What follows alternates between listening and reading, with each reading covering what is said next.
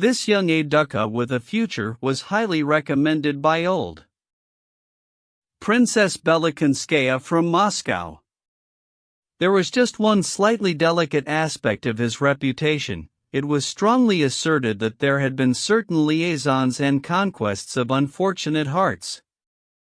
On glimpsing Aglaya, he became extremely assiduous in his visits to the Epankins. Certainly, nothing had so far been said, nothing even hinted at, but all the same, it seemed to the parents that there was no question of any trip abroad that summer. Aglaya herself, perhaps, had other ideas. These events were taking place just before the second entry of our hero onto the stage of our narrative. By this time, to all appearances, Petersburg had contrived to forget about poor Prince Mishkin. If he were now to appear among those who knew him, it would be as if he had fallen from the skies. Meanwhile, we will report one more fact and with that conclude our introduction. Kolya Ivolgin had at first carried on with his normal existence after the prince's departure.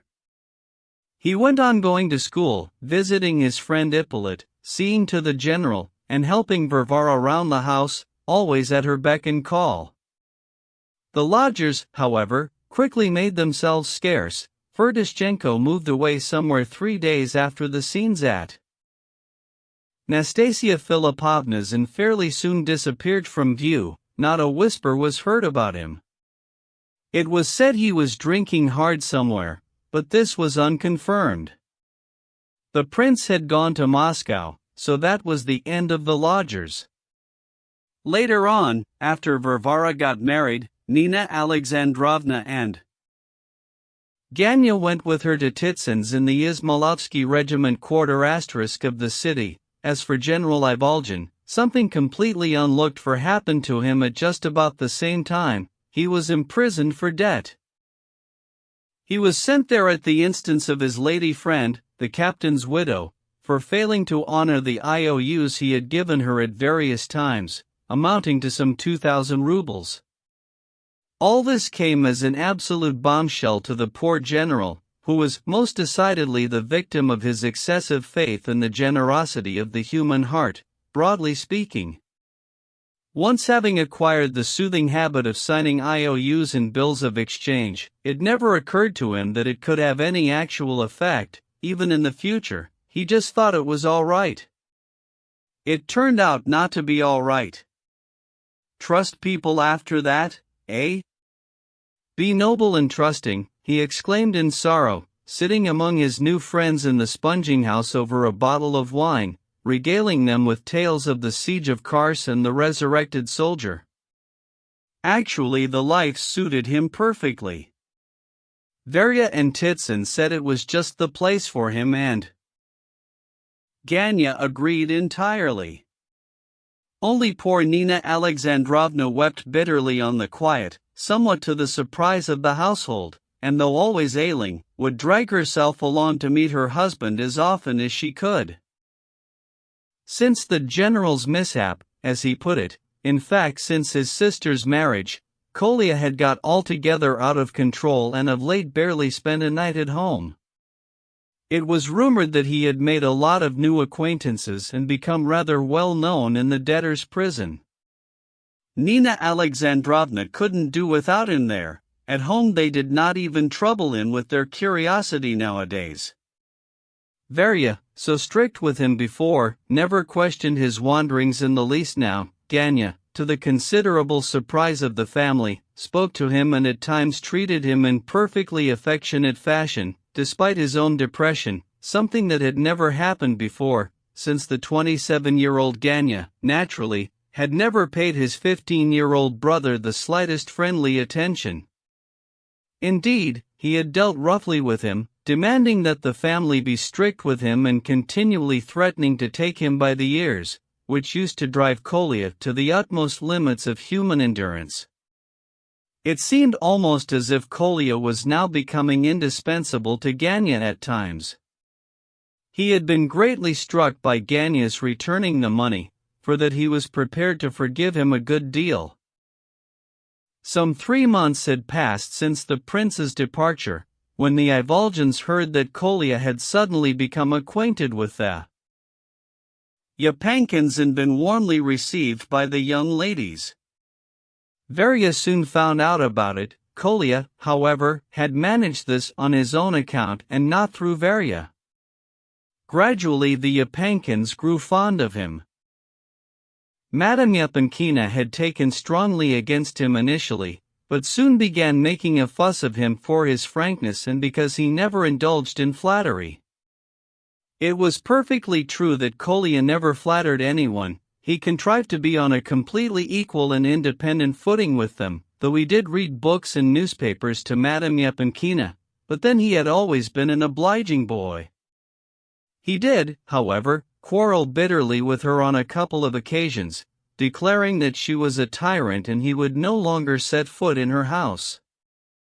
The first quarrel had started over the woman question and the second over what time of year was best for catching siskins.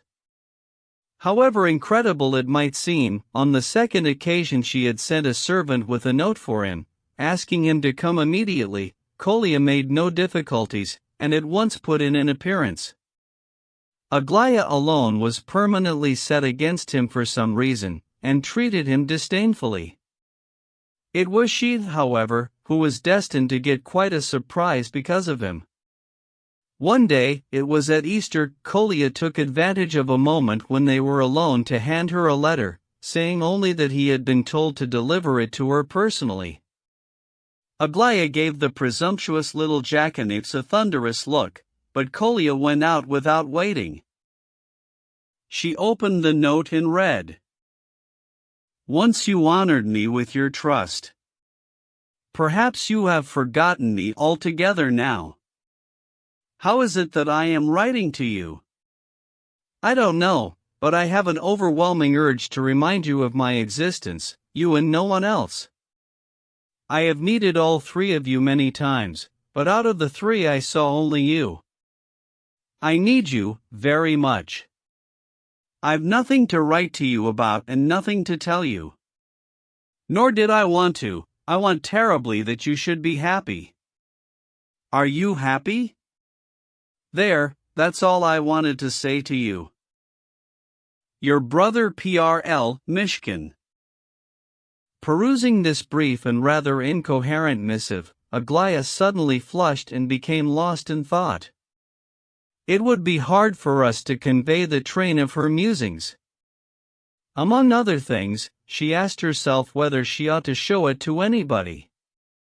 She felt shy about doing so, somehow. In the end, however, she flung the letter into her desk drawer with an odd, derisive smile.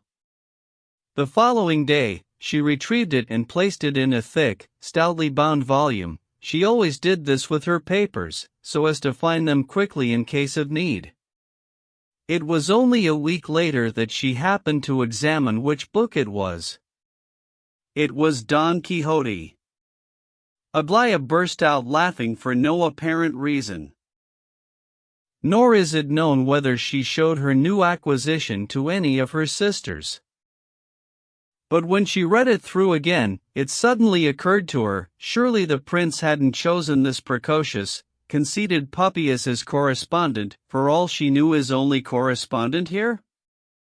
With an air of extreme casualness, she subjected Kolya to interrogation. The jackanapes, ever touchy, paid not the slightest attention to the casual air. Very briefly and rather coldly he explained to Aglaya that although he had given the prince his permanent address, just in case, as he was leaving Petersburg, and offered his services at the same time, this was the first commission and letter he had received from him. As proof of his words, he showed her the letter he had got himself. Aglaya didn't scruple to read it. The prince had written, "Dear Kolya, please give the enclosed sealed note to Aglaya Ivanovna. Keep well. Your loving P.R.L. Mishkin." "All the same, it's silly to trust a little kid like you," said Aglaya, annoyed, as she returned the note and walked contemptuously by him. This was more than Kolya could bear. He had begged to wear Ganya's brand new green scarf, without giving a reason, specially for this occasion. He was bitterly offended. 2. It was the beginning of June, and the weather in Petersburg had been unusually fine for a whole week. The Yapankins had their own luxurious country villa in Pavlovsk, and Lizaveta Prokofievna suddenly got all excited, bestirred herself, and after less than 2 days' bustle off they went. 2 or 3 days after they had gone, Prince Lev Nikolaevich Mishkin arrived from Moscow by the morning train. No one met him at the station, but as he was getting out of the carriage the prince seemed to sense the strange, hot stare of eyes in the crowd besieging the new arrivals. A closer look revealed nothing more. Of course it was just his imagination, but it left a feeling of unease. Besides, he was sad and preoccupied as it was, and seemed worried about something. The cabbie took him to a hotel near Lidianea. The place was not of the best. The prince took 2 small rooms, dark and poorly furnished, then washed, dressed, and without making any request, went out quickly as if afraid of wasting time or failing to catch someone at home. If any of those who had known him when he first arrived in Petersburg 6 months before had seen him now, they might well have decided that outwardly he had altered considerably for the better. But that was hardly the case. Only his clothing was altogether different. All his garments were new in Moscow, cut by a good tailor, but even here there was something wrong. They were a shade too fashionable, as conscientious but not too talented tailors always make them, but beyond that, they were worn by a man totally uninterested in his appearance. Anyone inclined to see the funny side of things might well have found something to smile about, perhaps, but then people laugh at all sorts of things. The prince took a cab to Pesky, where he soon located a little wooden house in one of the Rozdestvinsky streets. To his surprise, the cottage was clean and pretty, and kept neat and tidy, with flowers growing in the front garden. The windows to the street were open, and from them came the sound of a continuous, hectoring voice, rising almost to a shout, as though someone were reading aloud or even making a speech. The voice was interrupted from time to time by a chorus of ringing laughter. The prince entered the yard, mounted the porch, and asked for Mr. Lebedev. "They're in there," answered the cook, who had opened the door, sleeves rolled to the elbows, and jabbed a finger in the direction of the drawing room. This drawing room was papered in dark blue, and was neatly furnished with some pretension to elegance. It had a round table and a sofa, a bronze clock under a glass dome, a narrow looking glass on the wall between the windows, and a small, extremely ancient chandelier with pendants, hanging on a bronze chain from the ceiling. Mr. Lebedev himself was standing in the middle of the room with his back to the prince as he entered, wearing a waistcoat without the jacket, summer fashion, thumping himself on the chest, and declaiming bitterly. His audience consisted of a boy of about 15 with a cheery, intelligent sort of face, holding a book, a young girl of about 20 dressed in complete mourning, with a babe in arms, a girl of 13, also in mourning but laughing incontinently with mouth woefully agape, and lastly a very odd listener indeed. This was a 20-year-old young man lolling on the sofa, darkish, fairly good-looking, with long, thick hair, large, dark eyes, and with faint indications of beard and sideburns on his face. This spectator appeared to be a frequent interrupter of Lebedev's oratorical flow, the ensuing arguments no doubt prompting those present to laughter. "Lukin Timofeik, Lukin Timofeik. You see. Look this way, won't you? Well, be blowed to you then." And the cook went out, waving her arms, flushed with exasperation. Lebedev turned round and, on seeing the prince, stood as if thunderstruck for a moment or two, then rushed towards him with an obsequious smile before seeming to freeze once again, saying, "Most illustrious prince, Then suddenly, as if still unable to regain his self-possession, he turned, and for no reason at all rounded on the girl in mourning who was holding the infant, causing her to stagger backwards in surprise. Then at once abandoning her, he turned on the 13-year-old standing in the doorway of the adjoining room, the traces of her recent laughter still on her lips. She could not withstand his shouting and at once made a dash for the kitchen. Lebedev even stamped his feet after her to frighten her more, but catching the prince's bewildered eye, proceeded to explain. To show a bit of respect, ha ha ha. You needn't go to these lengths, the prince began. A moment, one moment only, like lightning. And Lebedev swiftly disappeared from the room. The prince gazed in astonishment at the girl, the boy, and the sofa recliner. They were all laughing. The prince began to laugh as well. Gone to put his frock coat on, said the boy. This is all very annoying, said the prince, and here was I thinking, tell me, is he drunk, you mean? Cried a voice from the sofa. Not a bit of it. 3 or 4 glasses, say 5, well within bounds. The prince was turning to the voice from the sofa when the girl spoke up, with the frankest of expressions on her winsome face. He never drinks much in the mornings. If you've come on some business matter, go ahead. This is the time to catch him. He's drunk only when he gets back of an evening, and even then he's more liable to cry at night nowadays and read us something out of the scriptures. It's 5 weeks since our mother died, you see. That's why he ran off. It probably got too hard for him to answer you, laughed the young man. I'll wager he's already thinking out some way to cheat you. 5 weeks, that's all. Just 5 weeks, said Lebedev, returning in his frock coat, blinking and pulling out his handkerchief to wipe his eye. Orphans! What have you put on your raggy old coat for? Said the girl. You've got a brand new coat hanging up behind your door. Didn't you see it or what? Be quiet, busybody, Lebedev shouted at her. Ooh you! He made to stamp his foot at her. This time, however, she merely burst out laughing. Who are you trying to frighten? I'm not Tanya, I'm not going to run away. What you will do is wake little Lyoba, give her convulsions, all that shouting. Sh.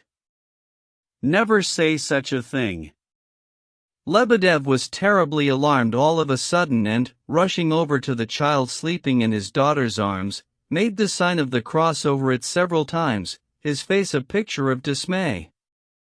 Lord keep and preserve her. She's my own baby, my daughter Lyoba. He turned to the prince, born in lawful wedlock of my lately deceased wife Yelena, died in childbirth. And this little peewit is my daughter Vera, dressed in mourning. And this. Well, go on, shouted the young man. Get on with it, don't be embarrassed. Your Excellency! Lebedev burst out. Have you read about the Zemarin family killing? Yes, I have, said the prince, somewhat surprised. Well, that's the real, live murderer of that family, the very man. What do you mean? Asked the prince. Speaking figuratively, of course. He's the future second murderer of the future second Zemarin family, if there is one. He's getting ready for it. Everyone laughed. It occurred to the prince that perhaps Lebedev really was squirming and wriggling because he anticipated questions that he couldn't answer and was trying to gain time. Rebellion! Hatching plots, cried Lebedev, as if unable to contain himself any longer. Now is it right to look on a slanderer like him, a strumpet, so to speak, a monster, as a nephew of mine, the only son of my late sister Anicia? Do give over, drunk as you are. Would you believe it, Prince, he's gone and set up as a lawyer, goes round the law courts making fancy speeches and keeps it up with his children at home. He spoke before the magistrates 5 days ago, and who do you think he was defending? Not the old lady who begged and prayed him, the one who'd been robbed by some rascal of a moneylender of 500 rubles, all she had. Oh no, it was the moneylender himself, Seidler, some Yid, and all because he promised him 50 rubles. 50 if I won, but only 5 if I lost, explained Lebedev suddenly, in quite a different tone of voice, just as if he hadn't been shouting at all. Well, it was a faux pas, of course. Things are different nowadays after all, and they just laughed their heads off at him. Still, he was mighty pleased with himself. Remember, impartial judges, says he, that this unhappy old man, lacking the use of his legs, earning an honest living, has been deprived of his last crust of bread. Recall the wise words of the lawgiver, let mercy prevail in the courts. And if you can believe it, he's been going over the same speech to us here every morning, word for word as he did there. This is the 5th time today. He was reading it just before you arrived. He's so fond of it. He's in love with himself. And he's proposing to defend somebody else. You're Prince Mishkin, aren't you? Kolya told me about you. Up till now he's never met anybody cleverer in the whole world. Nor is there. Nobody cleverer. Lebedev at once chimed in. Well, Uncle here is no doubt lying. Kolya likes you, but this one is just making up to you. I, meanwhile, haven't the least intention of flattering you, rest assured. You are no fool certainly, why not judge between me and him? He addressed his uncle. How would you like the prince to judge between us, then? I'm rather glad you turned up, Prince. By all means, cried Lebedev stoutly, unable to resist glancing at the audience which had once more begun to draw nearer. Why, what is going on here then? Said the prince, frowning. He really did have a headache. Besides, he was becoming more and more convinced that Lebedev was evading him and glad to divert his attention. Exposition. I'm his nephew, he wasn't lying about that for once. I haven't finished my course at the university and that's what I want to do. I am insisting on it, because I'm a man of character. In the meantime, to keep myself, I'm taking a job on the railway for 25 rubles a month. I also admit that he's helped me 2 or 3 times already. I did have 20 rubles and gambled them away. Can you credit that, Prince? I was mean and base enough to lose them. To a scoundrel who shouldn't have been paid, cried Lebedev. Yes, a scoundrel, but one who had to be paid, the young man went on. I can testify he's a scoundrel, and not just because he gave you a thrashing. He's a cashiered officer, Prince, a lieutenant who used to belong to Rogozin's crowd, now teaches boxing. They're all on the loose now that Rogozin's got rid of them. But the worst of it is that I knew he was a scoundrel, a blackguard, and a thief, and yet I still sat down to play cards with him, and as I was in the process of losing my last ruble, I thought to myself, if I lose, I'll go along to Uncle Lukyan and ask him nicely, he won't refuse. That was a low thing to do. Really low. Barefaced cattishness. It certainly was barefaced cattishness. Well, stop crowing, just wait a minute, cried his touchy nephew. He's only too pleased. I came here to see him, Prince, and confessed everything. I did the honorable thing, I didn't make excuses, I cursed myself solidly in front of him, everybody here can confirm it. I absolutely must have something to wear for the railway job. I'm going round in rags. Here, look at these boots. Otherwise I just can't turn up, and if I don't appear at the proper time someone else will get the job and I'll be in the doldrums again. And who knows when I'll get another chance. Now I'm only asking him for 15 rubles and I promise never to ask him for money again. What's more, I promise to repay the whole amount to the last kopeck within 3 months.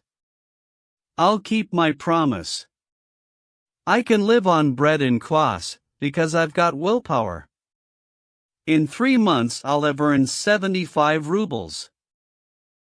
Counting what I lost, I'll owe him only 35 rubles, so I'll have enough to pay him back. He can fix what interest he likes, blast him. Doesn't he know me, or what? Ask him, Prince, when he helped me before, did I pay him back or didn't I? What does he want now? He's furious at me because I paid that lieutenant, that's the only reason. That's the sort of man he is, dog in the manger. And he won't go away, cried Lebedev. Just lies there and won't go away. That's what I told you. I shan't go till you give it to me. You're smiling, Prince, you think I'm wrong? I'm not smiling, but I do believe you're not quite right, the prince responded reluctantly. Say it straight out then, I'm totally in the wrong, don't beat about the bush, not quite, I ask you. If you prefer then, you're totally in the wrong. If I prefer. That's good. You really think I don't know I'm on thin ice here? It's his money and his decision and I'm forcing him into it. But you, Prince, know very little of life. You get nowhere if you don't teach them a lesson. They have to be taught a lesson. After all, my conscience is clear, on my conscience, he won't lose a kopeck because of me. He'll get it back with interest. He's got moral satisfaction out of it as well, he's seen my humiliation. What more does he want then? What's he good for if he's no use to anyone? What does he do himself, for goodness sake? Go on, ask him what he gets up to with other people, how he cheats them. How did he manage to get this house? I'll stake my life he's cheated you before and he's already thought up a way of doing it again. You're smiling, you don't believe me? It seems to me all this isn't wholly relevant to the matter in hand, observed the prince. I've been lying here for 3 days now, and the things I've seen, cried the young man, ignoring him. Can you imagine, he's suspicious of this angel, this motherless girl, my cousin, his own daughter, and searches her room for lovers every night. He steals in here looking for something under the sofa. He's off his head with his nerves, he sees burglars in every corner. Jumps up every minute of the night seeing if the windows are tight shut, or trying the doors, or looking in the oven, all this 6 times a night. He stands up for rogues in court, yet he gets up 3 times a night to say his prayers, here in the room, down on his knees banging his forehead on the floor for half an hour or more, and who does he not pray for, who does he grieve over when he's had a few? He's prayed for the soul of the Countess du Barry. I heard him with my own ears, Kolya heard him as well, he's clean off his head. You see, you hear how he shows me up, Prince, shouted Lebedev, flushed and genuinely furious. And what he doesn't know is that, however much of a drunken vagabond I may be, a swindler and a villain, all right, but one thing I can claim, I used to wrap that scoffer in his swaddling clothes when he was a baby and bathed him, and sat up nights on end without sleep with my widowed sister Anicia, when she was penniless and I as poor myself. I looked after them when they were sickly, stole firewood from the yard sweeper downstairs, sang songs to him and cracked my fingers for him, me with an empty belly, that's what my nursing has come to. There he sits making game of me. Anyway, what business is it of yours if I did go and cross myself for the soul of Countess du Barry? Prince, 3 days ago I read her life story for the first time in an encyclopedia.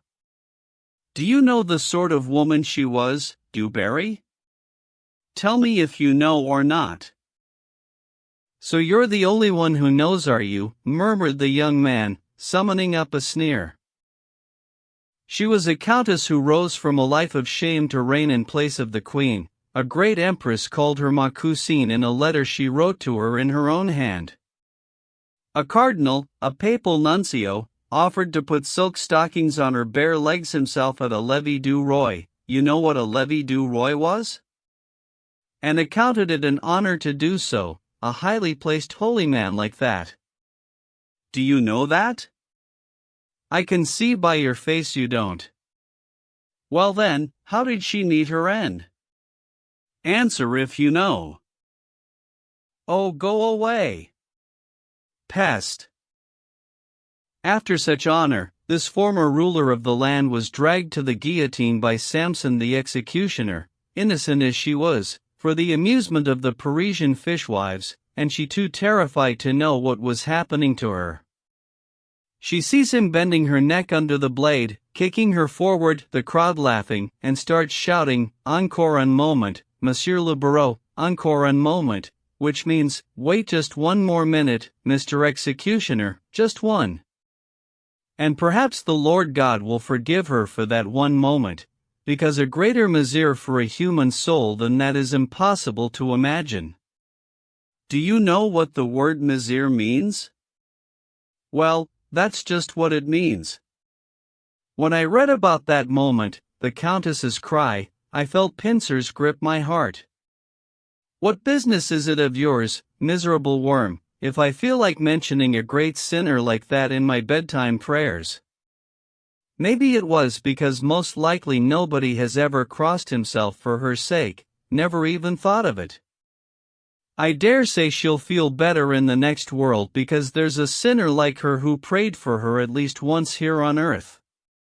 What are you laughing at? You're not a believer, atheist. But how do you know?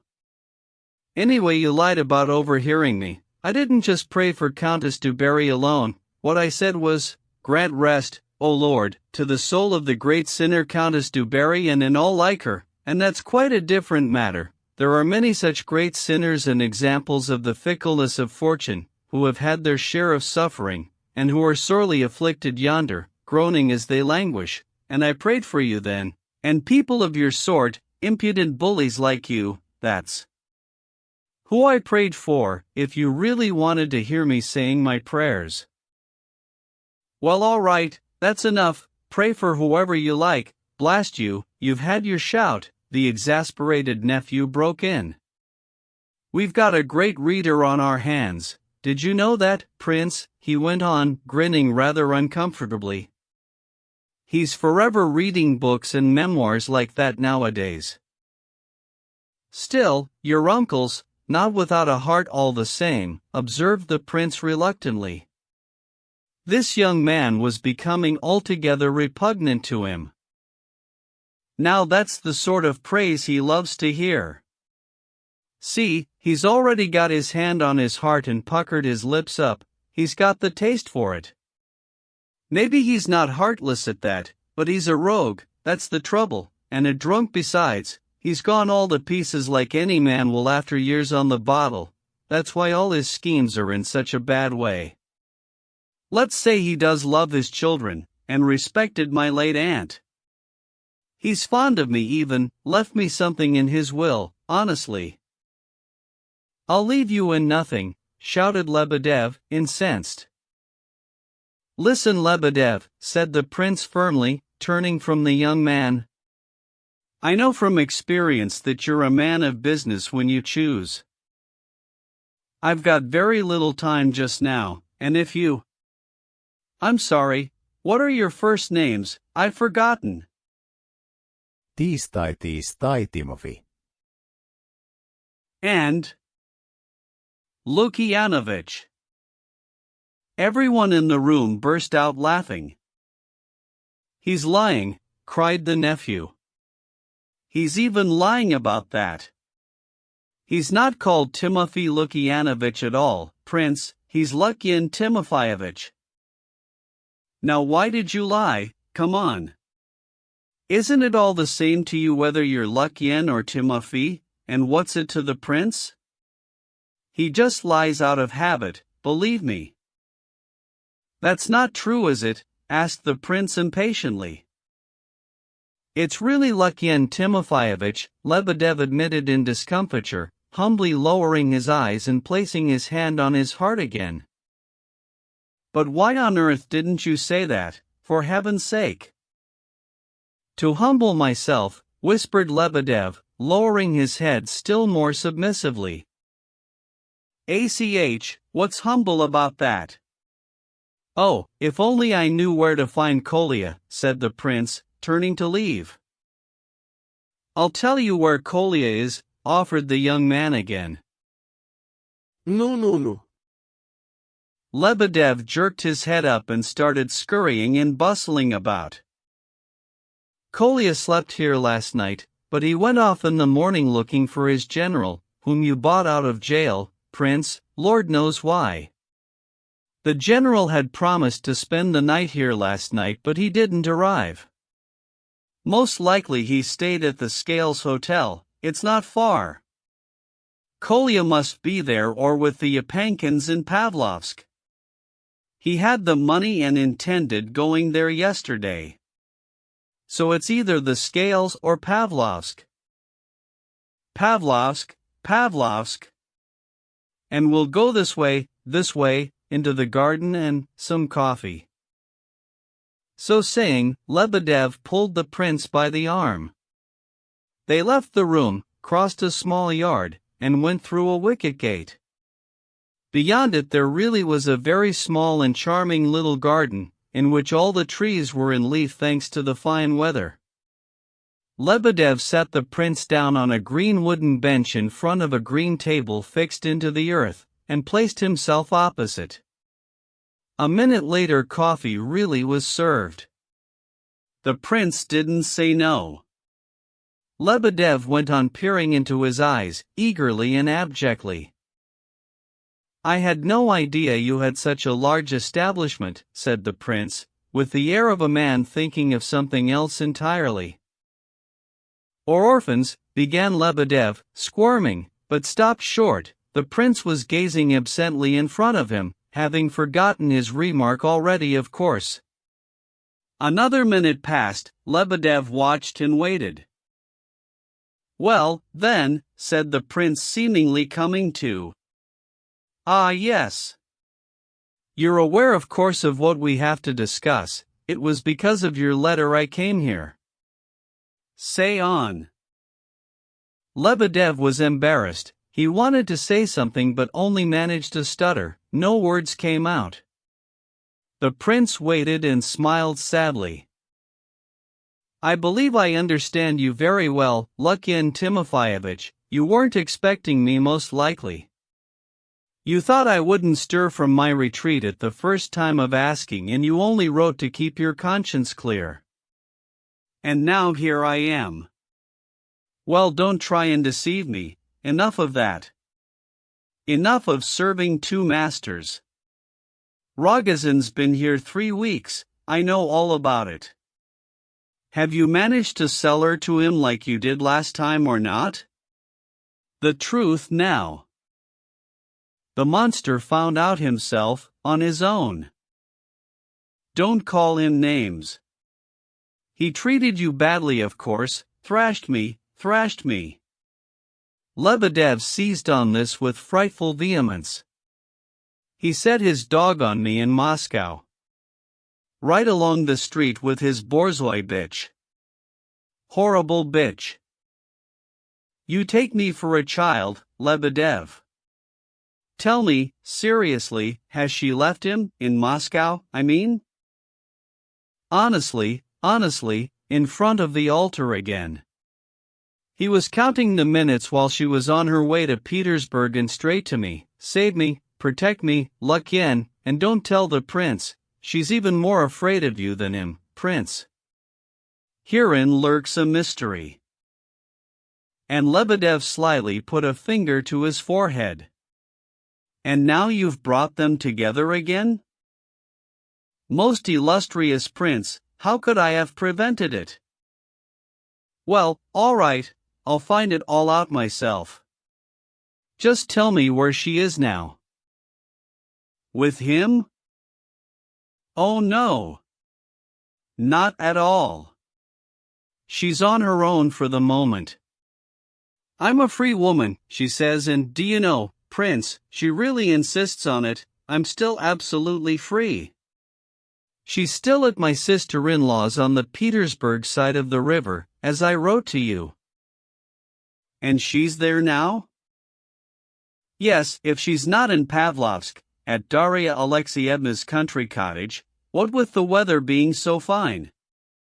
I'm absolutely free," says she. She was boasting about her freedom to Kolya only yesterday, a bad sign that, sir. And Lebedev grinned.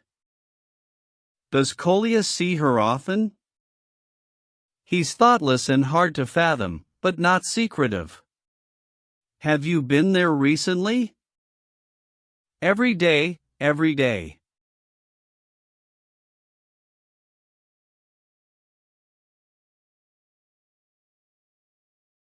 "So you were there yesterday?" "And no, 3 days ago." "It's a pity you've had a few to drink, Lebedev. I was going to ask you something." No, not a bit drunk." At this, Lebedev became all attention. "Tell me then, how you left her." Searching? As if she was forever looking for something she'd lost. The very thought of her forthcoming marriage revolts her, and she regards it as an insult. She thinks no more of him than she would of an orange peel, well more than that, seeing as she's in fear and trembling. She forbids anyone to talk about it, and they only see one another if it's absolutely essential, and he takes it very much to heart. But there's no getting out of it, no sir. Restless, sneering, deceitful, short-tempered. Deceitful and short-tempered? So she is. She nearly grabbed me by the hair last time because of something I said. I was rebuking her from Revelation." "What was that?" asked the prince, thinking he had misheard. "Reading Revelation. A lady of vivid imagination, ha. Besides, I've come to the opinion that she's very much inclined to serious topics, even if they are a bit out of the way." "Oh, she does like them, oh yes, even takes it for a particular mark of respect towards her." "Yes, indeed. I'm good at interpreting Revelation, I've been doing it for 15 years. She agreed with me that we're in the time of the third horse, the black one, the one that has the rider with scales in his hand, because in our age everything is weighed in the balance and settled by agreement, and all men seek only their own due, 1 measure of wheat for 1 denarius and 3 measures of barley for 1 denarius, as well as wanting to have freedom of spirit, a pure heart and a sound body, and all God's gifts added thereunto. But they cannot have these things by right alone, and the pale horse will follow, and he whose name is death, and after him, hell." When we meet we discuss this, and it has greatly affected her. "Do you believe that yourself?" asked the prince, surveying Lebedev with an odd expression. "I do, and interpret it accordingly. For I am poor and naked amid the vortex of humankind. Who respects Lebedev? Everybody makes game of him and practically kicks him on his way. Here in my interpretation I am equal to the mighty. What counts here is the mind. And a great man has trembled before me, in his own armchair, as his mind grasped my message. 2 years gone Easter, His Most Exalted Excellency, Nil Alexeyevich, in whose department I was serving at the time, got to hear of me and sent Peter Zacharek specially to summon me to his office to question me in private. Is it true that you're the expounder of Antichrist? I didn't conceal the fact. I am, I said, and I expounded and interpreted and laid it all before him without mitigating the horror. In fact, I intensified it as I unfolded the allegorical scroll and calculated the figures. He was smiling, but at the figures and correspondences he started to tremble and begged me to close the book and leave. He promoted me at Easter and the week after rendered up his soul to God. Really, Lebedev? Indeed, yes. He fell out of his carriage after a dinner, hit his head on a stone and went off straight away like a little child. 73 years old according to the service list, reddish in the face, grayish hair, perfume sprinkled all over, and always smiling like a little child. Peter Zacharek remembered at the time. It was you foretold it, said he. The prince began to rise. Lebedev was surprised, positively taken aback, that the prince should be getting up already. You've grown very blasé, he ventured to remark obsequiously.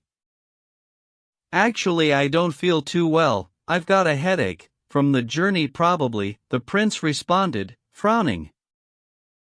You need country air, sir, Lebedev suggested tentatively. The prince stood, lost in thought.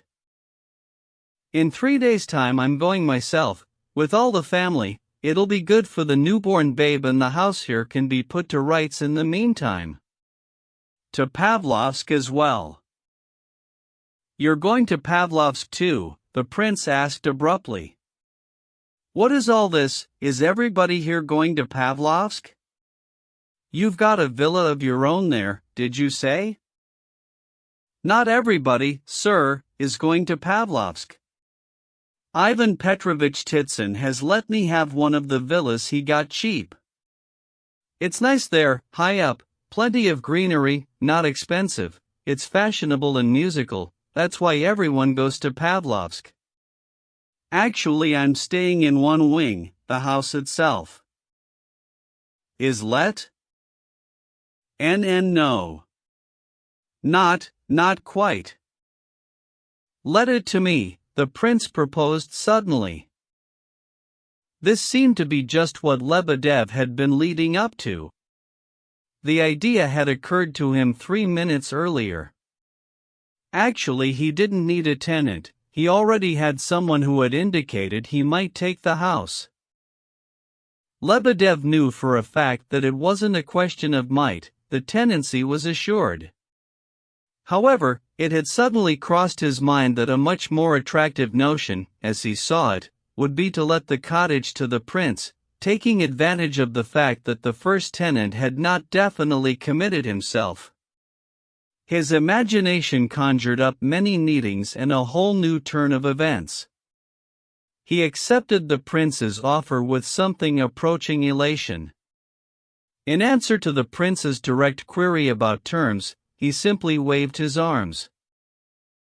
Just as you like, I'll get by, you won't be the loser. They were both leaving the garden now.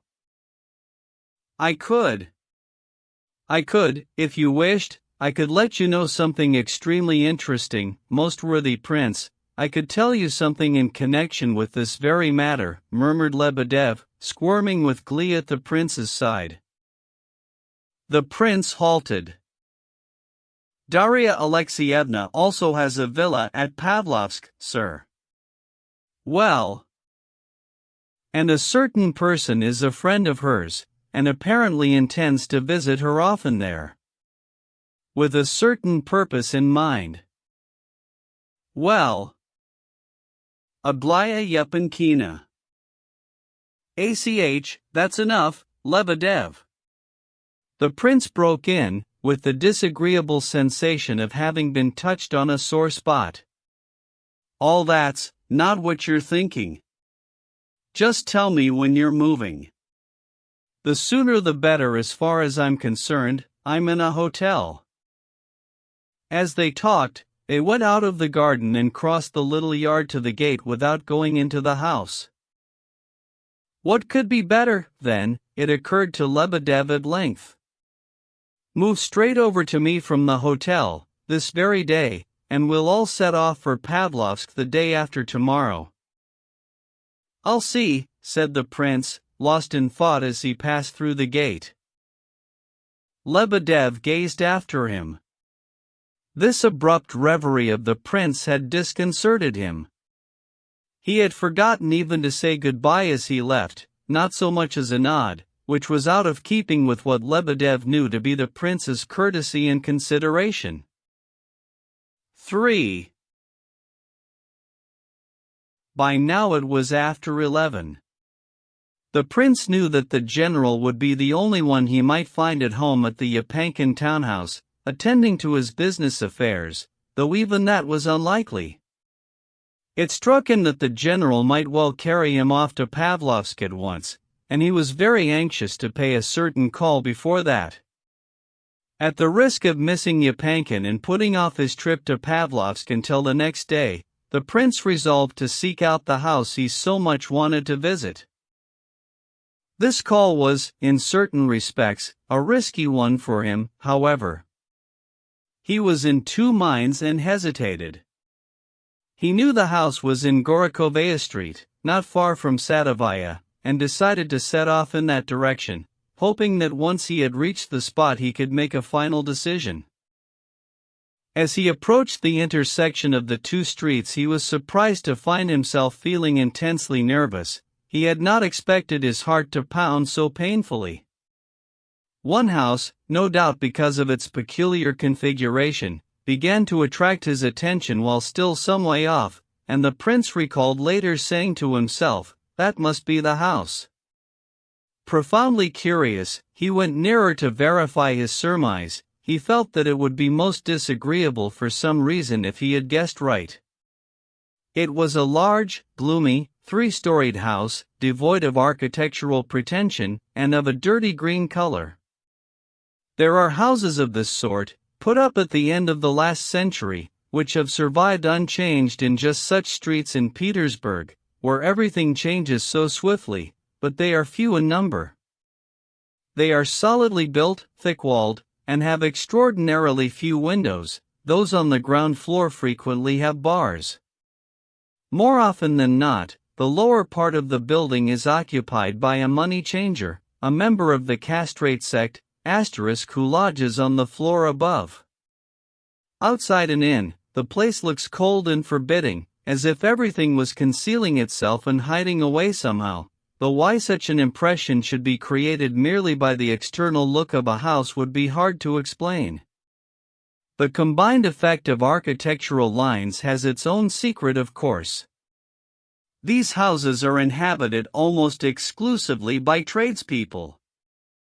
Approaching the gate and glancing at the notice, the prince read, "The house of hereditary honored citizen Rogozin." Without further hesitation he opened the glass door, which slammed noisily shut behind him, and began making his way up the main staircase to the first floor.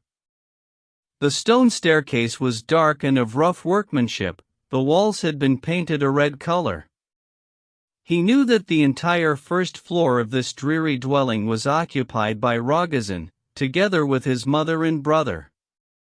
The servant who opened the door admitted the prince without announcing his arrival, and led him along for quite a while. They passed through a large reception room which had walls of imitation marble, an oak parquet floor, and 20s furniture, coarse and ponderous. They also passed through some tiny rooms, twisting and zigzagging, mounting 2 or 3 steps and then descending as many before knocking eventually on one particular door.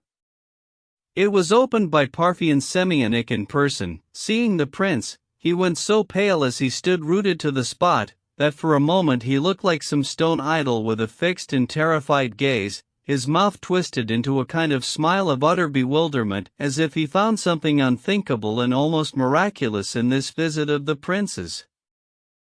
Though the prince had expected something of the kind, he could not help being astonished. "Parfen, perhaps I've come at the wrong time. I can go away, he brought out at length, embarrassed. "It's all right. It's all right." Parthian recovered himself at last. "By all means, come in." They talked in the manner of old friends. In Moscow, chance had thrown them together frequently and for long periods. There had even been moments during their meetings which had indelibly impressed themselves on each of their hearts. Now, however, it had been over 3 months since they had set eyes on one another. Rogozin's face still retained its pallor and a tiny flickering twitch. Although he had invited his visitor inside, his intense embarrassment persisted. While he was showing the prince over to the armchairs and seating him at the table, the latter chanced to turn towards him and halted, struck by his strange and grim expression. Something seemed to transfix the prince, and at the same time he recalled something recent, somber and painful. Without sitting down, he remained motionless for a while, looking Rogozin straight in the eyes. At first, they seemed to glitter even more intensely. At length Rogozin smiled, though rather disconcerted and seemingly at a loss. "What are you staring like that for?" he muttered. "Sit down." The prince sat down. "Parthian," he said, "tell me frankly, did you know I was coming to Petersburg or not?" "I thought you would come, and as you see, I was right," he added, smiling sardonically. "But how was I to know you'd be coming today?" A certain harsh abruptness and the odd irritability of the question which comprised the answer surprised the prince even more. "Well, even if you had known I'd come today, why be so cross about it?" said the prince softly, bemused. "Why do you ask that then?" "This morning, when I was getting off the train, I saw a pair of eyes looking just as you did a moment ago behind me." "You don't say so!" "And whose eyes were they then?" muttered Rogozin suspiciously. The prince thought he gave a start. "I don't know, I even thought I'd imagined it in the crowd. I'm beginning to imagine quite a lot of things. I feel almost like I did 5 years ago when I used to have my fits, Parthian, my friend." "Well, maybe you did imagine it." "I don't know," muttered Parthian. The affectionate smile on his face at that moment did not ring true. It was as if something in it had broken and he did not have the strength to stick it back together again, no matter how hard he tried. "So then, off abroad again is it?" he asked, suddenly adding, "Remember how we traveled in the same carriage from Pskov last autumn, me on my way here and you, in that cloak, remember, those gaiters?" And Rogozin abruptly burst out laughing, this time with undisguised malice, glad of the chance, it seemed, to find some vent for it. "You've settled down here for good?" asked the prince, surveying the study. "Yes, this is home. Where else should I be then? We've not met for a long time. I've heard such things about you, not like you at all." "People will say anything," observed Rogozin coldly. "But you've got rid of all your gang, you're living in your father's house and behaving yourself." "Well, that's all to the good. Is the house yours then, or do you own it jointly?" "It's mother's. She's across the corridor." "And where does your brother live?" "Semyon Semyonich lives in one wing." "Is he a family man?" "A widower." "Why do you want to know?" The prince looked at him without replying. He was suddenly lost in thought and appeared not to have heard the question. Rogozin waited without pressing the point. Both were silent for a while. "On my way here I picked out your house 100 yards away," the prince said. "How so?" "I've no idea. Your house looks like all your family, and your whole Rogozin existence, and if you ask me why I came to that decision, I simply couldn't tell you. Sheer imagination, of course. It frightens me that it should bother me so much. It would never have occurred to me that you lived in a house like this, but as soon as I set eyes on it, it struck me at once, why, that's just the sort of house he was bound to have. There you are then. Rogozin smiled vaguely, not quite following the prince's obscure train of thought.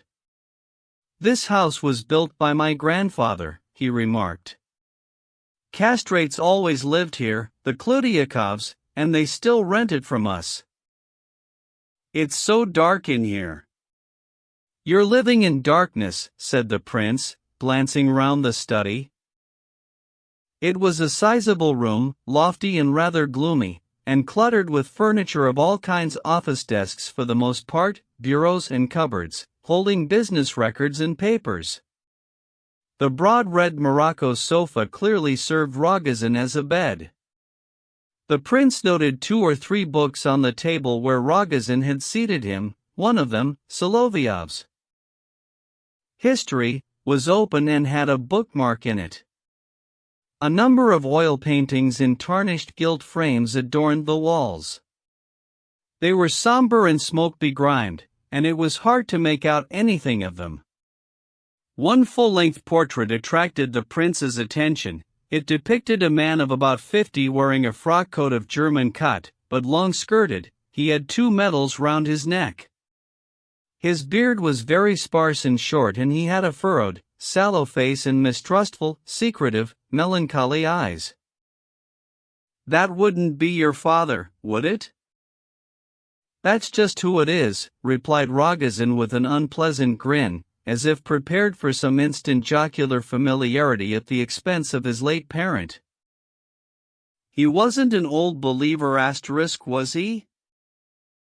No, he went to church, but he did used to say that the old faith was closer to the truth. He had great respect for the castrates too. This used to be his office. Why did you ask if he was an old believer? The wedding, you'll be having it here? Why, yes, Rogozin replied, startled almost by the unexpectedness of the question. Will it be soon? Doesn't depend on me, you know very well. Parfian, I'm not your enemy and I've got no intention of interfering with you in any way.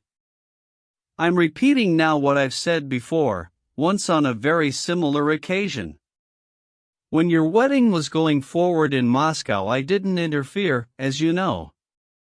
The first time she came running to me, practically from the altar, begging me to save her from you. I'm repeating her own words. Afterwards she ran away from me too, you sought her out and brought her to the church, and now she's fled here from you again, so they say. Is that true? Lebedev wrote to me about it, that's why I came. That you've made it up again I only heard for the first time on the train yesterday, from one of your former friends Zalyazev, if you want to know. I traveled here with an end in view. I wanted to persuade her to go abroad for her health. She's very distressed in body and mind, especially mentally, and in my opinion she needs properly looking after. I didn't want to take her abroad myself. I wanted to arrange it all without my being personally involved. I'm telling you the honest truth. If it's really true that everything's all right between you again, she won't get a glimpse of me, and I'll never come here anymore either. You know very well that I'm not deceiving you. I've always been open with you. I've never concealed from you what I thought about all this. I always said that marrying you would be certain disaster for her. And for you too, perhaps worse than for her. If you were to part again, I would be very pleased, but I don't intend to upset or sow division between you myself. Rest assured of that and trust me. Anyway, you know very well whether I was ever your real rival, even when she ran away to me. You laughed just there. I know what made you smile. Yes, we lived apart there, in different towns, and you know all that for a fact. I explained to you before, didn't I, that I loved her out of compassion, not love. I think that was an accurate definition. You said you understood my words then, was that so? Did you? There, what a hateful look you've got. I came to reassure you because you are dear to me also. I love you greatly, Parthian. And now I'm going and I will never come back. Goodbye. The prince rose. Sit with me for a while, said Parthian softly, remaining where he was, chin resting in his right palm. I haven't seen you for a long time. The prince sat down. Both fell silent again. When you're not in front of me, I start hating you at once, Lev Nikolaevich. Over these 3 months when I haven't seen you, I've hated you every minute, honest to God. I felt like poisoning you. That's how it was. Now you haven't been with me a quarter of an hour and all my anger passes off. You're as dear to me as ever you were. Sit with me for a while. When I'm with you, you trust me, and when I'm not, you stop trusting me at once and start suspecting things. You're just like your father, the prince replied, smiling in friendly fashion in order to conceal his emotion. I trust your voice when I'm with you. I'm very well aware we can't be regarded as equals, you and I. Why did you have to add that? And now you're cross again, said the prince, marveling at Rogozin. Well, as regards that, friend, nobody asks our opinion, they decide that without us. And we love in different ways too, we're different in everything, he went on softly, then paused. You say you love her out of compassion. There's no such compassion in me towards her. And she hates me more than anything. I dream about her every night, always her with another man, laughing at me. That's the way it is, friend. She's going to marry me and she never gives me a thought, it's as though she were changing her shoes. Believe it or not, I haven't seen her for 5 days because I daren't show my face. Why have you come? She'll ask. Not to mention her shaming me. Shaming you? What do you mean? As if you didn't know. Wasn't it you she ran away with from the altar? You said so yourself just now. But you don't believe yourself that she... Didn't she shame me with that officer in Moscow, Zemtyuznikov? I know for a fact she did, declared Rogozin with conviction. And that was after she'd fixed the wedding day herself. She's not that kind, you think? Don't try and tell me she isn't, friend. That's all nonsense. Perhaps she isn't when she's with you, I dare say she'd be horrified at the idea, but that's just how she is with me. She treats me like dirt. I know for a fact she pretended to have an affair with Keller, that officer, the boxer fellow, just to make me look a fool. Oh, you don't know half the tricks she played on me in Moscow. And the money I've laid out. But, how on earth can you get married now? How will you go on afterwards? Asked the prince, horrified. Rogozin gave the prince a grim and terrible look and made no reply. I haven't been to see her for 5 days, he went on, after a moment's pause. I keep worrying she'll send me packing. I'm still my own mistress, says she. If I want to, I'll chase you away altogether and go off abroad.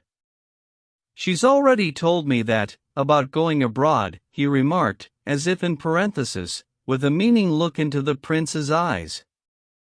It's true, sometimes she's only trying to scare me, she finds everything I do funny. Other times, she scowls and frowns and never says a word, that's what really frightens me.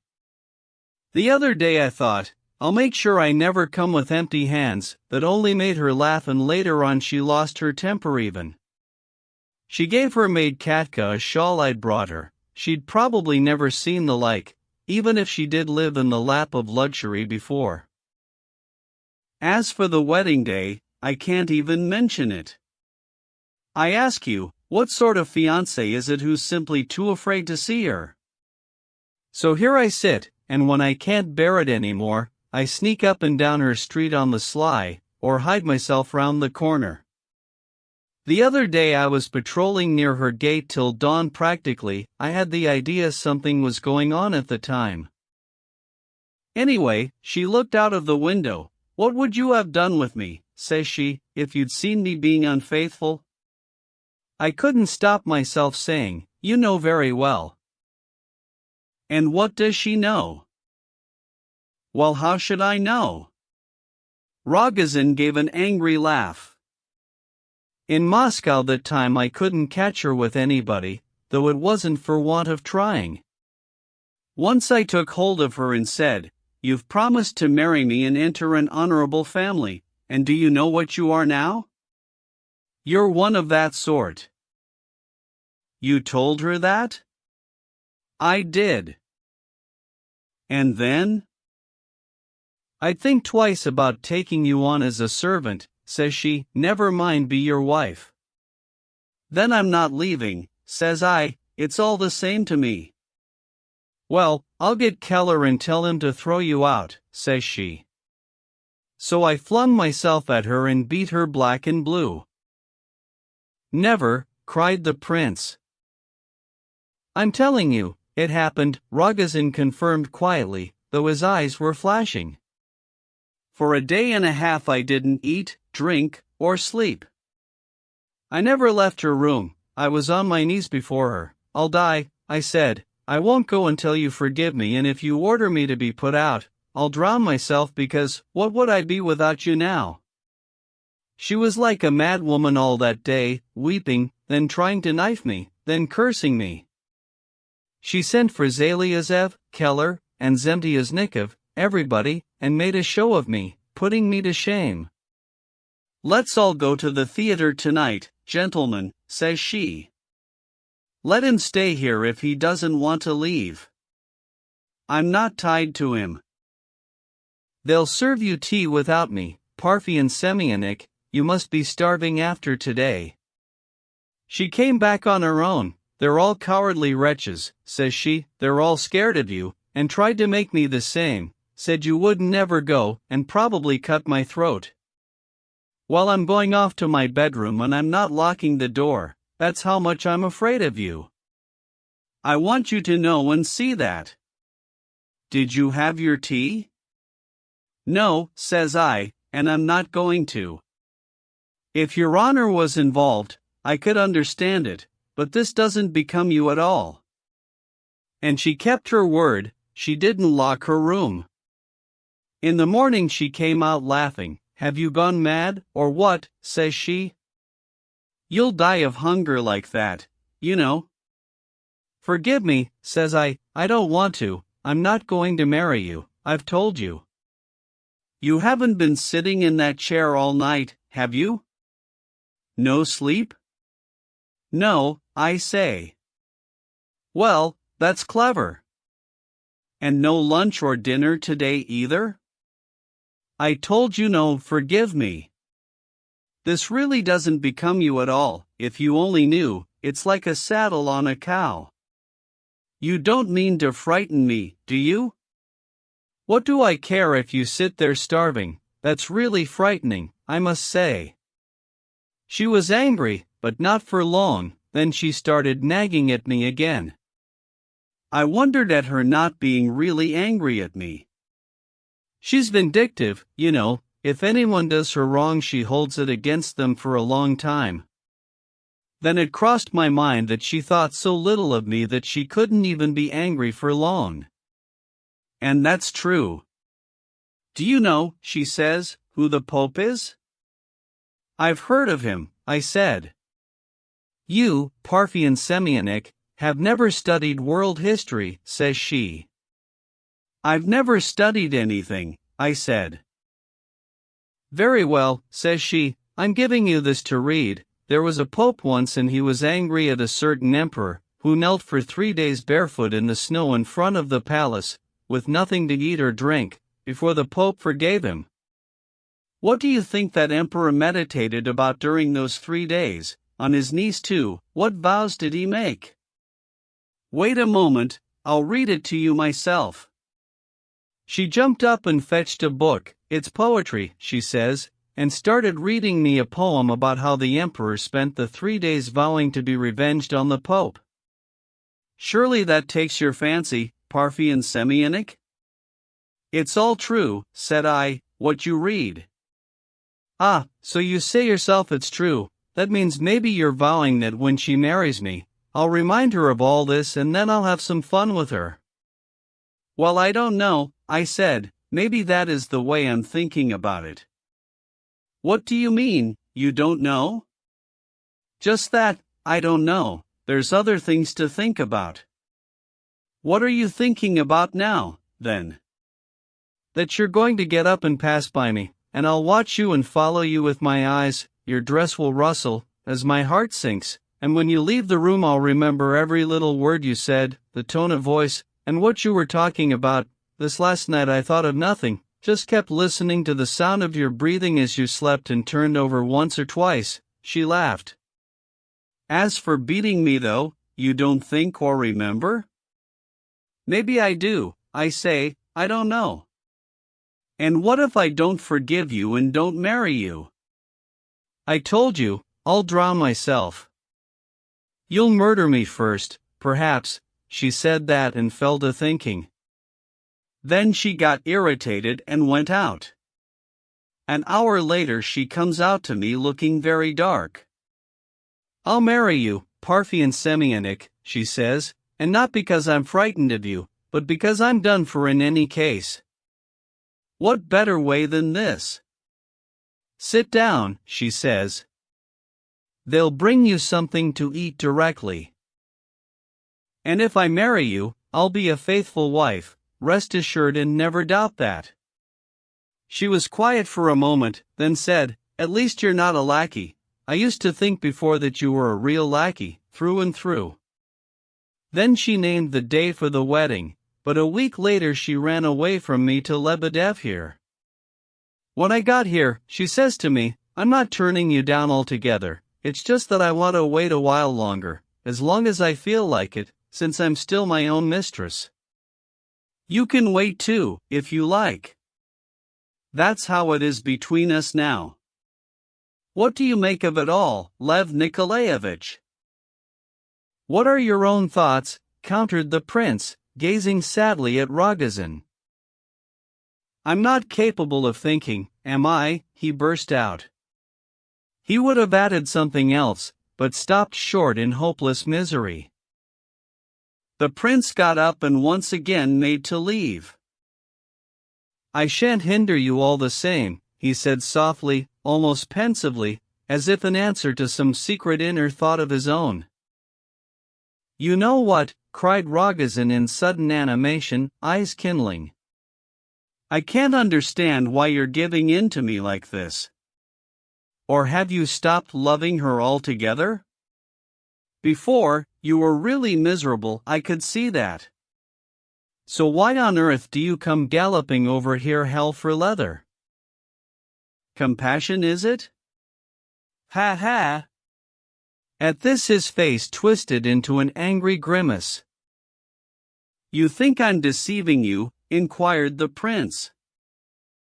No, I believe you, it's just that I don't understand the business at all. Most likely your compassion is stronger than my love. Something savage burned in his face, ring for an outlet. It would be hard to distinguish your love from hate, smiled the prince, and when it passes, the situation may be even worse. Friend Parthian, I say to you now, that I'll kill her? The prince shuddered. You'll hate her for this present love of yours and all the torment you're accepting at the moment. What amazes me most of all is how she can be going to marry you again. I could hardly credit what I heard yesterday. I felt miserable. After all, she's twice rejected you and fled from the altar. That must mean she has misgivings. What can she want from you now, anyway? Not your money, surely? That's nonsense. You've got rid of a fair amount of that in any case, I've no doubt. And surely not just to find a husband. She can find somebody else besides you, of that I'm sure. Anybody except you would be better, because you really are liable to go ahead and kill her, and perhaps she's only too well aware of that now. Why do you have to love her so intensely? Though it's true. I've heard tell there are people who seek for just that kind of love, only. The prince paused, sunk in thought. Why are you smiling at father's portrait again? Asked Rogozin, intent on noting the least change in the prince's expression, however fleeting. Why was I smiling? Oh, it simply occurred to me that if this misfortune hadn't befallen you, if this love hadn't happened, you would really have turned out the image of your father, and in short order too. You'd have settled down on your own in this house, with your obedient and silent wife, a man of a few stern words, trusting nobody and having no need to, just making money in dreary silence. At most, you'd have praised the old books now and again and taken an interest in crossing yourself with 2 fingers, and then only in your old age. Be as sarcastic as you like. She was saying exactly the same thing recently when she was looking at that portrait. Amazing how you think alike about everything nowadays. She hasn't been to see you, has she? Asked the prince, curious. She has. She spent a long time looking at that picture, asking me about the old man. You'd have been exactly like him. She smiled at me towards the end. You're a man of violent passions, Parfen Semyonich, so violent you'd have been on your way to Siberia with them, the convicts, if you hadn't had a head on your shoulders. Because you have got a good mind, she says. That's what she said. Do you believe me or not? It's the first time I've ever heard her say such a thing. You'd have soon dropped all this foolery. Since you're totally uneducated, you'd start piling up money and you'd have settled down in this house like your father, along with your castrates. In fact, you'd have gone over to their religion in the end, and you'd become so fond of your money, you'd make 10 million, not 2, and die of starvation sitting on your money bags, because for you passion is everything, and you make everything into a passion. That's exactly what she said, practically word for word. She's never spoken to me in that way before. She usually talks nonsense or scoffs at me. Even this time she started by laughing, but later on she turned gloomy. She walked all over the house, inspecting everything. She seemed frightened of it. I'll change everything, I said, have it all redecorated, or maybe buy another house before the wedding. On no account, says she. Don't change anything here. This is how we're going to live. I want to live beside your mother when I become your wife. I took her to see my mother, and she was as respectful as if she had been her own daughter. My mother hasn't been altogether in her right mind for the last 2 years. She's an invalid, but after my father's death she got to be just like a baby, never utters a word. She can't walk and just bows from her chair to everyone she sees. It would take her 3 days to realize she hadn't been fed, I do believe. I took mother's right hand and folded it. Bless her, mother, she's going to marry me. So she kissed my mother's hand with emotion and said, your mother's had to bear much sorrow, hasn't she? She caught sight of this book here. YVE, you started reading Russian history? It was she who told me herself once in Moscow, you should try and educate yourself somehow. Read Solovyov's Russian history at least. You really know nothing at all. That's good, carry on reading that, she says. I'll write you out a list of what books you should read first of all, if you want me to, that is. She'd never ever spoken to me like that before. I was amazed. I breathed like a human being for the first time. I'm very pleased about that, Parthian, said the prince, genuinely touched, very pleased. Who knows, perhaps God will bring you together after all. That will never happen, cried Rogozin vehemently. Listen to me, Parthian, if you love her so much, surely you want to earn her respect? And if you want to do that, surely you must hope for a happy outcome? I said just now that it was a rare puzzle to me why she wanted to marry you. But even if I can't understand it, I'm certain there must be a sufficient rational reason for it. She's convinced of your love and she must be convinced of some of your good qualities too. It could hardly be otherwise. What you said just now confirmed it. You say yourself she found herself able to talk to you in quite a different way from her previous way of behaving and speaking. You're mistrustful and jealous, that's why you exaggerate everything bad you notice. Of course she can't possibly think so badly of you as you say. That would mean that she was deliberately risking drowning or stabbing by marrying you. How can that be? Who would deliberately court drowning or stabbing? Rogozin listened to the prince's fervent words with a bitter smile. How grimly you're looking at me now, Parthian, the prince burst out, painfully. Drowning or stabbing?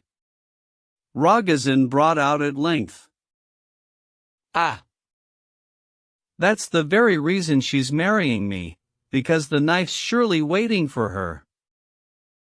Surely you've realized before now what all this is about. I don't understand you. Well, maybe you don't at that, heh? They say you're that way.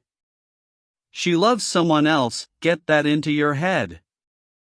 Just as I love her now, she loves another man now. And you know who that other is? It's you. Don't tell me you didn't know? Me. You. She's been in love with you ever since that party back then. It's just that she thinks she can't marry you because she'd bring shame on you and ruin your whole life. Everybody knows what I am, says she. She keeps on saying that. She's kept telling me so straight to my face. She's afraid of shaming and destroying you, but it's all right with me, she can marry me, that's how much she thinks of me, remember that as well. But then how could she run away from you to me and from me, and from you to me? Ah! Who knows what idea she'll take into her head all of a sudden? It's as if she were in a fever these days. First she's shouting at me, I'll marry you and make an end of myself. Be quick and fix the wedding. She's in a hurry to name the day, and as soon as the time draws near, she takes fright, or gets some other notion into her head. God knows, you've seen it yourself, haven't you, crying, laughing, shaking feverishly. It's hardly surprising she ran away from you, is it? She ran away from you before because she realized how much she loved you. She couldn't bear it after a while. You said just now that I sought her out in Moscow that time. It's not true, she ran away from you to me of her own accord. Name the day, she says, I'm ready. Let's have champagne. Let's away to the gypsies, she shouts. If it wasn't for me she'd have drowned herself long ago, I'm telling you the truth. The reason she hasn't thrown herself in is that I'm probably even worse than the water. She's marrying me out of spite. If she does, I'm telling you, it'll be out of spite. But then how can you, the prince cried, unable to finish the sentence. He stared at Rogozin in horror. "Why don't you say it?" said Rogozin, grinning. "If you like, I'll tell you what you're thinking to yourself this very minute. Well, how on earth can she marry him now? How can I let her do it? It's obvious what you're thinking." "I didn't come here because of that, Parfyan. I tell you, it wasn't what I had in mind at all." "Maybe it wasn't what you came for or what you had in mind, but that's what it is now, ha ha. Anyway, enough of this. Why are you so upset? Didn't you really know? You amaze me." "All this is jealousy, Parfyan. It's morbid, you're exaggerating it out of all proportion," murmured the prince, thoroughly agitated. "What's the matter?" "Leave that now," said Parfyan, and quickly seized the small knife the prince had taken from the table next to the book and returned it to its former place. "It was as if I knew when I was coming into Petersburg, as though I had a premonition," the prince went on. "I didn't want to come back here. I wanted to forget everything here, tear it out of my heart. Well then, goodbye. What's the matter now?" As he spoke, the prince had absently picked up the knife again, and once more Rogozin took it from his hand and threw it on the table. It was a plain-looking knife, with a horn handle and fixed blade, some 7 inches long and broad in proportion. Seeing that the prince was taking particular note of the knife being snatched from his hand twice over, Rogozin seized it with ill-tempered annoyance, placed it in the book, and flung the book on to another table. "You cut pages with it, do you?" asked the prince, but somehow abstractedly, seemingly still sunk in profound meditation. "Yes, the pages." "It's a garden knife, isn't it?" "Yes, it is." "Can't I use a garden knife to cut pages with?" "But it's brand new." "Well, what if it is? Surely I can buy a new knife now?" Rogozin was shouting in a kind of frenzy, more exasperated with every word. The prince started, and shot an intent glance at Rogozin. "Lord, listen to us," he laughed suddenly, recollecting himself completely. "Forgive me, friend. When my head aches so in this illness of mine, I get really absent-minded and silly. It wasn't this I was going to ask you about at all. Can't recall what it was. Goodbye." "Not that way," said Rogozin. "I've forgotten." This way, come, I'll show you." 4. They passed through the same rooms the prince had already traversed once. Rogozin walking a little in front and the prince following. They entered the great hall. Here there were several pictures on the walls, all portraits of bishops or landscapes, of which it was impossible to make anything out. Over the doorway into the next room hung an oddly shaped picture, some 5 feet wide and no more than 10 inches high. It depicted the Savior, just taken down from the cross. The prince gave it a cursory glance as if it reminded him of something, but made to pass into the next room without pausing. He felt very depressed and was anxious to get out of this house as soon as possible. Rogozin, however, suddenly halted in front of the painting. "All these pictures here," he said, "were bought by my old dad for a ruble or two in auctions. He was fond of them. An expert looked them all over once. Rubbish, he called them, but this one over the door wasn't rubbish, he said, though it cost 2 rubles as well. The old man was offered 350 for it, and the merchant Savlev, Ivan Dmitrich, he's keen on art, went as high as 400. Last week he offered my brother, Semyon Semyonik, 500. But I've kept it for myself. Yes, it's a copy of a Holbein, said the prince, having managed to examine the painting. "And though I'm no great expert, it looks an excellent copy to me. I saw that picture abroad and I can't forget it." "But, what's the matter?" Rogozin had suddenly lost interest in the painting and resumed his former progress. Of course, his peremptory behavior could well be accounted for by preoccupation and the oddly irritable mood which had so suddenly manifested itself in him. All the same, it puzzled the prince somewhat that a conversation which he had not begun should have been so abruptly broken off, and that Rogozin had not even answered him. "Tell me, Lev Nikolaevich, I've been meaning to ask you for a long time, do you believe in God or not?" Rogozin all of a sudden spoke again after walking on a few paces. "That's an odd question, and your face," the prince couldn't help observing. "I do love looking at that picture," muttered Rogozin after a pause, having forgotten his question it seemed. "That picture," cried the prince, struck by a sudden thought. "That picture. A man could lose his faith looking at that picture." "Yes, that's another thing going," Rogozin confirmed surprisingly.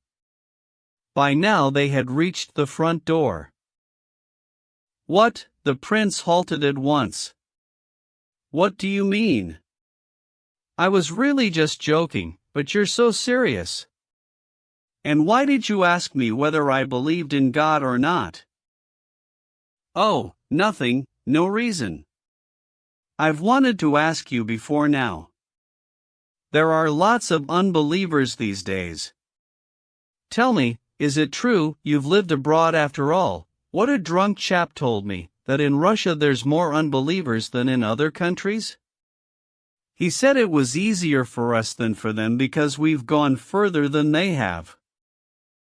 Rogozin smiled sardonically. Having posed his question, he swiftly opened the door and grasped the handle, waiting for the prince to go out.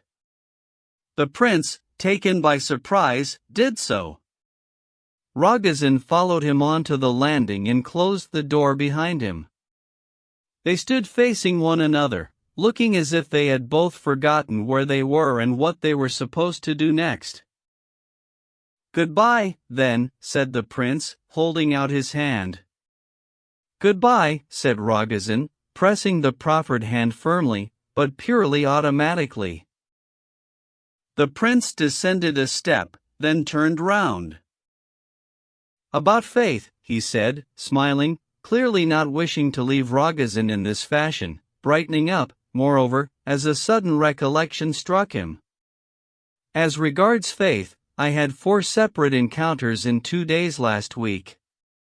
One morning I was traveling on one of the new railways and talked for 4 hours with somebody called S in the same carriage. We struck up an acquaintance on the spot. I'd heard a lot about him prior to that, including the fact that he was an atheist. He really is a very learned man and I was glad to talk to a genuine scholar. Besides, he's extremely well bred and talked to me as if I were his complete equal in knowledge and comprehension. He doesn't believe in God. One thing did strike me, though, the whole time, he didn't seem to be talking about that at all, and it struck me particularly because whenever I've met an unbeliever before and read their books, they invariably seem to be talking and writing about something else, while appearing to stick to the issue at hand. That's what I told him at the time, but most likely didn't make myself clear or express myself properly, because he didn't understand at all. That evening I stayed the night in a country hotel where a murder had been committed the previous night, and everybody was talking about it when I arrived. 2 elderly peasants, not drunk, who were friends and had known each other for years, had had their tea and proposed sleeping in the same room. One of them had noticed over the preceding 2 days that the other was wearing a silver watch on a yellow bead chain, which he had not seen on him before, apparently. This man was not a thief, in fact he was notably honest, and by peasant standards by no means poor. He was so taken by this watch, however, so tempted by it, that at length he couldn't control himself. He drew out his knife and, when his friend turned his back on him, came up warily behind him, took aim, and rolling his eyes up to heaven, crossed himself, saying a bitter prayer under his breath, "Lord, forgive me for Christ's sake," and cut his friend's throat with one stroke, like a sheep, and took his watch from him. Rogozin went off into peals of laughter. He was in paroxysms. It was strange indeed to see him laughing after his recent morose humor. "Now that I like." "No, but that beats everything," he cried convulsively, gasping for breath. "One doesn't believe in God at all, and the other's so devout he cuts people's throats with a prayer. No, friend Prince, truth is stranger than fiction." Ah. "No, that beats everything." "In the morning I went for a wander round the town," the prince went on as soon as Rogozin had stopped laughing, though his lips still quivered spasmodically and convulsively. "I saw a drunken soldier there, staggering about on the wooden pavement, looking totally confused. He came up to me, 'Won't you buy this silver cross, sir? I'll let you have it for 20 kopecks. It's silver.' I saw he had a cross in his hand, on a worn blue ribbon. He must have just taken it off. You could see at a glance it was really tin, a sizable, 8-pointed cross, the complete Byzantine pattern. I took out a 20-kopeck piece and gave it to him and put the cross round my neck at once. I could see by his face how pleased he was to have cheated the foolish gentleman as he set off to drink the proceeds, that was certain. At that time, friend, I was quite carried away by all the impressions that had burst upon me in Russia. I had comprehended nothing of Russia before, as if I'd grown up speechless and had fantasies for memories during the 5 years I spent abroad. So I walked on, thinking, no, I won't be too hasty in condemning this Christ seller. Only God knows what is concealed in those weak and drunken hearts. An hour later, on my way back to the hotel, I chanced upon a peasant woman with a newborn baby. The woman was still young and the baby would be about 6 weeks. And the child smiled at her, for the first time since it was born, going by her expression. As I watched, she suddenly crossed herself as devoutly as could be. "What are you doing, my dear?" said I. I was always asking questions at that time. "Well, sir," she said, "just as a mother rejoices when she notices her baby smile for the first time, so does God rejoice every time he beholds from on high a sinner kneeling before him, praying with all his heart." This was what a simple peasant woman told me, in practically those words, a thought so profound, so subtle, so truly religious, comprehending the whole essence of Christianity, that is, the whole concept of God as our Father and of God rejoicing in man, like a father rejoicing in his child, the fundamental idea of Christ. An ordinary peasant woman. True, she was a mother, who knows, perhaps the wife of that soldier. Listen, Parfyan, a few moments ago you asked me a question, and this is my answer. The essence of religious feeling has nothing to do with reasoning, or transgressions, or crimes, or atheism. It is something quite different and always will be. It is something our atheists will always gloss over and avoid discussing. The important thing, though, is that you will find it most quickly and clearly in a Russian heart. That's my conclusion. This is one of the chief convictions I've acquired in this Russia of ours. There are things to be done, Parfyan. Believe me, there's work to be done in our Russian world. Remember how we used to get together in Moscow at one time? And I certainly didn't want to come back here now. And I most certainly didn't dream of meeting you like this. Well, there it is. Goodbye, au revoir. God be with you. He turned and went on down the stairs. Lev Nikolaevich, cried Parfyan from above, when the prince had reached the first half landing. "That cross, the one you bought from the soldier, have you got it on you?" "Yes, I have." And the prince halted again. "Come up and show it to me." More odd behavior. He thought for a moment, then walked upstairs and showed him the cross, without taking it from his neck. "Give it to me," said Rogozin. "Why? Surely you're not." The prince was unwilling to part with the cross. "I'll wear it and take mine off for you to wear." "You want to exchange crosses?" "By all means, Parthian, if that's what you wish. I'm delighted. We'll be brothers." The prince took off his tin cross and Parthian his gold one, and they exchanged them. Parthian was silent. The prince noticed with dismayed surprise that the old mistrust, the old bitter, almost sneering, smile still lingered on the face of the man he had called brother, or at least revealed itself intensely at moments. At length Rogozin silently took the prince's arm and stood for a while, seemingly irresolute, then suddenly drew him after him, saying almost inaudibly, "Come along." They crossed the hall and rang the bell of the door opposite the one they had just left. It was speedily opened. A little old woman, all bent and dressed in black, with a kerchief on her head, bowed low to Rogozin without speaking. He asked her something quickly and, without waiting for an answer, led the prince on through more rooms. Dark rooms succeeded one another, all of a singular, chill cleanliness and furnished with ancient furniture under clean white covers. Without being announced, Rogozin conducted the prince straight into a small room, rather like a drawing room, divided by a polished mahogany partition with a door at each end, behind which, doubtless, lay the bedroom.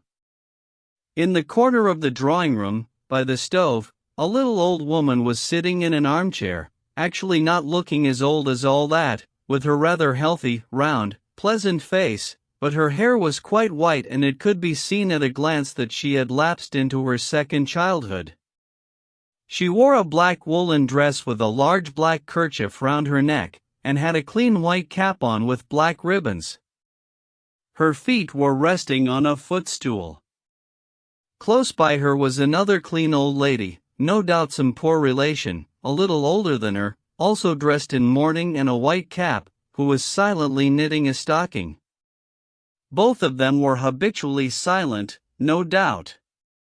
The first old lady, catching sight of Rogozin and the prince, smiled at them and inclined her head affectionately several times to indicate pleasure.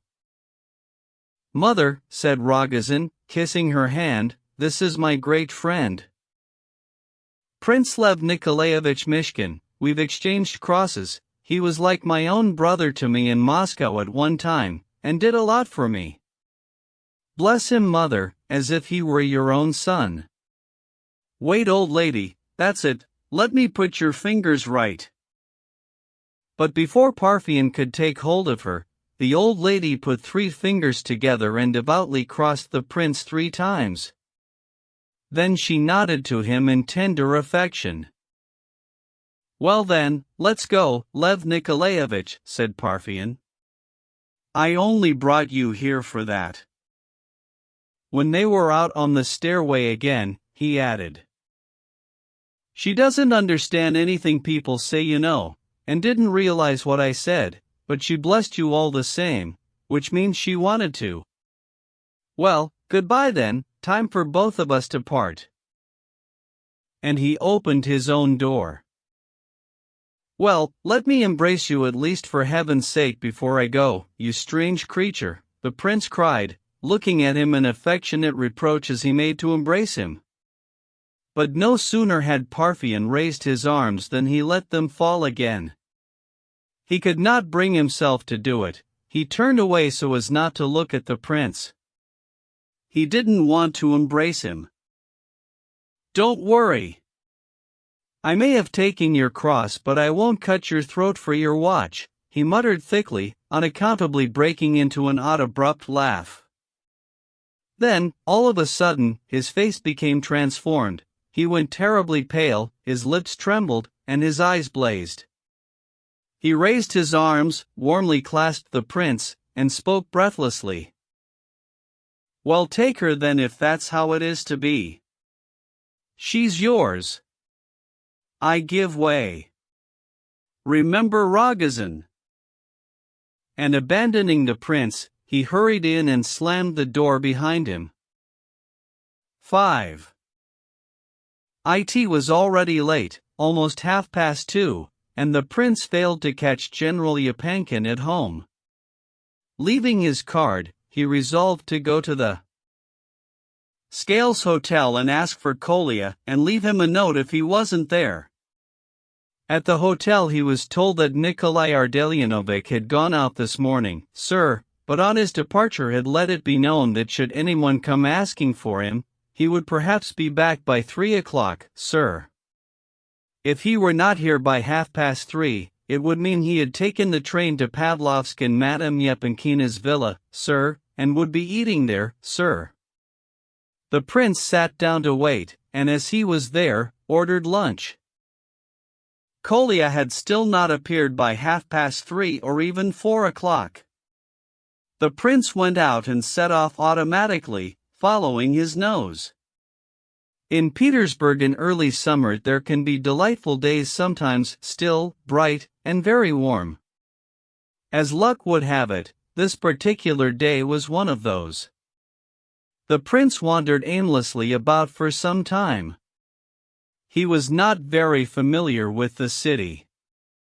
He would halt occasionally at street intersections, in front of houses, or in the squares or on bridges. Once he dropped into a confectioner's to have a rest. Sometimes he would fall to studying the passers-by with considerable curiosity, but for the most part he took no notice either of them or of where he was going. He was in an agony of tension and anxiety, and at the same time he felt a profound craving for solitude. He wanted to be alone and surrender quite passively to this agonizing sense of strain, without seeking the smallest abatement. He loathed the idea of trying to resolve the questions that flooded his mind and heart. "All this isn't my fault, is it?" he kept muttering to himself, almost unaware of what he was saying. By 6 o'clock he found himself on the platform of the Tsarskoye Selo station. Solitude had soon become intolerable to him. A fresh impulse of warmth had seized his heart, and for an instant the darkness in which his soul was languishing became brightly lit. He bought a ticket to Pavlovsk and was impatient to be off, but of course he was being followed, and it was reality, not the fantasy he had perhaps been inclined to think it. Almost in the act of boarding the train, he abruptly threw the ticket he had just purchased onto the ground and walked out of the station, bemused and deep in thought. A little while later, in the street, he suddenly seemed to recall something, suddenly become aware of a very odd circumstance which had long been troubling him. He caught himself in an action he had been repeating for a considerable time, but which he had not noticed till that moment. For several hours now, even in the scales, or before that even, he would abruptly start looking every now and then for something in his vicinity. He would forget about it for long intervals, half an hour or more, then suddenly look about him again, anxiously searching. No sooner had he become aware of this morbid, and hitherto quite unconscious, movement which had possessed him for so long, than he was suddenly struck by another recollection, one he found intensely intriguing. It came to him that at the very moment when he became aware that he was searching for something in his vicinity, he had been standing on the pavement in front of a shop window, inspecting the goods on sale with eager curiosity. He now felt he had to find out for certain whether he really had been standing in front of that shop window, perhaps a matter of 5 minutes ago, or whether he had imagined it or got it mixed up with something else. Did the shop and its contents even exist? After all, he did feel particularly unwell today, almost as he used to feel when an attack of his old illness was coming on. He knew that in this preliminary stage he could be extremely absent-minded, and often mixed up things and people if he didn't pay them particularly close attention. But there was also a particular reason why he was suddenly so bent on verifying whether he had stood in front of the shop. Among the items on display there was one which he had looked at and even estimated its 60 silver kopecks. He remembered it, notwithstanding all his anxiety and vacancy of mind. It followed that if the shop really existed and the object was actually on display, it was because of that object he had stopped. That meant the thing held such an overwhelming interest for him that it had attracted his attention at the very time when he had been in such a wretched state of confusion after just emerging from the railway station. He walked back, glancing to his right, almost in anguish, his heart pounding in nervous impatience. But here was the shop, he'd found it at last. He had been a quarter of a mile away when the thought of returning had occurred to him. And there was the 60 kopeck object. 60 kopecks, of course, couldn't be more, he confirmed, and began to laugh. It was a hysterical laugh, however. He felt extremely wretched. He now clearly recalled that it was on this very spot, standing in front of this window, that he had turned round, as he had earlier that day when he had caught Rogojin's eyes upon him. Convinced now that he had not been mistaken, actually he had been quite sure, even before checking, he left the shop and made haste to get away from it. All this certainly needed thinking over. It was clear now that he hadn't been imagining things at the station either. Something assuredly linked to all the disquiet he had been feeling really had happened. And yet a kind of overwhelming inner revulsion once more overcame him. He had no desire to think the matter through, and he didn't. He fell to thinking about something else entirely.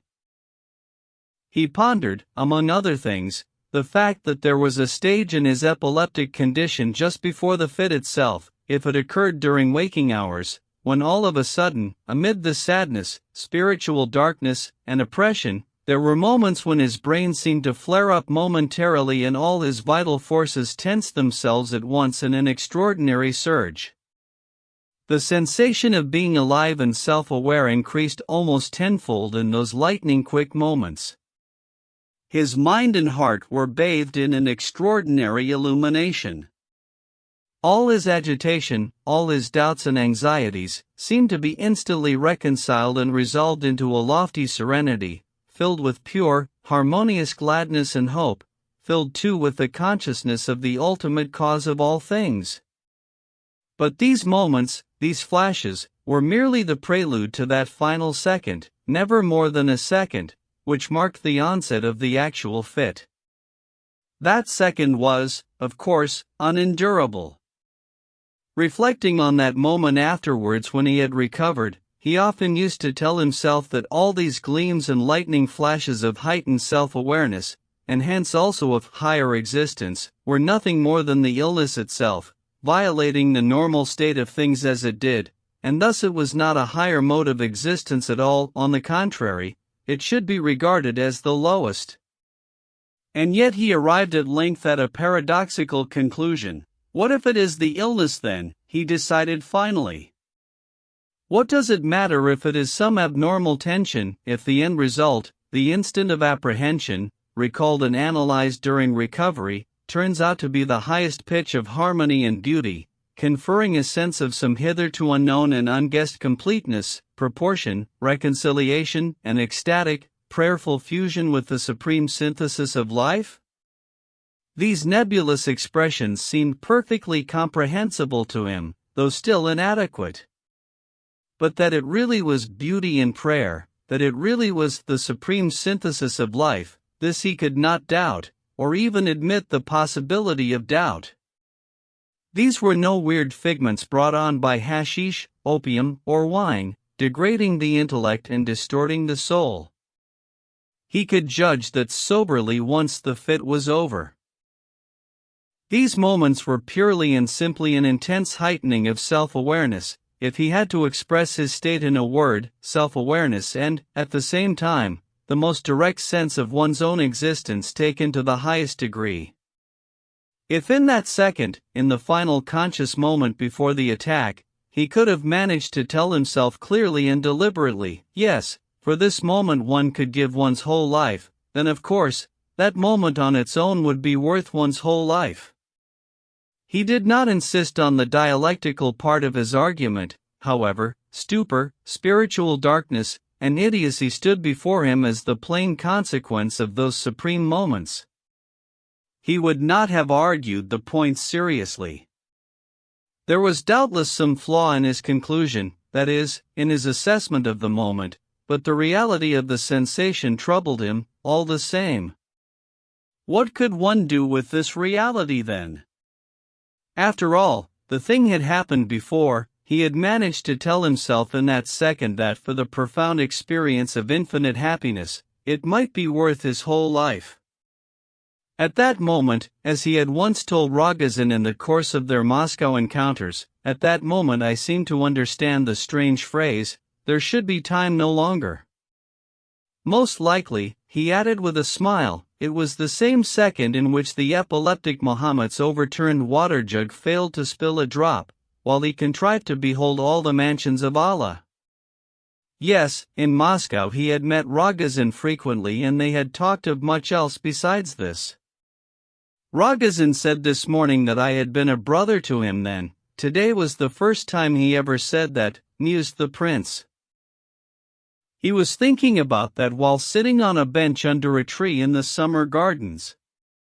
It was about 7 o'clock. The gardens were deserted, a darkness obscured the setting sun for a moment. It was sultry, it looked as if a thunderstorm was brewing somewhere in the distance. His present mood of contemplation held a certain charm for him.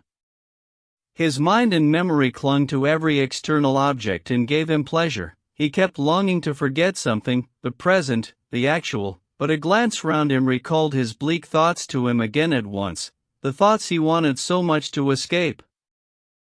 He remembered talking at lunch to the waiter at the inn about an extraordinarily strange murder which had taken place recently and caused a sensation and given rise to a great deal of talk. But no sooner had he recalled this when once again something peculiar happened to him. A sudden intense, overwhelming desire seized his will, a temptation almost. He got up from his bench and went out of the gardens, heading straight for the Petersburg side. A short time before he had asked a passerby on the Neva embankment to point out the Petersburg side to him across the river. He had done so, but the prince had not gone there.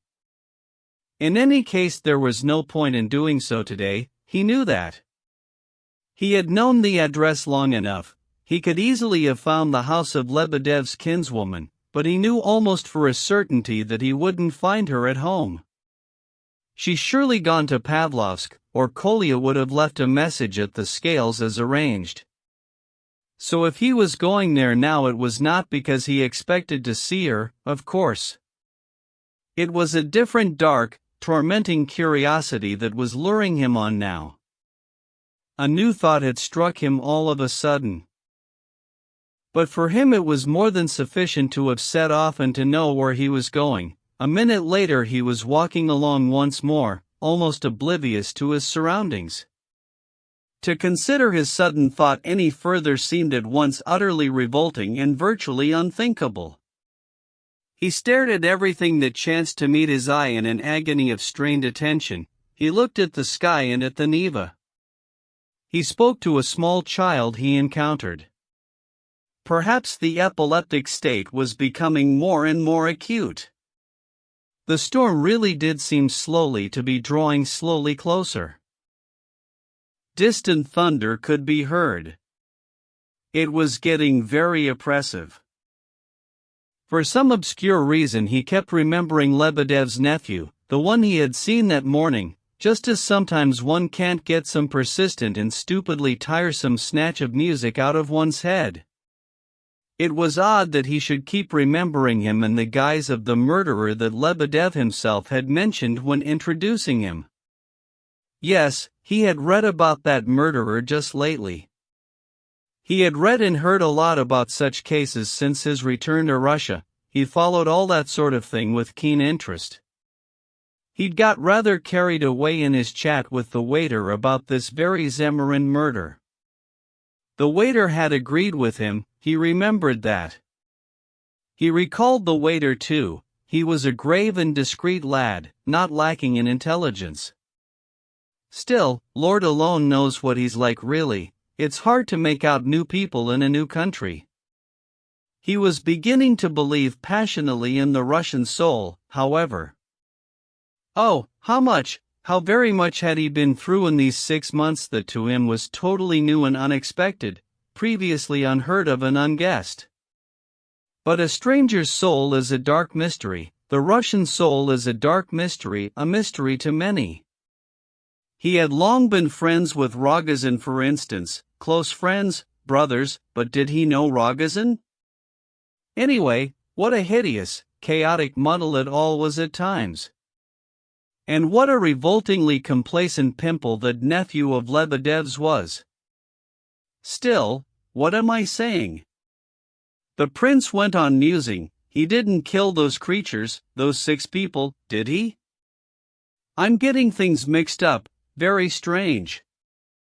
I feel rather dizzy, and what a dear, sweet face Lebedev's elder daughter has, the one standing up with the baby, so innocent, her childlike expression and laughter. Odd that he'd almost forgotten that face and only now brought it to mind. Lebedev probably adored them all as he stamped his foot at them. What was as certain as 2 + 2 was that Lebedev adored his nephew as well. In any case, who on earth was he to weigh them in the balance and pronounce sentence, he who had just arrived that morning? Lebedev had set him a problem today and no mistake. Had he expected a Lebedev like that? He hadn't known a Lebedev like this before, had he? Lebedev and Dewberry, good heavens! Anyway, if Rogozin committed murder he wouldn't make such a mess of it. None of this chaos about it. Murder weapon made to order and 6 people butchered in a frenzy. Rogozin didn't have a specially ordered weapon, did he? He had, but was it certain Rogozin would kill? The prince gave a sudden start. Isn't it criminal and base of me to assume such a thing with such open cynicism, he exclaimed, and his face at once flooded with color from very shame. He was astonished and stood transfixed on the road. He at once recalled the Pavlovsk and Nikolaevsky stations and his blunt question to Rogozin about the eyes, and Rogozin's cross, which he was wearing now, and his mother's blessing, which Rogozin had arranged himself, and his last convulsive embrace and final renunciation just now on the stairs, and after all that to catch himself perpetually on the lookout for something, and that shop and the item in the window, how sordid it was. And after all that, here he was walking along with his special purpose and this particular, sudden idea of his. Despair and grief seized his soul. He wanted to turn back to the hotel at once. He actually did turn back and start walking, but he halted after a minute, reflected, and resumed his former direction. After all, he was already on the Petersburg side, close to the house, and he wasn't going there with his former purpose, not his sudden idea. How could that be? Yes, his illness was coming back, there could be no doubt about it. He might have a fit this very day. It was the fit that was bringing on all these dark imaginings, the idea. Now the darkness was dissipated, the demon banished, doubt did not exist, there was gladness in his heart. And he hadn't seen her for so long, he had to see her, and, yes, he would have liked to meet Rogozin now, he would take his hand and they would go together. His heart was pure, how could he be Rogozin's rival? Tomorrow he would go to Rogozin himself and tell him he had seen her. After all, hadn't he flown here that day, as Rogozin had said that morning, for the sole purpose of seeing her? Perhaps he would even find her at home. It wasn't certain that she was in Pavlovsk, was it? Yes, everything had to be brought into the open now, so that everyone could read one another's thoughts clearly. No more of these gloomy, emotional renunciations like Rogojin's. Let it all come about freely and in the light. Rogojin could stand the light, couldn't he? He had said he didn't love her that way, that he had no pity, no compassion of that sort. True, he had added that your compassion may be stronger than my love, but he wasn't being fair to himself. Rogojin at his book, wasn't this compassion, the beginnings of compassion? Didn't the very presence of that book demonstrate that he was fully aware of his attitude to her? And his story that afternoon? That was much deeper than mere infatuation. Did her face inspire only infatuation? Could even that face inspire passion now? It inspired suffering, it overwhelmed your soul, a searing, agonizing recollection passed through the prince's heart. Agonizing, yes. He remembered the recent agony he had gone through when he had first begun to notice the marks of madness in her. He had almost been in despair. How could he have abandoned her when she fled from him to Rogojin? He should have pursued her, not waited for news of her. But surely Rogojin had noticed the signs of insanity in her by now? Rogojin saw different reasons for everything, passionate reasons. And such insane jealousy. What did he mean by his offer that morning? The prince blushed all of a sudden and his heart seemed to tremble within him. Why bring that up anyway? There was madness on both sides. For him, the prince, to love that woman passionately was virtually unthinkable. It would be almost tantamount to cruelty, inhumanity. Yes. Rogojin had not been fair to himself. He had a great heart, capable of suffering and compassion. When he learnt the whole truth and when he was convinced what a pitiful creature that broken, half-demented woman was, wouldn't he forgive her all that had passed, all the torment he had suffered? Would he not become her servant, brother, friend, guardian angel? Compassion would instruct even Rogojin and lend purpose to his existence. Compassion was the most important, perhaps the sole law of human existence. Oh, how he had wronged Rogojin, it was ignoble and unpardonable. No, it was not the Russian soul that was a dark mystery, the darkness was in his own soul, if he was capable of imagining such horror. For a few fervent and heartfelt words in Moscow, Rogojin was calling him brother and he. But this was illness, raving. It would all be resolved. How grimly Rogojin had spoken that morning about losing his faith. That man must be suffering terribly.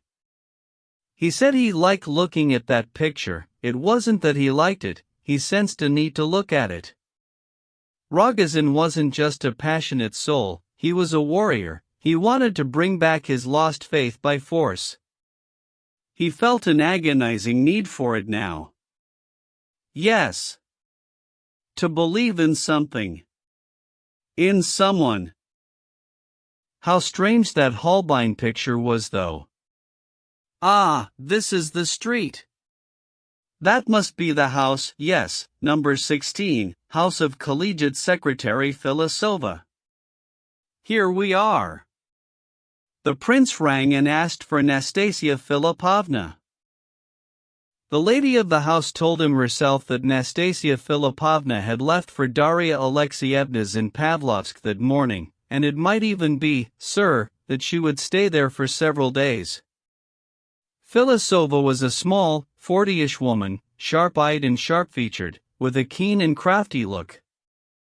To her request for his name, a request to which she deliberately imparted an air of mystery, the prince initially declined to reply, but at once returned and earnestly besought her to give his name to Nastasia Filipovna. Philosopher responded to this earnestness with redoubled attention and an air of deep secrecy by which she clearly meant to convey, "Don't worry, I understand, sir." The prince's name had obviously created the most tremendous impression. He looked absently at her, then turned round and walked back towards his hotel. He left, however, with a different expression from when he had rung the bell. Once again an extraordinary change had come over him, almost instantly. Once again he looked pale, debilitated, grief-stricken and overwrought. His knees shook and a vague, forlorn smile played about his bluish lips. His sudden idea had all at once been confirmed and justified, and he believed in his demon again. But had it been confirmed? Had it been justified? Why this trembling again, this cold sweat, this spiritual darkness and chill? Was it because he had seen those eyes again just now? But he had walked out of the summer gardens with the sole intention of seeing them. That was the essence of his sudden idea, after all. He had been extremely anxious to see those eyes of this morning so as to be convinced, once and for all, that he would certainly encounter them there at the house. That had been his shuddering desire, so why on earth was he so crushed and amazed at having actually seen them? As if he hadn't expected it. Yes, they were the same eyes, that they were the same there could no longer be the slightest doubt, which had glittered at him in the crowd that morning when he had got off the Moscow train at the Nikolaevsky station. They were the same, definitely the same, he had sensed behind his shoulders when he was sitting down at Rogozin's that morning. Rogozin had denied it. He had inquired, with his chilling, lopsided smile, whose eyes were they then?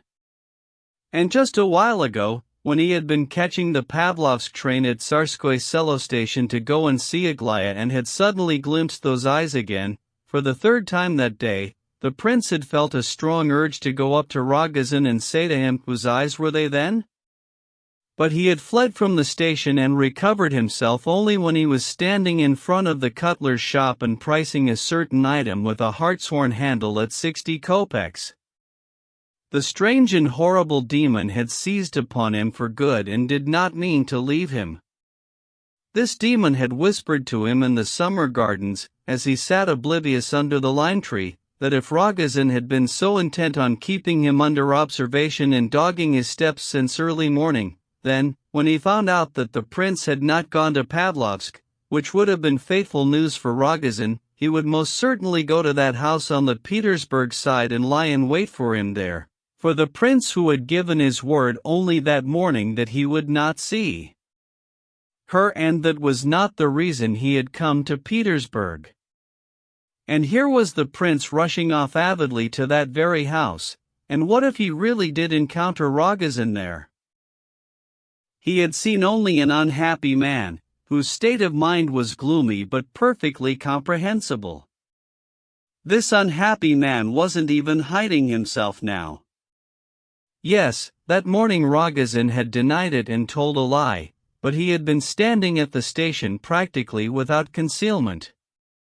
It was more the case that it was he, the prince, who had been hiding himself rather than Rogozin. And now, at the house, he was standing on the pavement across the street, barely 50 yards away, with his arms folded, waiting. There he was in full view, and deliberately so, it seemed. He was standing like an accuser, a judge, not like what? And why on earth hadn't he, the prince, gone up to him just now, of his own accord, and then turned aside as if noticing nothing, although their eyes would have met? Yes, their eyes met, and they looked at one another. Hadn't he just now wanted to take his arm and go there with him? Hadn't he wanted to go and see him next day and tell him he had been with her? Hadn't he renounced his demon halfway there, when his soul had suddenly filled with joy?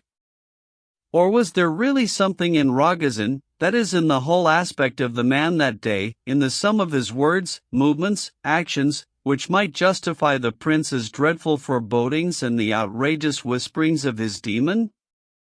Something that was obvious, but hard to analyze and articulate, impossible to justify by sufficient reasoning, but which, however difficult or impossible, created a completely overwhelming impression, leading inevitably to total conviction? Conviction of what? Oh, how the monstrous humiliation of this conviction, this vile foreboding, tormented the prince, and how he blamed himself for it. Tell me, if you dare, of what, he asked himself incessantly, challenging and reproachful. Formulate it, dare to express all you think, clearly, precisely, without hesitation. Oh, how dishonorable I am! He kept repeating indignantly, his color rising. After this, how could I look this man in the face for the rest of my life? Oh, what a day! God, what a nightmare!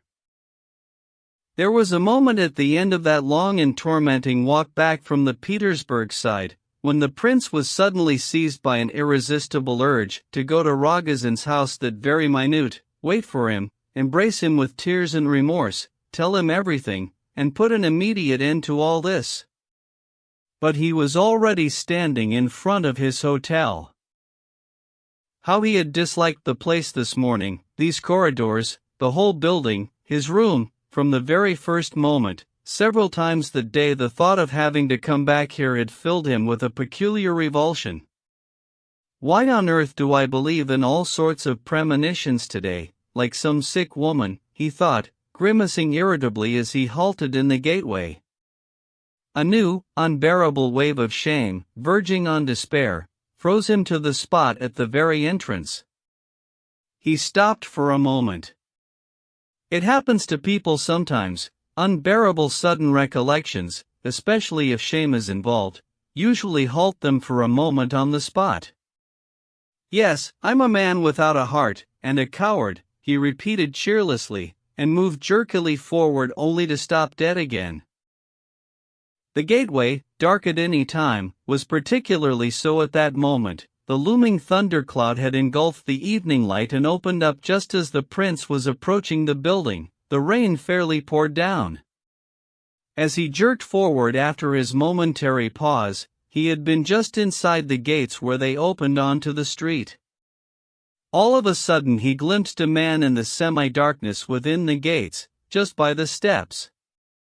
The man seemed to be waiting for something, but quickly flitted from view and disappeared. The prince hadn't been able to get a good look at him, and of course couldn't say for certain who he was. Besides, any number of people could have passed through the gates. It was a hotel and there was lots of coming and going into the corridors and back. Nevertheless, he had a sudden total and overwhelming conviction that he had recognized the man and that it was certainly Rogozin. An instant later, the prince rushed after him up the steps. His heart stood still. It will all be decided now, he said to himself, with an odd certainty. The steps up which the prince ran from the gateway led to the corridors on the ground and first floors, along which lay the hotel rooms. The staircase, as in all old buildings, was of stone. Dark and narrow, it spiraled round a thick stone pillar. On the first half landing there was a niche-like recess in this pillar, no more than a pace wide and half that deep. There was room for a man in there, however. In spite of the darkness, the prince, as he ran up onto the landing, at once made out someone hiding there in the recess for some reason. The prince had a sudden impulse to go on past without glancing to his right. He took one step but then couldn't help turning round. The two eyes of that morning, the selfsame eyes, suddenly encountered his own. The man hiding in the recess was also able to take a step outside. They stood facing one another for a second, almost touching. Then the prince abruptly seized him by the shoulder and turned him back towards the staircase, nearer to the light. He wanted a closer look at the face. Rogozin's eyes glittered and a manic smile distorted his features. His right hand rose and something flashed in it, the prince did not think of stopping him. All he remembered was apparently shouting, "Parthian, I don't believe it." Then all at once everything seemed to open up before him, an extraordinary inner light flooded his soul. That instant lasted, perhaps, half a second, yet he clearly and consciously remembered the beginning, the first sound of a dreadful scream which burst from his chest of its own accord and which no effort of his could have suppressed. Then consciousness was extinguished instantly and total darkness came upon him. He had suffered an epileptic fit, the first for a very long time. As is well known, attacks of epilepsy, the notorious falling sickness, occur instantaneously. In that one instant the face suddenly becomes horribly contorted, especially the eyes. Spasms and convulsions rack the entire body and all the facial features.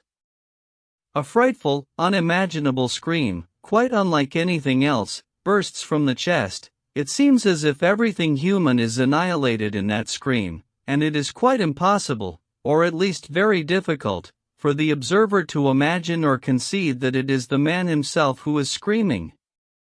One even gets the impression that it is someone else screaming inside the body of the man. At least that is how many people have described their impressions. The sight of a man in an epileptic paroxysm fills many another with a positive and unbearable horror, having something of the mystical about it. It must be presumed that it was this impression of sudden horror, accompanied as it was by all the other terrible emotions of that moment, which paralyzed Rogozin, so saving the prince from the inescapable blow of the knife which was descending upon him. Then, before he had time to realize that it was a fit, seeing that the prince had reeled away from him and suddenly fallen backwards down the stairs, striking his head violently against a stone step, Rogozin rushed headlong past the prostrate body and fled from the hotel, scarcely aware of what he was doing. Thrashing and writhing in spasmodic convulsions, the body of the stricken man slithered down the steps, no more than 15, to the foot of the staircase. Very soon, within about 5 minutes, someone noticed him lying there and a crowd gathered. A whole pool of blood near his head caused puzzlement. Had the man hurt himself, or had there been foul play?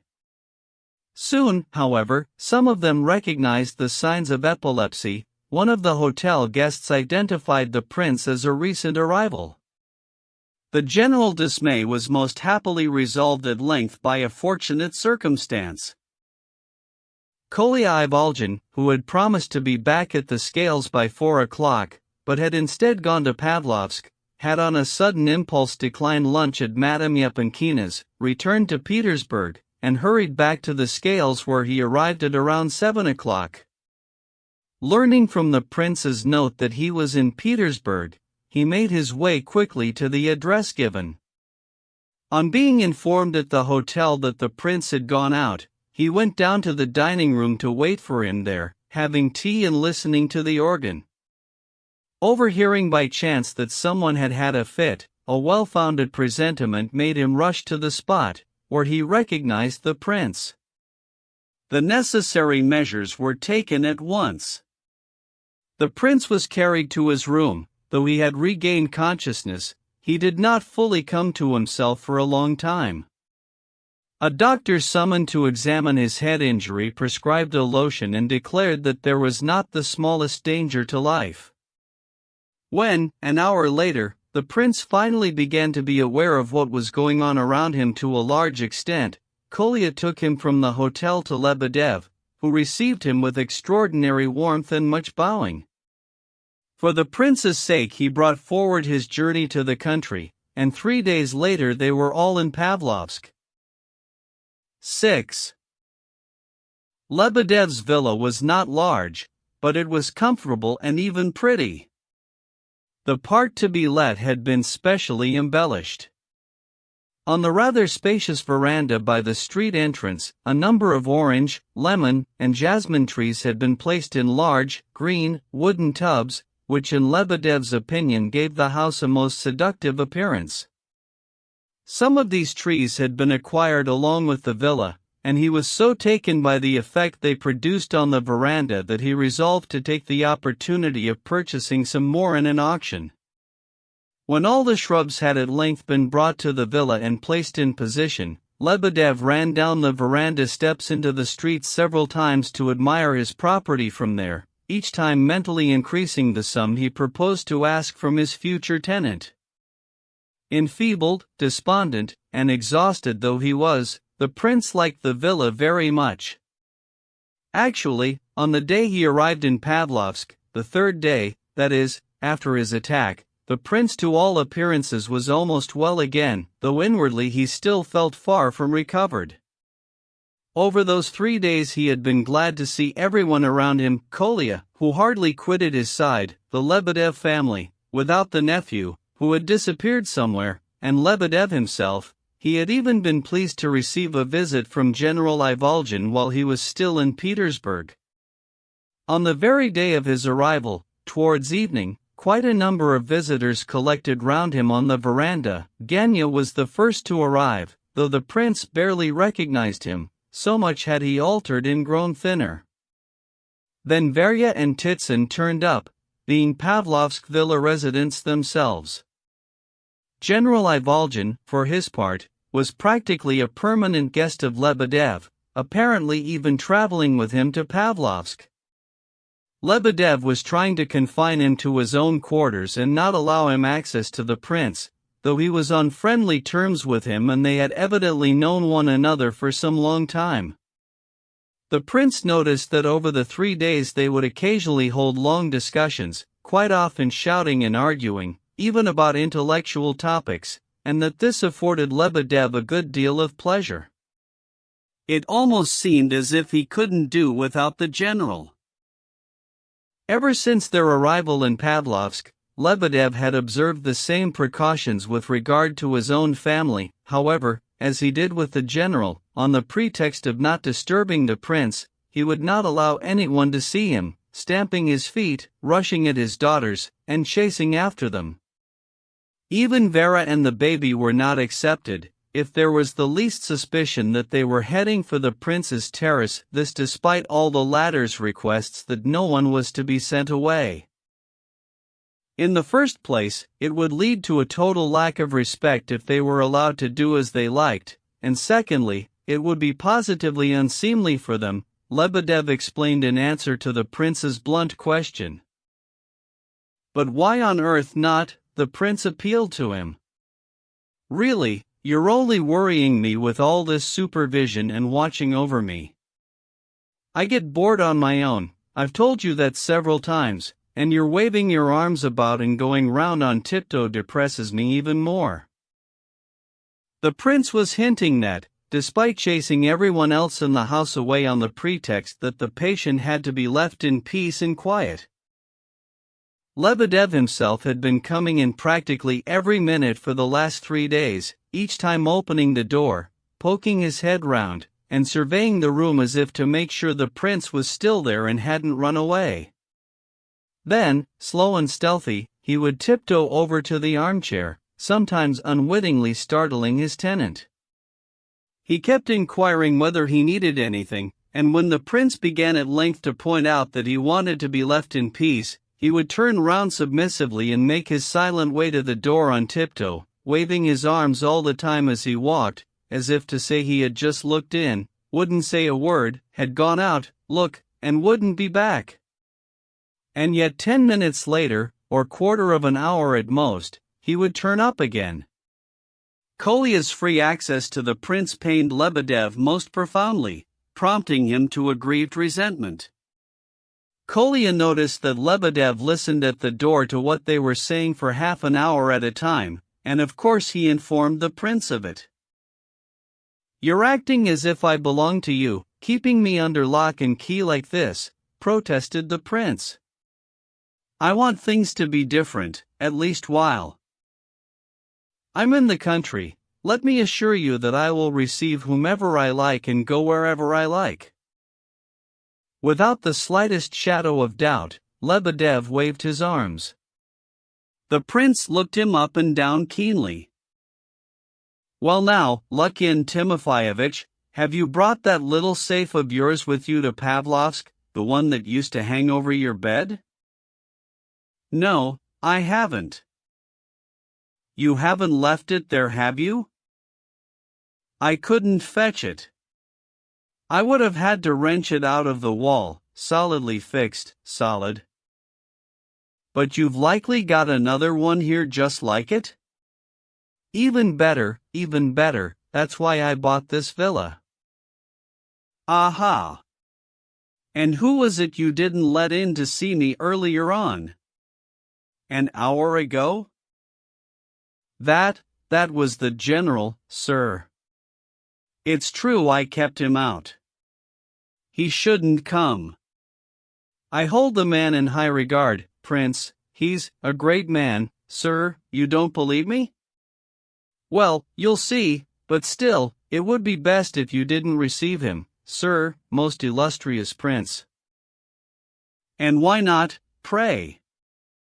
And why is it, Lebedev, that you're standing on tiptoe at this moment and always come up to me as if you had some secret to whisper in my ear?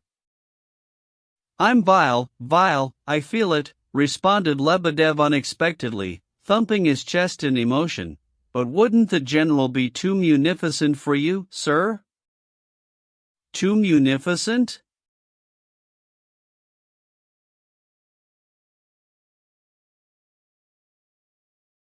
Yes, sir. In the first place, he proposes to come and live with me. That's nothing, sir, but he's so impetuous he wants to be part of the family straight away. We've worked out the family tree several times and it turns out we're related. It seems you're also some sort of nephew of his on your mother's side. If you are his nephew, then it follows that you and I are related, most illustrious prince. It doesn't signify at all, sir, a trifling weakness of his, but he was assuring me just now that every day since he was an ensign, up to the 11th of June last year, he never had fewer than 200 sitting down to dine every day. It got so that they never rose from the table, which means that they had lunch and dinner and drank tea for 15 hours out of the 24 for 30 years on end without the slightest break, except for changing the tablecloth. As one would get up and leave, another would arrive, and on holidays and royal birthdays the numbers rose to 300.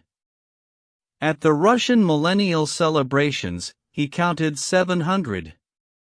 That's frightful, sir, isn't it? Stories like that are a very bad indication, sir. Even letting such open-handed folk in the house makes one nervous, and I thought, wouldn't he be too hospitable for you and me? But you seem to be on such good terms with him. Like brothers, but I treat it all as a joke. If we are kinfolk, so much the more honor for me. I can see he's a most remarkable man, despite those 200 persons at dinner and the Russian millennium.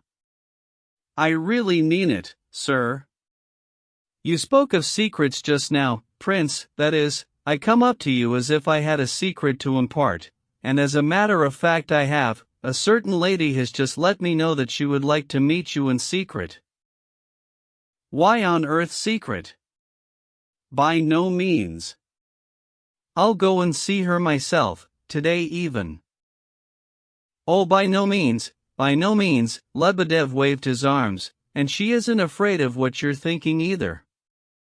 By the way, that monster comes round every single day asking after your health, do you know that? You call him a monster a little too often.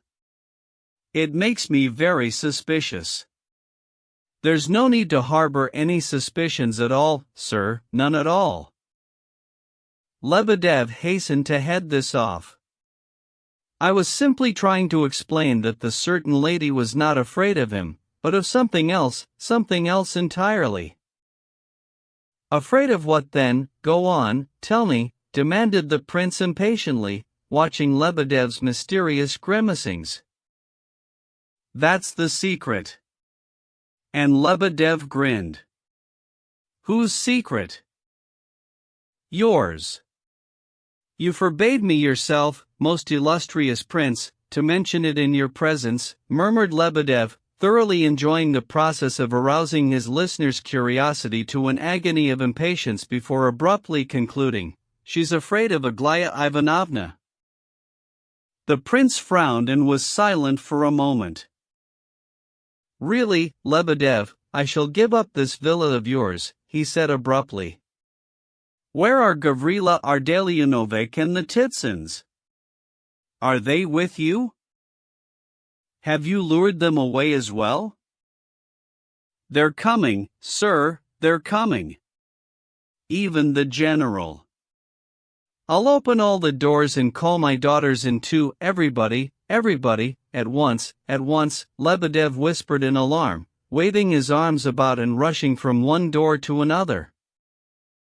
At that moment, Kolya turned up on the veranda, coming in from the street, and announced that visitors were following him, Madam Yepankina and her 3 daughters. "Shall I let the Titsins and Gavrila Ardalionovich in or not? Let the general in or not?"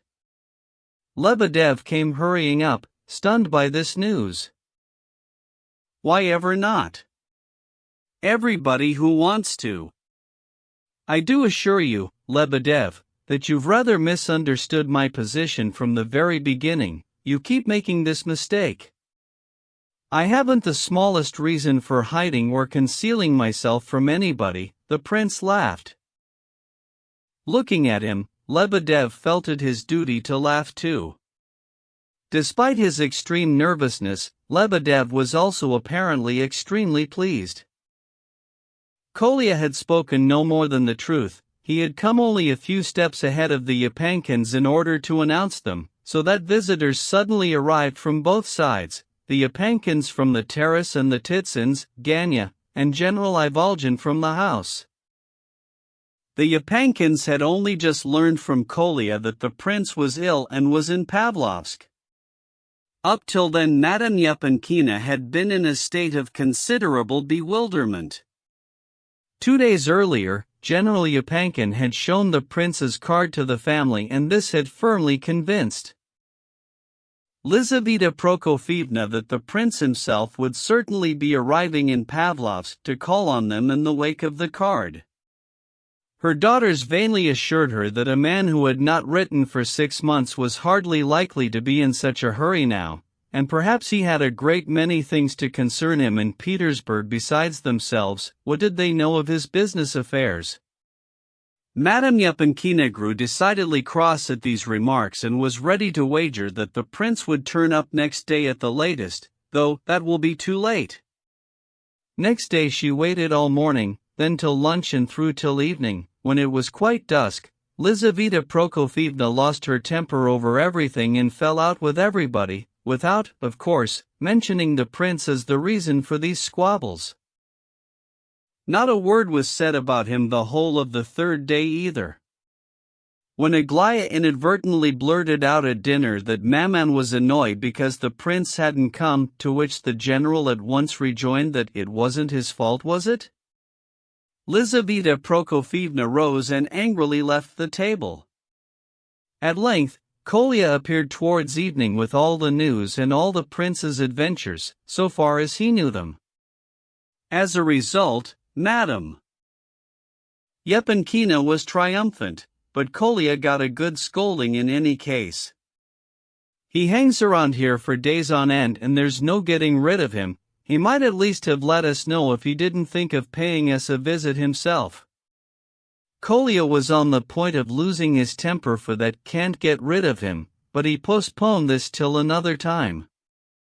If the words hadn't been so offensive, then indeed he might have excused them altogether, so pleased was he to see Lizaveta Prokofyevna's anxiety and agitation on hearing of the prince's illness. For a long time she kept insisting that a medical celebrity of the first magnitude should be specially sent for from Petersburg and rushed here by the first train. Her daughters dissuaded her. They did not, however, wish to lag behind Maman when she got herself ready at once to visit the sick man. "He's on his deathbed," said Lizaveta Prokofyevna as she bustled about, "and we aren't going to bother about the social niceties, are we? Is he a friend of the family or not? Still, we shouldn't butt in before we know how things stand, Aglaya pointed out. Very well, don't come then, and a good thing too. Mr. Radomski will be here and nobody to receive him. At these words Aglaya, it goes without saying, at once set off after them as she had intended doing all along. Princess, who was sitting with Adelaida, immediately agreed to escort the ladies, at her request. Even before this, at the beginning of his acquaintance with the Epankins, he had been most intrigued by what he had heard when they told him about the prince. It turned out that he knew him. They had met somewhere quite recently and spent a fortnight together in some small town. That had been about 3 months ago. Princess had indeed a great deal to say about the prince and spoke very warmly of him altogether, so that it gave him genuine pleasure to call on an old acquaintance. General Epankin was not at home on this occasion. Yevgeny Pavlovich Radomski had not arrived yet either. It was only a few hundred yards from the Epankins to Lebedev's villa. Lizaveta Prokofievna's first disagreeable impression when she got there was to find a whole throng of visitors around the prince, not to mention that among them were 1 or 2 personages she positively detested. The second was to see a laughing young man, fashionably dressed and to all appearances perfectly healthy, advancing to meet her, rather than one expiring on his deathbed as she had expected. She even stopped short in bewilderment, to the intense delight of Kolya, who of course could very easily have explained to her before she set off that nobody had a mind to die and there was certainly no deathbed. He had not explained, however, artfully anticipating her comic wrath when she, as he calculated, would surely bristle at finding her dear friend the prince in good health. Kolya was even tactless enough to mention this aloud and so cause Lizaveta Prokofievna to lose her temper altogether. He was constantly sparring with her, sometimes extremely acrimoniously, in spite of their mutual affection. "Not so fast, sweet child, don't rush things and spoil your triumph," replied Lizaveta Prokofievna, settling herself in the chair the prince had provided. Lebedev, Titsyn, and General Ivolgin ran to get chairs for the young ladies. Lebedev also provided a seat for Princess, contriving to demonstrate a profound respect in the very bend of his back. Varya greeted the young ladies with ecstatic whispering, as usual. "I really did think I'd find you practically in bed, Prince. I exaggerated everything so much in my fright. Without a word of a lie, I felt terribly put out when I saw your cheerful face just now, but I swear it was only for a moment till I had time to think. I always talk and act more sensibly when I have time to think. I expect you do as well. In actual fact, I might have been less pleased if a son of my own had recovered. If you don't believe me, so much the worse for you. This spiteful boy here plays much worse tricks on me. He's a protege of yours, I believe, so I'm giving you fair warning that one fine morning, believe me, I shall deny myself the pleasure of enjoying the honor of his further acquaintance." "But what have I done now?" cried Kolya. "However much I assured you that the prince was almost well again, you wouldn't have wanted to believe me because it was a lot more interesting to picture him on his deathbed. Shall you be staying long?" Lizaveta Prokofievna addressed the prince. "All summer, perhaps longer." "You're alone though? Not married?" "No, not married." The prince smiled at the naivety of the thrust. "Nothing to smile at, it does happen. I was talking about the villa. Why didn't you come to us? We've got a whole wing empty, still, as you like." "Is it him you're renting from?" "This fellow," she added in an undertone, nodding towards Lebedev. "Why's he cringing all the time?" At that moment, Vera emerged onto the veranda with the child in her arms as usual. Lebedev, fidgeting about by the chairs at a complete loss over what to do with himself, but desperately unwilling to leave, pounced on Vera, waving his arms to drive her off the veranda, and even so far forgetting himself as to start stamping his feet. "Is he a madman?" added Madame Yepankina suddenly. "No, he's drunk, is it?" "Nice company you keep," she snapped, her glance comprehending the rest of the visitors. "Still, what a sweet girl. Who is she?" "Vera Lukianova, daughter of Lebedev there." "Ah. Very sweet. I would like to be introduced." Lebedev, however, overhearing the praises of Lizaveta Prokofievna, had already dragged his daughter forward to be introduced. "Orphans, orphans," he wailed as he approached. "And this child in her arms is an orphan too, her sister, my little daughter Lyubov, born in the most lawful of wedlock to my dear wife Yelena, died about 6 weeks ago in childbirth, by the will of God. Yes, ma'am, she's been a mother, though she's only a sister and no more than that, no more." "And you, sir," snapped Lizaveta Prokofievna in considerable indignation, "are no more than a fool, I'm sorry to say." "Well, enough of that, you know it yourself, I imagine." "Perfectly true, ma'am." Lebedev bowed low and respectfully. "Listen, Mr. Lebedev, is it true what they say that you can interpret?" "Revelation?" asked Aglaya. "Perfectly true, 15 years now." "I've heard of you. You've been in the papers, haven't you?" "No, that was another interpreter, someone else, miss. He's dead now, and I'm left to carry on," said Lebedev, beside himself with joy. "Be good enough to interpret it for me one of these days, as we are neighbors." "I know nothing about Revelation at all." "I cannot refrain from warning you, Aglaya Ivanovna, that all this is pure charlatanry on his part," came a swift intervention from General Ivolgin, who was on tenterhooks in his desperate eagerness to start a conversation somehow. He settled himself next to Aglaya. "Of course, things are different on holiday," he went on, "different rules and pleasures, and you're inviting this ridiculous amateur to interpret the apocalypse as a pastime like any other, and a remarkably intelligent one, but You seem to regard me with surprise?" "General Ivolgin, permit me to introduce myself. I used to carry you in my arms, Aglaya Ivanovna." "Very pleased to meet you." "I know your wife and daughter," mumbled Aglaya, doing her very best not to burst out laughing. Lizaveta Prokofievna flared up at this. Something long pent up in her heart all of a sudden demanded an outlet. She could not abide General Ivolgin, whom she had known at one time, many years before. "You're lying, sir, as usual, you never carried her in your arms," she snapped indignantly.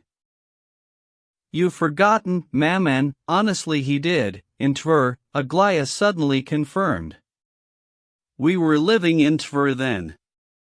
I was 6 years old then, I remember. He made me a bow and arrow and taught me to shoot, and I killed a pigeon. Remember we killed a pigeon, you and I? And he brought me a cardboard helmet and a wooden sword," cried Adelaida. "I remember it as well." "And I remember it too," affirmed Alexandra. "You had fallen out over the wounded pigeon and were made to stand in the corner. Adelaida stood there in her helmet and sword." When the general had told Aglaya that he had carried her in his arms, he just said it because he was keen to start a conversation, and because he practically always began a conversation with young people in that way, if he wanted to make their acquaintance. This time, however, as luck would have it, he spoke no more than the truth, and, as luck would have it, he had forgotten it himself. When Aglaia suddenly confirmed that they had shot a pigeon together, his memory came back in a flash and he recalled everything to the last detail, as quite often happens with old people recalling events of long ago.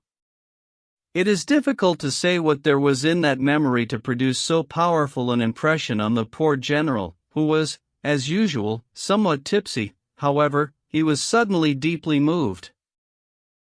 I remember it all," he cried. "I was a junior captain at the time. You were a little dear, so pretty. Nina. Ganya. I was welcome in your house then. General Yapankin. And now look at you." Madame Yapankina cut in. "So you haven't drunk away your finer feelings, after all, seeing it affects you like this. You've worn your wife out. There's children to look after while you're in a debtor's prison. Go away, sir, stand in some corner behind the door and shed tears as you remember your lost innocence, and perhaps God will forgive you. Go on, go along, I mean it. Nothing helps a person to amend more than remembering the past with contrition." To repeat that she was in earnest, however, was unnecessary. The general, like all confirmed drunkards, was very sensitive, and like all drunkards who have come down in the world, could not bear to be reminded of his happier past. He rose and headed meekly for the door, causing Lizaveta Prokofyevna to feel sorry for him at once. "Ardalian Alexandrich, dear man," she called after him, "wait a moment, we are all sinners. When you feel your conscience pricking you a little bit less, come and see me and we'll sit and talk about the past. I'm probably 50 times more a sinner than you. Well, goodbye, go along, there's nothing for you here," she added, suddenly afraid he might return. "You'd better not go after him for the moment," the prince stopped Kolya as he was about to run after his father. "Otherwise he'll start feeling annoyed in a minute and all this will be for nothing." "That's true, leave him alone, go in half an hour," decided Lizaveta Prokofyevna. "That's what comes of telling the truth for once in a lifetime," Lebedev ventured to add. It reduced him to tears. "Well, you're a fine one to talk, sir, if what I've heard is true," Lizaveta Prokofyevna cut him short at once. The reciprocal relationships of the various visitors gathered about the prince gradually defined themselves. The prince, of course, was in a position to appreciate to the full the sympathy shown to him by Madame Yapankina and her daughters, and indeed did so. He told them sincerely that, before their arrival, he had certainly intended calling on them himself. That very day, his illness and the late hour notwithstanding. Lizaveta Prokofyevna, glancing at his visitors, responded that he could do so even now. The polite and tactful Titsyn very soon rose and betook himself to Lebedev's rooms and was most anxious to take Lebedev away with him. The latter promised to come soon. Meanwhile, Varya was chatting to the girls and remained behind. She and Ganya were extremely relieved at the departure of the general. Ganya himself soon followed Titsyn. For the few minutes that he had remained on the terrace with the Yapankins, he had behaved with unassuming dignity, and was not in the least put out by the stares of Lizaveta Prokofyevna, who twice surveyed him from top to toe. Really, anyone who had known him before would have thought him greatly altered. Aglaia was much pleased by this. "That really was Gavrila Ardalionovich just going out?" she asked suddenly, as she liked to do sometimes, breaking into other people's conversation with a loud, abrupt question of her own addressed to no one in particular.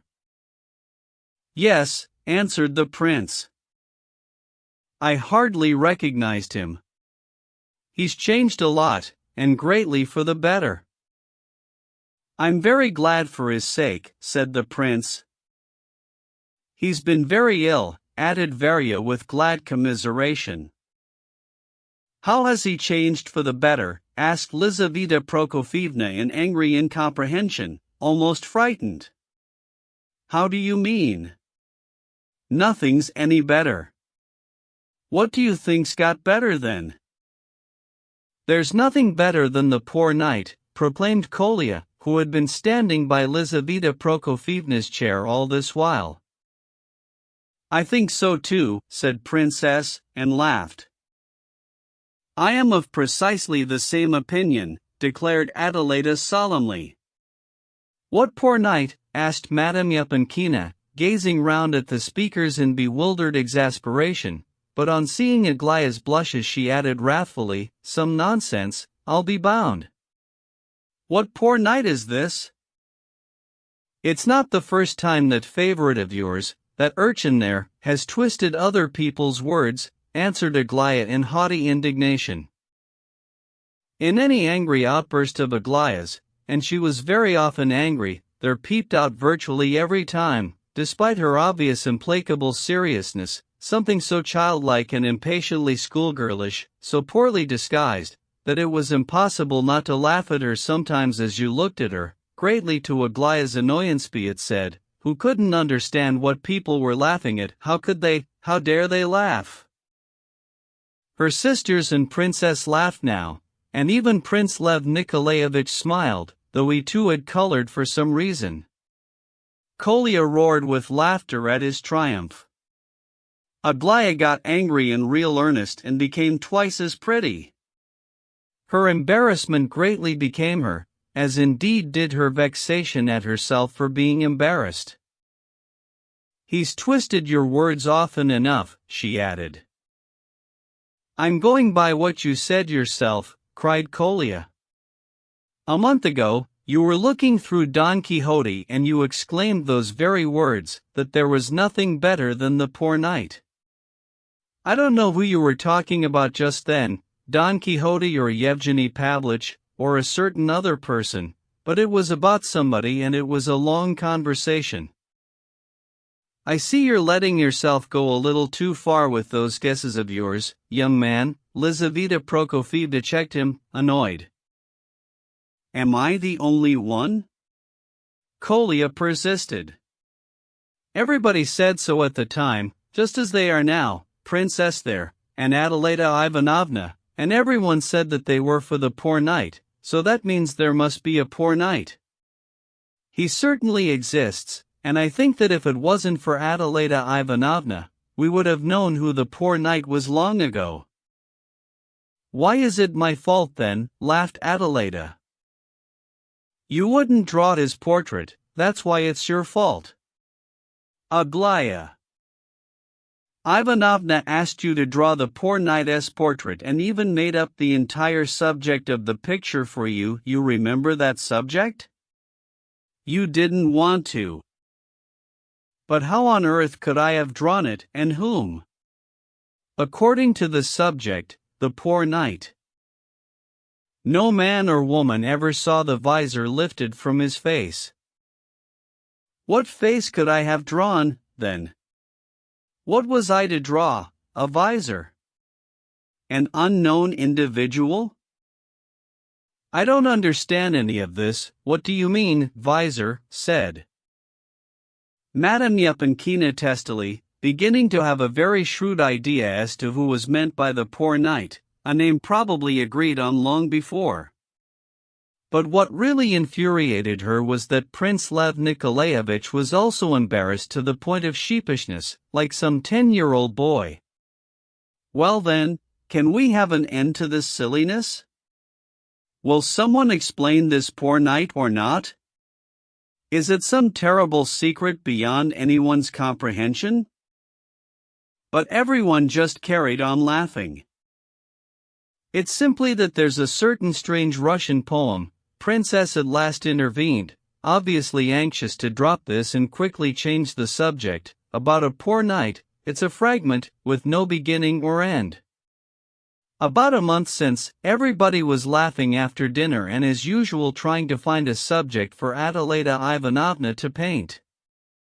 As you know, It's a family occupation finding subjects for Adelaida's pictures. Then we hit on the poor knight. I don't recall who first suggested it. Aglaya Ivanovna, cried Kolya. Perhaps it was, I dare say, I'd just forgotten, Princess went on. Some of us laughed at a subject like that, others declared there could be nothing more elevated, but to depict the poor knight he had to have a face. We began to go over the faces of everyone we knew, but none of them would do, so there we left it. That's all there is to tell. I don't understand why. Kolya thought fit to remember it all and bring it up. It was amusing and relevant at the time but really quite uninteresting now. Because some new silliness is meant by it, something ill-natured and offensive. No silliness, just the profoundest esteem, Aglaya suddenly brought out, quite unexpectedly, in a deep, grave voice. She had completely recovered herself and mastered her previous embarrassment. Nor was this all. From certain signs one might have thought to look at her that she was delighted at the joke going so far, and this turn in her feelings coincided with the moment when the prince's increasing embarrassment had reached the point of being only too obvious to everyone. First they're cackling like mad things, then it's profoundest esteem all of a sudden. They've run wild. Why esteem? Just tell me why for no reason at all you're suddenly talking about profoundest esteem?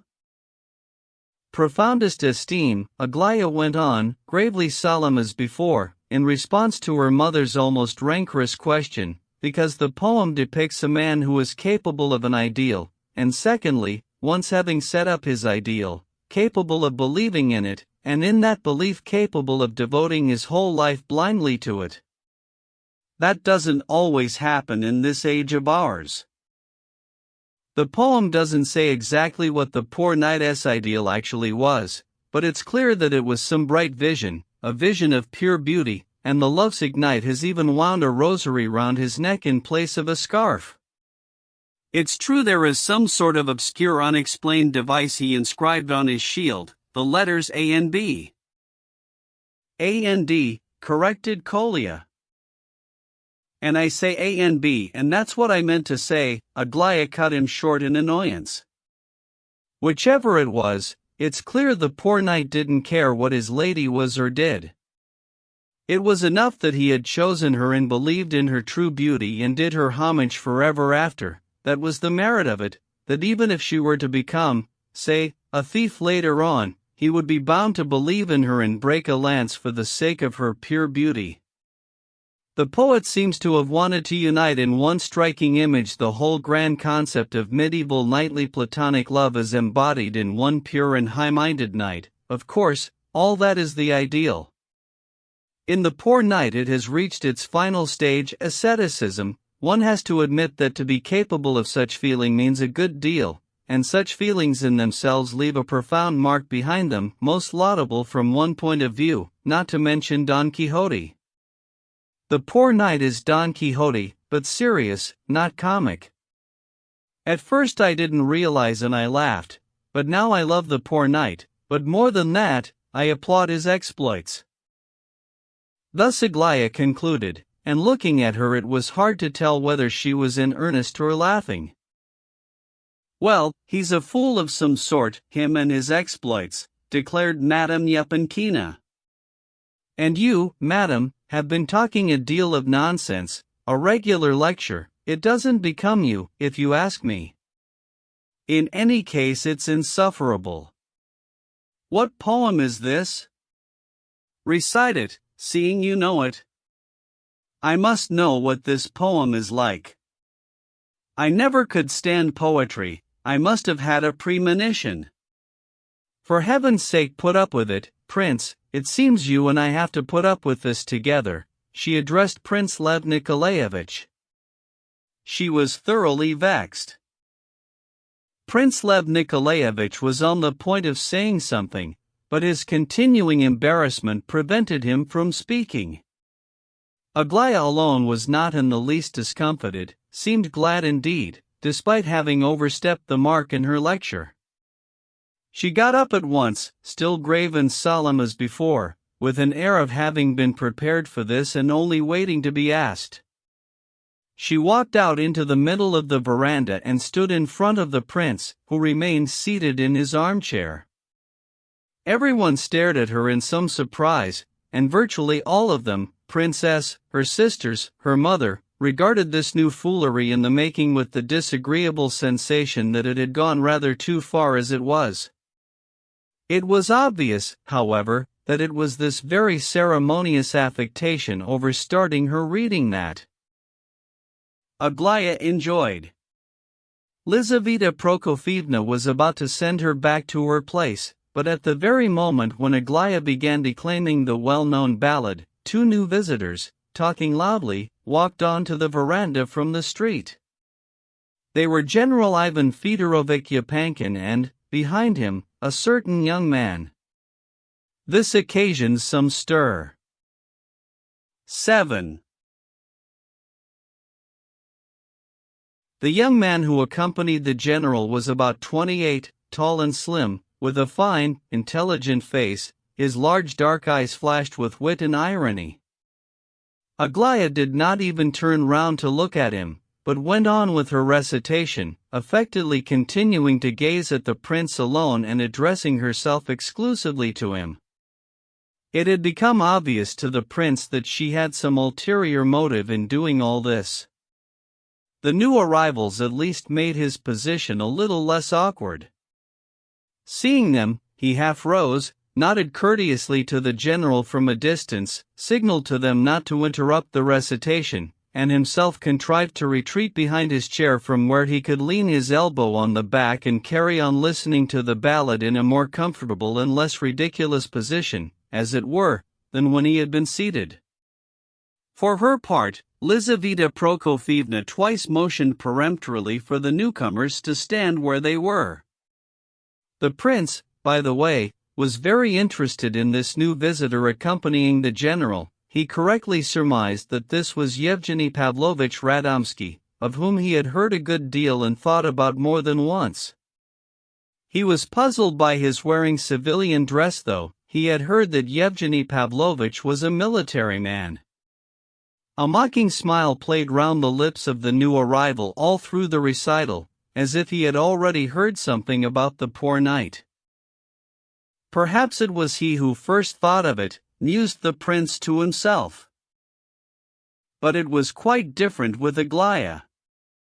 All the initial affectation and pomposity of her reading was now overlaid with such earnestness, such insight into the meaning and spirit of the poetic work, enunciating each word with such understanding, speaking the lines with such supreme simplicity, that by the end of the reading she had not only gripped the attention of all present, but by her rendering of the lofty spirit of the ballad, she seemed in part to justify the overdone affected gravity with which she had so solemnly stepped into the middle of the veranda.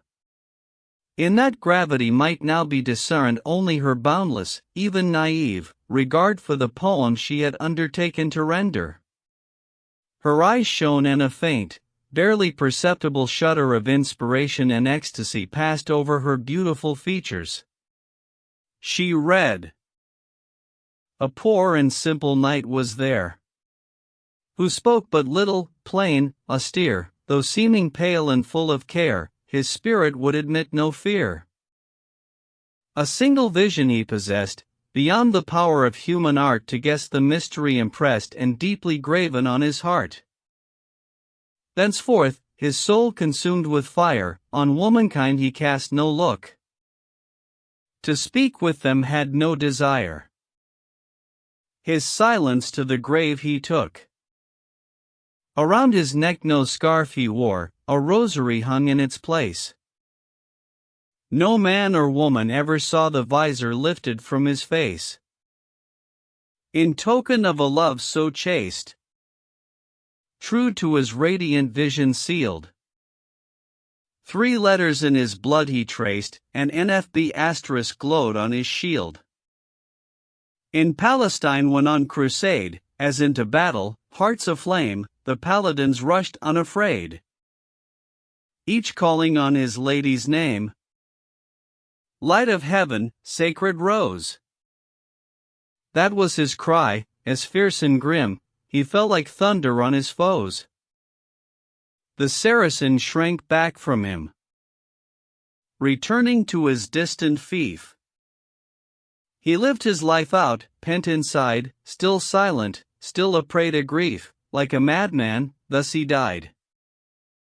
Recalling all this subsequently, the prince was for long greatly perplexed and exercised by one unresolved problem. How could such genuinely noble feeling be coupled with such openly malicious mockery? That it was mockery he had no doubt. He realized that clearly and had grounds for doing so. During her recitation, Aglaia had taken the liberty of changing the letters A and D to NFB. He could not doubt that this was deliberate and that he had not misheard. This was later confirmed. At all events, Aglaia's prank, a joke of course, though too barbed and thoughtless, was premeditated. Everyone had been talking, and laughing, over the poor knight a month before. And yet, as far as the prince could remember, Aglaia had pronounced those letters in perfect seriousness, without a hint of a smile or any undue stress on the letters to bring out their hidden significance. On the contrary, her unchanging gravity, taken together with her innocent, naive simplicity, might have led one to believe that the letters were really part of the ballad as printed in the book. The prince experienced a distinctly disagreeable pang. Lizaveta Prokofievna, of course, had been oblivious to this and noticed neither the letter substitution nor the hint. All General Yupankin understood was that poetry was being recited. Many of the other listeners understood and were surprised, both at the audacity of the prank and its intention, but they remained silent and tried not to show it. Yevgeny Pavlovich, however, the prince was willing to wager, not only understood but was attempting to show that he did. His smile was too ironic. "How lovely!" cried Madame Yupankina in genuine rapture as soon as the reading finished. "Who wrote it?" "Pushkin, Maman, don't show us up, you should be ashamed," cried Adelaida. "I could be a lot worse with daughters like you," retorted Lizaveta Prokofievna bitterly. "Ashamed! Let me have this poem of Pushkin's the minute we get home." "But I don't think we've got a Pushkin at all. We've had 2 tattered volumes lying about the house since I don't know when," Alexandra put in. "Send Fyodor or Alexei by the first train to town, and by one, Alexei would be best. Aglaia, come here. Kiss me, you read beautifully, but if you meant what you read," she added almost whispering, "then I'm sorry for you. If you read it to make fun of him, I can't approve of your feelings, so in any case it would have been better not to read it at all. You understand me? Go along, madam, I shall speak to you another time, we've sat too long here." Meanwhile, the prince had welcomed General Yupankin and the general introduced Yevgeny Pavlovich Radomsky to him. "I collected him on the way, he'd just got off the train. He found out I was coming here and all the family were here." "I found out you were here too," Yevgeny Pavlovich broke in, "and since I made up my mind long ago to seek your friendship as well as your acquaintance, I didn't want to lose any time." "You aren't well?" "I've just learned." "Quite well and very pleased to meet you. I've heard a good deal about you and spoken about you to Princess," answered Lev Nikolaevich, extending a hand. Mutual courtesies were exchanged, both shook hands and looked keenly into one another's eyes. In an instant the conversation became general. The prince noticed, he was noticing everything now, swiftly and avidly, even including, perhaps, things which were not there at all, that Yevgeny Pavlovich's civilian dress was creating general and quite considerable surprise, so much so that everything else was for a time forgotten and set aside. One might have supposed that there was something enormously significant in this change of attire. Adelaida and Alexandra were questioning Yevgeny Pavlovich in puzzlement. Princess, his kinsman, glanced at him with considerable disquiet, while the general was talking with something approaching agitation. Aglaya alone cast a curious but entirely unperturbed glance at Yevgeny Pavlovich for a moment, as if merely wondering whether military or civilian dress suited him best, but after a moment turned away and looked at him no more. Lizaveta. Prokofievna too asked no questions, though she may also have been a little concerned. It struck the prince that Yevgeny Pavlovich was not in her good graces. Surprised, bowled over. General Yupankin kept repeating in answer to all questioning. I couldn't believe it when I met him earlier on in Petersburg. And why so sudden? That's what puzzles me. He's the first to say one shouldn't go at things like a bull at a gate. It emerged during the conversation that Yevgeny Pavlovich had announced his forthcoming retirement from the army well in advance. Each time, however, he had treated the matter so lightly that it had been impossible to believe him. Indeed, he always talked of serious things in such a jocular fashion that it was hard to make him out, especially if that was his intention. After all, it's only temporary. A few months, a year at most, laughed Radomski. But there's no need for it at all, at least from what I know of your affairs, the general persisted with some heat. What about doing the round of my estates? You advised that yourself. Besides, I want to travel abroad too. The conversation, however, soon turned elsewhere, though it was evident that a most curious unease persisted. Excessively so in the view of the watching prince. There was some peculiar reason behind it all, no doubt. So, the poor knight is back on stage? Yevgeny Pavlovich began as he approached Aglaya. To the prince's astonishment, she gave him a look of bewildered interrogation, as though she wanted to indicate that they could never have spoken of any poor knight and that she didn't even understand the question. But it's late. It's too late to send to town for a Pushkin. It's too late. Kolya was arguing with Lizaveta Prokofievna with all his might. For the 1000th time, it's too late. Yes, it really is too late to send to town now, Radomski intervened at this point, after hastily leaving Aglaya. I imagine the Petersburg shops will be closed. It's after 8, he confirmed, taking out his watch. You've done without it long enough, you can wait till tomorrow, put in Adelaida. Anyway, it's not proper for high society folk to be too interested in literature, added Kolya.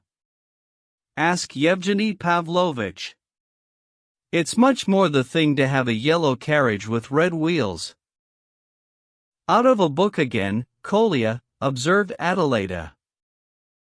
Oh, everything he says is out of books, said Yevgeny Pavlovich. He quotes whole sentences out of critical journals. I have long had the pleasure of Master Nikolai's conversation, but this time he isn't quoting a book.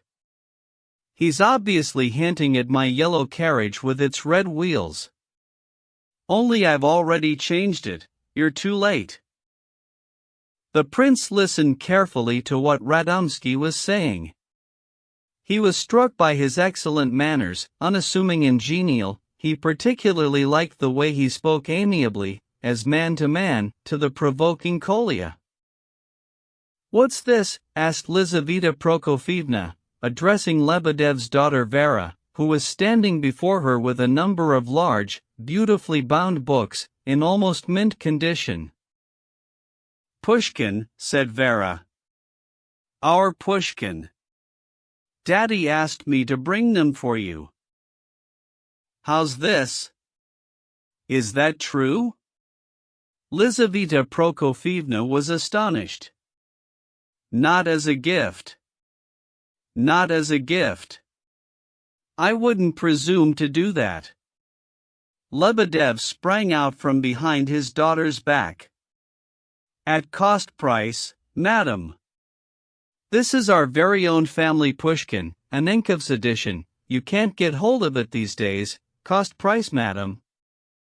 I present it with reverence, madam, desiring to sell it and so satisfy the noble impatience of the most noble literary sensibilities of your excellency. If you're selling, then thank you. I dare say you won't lose by it, but do stop cringing, sir. I've heard about you. I'm told you're very well read. We must have a talk sometime. Will you bring me the books yourself, or what? With reverence, madam, and respect.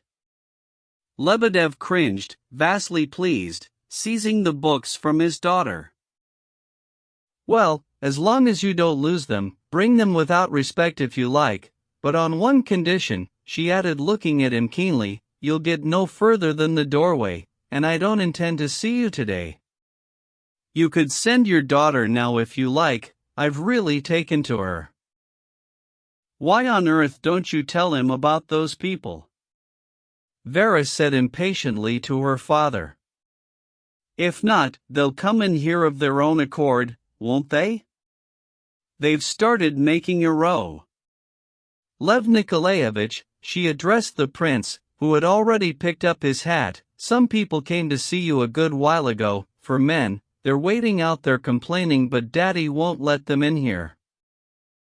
Who are they? Asked the prince. They say they're here on business, but they're in the mood to stop you on the street if they're not allowed in. You'd better see them, Lev Nikolaevich, and get them off your back. Gavrila Ardalionovich and Titsin are arguing with them but they won't listen. Pavlishev's son. Pavlishev's son. Don't do it, don't do it. Lebedev milled his arms about. It's not worth the bother, sir, to trouble yourself on their account, illustrious prince, would be improper. No, sir. Not worth it. Pavlishev's son. Good Lord, cried the prince, greatly disconcerted. I know, but surely I asked Gavrila Ardalionovich to see about that. He told me just now. But Gavrila Ardalionovich had already come out onto the veranda. Titsin was following him. In the nearest room a commotion could be heard, and General Ivolgin's loud voice, apparently trying to shout others down.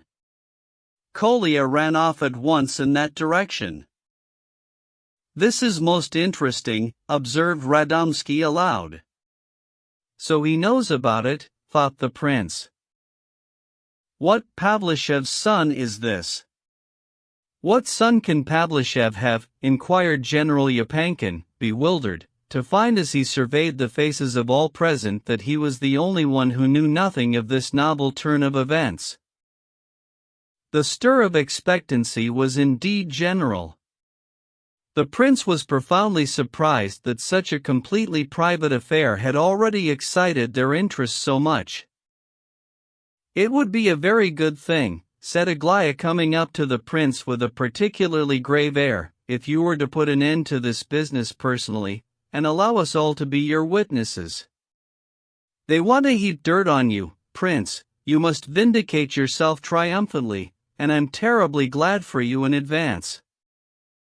And I want a stop put to this disgraceful claim once and for all, cried Madame Yapankina. No mercy, prince, no holding back. My ears have been buzzing with this business and I've been worried to death on your account. Besides, I'm curious to see them. Call them in and we'll sit down. Aglaya was right. You've heard something of this, prince, she added, turning to Princess. Of course I have, in your house.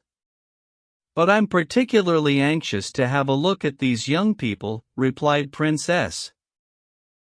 These are the so-called nihilists, are they?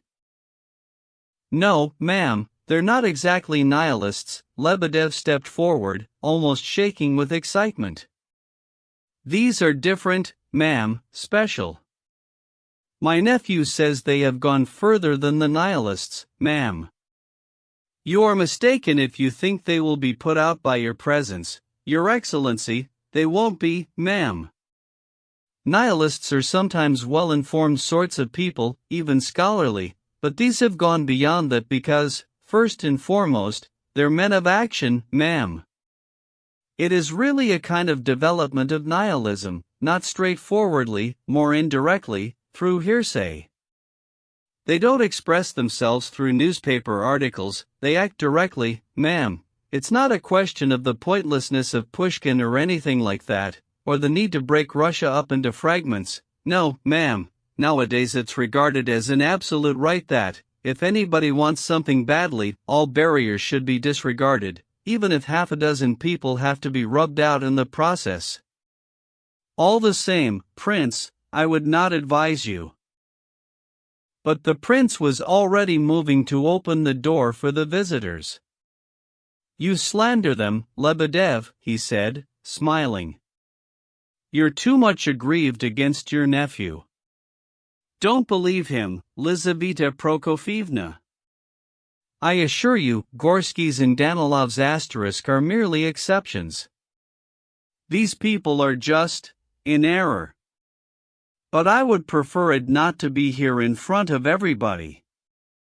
I'm sorry, Lizaveta Prokofievna. Once they come in, I'll show them to you, then I'll take them away. Come in, gentlemen.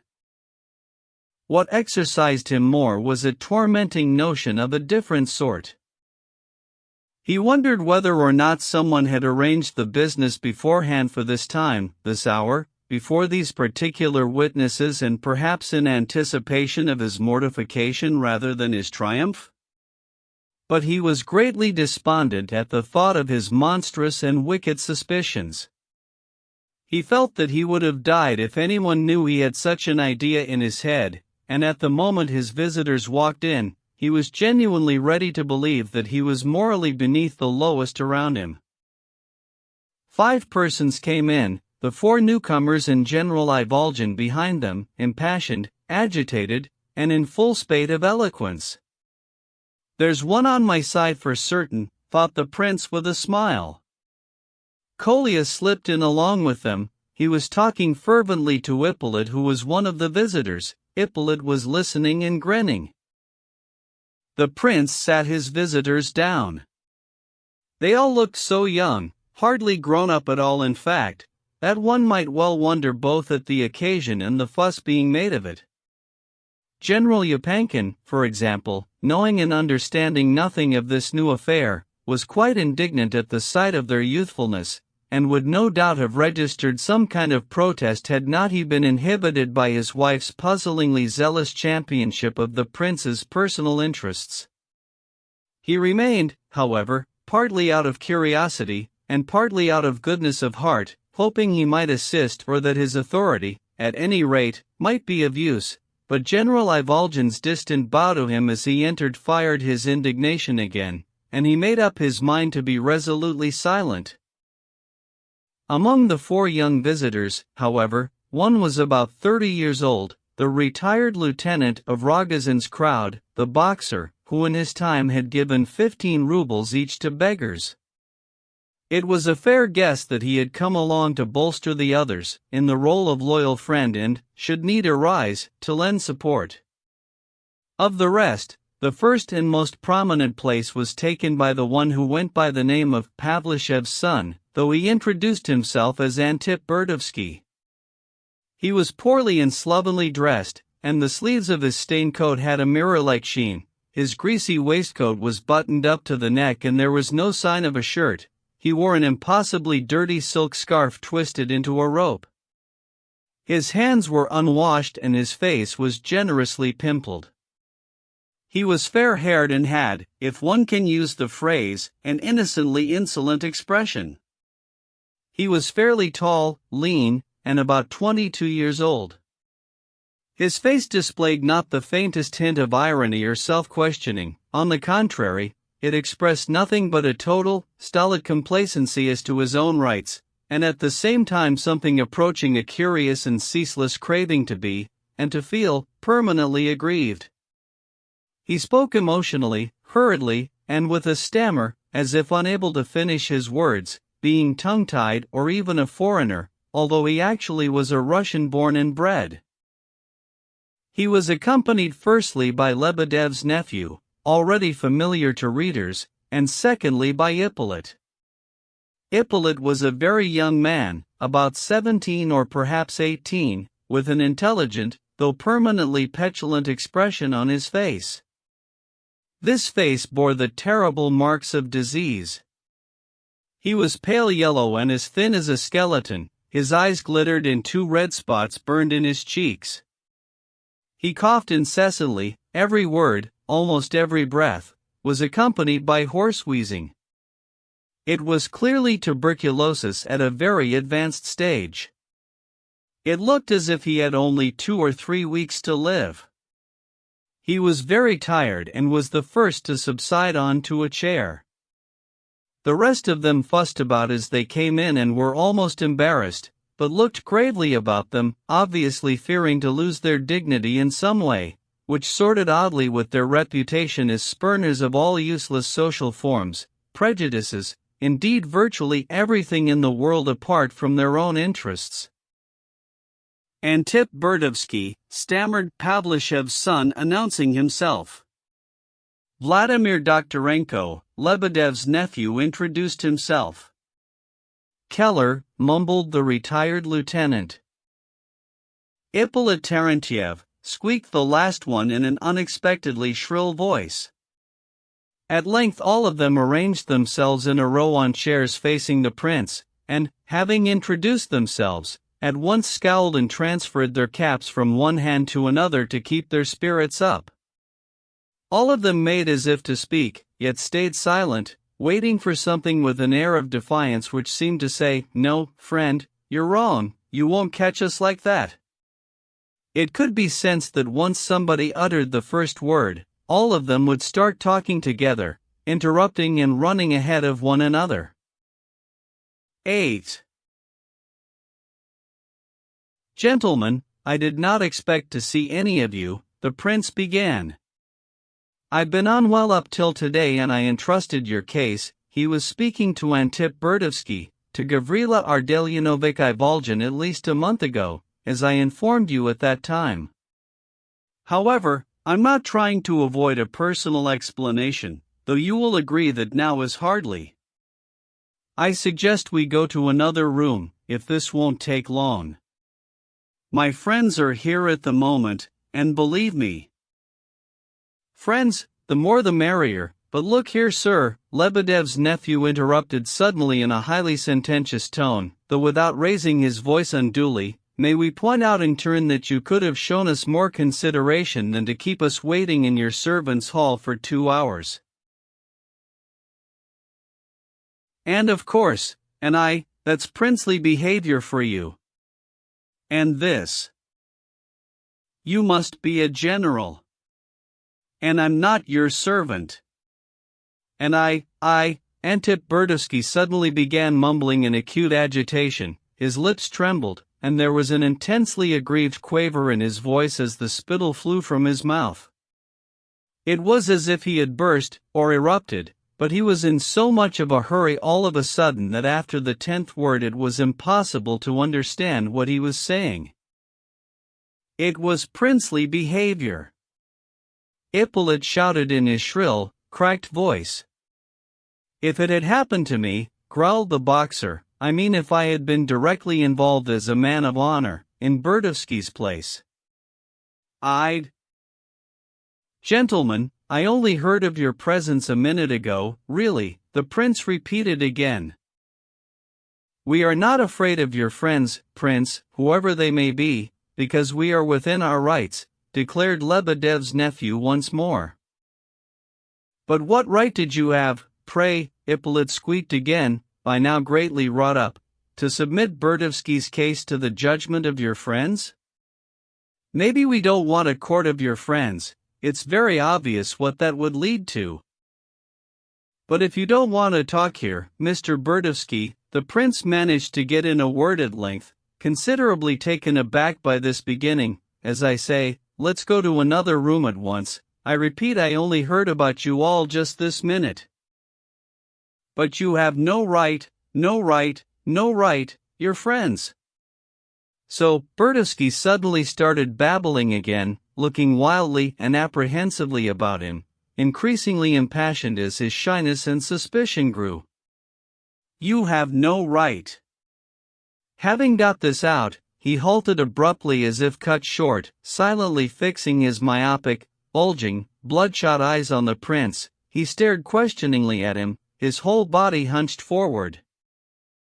This time the prince was so surprised that he lapsed into silence himself and looked at him wide-eyed in return, without saying a word.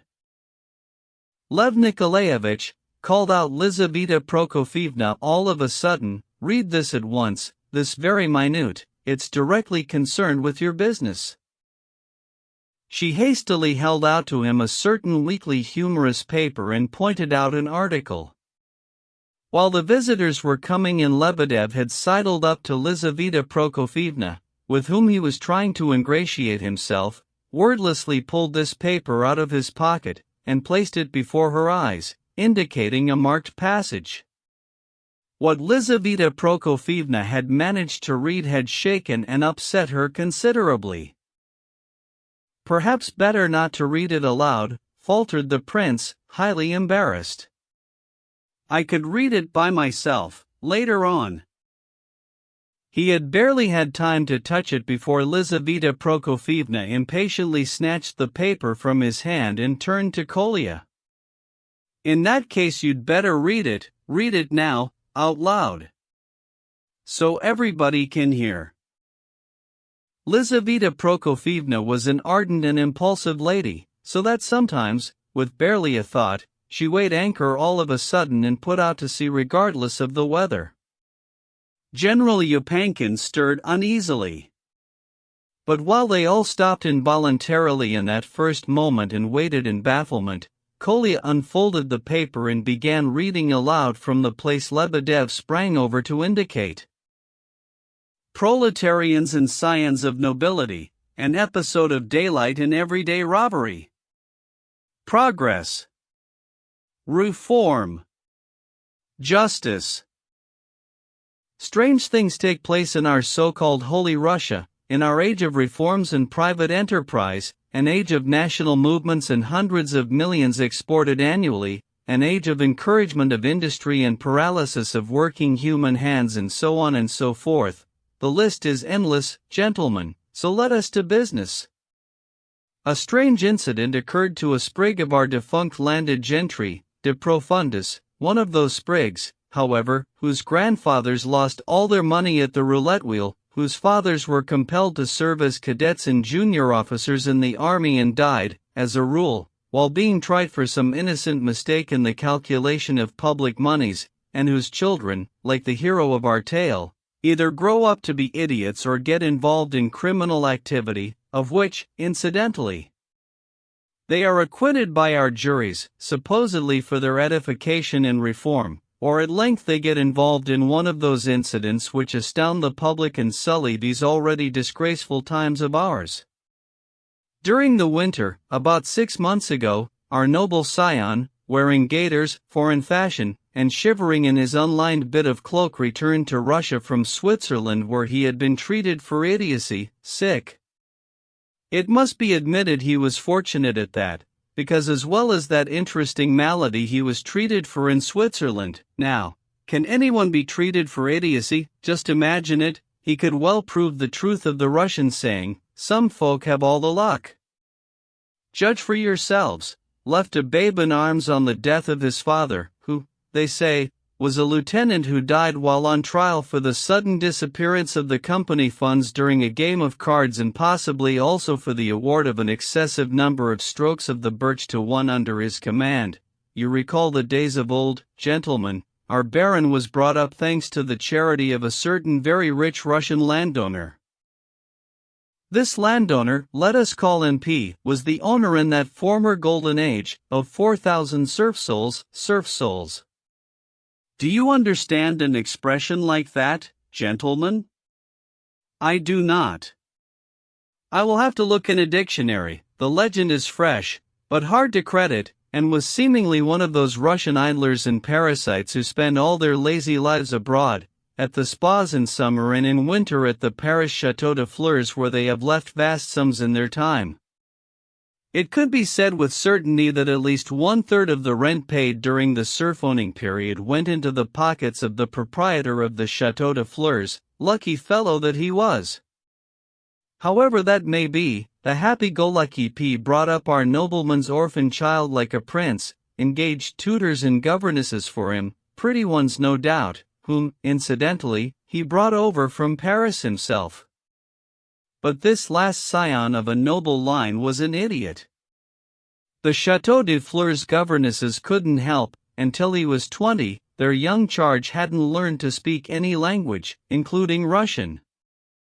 This last was excusable, however. At length a fantastic notion came into P's feudal head. That the idiot might be taught sense in Switzerland. It was a logical fantasy at that. A parasite and propertied man would naturally suppose he could buy even intelligence for money in the marketplace, particularly in Switzerland. 5 years passed while he was treated by some celebrated professor in Switzerland, and thousands were spent on it. The idiot, it goes without saying, did not become intelligent, but they say he did grow to resemble a human being nevertheless. Let's not argue the point. Then P ups and dies suddenly. There was no will, of course. His affairs were in a mess as usual, and there were crowds of greedy heirs who couldn't have cared less about any last scions of the line being treated for idiocy out of charity in Switzerland.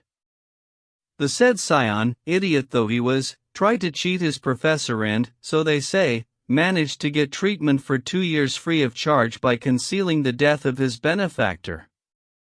But the professor was no mean charlatan himself, alarmed at last by his patient's lack of money, and still more at the appetite of this 25-year-old parasite. He dressed him in his old gaiters, gave him his worn-out old cloak, and sent him off at his own expense third-class nach Russland, to get rid of him.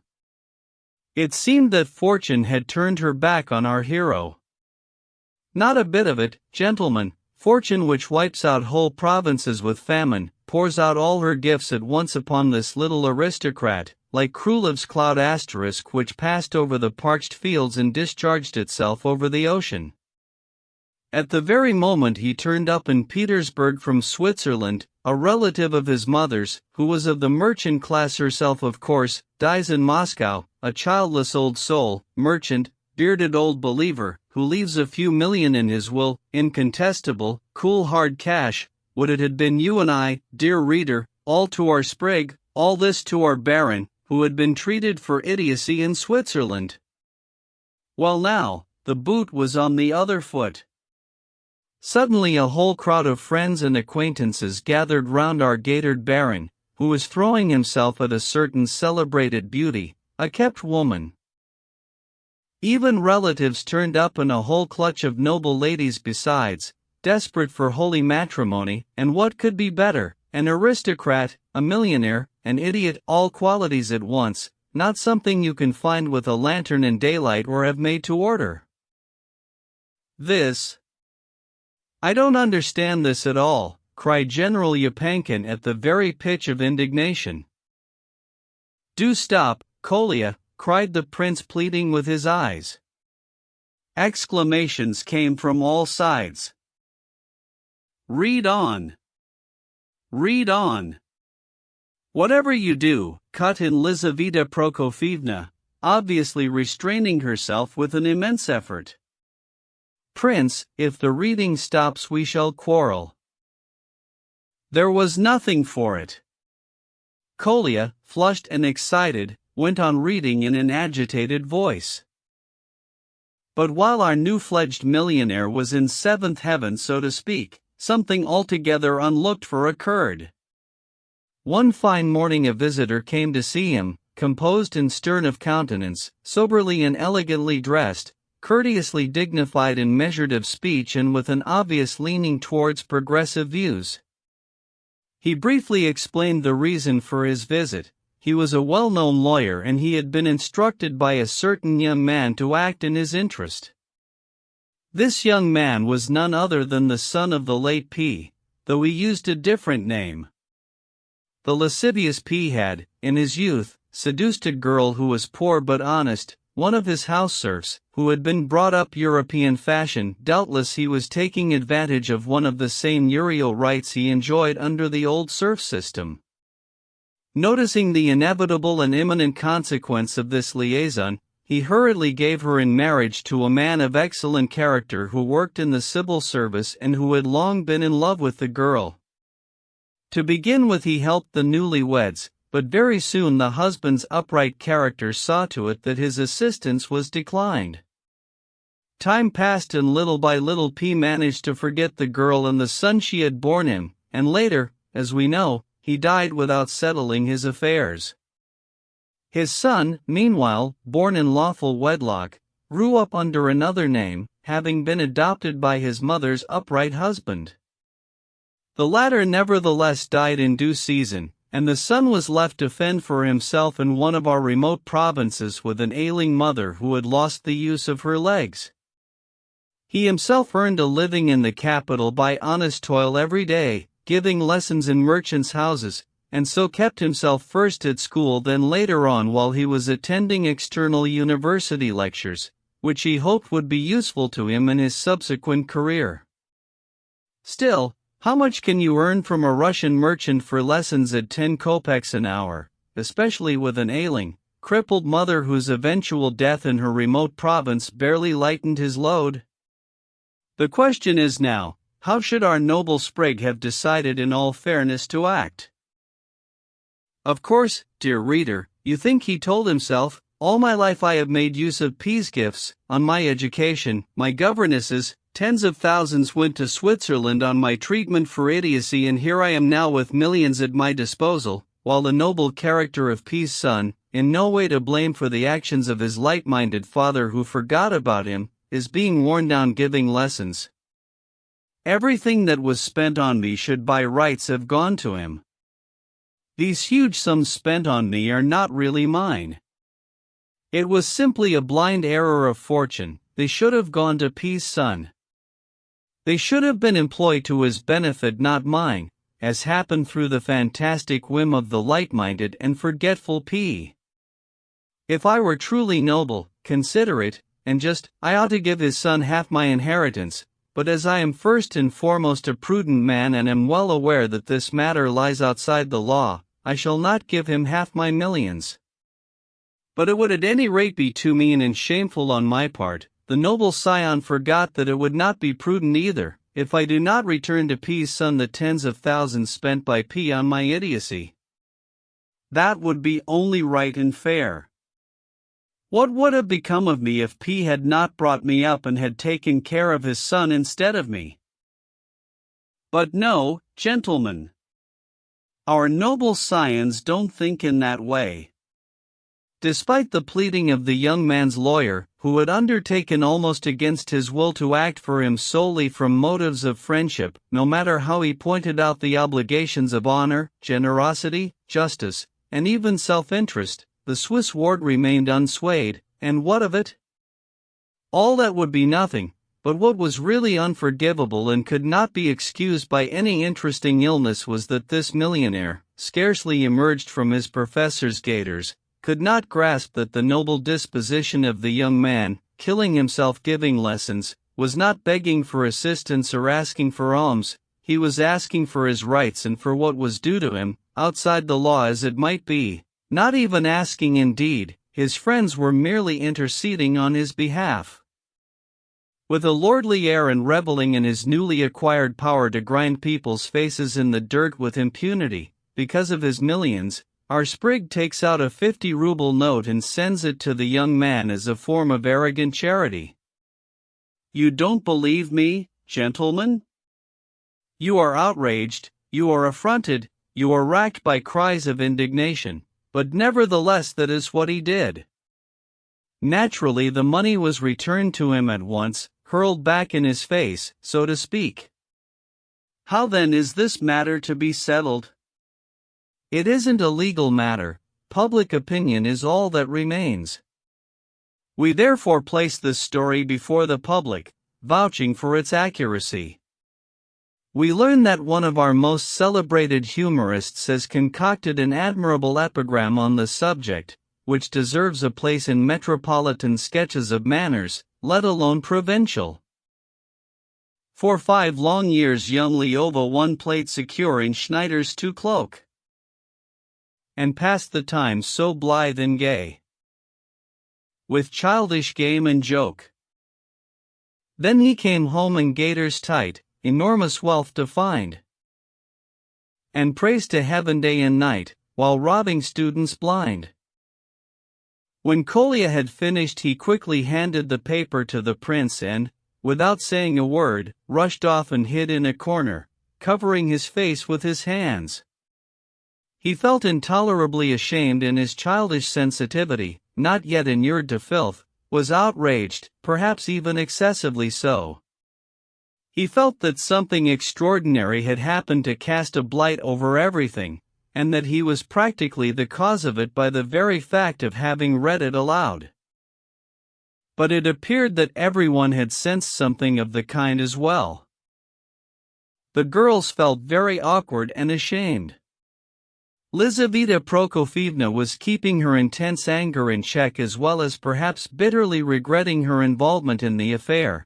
For the moment she said nothing.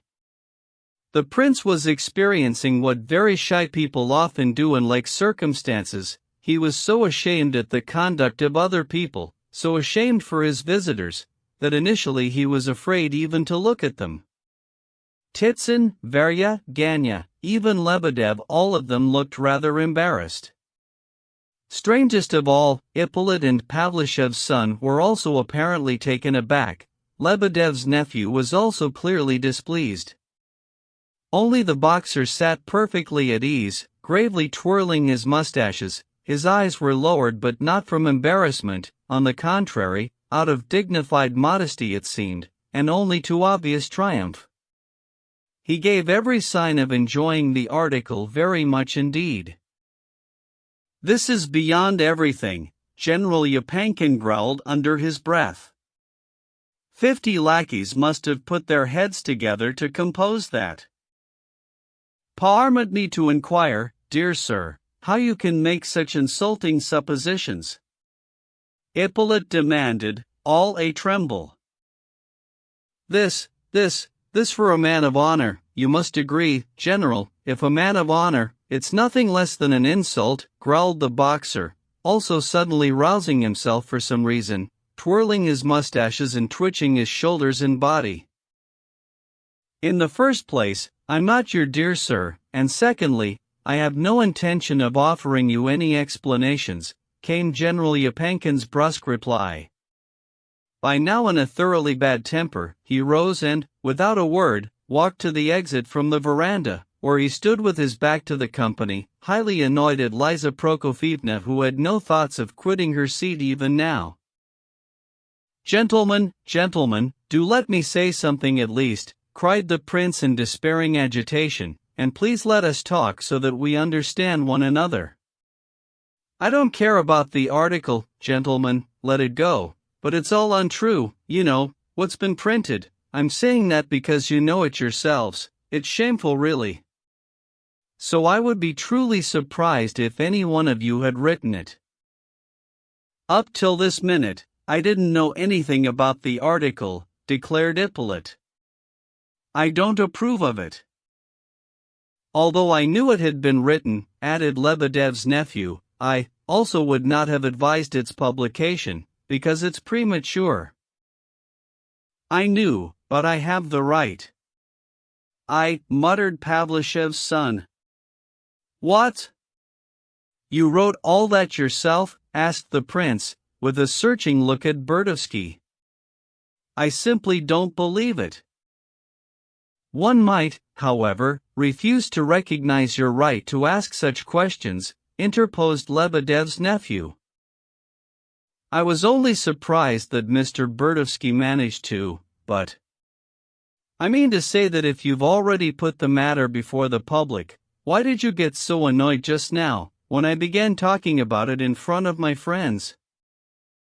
At last, and about time, murmured Lizaveta Prokofievna indignantly. And Prince, you are pleased to forget, Lebedev couldn't resist saying as he squeezed through between the chairs, almost in a fever, you are pleased to forget, sir, that it is only your good will and unexampled kindness of heart which made you receive them and hear them out, which they had no right to demand, especially since you had already entrusted the matter to Gavrila Ardalionovich, and that too you did because of your excessive kindliness, and that now, most illustrious prince, amid your chosen friends, you cannot sacrifice their company for the sake of these gentlemen, sir, and could see all these gentlemen off the veranda, sir, so to speak, so that I as master of the house with the greatest of pleasure, sir. Quite right too, rumbled General Ivolgin suddenly from the back of the room. Enough, Lebedev, that's enough now, began the prince, but an explosion of indignation drowned his words. No, I'm sorry, Prince, I'm sorry, now it is certainly not enough. Lebedev's nephew virtually shouted them all down. Now this business has to be set out clearly and firmly, since people obviously don't understand it. Now legal quibbles have been brought in, and on that basis comes a threat to throw us off the veranda. Surely, Prince, you don't take us for such fools that we don't realize that our case is outside the law, and if it is dealt with legalistically, we haven't the right to demand a single ruble from you? But what we certainly do realize is that if the letter of the law does not apply here, there is such a thing as human, natural right, the law of reason and the voice of conscience. No matter if this law of ours is not written down in some rotten human code of laws, a decent and honest man, a right-thinking man in other words, is bound to remain a decent and honest man even when it isn't written down in codes of law. That is the reason we came here, not afraid we might be thrown off the veranda, as you threatened just now, because we do not ask, we demand, and as for the impropriety of our visit at such a late hour, although we did not arrive late, it was you who kept us waiting in the servants' hall, that, I say, is why we came without fear, because we supposed you to be a right-thinking man, a man of honor and conscience. Yes, it's true, we didn't come cap in hand, we haven't come as poor relations or parasites, but with our heads held high, like free men, without any intention of pleading, but with a free and proud demand, you hear, not to beg, to demand, make careful note of that. We put a question to you directly and with dignity. Do you consider yourself in the right in the case of Burdovsky or not? Do you admit that you were Pavlishev's beneficiary, even saved from death by him? If you do, as you must, do you, after receiving millions, intend or consider that it squares with your conscience to recompense the son of Pavlishev in his need, even if he does bear the name of Burdovsky? Yes or no? If yes, that is, in other words, if you have what you call in your language honor and conscience and what we designate more precisely common sense, then give us satisfaction and the matter is closed. Satisfaction without conditions and without gratitude from our side, don't expect that, because you're not doing it for our sake but for the sake of justice. If you don't intend to give us satisfaction, however, that is, if your answer is no, then we will leave at once and the matter is at an end. We will say this to your face, in front of all your witnesses, that you are a man of coarse mind and undeveloped sensibility, that henceforth you have no right and will not dare to call yourself a man of honor and conscience, you wish to purchase that right too cheaply. That is all. I have put the question. Turn us out if you dare. You can do that, there are more of you. But remember, we demand, not beg. Demand, not beg. Lebedev's nephew stopped, by now thoroughly impassioned. Demand, demand, demand, not beg, stammered Burdovsky, going lobster-red. These words of Lebedev's nephew created a certain general stir, A murmur of protest even, though obviously no one of the company was eager to get involved in the business with the possible exception of Lebedev, who was in a positive fever of excitement. It was odd, Lebedev, palpably on the side of the prince, seemed now to feel a certain pleasurable family pride after his nephew's speech. At all events he glanced round the whole gathering with an air of marked satisfaction. In my opinion, the prince began quite softly, in my opinion, Mr. Doktorenko, you are perfectly correct in half of what you've just said. I would even agree with the greater part. I should have been in total agreement with you if you had not left something out of your speech. What you omitted, I am in no condition to explain exactly, but for it to be completely fair, something is missing of course from what you said. But let us to business, gentlemen. Tell me, why did you print that article? There isn't a word in it that isn't libelous, in my opinion, therefore, gentlemen, you have acted shabbily. Look here, my dear sir. This came all at once from the excited visitors. As regards the article, Ippolit seized shrilly on the point. As regards this article, I've already told you that neither I nor the others approve of it. It was he who wrote it, he indicated the boxer sitting next to him. It was wretchedly written, illiterate and in retired serviceman style, that much I admit. He's stupid and an opportunist too, I agree, I tell him that to his face every day, but he was half right all the same. Free expression of opinion is the right of every man, including Dostoevsky therefore. He can answer for his own absurdities. As for my protest on behalf of us all just now about the presence of your friends, I feel I should explain, ladies and gentlemen, that I protested solely in order to assert our rights, but that in fact we really do want to have witnesses and all four of us agreed on that shortly before we came here. Whoever your witnesses may be, your friends if you like, they cannot but acknowledge Dostoevsky's claim, since it is obviously a matter of mathematical proof. It's even better that the witnesses should be your friends, the truth will be the plainer. It's true, we did so agree, confirmed Lebedev's nephew.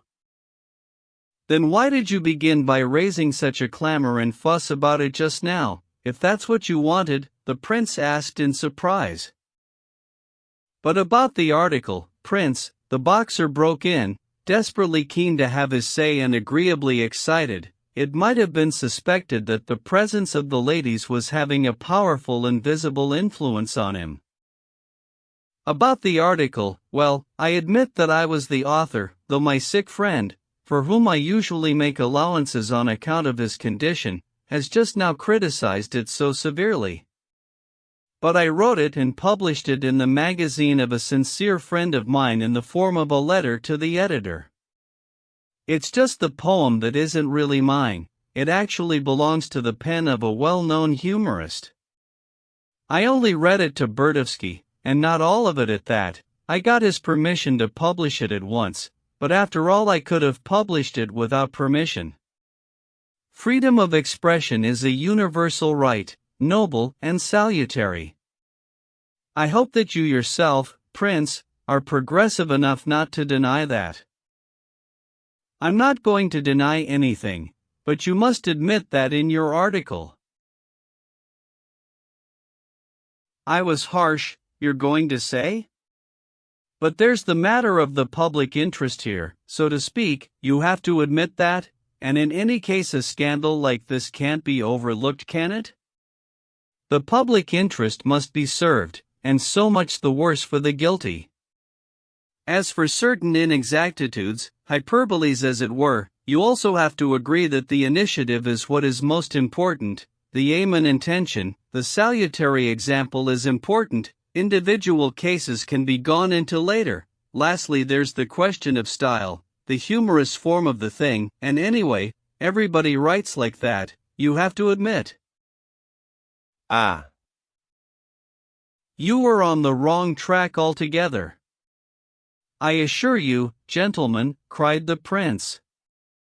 You published the article on the assumption that I would in no way agree to satisfy Mr. Dostoevsky, so you would get back at me somehow by frightening me. But how could you know? Perhaps I had decided to satisfy Mr. Dostoevsky. I now declare to you plainly, in front of everyone, that I will do so. Now at last we have wise and generous words from a wise and most generous man, proclaimed the boxer. Heavens, blurted Lizaveta Prokofievna. This is intolerable, muttered the general. Please, ladies and gentlemen, please, begged the prince. I will explain the matter. 5 weeks ago, Shebarov, your authorized representative, Mr. Dostoevsky, came to see me in Z. You have flattered him rather in your article, Mr. Keller. The prince turned to the boxer with an abrupt laugh, but I didn't take to him at all. I realized at once that this Shebarov was at the bottom of it all, and that perhaps it was he who had taken advantage of your simplicity, Mr. Dostoevsky, to induce you to initiate the whole business, if I am to speak plainly. You've no right. I am not simple, this is, babbled Dostoevsky nervously. You have no right at all to make any such assumptions, Lebedev's nephew interposed sententiously. It is in the highest degree offensive, squeaked Ippolit. That assumption is offensive, false, and irrelevant. I'm sorry, gentlemen, I'm sorry, the prince hastened to apologize. Please forgive me, it was because I thought it might be better for us to be absolutely frank with one another, but as you wish, it's up to you. I told Shebarov that as I wasn't in Petersburg, I would immediately authorize a friend to deal with the matter and that I would advise you in that regard, Mr. Dostoevsky. I tell you frankly, gentlemen, that the whole thing seemed to me a complete swindle, for the sole reason that Shebarov was involved. Oh, don't be offended, gentlemen. For heaven's sake don't be offended, the prince exclaimed in alarm, seeing once again Dostoevsky's outraged perturbation and the agitated protest of his friends. It couldn't relate to you personally, if I said I regarded the thing as a swindle. I knew none of you personally at that time, did I? I didn't even know your names, I was just going by Shebarov. I was speaking in a general sense because, if you only knew how dreadfully I've been cheated since I received my legacy. Prince, you are terribly naive, remarked Lebedev's nephew sardonically. Nevertheless, a prince and millionaire. You may possibly have a genuinely kind and simple heart, but of course that doesn't mean you can evade the general law, declared Ippolit. Possibly, very possibly, gentlemen, the prince said hurriedly, though I don't understand what general law you're referring to. Still, I'll go on, as long as you don't take offense for no reason. I swear I haven't the slightest intention of offending you.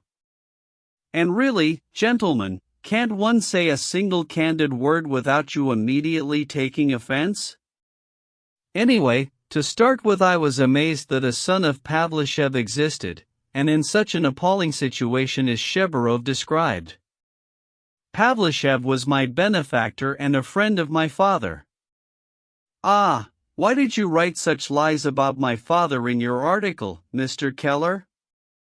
There was no misappropriation of company funds and no abuse of subordinates. I am absolutely convinced of that. How could your hand bring itself to write such a calumny? As for what you wrote about Pavlishev, that is altogether intolerable. You call that most noble of men lascivious and frivolous with such boldness and assurance, as if you were really telling the truth, whereas of all men on earth he was the most virtuous. He was a remarkable scholar too. He corresponded with many respected and learned persons and devoted a good deal of money to scholarly projects. As for his kindliness and his good works, oh, of course you were correct in writing that I was almost an idiot at that time and understood nothing, though I could speak and understand Russian, but now I can appreciate everything which I can remember now. please, squeaked Ippolit, isn't this getting rather too sentimental? We're not children. You wanted to come straight to the point and it's after 9, remember. Certainly, by all means, gentlemen, the prince at once assented. After my initial skepticism, I decided that I might be wrong and that Pavlushev might indeed have had a son.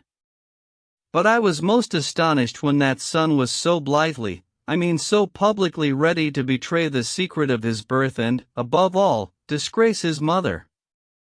Because Shebarov was already threatening me with public exposure at the time.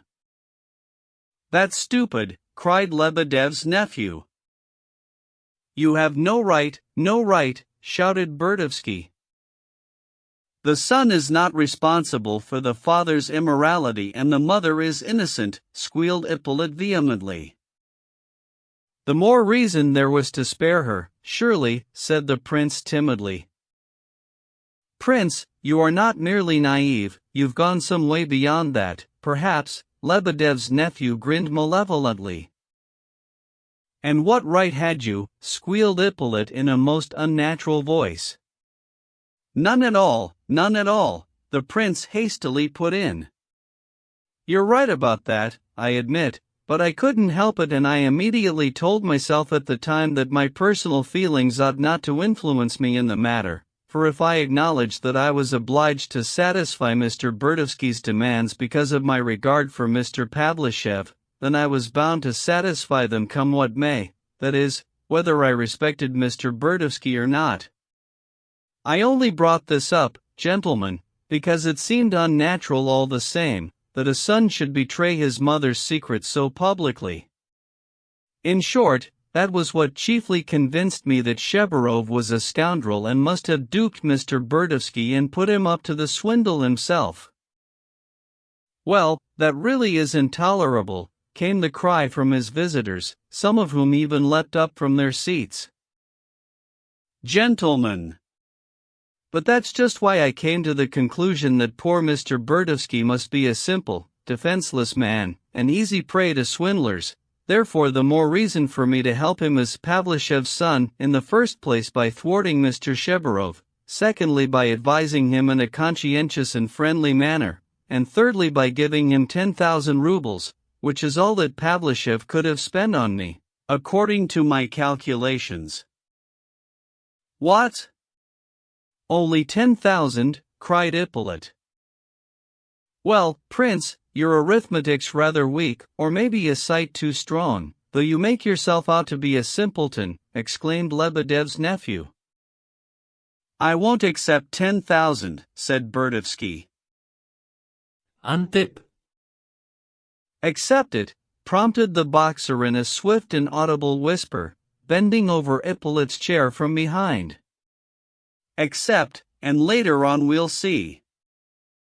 Okay here, Mr. Mishkin, squeaked Ippolit, please understand that we're not fools, not common fools, as no doubt all your guests and these ladies are thinking as they sneer so indignantly at us, and especially that fine gentleman, he indicated Radomsky, whom I have not of course the honor of knowing, though I believe I have heard something about him. Please, gentlemen, you misunderstand me again, the prince addressed them nervously. In the first place, you, Mr. Keller, estimated my fortune very inaccurately in your article. I never inherited any millions at all, I might have an eighth or 10th part of what you suppose. Secondly, no tens of thousands were spent on me in Switzerland. Schneider used to get 600 a year, and that was only for the first 3 years. Pavlushev never went to Paris for pretty governesses, more calumny. In my opinion, the total spent on me altogether comes to much less than 10,000, but I decided on 10,000 and you will agree that in paying the debt I could not possibly offer Mr. Burdovsky more, even if I were terribly fond of him, I could not do that, if only out of tact, just because I was paying a debt, not handing out charity. I fail to see why you don't understand that, gentlemen. But I intended to make all that up to him afterwards through my friendship and a practical interest in the future of this poor Mr. Burdovsky, so plainly the victim of deception, because without being duped he certainly could not have agreed to anything as shabby as this disclosure about his mother, for instance, in Mr. Keller's article. But why on earth all the excitement again, gentlemen? We shall never understand one another at this rate, shall we? I was right about it, wasn't I? I can see now with my own eyes that my guess was correct, the prince urged excitedly, thinking to allay their agitation and failing to notice that he was only increasing it. What? Right about what? They demanded, almost frenzied. Well, for goodness sake, in the first place I've had time to study Mr. Dostoevsky myself. I can see now the sort of man he is. He's an innocent person being deceived by everyone. A defenseless man, and that's precisely why I must show him mercy.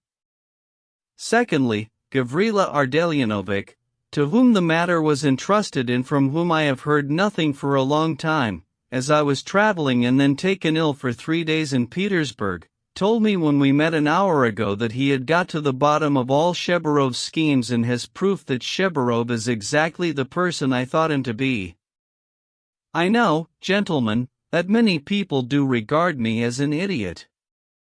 Shebarov counted on my reputation as one easily parted from his money and thought he could cheat me with ease by playing on my feelings towards Pavlishev. What matters, though, now gentlemen, please hear me out. What matters is that it now turns out that Mr. Dostoevsky is not Pavlishev's son at all. Gavrila Ardalionovich has just informed me of this and assures me that he has positive proof. Well, what do you think of that? It's incredible after all that's been done. And positive proof, mind you. I still can't believe it, myself, I assure you, I still can't believe it, because Gavrila Ardalionovich hasn't had time to inform me of all the details yet, but there's not the slightest doubt now that Shebarov is a rogue. He has duped Mr. Dostoevsky and all of you gentlemen who have come here so nobly in support of your friend, a support he badly needs, as I understand only too well. He has duped you all and involved you all in a case of fraud, because that's what it amounts to, essentially, obtaining money by false pretenses. Fraud? Not Pavlishev's son? How can that be? The exclamations came from all sides. The entire Dostoevsky group was utterly dismayed. But of course it's fraud. If Mr. Dostoevsky turns out not to be Pavlishev's son, his demands must constitute plain fraud, if he knew the truth, of course, that is. But that's the whole point, isn't it? He's been imposed upon, that's why I am insisting his name be cleared, that's why I repeat that he deserves sympathy for his naivety and must not be left without support, otherwise he will also be implicated as a swindler in this affair. You know, I'm already convinced he doesn't understand a thing. I was in the same state before I went to Switzerland, babbling incoherent words, trying to get something out and not being able to. I understand that, I can sympathize intensely, because I'm virtually the same myself, I am entitled to pronounce on that. Anyway, although there's no such person as Pavlishev's son and the whole thing is nothing but a hoax, nevertheless I am not altering my decision. I am prepared to return the 10,000 in memory of Pavlishev. Before Mr. Dostoevsky, I had wanted to use the 10,000 on a school in memory of Pavlishev, but it will be the same either way, because if Mr. Dostoevsky isn't Pavlishev's son, he's almost Pavlishev's son. He has been wickedly deceived himself and he genuinely thought he was Pavlishev's son. Do listen to what Gavrila Ardalionovich has to say and we can put an end to all this. Don't be angry, don't excite yourselves, just sit down. Gavrila Ardalionovich will now tell us all about it, and I admit that I'm extremely keen to hear all the details myself. He tells me, Mr. Dostoevsky, that he even traveled to Pskov to see your mother, who is far from being dead as you were made to write in the article. Sit down, gentlemen, do sit down. The prince seated himself and once more managed to get Mr. Burdovsky's company to do the same after they had started from their places. For the last 10 or 20 minutes he had been talking loudly and fervently, rattling along impatiently, carried away indeed, trying to talk or shout everyone down. Afterwards, of course, he was bound to regret some of the words and phrases he had blurted out. If he hadn't been roused and his patience tried almost beyond bearing, he wouldn't have permitted himself to utter certain of his conjectures so flatly and hastily or indulge in needless plainspeaking. But one poignant pang of regret pierced his heart as soon as he had sat down. Apart from having offended Burdovsky, of course, by so openly suggesting he had the same illness from which he himself had been cured in Switzerland, apart from that, his offer of 10,000 instead of the school had been made crudely and tactlessly in his opinion, as if it had been charity, particularly in view of it having been spoken aloud in front of other people. I should have waited and made the offer tomorrow when we were alone, thought the prince at once, but there's no help for it now. Yes, I'm an idiot, a real idiot, he decided to himself in an access of shame and distress. Meanwhile Gavrila Ardalionovich, up to now stubbornly silent and aloof, moved forward at the prince's invitation and, standing by his side, began giving a calm and lucid account of the affair entrusted to him by the prince. All conversations ceased at once. Everyone listened with rapt curiosity, especially Burdovsky's company. 9. You will not deny, of course, began Gavrila Ardalionovich, addressing himself directly to Burdovsky, who was all attention, eyes staring in astonishment and plainly utterly dismayed, you will not, nor would you, of course, wish seriously to dispute that you were born precisely 2 years after the marriage of your respected mother to Collegiate Secretary Burdovsky, your father. The time of your birth is very easy to prove by documentary evidence, so the distortion of fact in Mr. Keller's article, so offensive to you and your mother, can only be explained by Mr. Keller's own flight of fantasy, thinking, no doubt, to strengthen your claim and so promote your interests. Mr. Keller says that he read the article to you beforehand, though not all of it. There can be no doubt he didn't read up to that part. No, I didn't, that's true, the boxer broke in, but all the facts were given to me by a competent person, and I. Excuse me, Mr. Keller, Gavrila Ardalionovich stopped him. Allow me to speak. I assure you that we will come to your article at the proper time and you can give your explanations then, but for the moment we had better take things in order. By pure chance, with the help of my sister, I have obtained from an intimate friend of hers, Vera Alexievna Zubkova, a widowed landowner, a letter written to her from abroad 24 years ago by the late Mr. Pavlishev. After making the acquaintance of Madame Zubkova, I applied, at her direction, to a distant relative of hers, Timofey Fedorovich Vyazovkin, a retired colonel and one-time great friend of Mr. Pavlishev's. I managed to obtain another 2 letters from Mr. Pavlishev, also written abroad. From these 3 letters and their dates, and from the facts they mention, it can be mathematically demonstrated, without the slightest possibility of refutation or even doubt, that Mr. Pavlishev went abroad, where he remained 3 years together, precisely 18 months before you were born, Mr. Burdovsky. Your mother, as you are aware, never left Russia. I won't read the letters at this moment.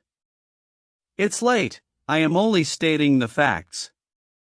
But if you wish to fix an appointment with me, tomorrow morning if you like, and bring any number of witnesses and handwriting experts, then I am certain you will not fail to be convinced of the plain truth of the facts I have stated. If that is the case, then the whole business falls to the ground and that's the end of it. Once more there was a general stir and great excitement. Suddenly Burdovsky himself rose from his chair.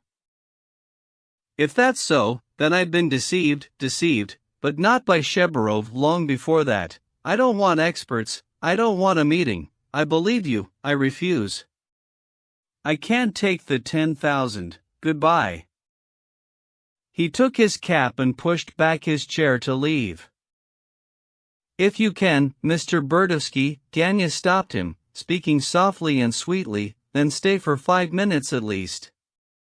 There are a few more extremely important facts that have turned up in this matter, especially as regards yourself, extremely curious at all events. In my opinion, you really should hear what they are, and it may be that you will feel better yourself, once the whole business is cleared up. Burdovsky sat down in silence, lowering his head slightly, apparently deep in thought. Lebedev's nephew, who had risen to accompany him, also resumed his seat. Though he had retained his composure and self-assurance, he too seemed considerably perplexed. Ippolit was scowling and dejected, apparently greatly astonished. At that moment, however, he began coughing so violently that his handkerchief was stained with blood. The boxer seemed almost afraid. "Egg, Antip," he cried bitterly. "Didn't I tell you at the time, the day before yesterday, you might not really be Pavlishev's son?" There was restrained laughter, 2 or 3 louder than the rest. "The fact you have just stated, Mr. Keller," said Ganya, seizing on this, "is most valuable. Nevertheless, I am fully entitled to state, on the basis of the most accurate information, that although Mr. Burdovsky was perfectly well aware of his date of birth, of course, he had no notion at all of Pavlishev's residence abroad, where he passed the greater part of his life, returning to Russia for only brief periods. Besides which, the mere fact of Pavlishev's trip at that time is hardly so remarkable in itself that people would remember it after 20 years or more, even those who knew Pavlishev well, let alone Mr. Burdovsky, who wasn't even born then. Of course it was not impossible to undertake inquiries, but I have to confess that the information I obtained came to me quite by chance and might very well not have done so, for Mr. Burdovsky, and even Shebarov, therefore, such inquiries were really almost impossible, even if it had occurred to them to conduct them. But it might not have occurred to them at that. "Please, Mr. Ivolgin," Ippolit suddenly interrupted crossly, "what is the point of all this rigmarole, if you'll excuse the expression? The case has been explained now, we have agreed to accept the principal fact, so why drag out this painful and humiliating business any further? Perhaps you want praise for your skillful investigations, to show the prince and us what a good inquiry agent, what a fine detective you are. Or do you mean to excuse and justify Burdovsky on the grounds that he got involved in the matter through ignorance? That is insolence, my dear sir. Burdovsky doesn't need your excuses and justification, if you wish to know. He feels hurt now, he feels wretched over the whole business as it is, he's in an awkward position, you should have realized that and understood." "All right, Mr. Terentiev, all right," Ganya managed to interpose, "do calm down, there's no need to excite yourself, you are very unwell, aren't you? I sympathize with you. In which case, if you so wish it, I have finished, that is, I will be forced to give a brief account of those facts which, I am convinced, really should be known in detail," he added, noticing a general stir of something like impatience. "I wish only to say, adducing proof, for the information of everyone concerned in this matter, that your mother, Mr. Burdovsky, was the recipient of so much attention and solicitude from Pavlishev because she was the sister of that serf girl he had loved so deeply in the early days of his youth. He would certainly have married her, if she had not died suddenly.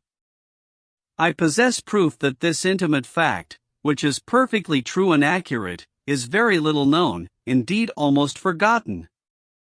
I might inform you, moreover, that when she was only 10 years old, your mother was taken by Mr. Pavlishev to be brought up in place of her sister, that a considerable dowry was set aside for her, and that all this gave rise to most alarming rumors among Pavlishev's numerous relations. They even thought he would wed this ward of his, but it ended, when she was 20 years of age, with her marrying Mr. Burdovsky, a land survey official. It was a love match that I can prove most precisely.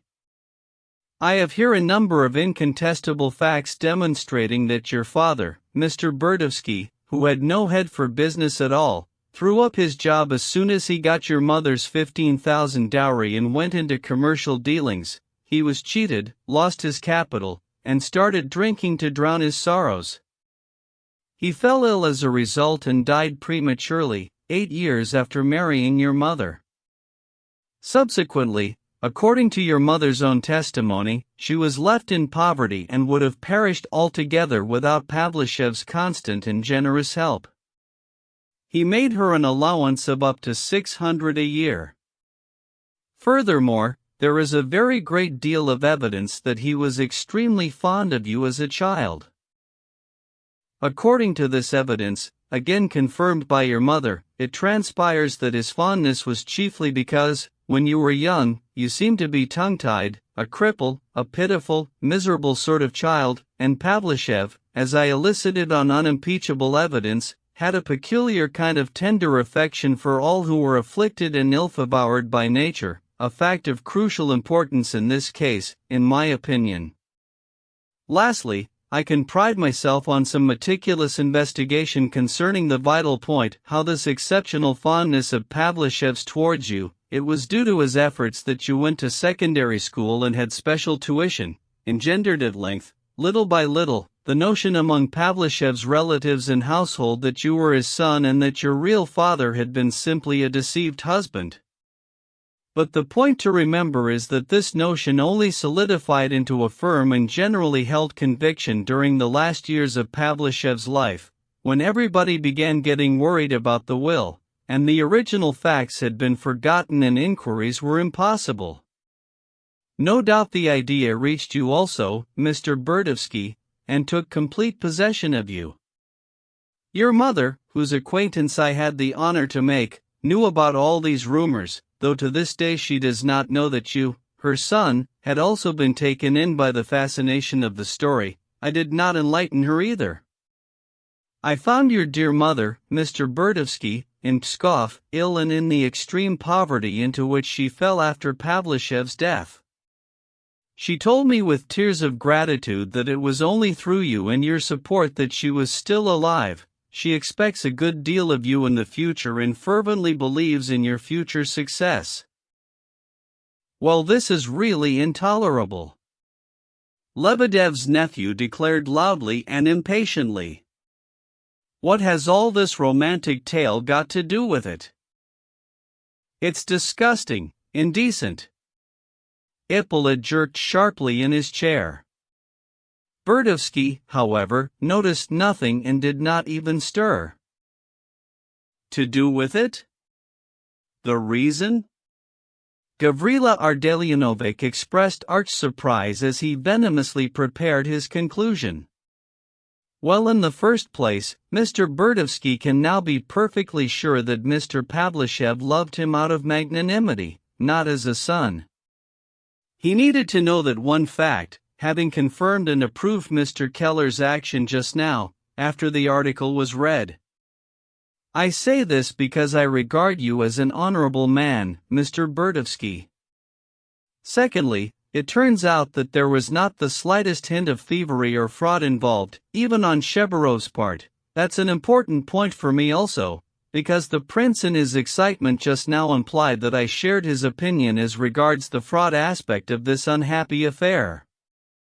On the contrary, everyone involved has acted in good faith, and though Shebarov may indeed be a great rogue, he comes out of this affair as no more than a sharp lawyer with an eye for an opportunity. He hoped to make a considerable amount as the legal figure in the affair, and his calculations were not only subtle and skillful, they were perfectly well-founded. He based them on the prince's open-handedness and his grateful veneration towards the late Pavlishev. Most importantly, he based them on the prince's known chivalrous views touching the obligations of honor and conscience.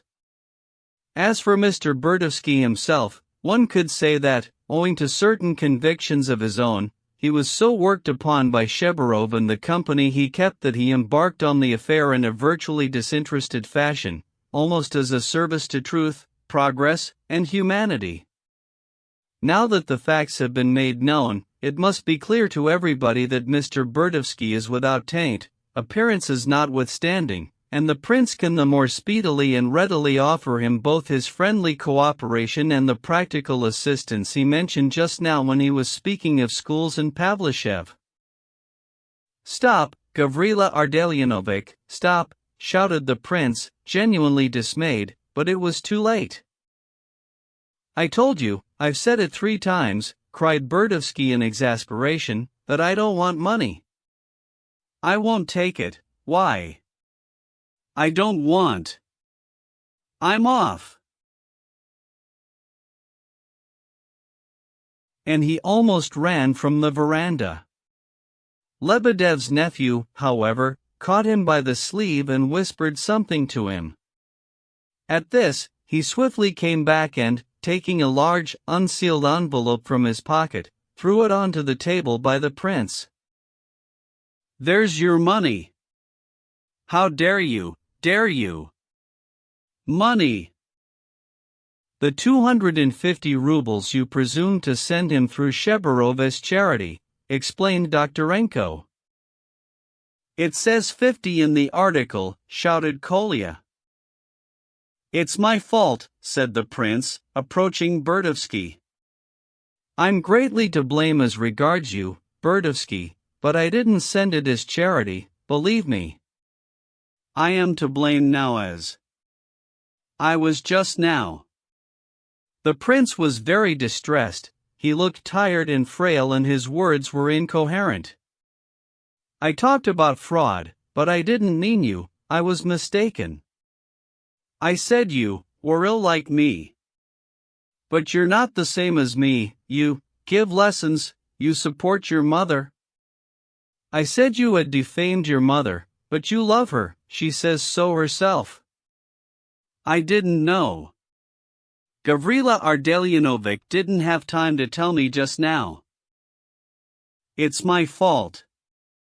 I presumed to offer you 10,000, but I was wrong, I shouldn't have done it like that, and now I can't because you despise me." "This is a madhouse," cried Lizaveta Prokofievna. "Of course, that's just what it is," exclaimed Aglaya with asperity, unable to contain herself.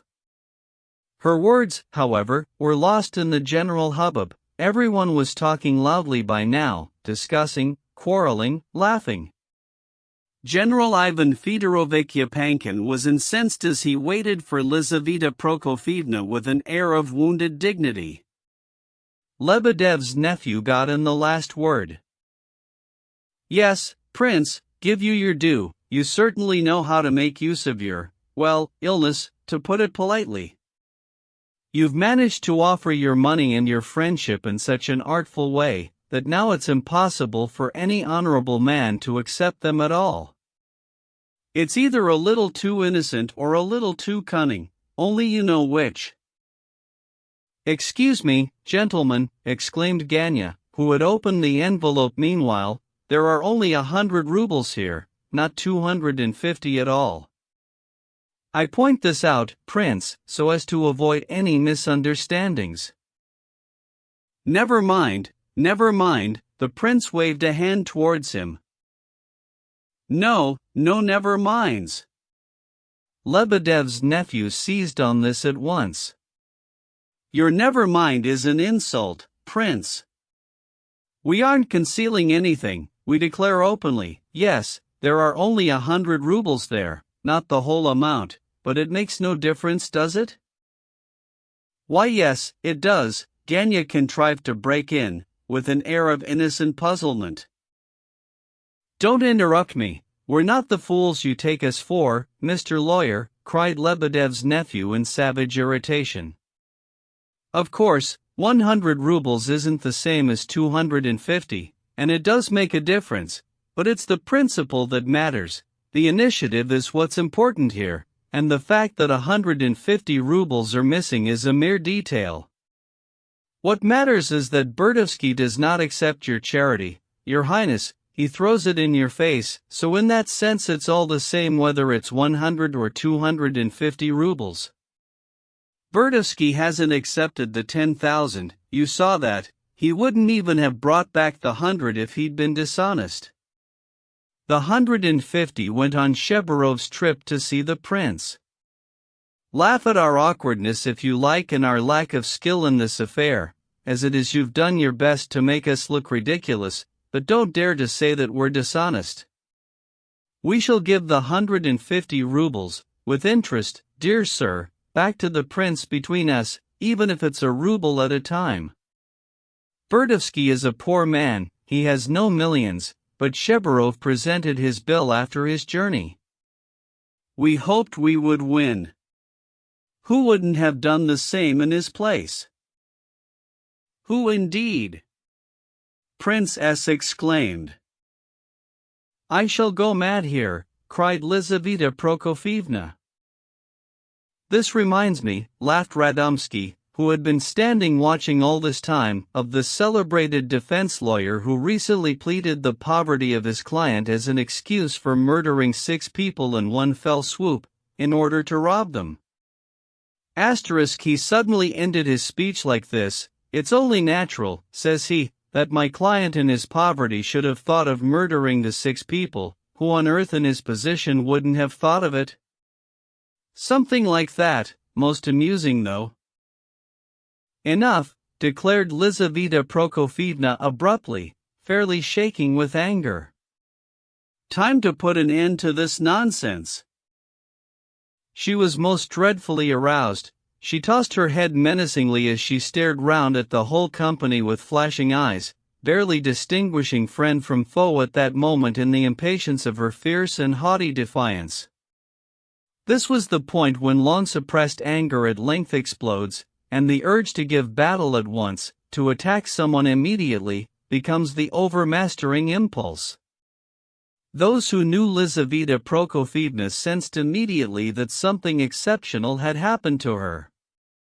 Ivan Fyodorovic actually said to Princess the following day, she is like that sometimes, but even with her it rarely gets to the pitch it did yesterday, once in 3 years perhaps, no more than that ever.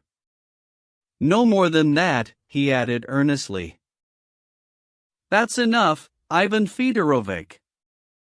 Leave me alone, exclaimed Lizaveta Prokofievna. Why offer me your arm now? You couldn't take me away before, could you? You're the husband, you're the head of the family, you should have taken me out by the ear, fool that I am, if I didn't obey and go with you. You might have considered your daughters at least. So now we'll find our way by ourselves, shame enough to last a year. Wait, I've still got to thank the prince. Thank you, Prince, for the entertainment. To think it was me who sat on to hear what the young people had to say. It's vile, vile. It's chaos, an outrage, you wouldn't see this in your wildest dreams. Are there really many like them? Be quiet, Aglaya. Be quiet, Alexandra. This is none of your business. Don't keep fussing around me, Yevgeny Pavlich, you're getting on my nerves. So you are asking their forgiveness, dear, are you? She resumed, addressing the prince. I'm sorry, he says, for presuming to offer you lots of cash, and what are you laughing at, Mr. Swagger? She turned on Lebedev's nephew all of a sudden. We reject your money, he says, we demand, not beg. As if he didn't know that this idiot will call on them tomorrow, offering his friendship in cash. You will, won't you? Yes or no? Yes, said the prince, his voice gentle and meek. You heard that. It's exactly what you're counting on, isn't it? She turned to Doktorenko again. The money is as good as in your pocket, and all your swagger is just to pull the wool over our eyes. No, darling, find some other fool. I can see right through you, right through your little game. Lizaveta Prokofievna, Cried the prince. Let's go, Lizaveta Prokofievna, it's high time. We can take the prince with us, smiled Princess as coolly as he was able. The girl stood apart, almost in dismay, while the general was dismayed in good earnest. General astonishment reigned. Those standing furthest away were grinning surreptitiously and whispering among themselves. Lebedev's face was a picture of utter rapture.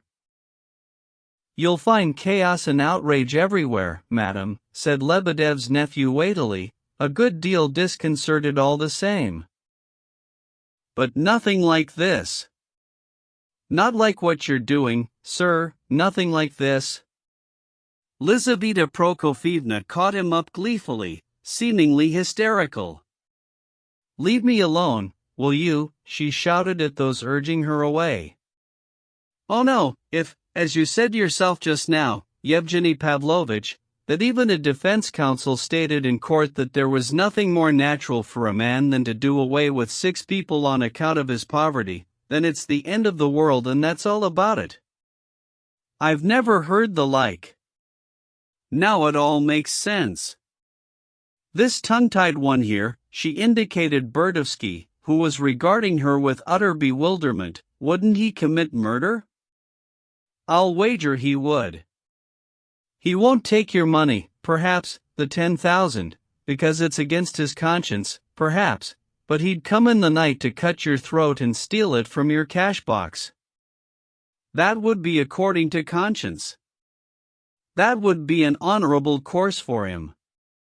That would be an impulse of noble despair, a protest, or goodness only knows what. Pshaw! Everything's backside foremost with them, upside down. A girl grows up in a house, then all of a sudden she jumps into a droshky in the street. Mummy, I got married to some Karlich or Ivanik the other day, goodbye. Asterisk, that's a proper way to behave, you think? Natural, to be applauded? The woman question? This boy here, she indicated Kolya, even he was arguing the other day that this is what the woman question amounts to. Even if the mother's a fool, you should still treat her as a human being. What was the idea of coming in here with your noses in the air? Don't dare come near us, here we come. Give us every right, but not a squeak out of you. Show us every mark of respect, unprecedented respect, but we'll treat you worse than the lowest servant.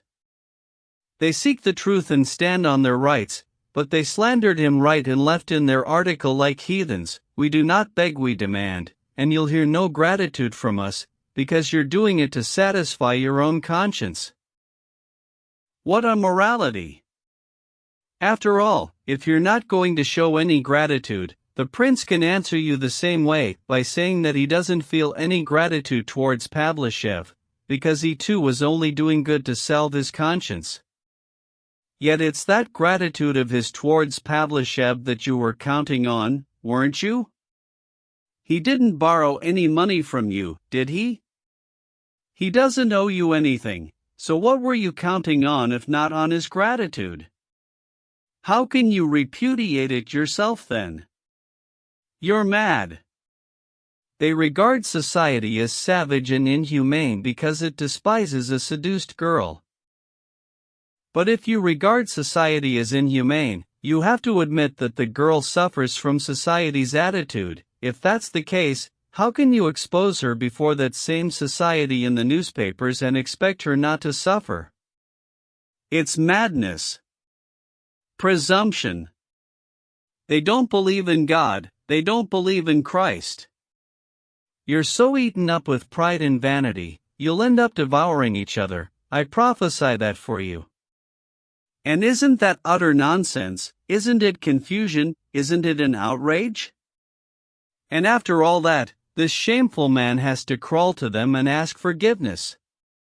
Are there many like you, then? What are you laughing at? That I've lowered myself talking to you? So I have, and there's nothing I can do about that.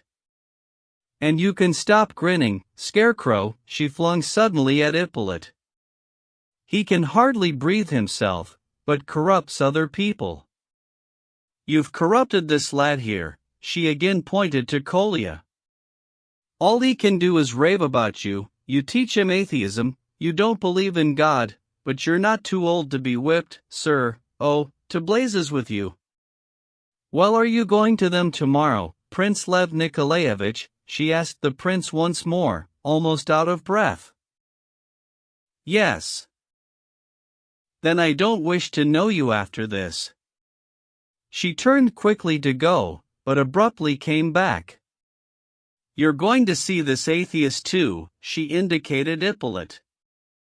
What on earth are you grinning at me for? She shouted, rushing towards Ippolit, unable to stand his sarcastic smirking.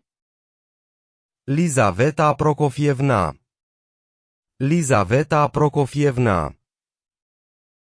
Came in unison from all sides. Maman, this is shameful, shouted Aglaya. Don't worry, Aglaya Ivanovna, replied Ippolit calmly, though Lizaveta Prokofievna had unaccountably seized him by the arm and was gripping it tightly. She was standing in front of him, her frenzied stare boring into him.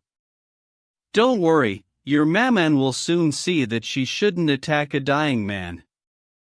I'm perfectly willing to explain why I was laughing.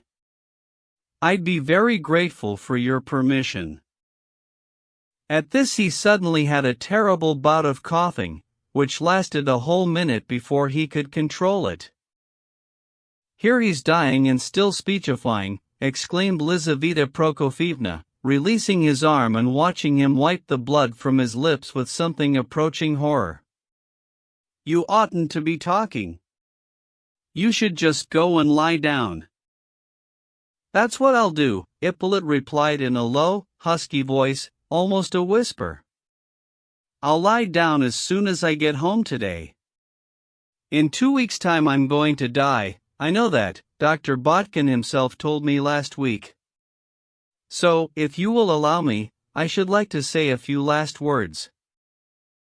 Have you lost your senses, or what? Nonsense. You should be having treatment and no buts. Be off to your bed, cried Lizaveta Prokofievna in alarm. If I go to bed now, I shan't get up again before I die, smiled Ippolit.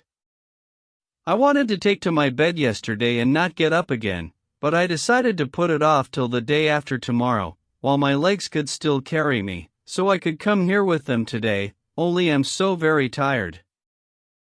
Sit down, what are you standing for? Here's a chair, Lizaveta Prokofievna cried and placed a chair for him herself. I thank you, Ippolit went on softly, and you sit opposite and we'll have a talk. We must do that, Lizaveta Prokofievna, I insist. He again smiled at her. Just think, today is the last time I shall be out in the open air, among people, and in 2 weeks' time I shall be under the earth for certain. So this is a kind of farewell to people and to nature. Although I'm not very sentimental, actually I'm very glad that it's happened in Pavlovsk, at least I can see a tree and leaf. What do you mean, talk? Lizaveta Prokofievna was becoming more and more alarmed. You're all feverish. All squeals and squeaks a minute ago and now you're out of breath, you're panting. I shall be all right presently. Why do you want to refuse my last wish? You know I've wanted to meet you for a long time, Lizaveta Prokofievna. I've heard a lot about you, from Kolya, he's practically the only one not to desert me. You're an unusual woman, an unpredictable woman, I've seen that now for myself. You know I was even rather fond of you? Good Lord, and I was really going to hit him. Aglaya Ivanovna held you back, I'm not mistaken, am I? It is your daughter, Aglaya Ivanovna? She's so pretty, I guessed who she was at once, though I'd never seen her.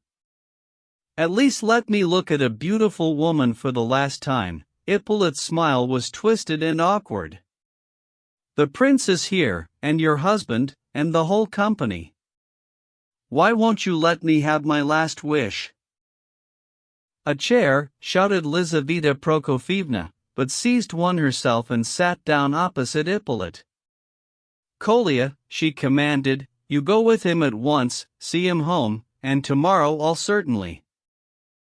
If you please, I'd like to ask the prince for a cup of tea. I'm very tired.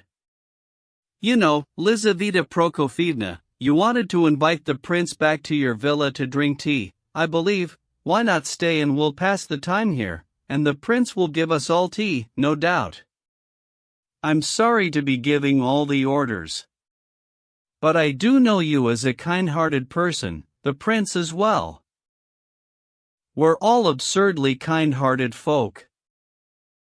The prince bestirred himself. Lebedev rushed out at full speed, with Vera after him. True enough, decided Madame Yepankina crisply, talk if you must, but keep your voice down and don't get carried away. You've made me feel sorry for you. Prince! You don't deserve that I should take tea with you, but so be it, I'll stay, but I'm not apologizing to anyone. Anyone? Nonsense! Still, if I did scold you, Prince, I beg your pardon, however, just as you like. I'm not detaining anyone, though. She addressed her husband and daughters abruptly, with an expression of considerable anger, as if they were greatly to blame for something in her eyes. I can get home by myself. She was not allowed to finish. Everybody came up and surrounded her readily. The prince at once began pressing them all to stay for tea and apologized for not thinking of it before. Even the general was gracious enough to murmur something reassuring, and asked Lizaveta Prokofievna whether it was not too cool for her out on the veranda. He nearly asked Ippolit how long he had been at university, but forbore. Radomski and Princess suddenly became extremely affable and cheerful. The faces of Adelaida and Alexandra registered pleasure even through their lingering astonishment. In a word, everyone was clearly glad that the crisis with Lizaveta Prokofievna had passed. Aglaya alone was frowning as she sat down away from the others in silence. The rest of the company stayed on as well. No one wanted to leave, not even General Ivolgin, despite Lebedev whispering something to him in passing which was probably not over-pleasant and caused him to efface himself at once in a corner. The prince also approached Burdovsky and his group with his invitation, missing out nobody. They mumbled stiffly that they would wait for Ippolit, and at once betook themselves to the furthest corner of the veranda, where they again seated themselves all in a row. Doubtless Lebedev had made the tea for himself long ago, as it appeared instantly. 11 o'clock struck. 10. Ippolit moistened his lips a little with the cup of tea Vera Lebedeva handed him, set it down on the table, and then suddenly looked about him in bemusement, almost as if he were embarrassed. Look, Lizaveta Prokofievna, these cups, he began speaking with an odd haste, they're porcelain and excellent porcelain at that, I think. Lebedev always keeps them locked up in the display cabinet. They're never brought out and used, that's how it is, they were part of his wife's dowry. That's how it usually is, and here he's handing them out, in your honor, of course, that's how pleased he is. He was about to add something more, but failed to find words. He's feeling self-conscious, I knew he would. Radomski whispered in the prince's ear. That's dangerous, don't you think? It's a sure sign he'll come out with something so eccentric, just out of spite, that even Lizaveta Prokofievna, I fear, won't tolerate it." The prince looked at him questioningly. "You're not concerned if it happens?" asked Radomski. "Nor am I really. I rather hope it does. All I want is for dear Lizaveta Prokofievna to get her deserts, tonight, this minute. Till that happens I don't want to leave." "You're looking feverish." "Later, don't bother me." "Yes, I am feeling unwell," responded the prince absently, with a touch of impatience. He had caught his name. Ippolit was talking about him. "You don't believe it?" Ippolit was laughing hysterically. "Naturally, but the prince will believe it straight away and he won't turn a hair."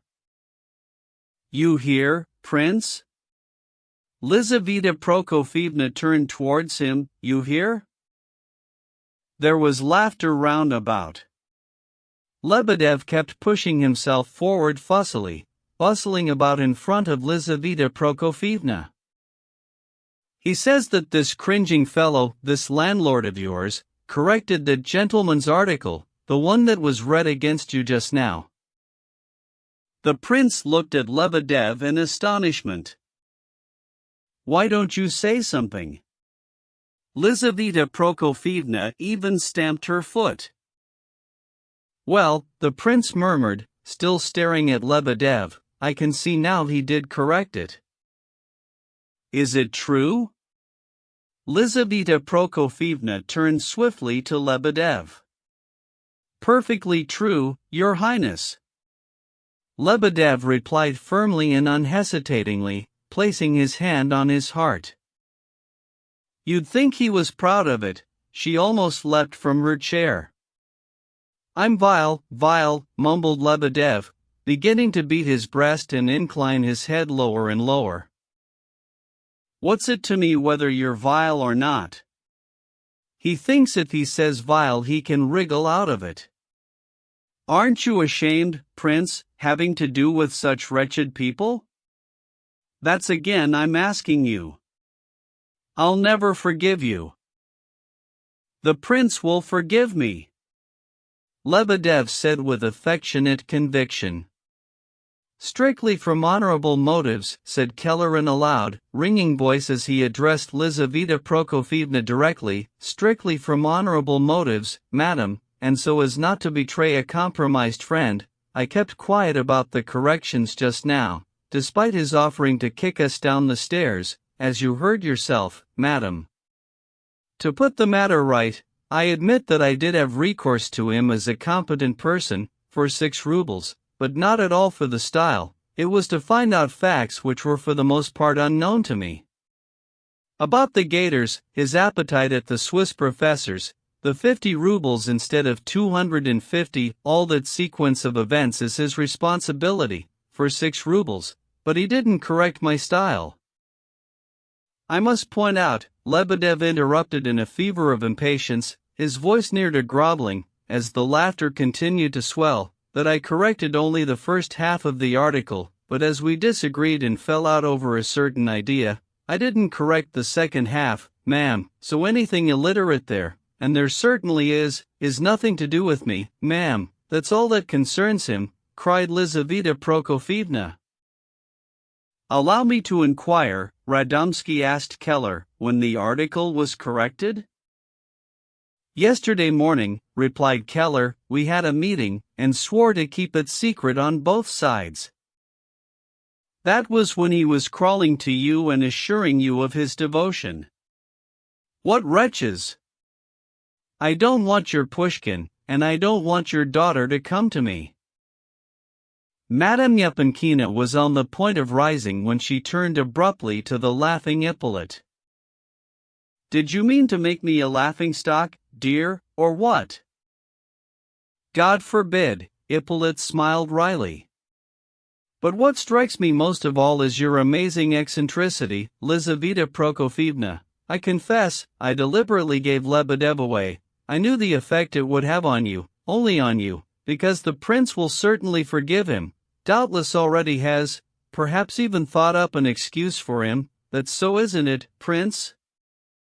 He was panting, his strange agitation increasing with every word. "Well," said Lizaveta Prokofievna angrily, astonished at his tone. "Well, I've heard a good deal about you, in the same vein, with much gladness, and learned to respect you very much," Ippolit went on. He was saying one thing, but the words seemed to be implying something else entirely. He spoke with a hint of a sneer, at the same time with an incongruous agitation, gazing suspiciously about him, obviously muddled and faltering at every word. All this, taken together with his consumptive appearance and the strange, glittering, almost frenzied look in his eyes, could not help but keep him the object of attention. I would have been surprised, however, knowing hardly anything of the world, that I admit, at your staying here in the company of my friends, hardly fitting for you, but that you also allowed these young ladies to hear the details of this scandalous affair, even if they've read all about such things in novels. Perhaps, still, I don't know, because I get confused, but at all events, who besides you could stay behind, at the request of a boy, yes, a boy, I admit that too, and spend the evening with him and get so utterly involved, so that next day you'd be ashamed of yourself. I realize I'm not expressing myself properly, all that I greatly appreciate and respect profoundly, although I can see from His Excellency your husband's face alone, how disagreeable he finds all this. He giggled, losing the thread completely, before coughing so much that he was unable to resume for about 2 minutes. "Gone and choked himself," said Lizaveta Prokofievna, cold and brusque, regarding him with grim curiosity. "Well, dear lad, I've had enough of you. Time to go. And may I point out to you for my part, dear sir," General Yapankin spoke up crossly all of a sudden, having finally lost patience altogether, "that my wife is here as the guest of Prince Lev Nikolaevich, our mutual friend and neighbor, and in any case it is not for you, young man, to sit in judgment on what Lizaveta Prokofievna does, nor to mention aloud and in my presence what is written on my face. Yes indeed. And if my wife stayed behind here," he went on, getting more irritable with every word, "it was more from astonishment, sirrah, and the wholly understandable modern interest in such odd young people. I stayed myself, just as I stop in the street sometimes when I see something worth a glance as a curiosity," suggested Radomski. "Excellently put and quite right," the general rejoiced, having got his comparison somewhat tangled, "as a curiosity indeed. But in any case, what I find most astonishing and even aggrieving, if it is grammatical to put it that way, is that you, young man, couldn't comprehend that Lizaveta Prokofievna has stayed with you now because you're ill. If you really are dying, that is out of compassion, so to speak, because of your piteous words, sirrah, and that no mud can attach itself to her name, character, and social standing in any way. Lizaveta Prokofievna," concluded the general, red in the face, "if you wish to go, let us take leave of the good prince and—" "Thank you for the lesson, General," Ippolit gravely broke in, gazing thoughtfully at him. "Let's be off, Maman. How long is this to go on?" Aglaya brought out, angrily impatient as she rose from her chair. 2 minutes more, dear Ivan Fedorovitch, if you will." Lizaveta Prokofievna turned to her husband with a dignified air. "I think he's altogether feverish and this is just raving. I'm sure of that from his eyes. He can't be left like this. Lev Nikolaevich, could he stay the night here, so he doesn't have to drag himself to Petersburg today? Cher Prince, are you getting bored?" she suddenly addressed Princess for some reason. "Come here, Alexandra, tidy your hair up, my dear." She tidied her hair, which was perfectly tidy already, then kissed her. She'd only called her over for that. "I thought you capable of developing," Ippolit spoke up again, emerging from his meditation. "Yes. That's what I wanted to say. He seemed pleased at the sudden recollection. So Burdovsky really wants to protect his mother, doesn't he? But it turns out that it's he who has shamed her. Now the prince wants to assist Burdovsky and from the goodness of his heart offers him his tender friendship and large amounts of money and is, perhaps, the only one of you who doesn't feel revulsion towards him, and here they are standing face to face like sworn enemies. Ha ha ha. You all detest Burdovsky because, in your opinion, his behavior towards his mother is unbecoming and in poor taste, isn't that so? You all do love the beauty and elegance of outward appearances, it's what you live for, isn't it? It is, isn't it? I've long suspected it was only for that. Well, you should know that probably not one of you has loved his mother like Burdovsky does. I know that you, Prince, have sent money secretly to Burdovsky's mother by way of Ganya, and I'll bet you anything he laughed hysterically. I'll wager that Burdovsky will now accuse you of want of tact and disrespect towards his mother. He really will, huh? Here he choked again and began coughing. Well, is that all of it? Have you got everything out now? Lizaveta. Prokofievna interrupted impatiently, keeping her anxious gaze fixed on him. Well then, off you go and lie down, you're feverish. Oh Lord, he's still talking. You're laughing, are you? Why do you keep laughing at me? I've noticed you keep on laughing at me. Restless and irritable, he abruptly addressed Radomsky, who actually was laughing. I only wanted to ask you, Mr. Ippolit. I'm sorry, I've forgotten your surname. Mr. Terentiev, said the prince. Yes, Terentiev, thank you, Prince, it was mentioned just now but it slipped my mind. I wanted to ask you, Mr. Terentiev, whether what I've heard is true. You consider that you would only have to speak out of the window to the common people for quarter of an hour, for them to agree with you at once about everything and follow you immediately? I may very well have said that, replied Ippolit, seeming to recall something. Yes, I certainly did, he added suddenly, brightening up again and looking hard at Radomsky. What of it, then? Nothing at all, I just wanted to know, to complete the picture. Radomsky fell silent, but Ippolit kept on looking at him in expectant impatience. Well then, have you finished, or what? Lizaveta Prokofievna asked Radomsky. Hurry up and finish, sir, it's time he was in bed. Or don't you know how? She was extremely annoyed. Indeed, resumed Radomsky with a smile, I'm very much tempted to add that everything I've heard from your comrades, Mr. Terentiev, and everything you've expounded in so accomplished a fashion just now, boils down, in my opinion, to a theory of the triumph of right before and apart from all else, to the exclusion of all else indeed, even before analyzing exactly what that right is. Perhaps I'm mistaken? Of course you are. I don't even understand what you mean. What else? Sounds of protest came from the corner. Lebedev's nephew muttered something in an undertone. Very little else, Radomsky went on. I merely wish to point out that it's easy to jump straight from that position to the idea of might is right, that is, the right of the individual clenched fist and personal will, as it very often has been, incidentally, in world affairs. Proudhon himself maintained that might was right.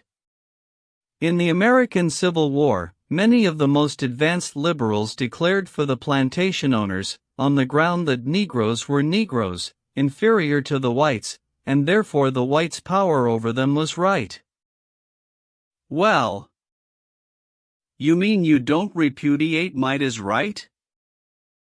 Go on. You're consistent anyway, I merely wanted to observe that from might is right, it's not a great step to the right of tigers and crocodiles, even Danilov and Gorsky. I don't know, what else? Ippolit was hardly listening to Yevgeny Pavlovitch. If he kept saying, well, or what else, it appeared to be more an old conversational habit he had acquired, rather than from any attention or curiosity. Nothing else, that's it. Anyway, I'm not angry with you, Ippolit concluded quite unexpectedly, even holding out his hand with a smile, barely conscious of what he was doing. Radomski was at first surprised, but touched the proffered hand gravely, as if receiving forgiveness.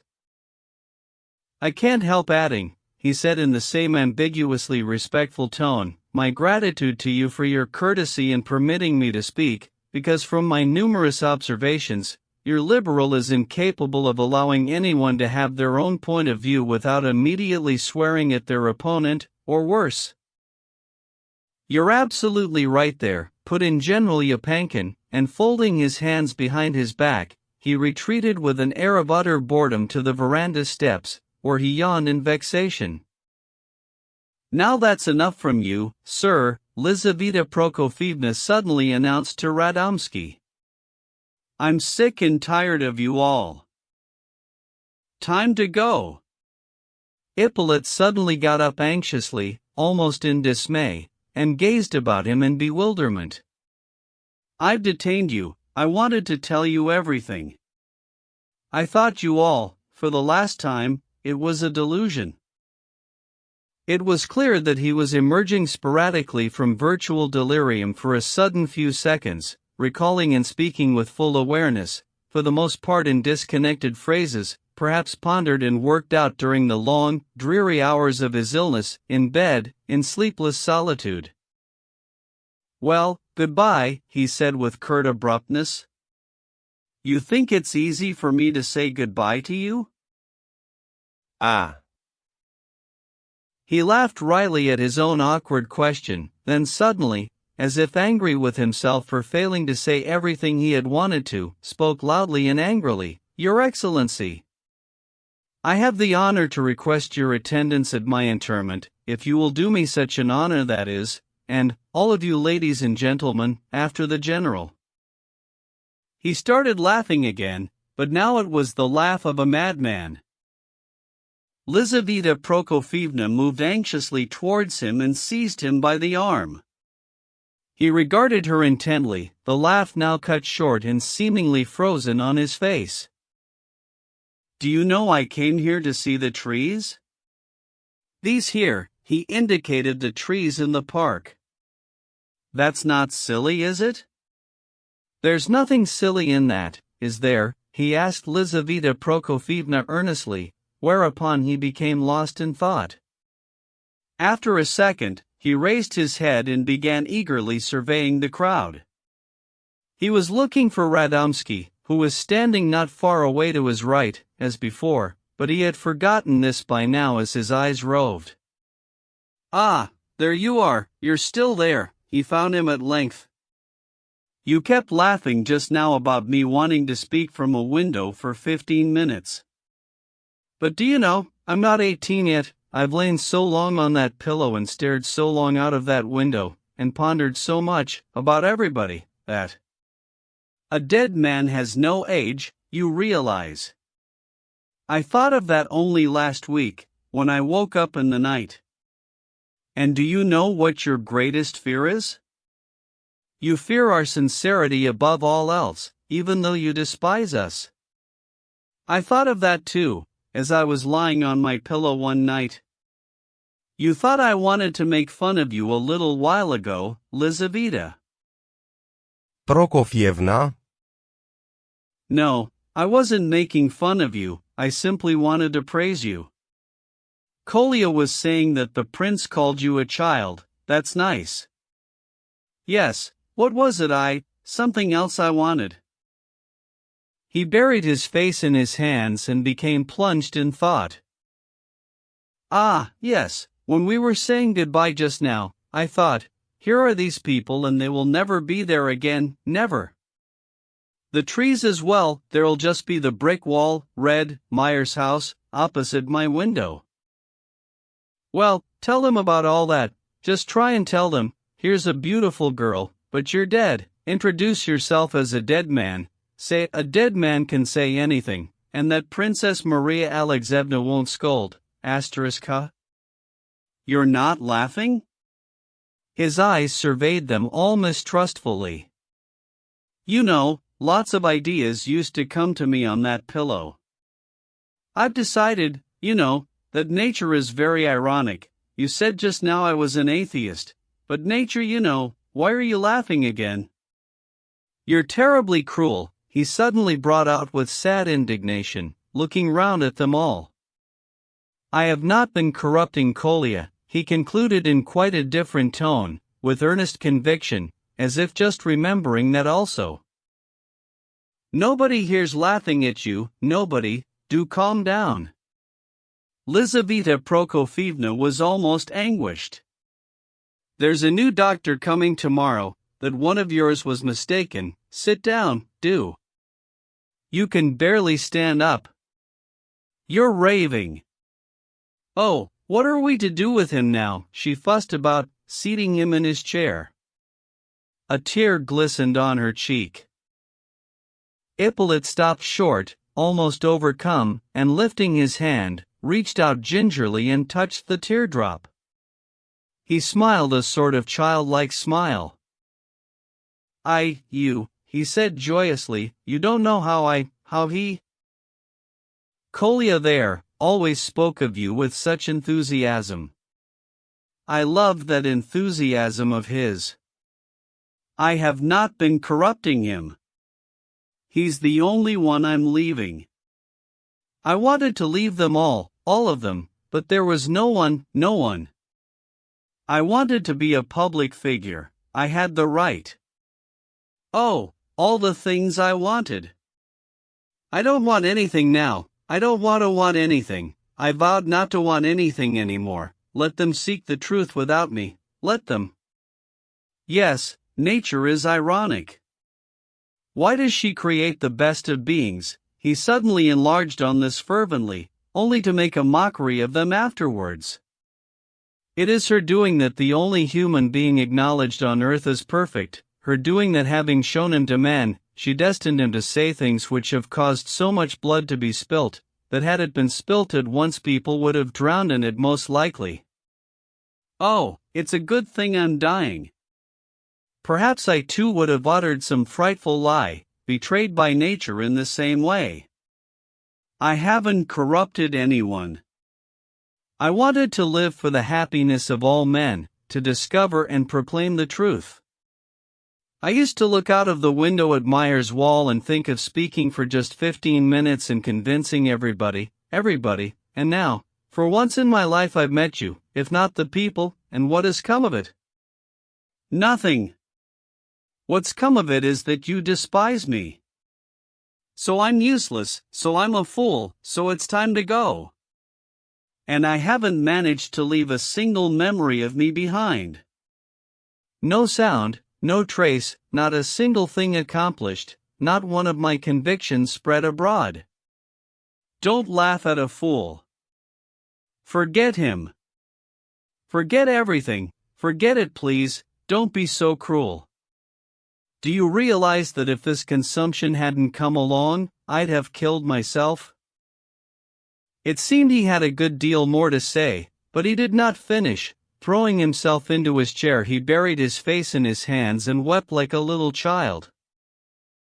Well, what are we going to do with him now? Cried Lizaveta Prokofievna, as she rushed over to him, seized his head, and pressed it as hard as could be to her bosom. He sobbed convulsively. There, don't cry now, there, that'll do, you're a good boy, God will forgive you your ignorance, that's enough now, be a man, besides, you'll be ashamed of yourself. At home, said Ippolit, striving to raise his head, I have a brother and sisters, little children, poor, innocent, she will corrupt them. You are a saint, you, are a child yourself, save them.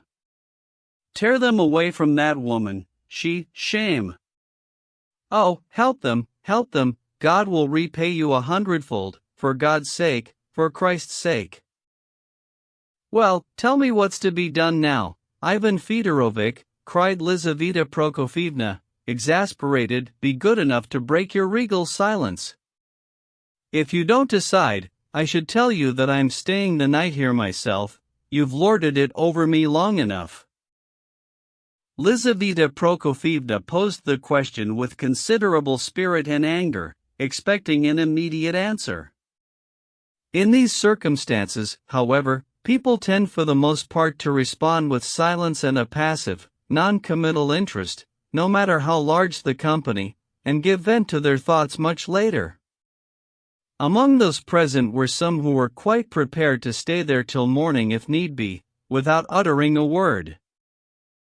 Varvara Ardalionovna, for example, who had been sitting a little apart the whole evening, silently listening with intense interest, having perhaps her own reasons for so doing. My opinion, my dear, declared the general, is that what is needed now, so to speak, is a sick nurse, rather than all our commotion, and perhaps a sober, reliable person for the night. At all events, we should ask the prince and give him some peace and quiet at once. Tomorrow we can take up the matter again. It's 12 o'clock now, we're going. Is he coming with us or staying with you? Doktorenko addressed the prince in angry exasperation.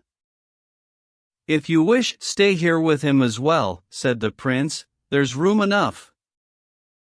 Your Excellency, Mr. Keller unexpectedly and rapturously skipped up to the general. If you want a competent man for the night, I'm prepared to make the sacrifice for a friend. What a soul! I've long regarded him as a great man, Your Excellency. I've neglected my own education, of course, but when he criticizes me, it's just pearl scattering, Your Excellency. The general turned away in despair. I'll be very glad if he stays, of course, he'll have trouble getting back, announced the prince in answer to Lizaveta Prokofievna's irritable questioning. Are you asleep or what? If you don't want him, sir, I can take him home with me. Heavens, he can hardly stand upright. Are you feeling ill, or what? Having failed to find the prince on his deathbed that evening, Lizaveta Prokofievna really had overestimated his state of health, but his recent illness and the painful recollections associated with it, the fatigue of this strenuous evening, the incident with Pavlishev's son, and this present incident with Ippolit, it had all exacerbated the prince's morbid sensitivity almost to the point of actual fever. Moreover, his eyes now expressed a new anxiety, almost a fear. He was looking at Ippolit in trepidation, apparently in expectation of something more from him. All of a sudden Ippolit stood up, fearfully pale, with an expression of terrible shame verging on despair contorting his features. This was expressed chiefly in the fearful and hateful way he looked at the gathering and in the forlorn, wryly ironic smile spreading across his trembling lips. He dropped his eyes at once and made his way unsteadily, still with the same smile, towards Burdovsky and Doktorenko, who were standing by the veranda steps. He was going with them. That's just what I was afraid of, cried the prince. It was bound to happen. Ippolit swiftly rounded on him in the most savage frenzy, his every facial feature seeming to quiver and speak out. Ah, that's what you were afraid of. It was bound to happen, you think?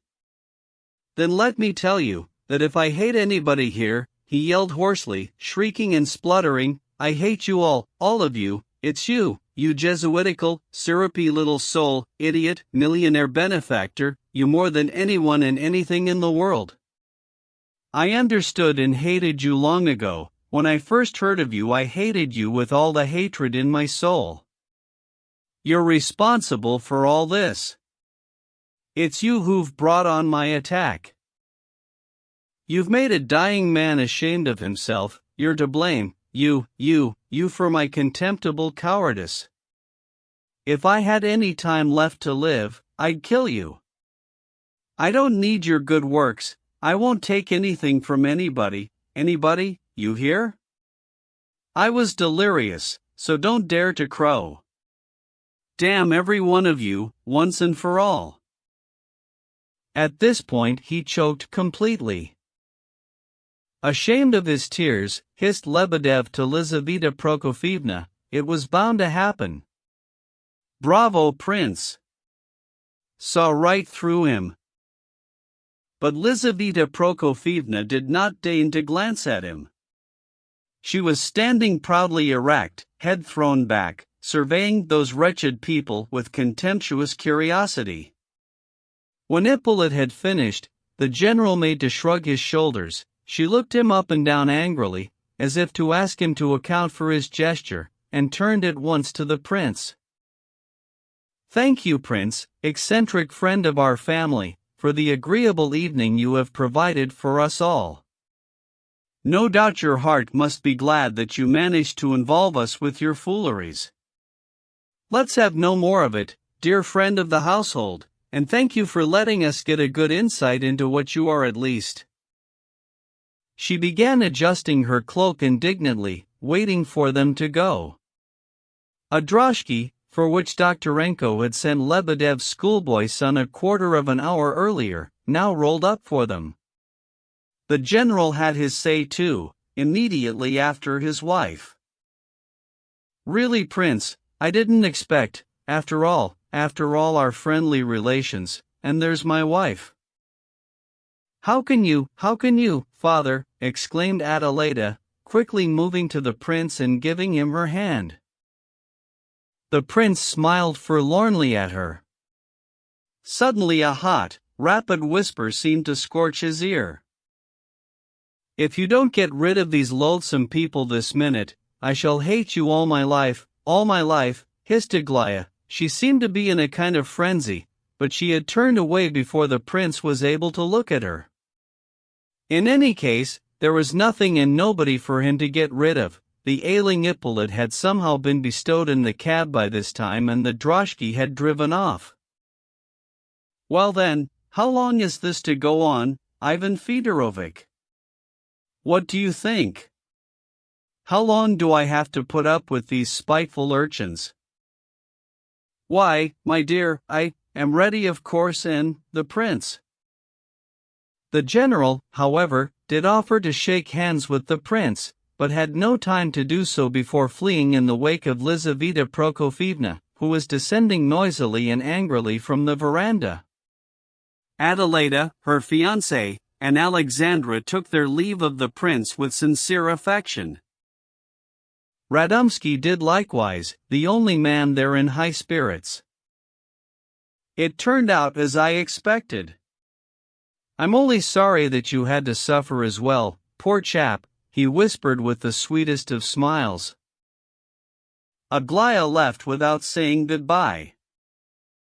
But the adventures of the evening were not yet over. Lizaveta Prokofievna had perforce to endure one more quite unexpected encounter. She had not had time to descend the steps to the road which went round the park, when all of a sudden a splendid open carriage, drawn by 2 white horses, galloped past the prince's villa. 2 gorgeous ladies were sitting in it. But after driving no more than 10 yards past, the carriage came to an abrupt halt. One of the ladies turned round swiftly, as though she had caught sight of a friend she needed to see. Yevgeny Pavlovich! Is that you? A beautiful, ringing voice cried out, making the prince start, and perhaps one other besides him. Well, I am glad I've run you to ground at last. I sent a messenger to you in town, no, too. They've been searching for you all day. Radomski was standing thunderstruck on the veranda steps. Lizaveta Prokofievna also stood still, but not in horrified stupefaction like Yevgeny Pavlovich, she regarded the impudent woman with the same proud, cold contempt as she had looked at the wretched people 5 minutes before, and at once turned her steady gaze on Yevgeny Pavlovitch. "Good news," the ringing voice went on. "Don't worry about Kupfer's promissory notes, Rogozin's bought them up for 30. I persuaded him. You can stop worrying for another 3 months at least. And we'll probably come to a friendly arrangement with Biskup and all that crowd. So there you are, everything's all right, you see. Don't worry. Till tomorrow." The carriage moved off and quickly disappeared. "She's mad," cried Yevgeny Pavlovitch at length, red with indignation and looking about him in bewilderment. "I haven't an idea what she was talking about. What promissory notes? Who is she?" Lizaveta Prokofievna went on looking at him for 2 seconds more. Finally she set off towards her villa at a brisk walk. The others followed. A minute later, Yevgeny Pavlovitch appeared before the prince again on the veranda, greatly agitated. "Prince, tell me the truth, you don't know what this means?" "I know nothing about it," replied the prince, himself in a state of extreme morbid tension. "No? No. Nor do I." Yevgeny Pavlovitch began to laugh suddenly. Honestly, I've had nothing to do with those notes, believe me, word of honor." "Why, what's the matter? Are you going to faint?" "Oh, no, no, I assure you, no." 11. It was 3 days before the Epankins relented.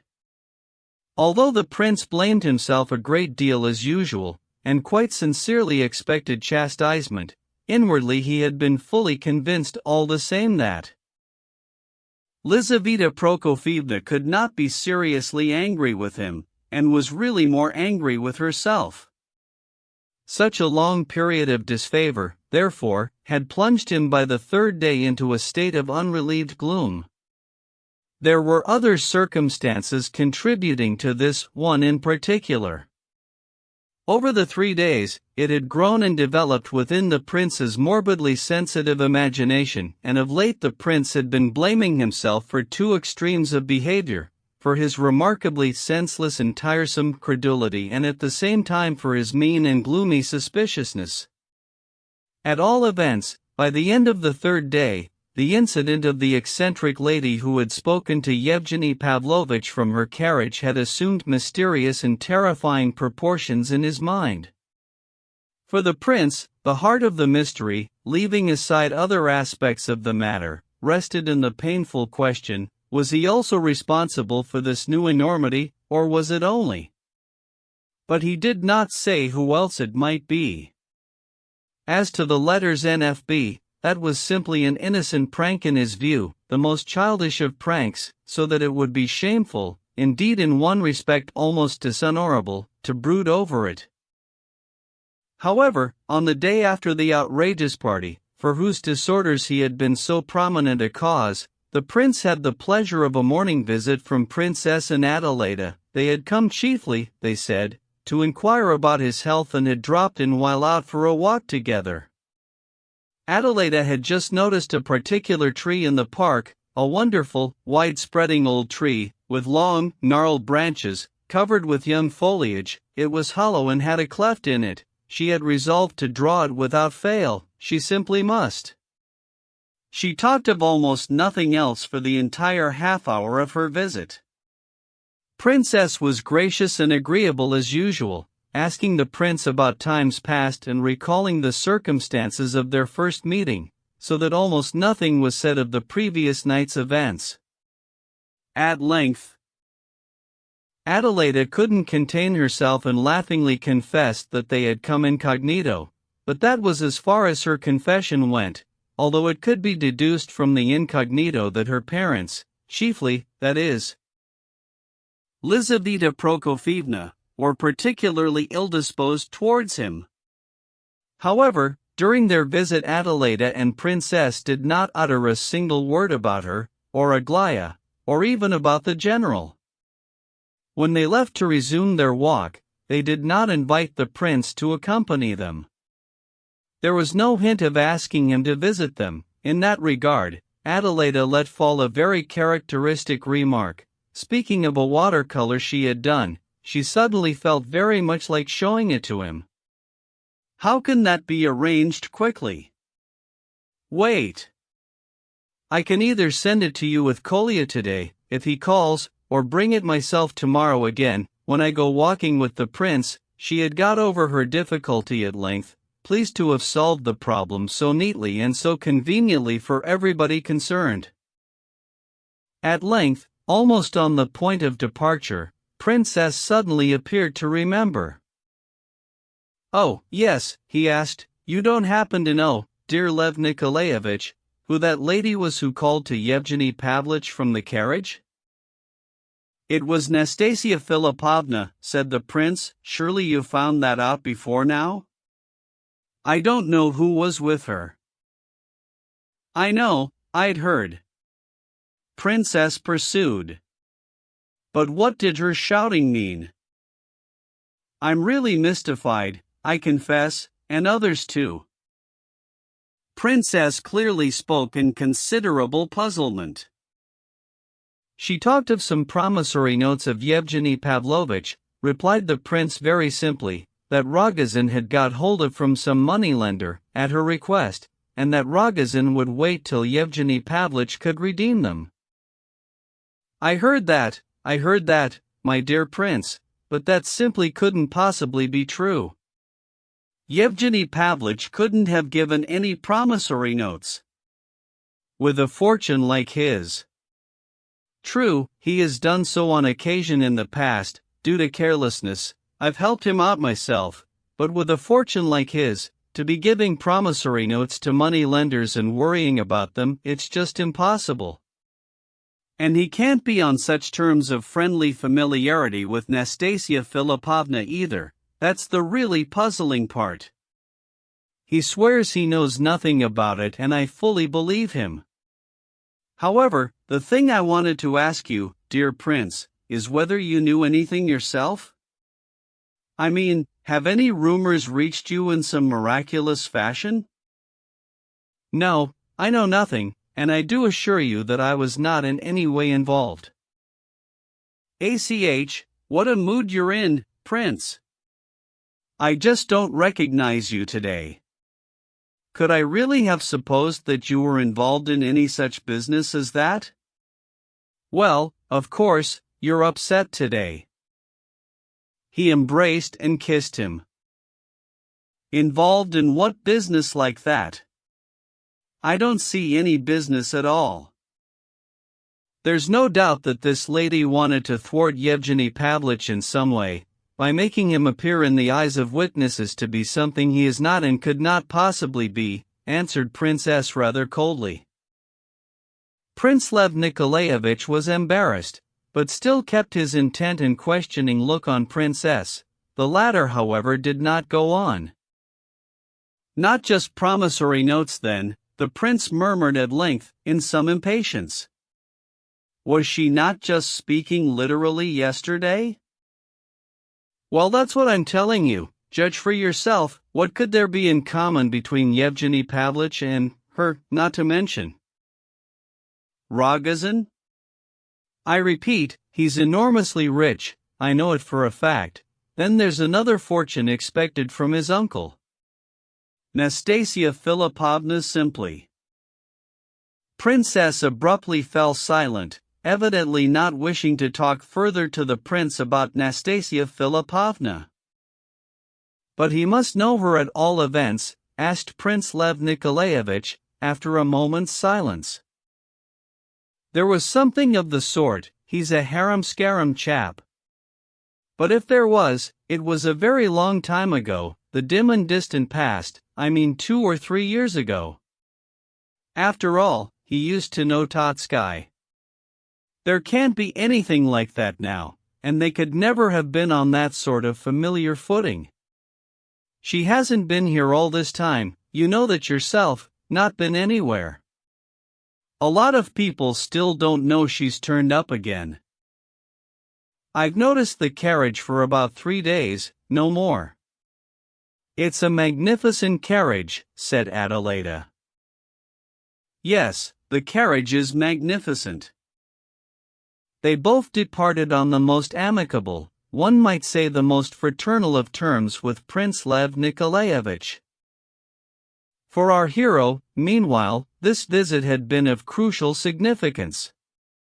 Doubtless he had suspected a good deal himself since the previous night, and perhaps even earlier, but until this visit of theirs he could not bring himself to justify his misgivings altogether. Now it was becoming clear.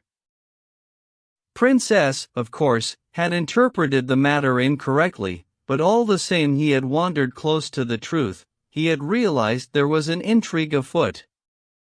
Perhaps he does understand it all really, thought the prince, it's just that he doesn't want to say anything, so he's deliberately getting it wrong.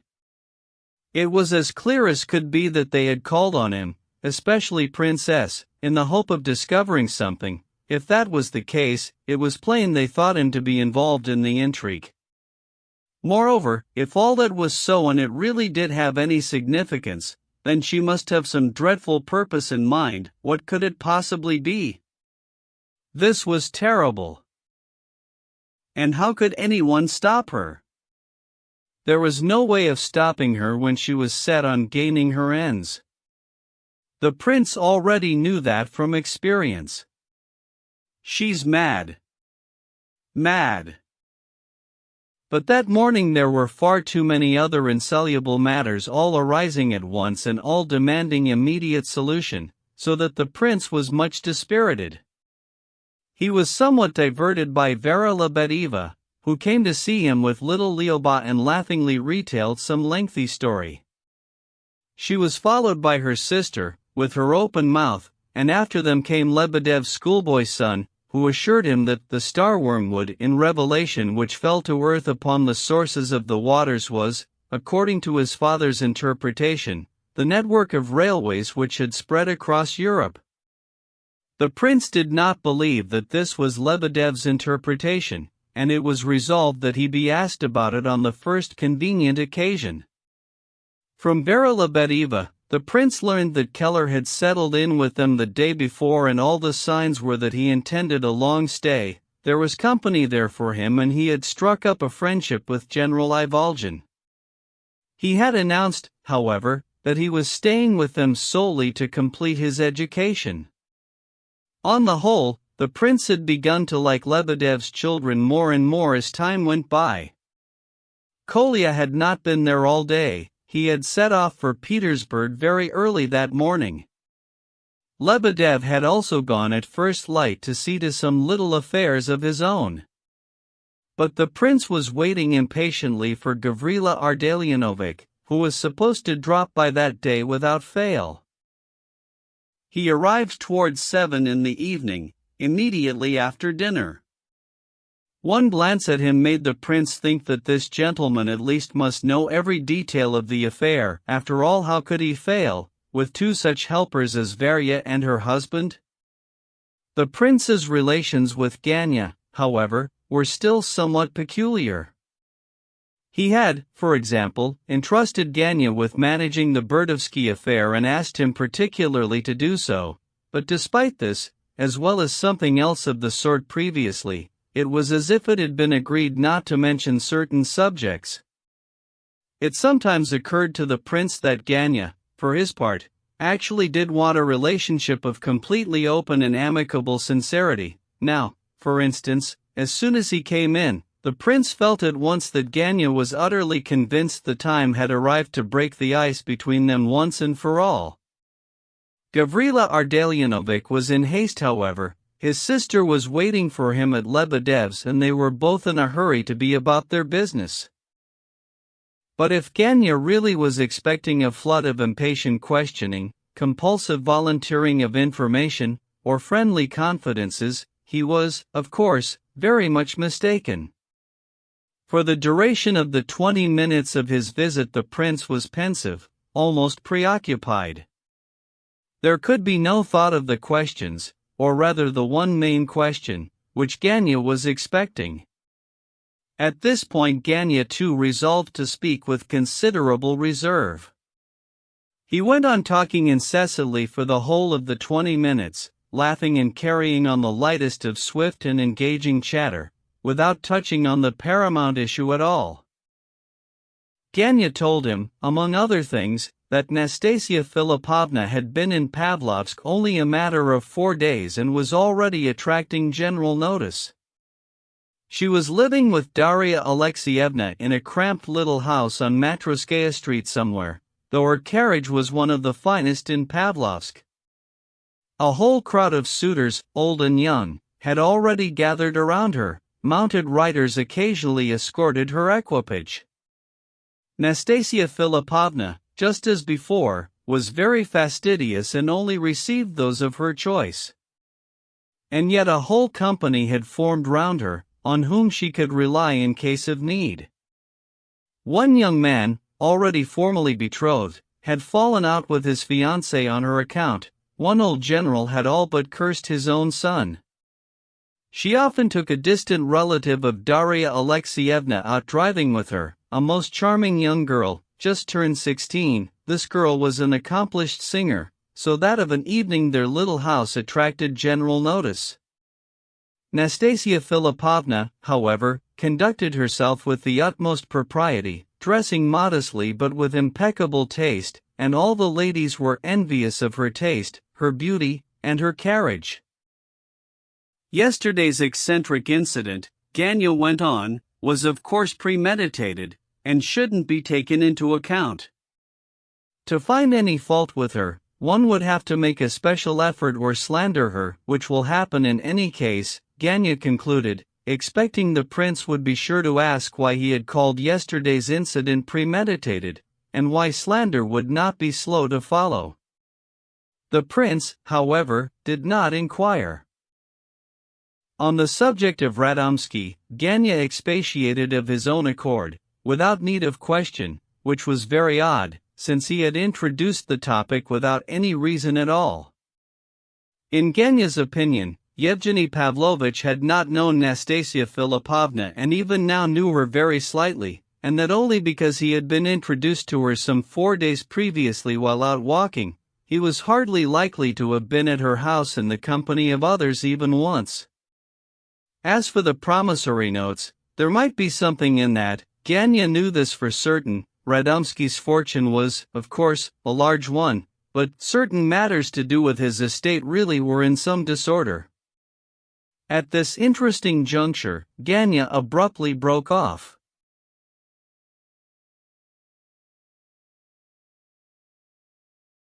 About Nastasia Filipovna's prank of the previous night, he said not a single word, apart from the passing reference already mentioned.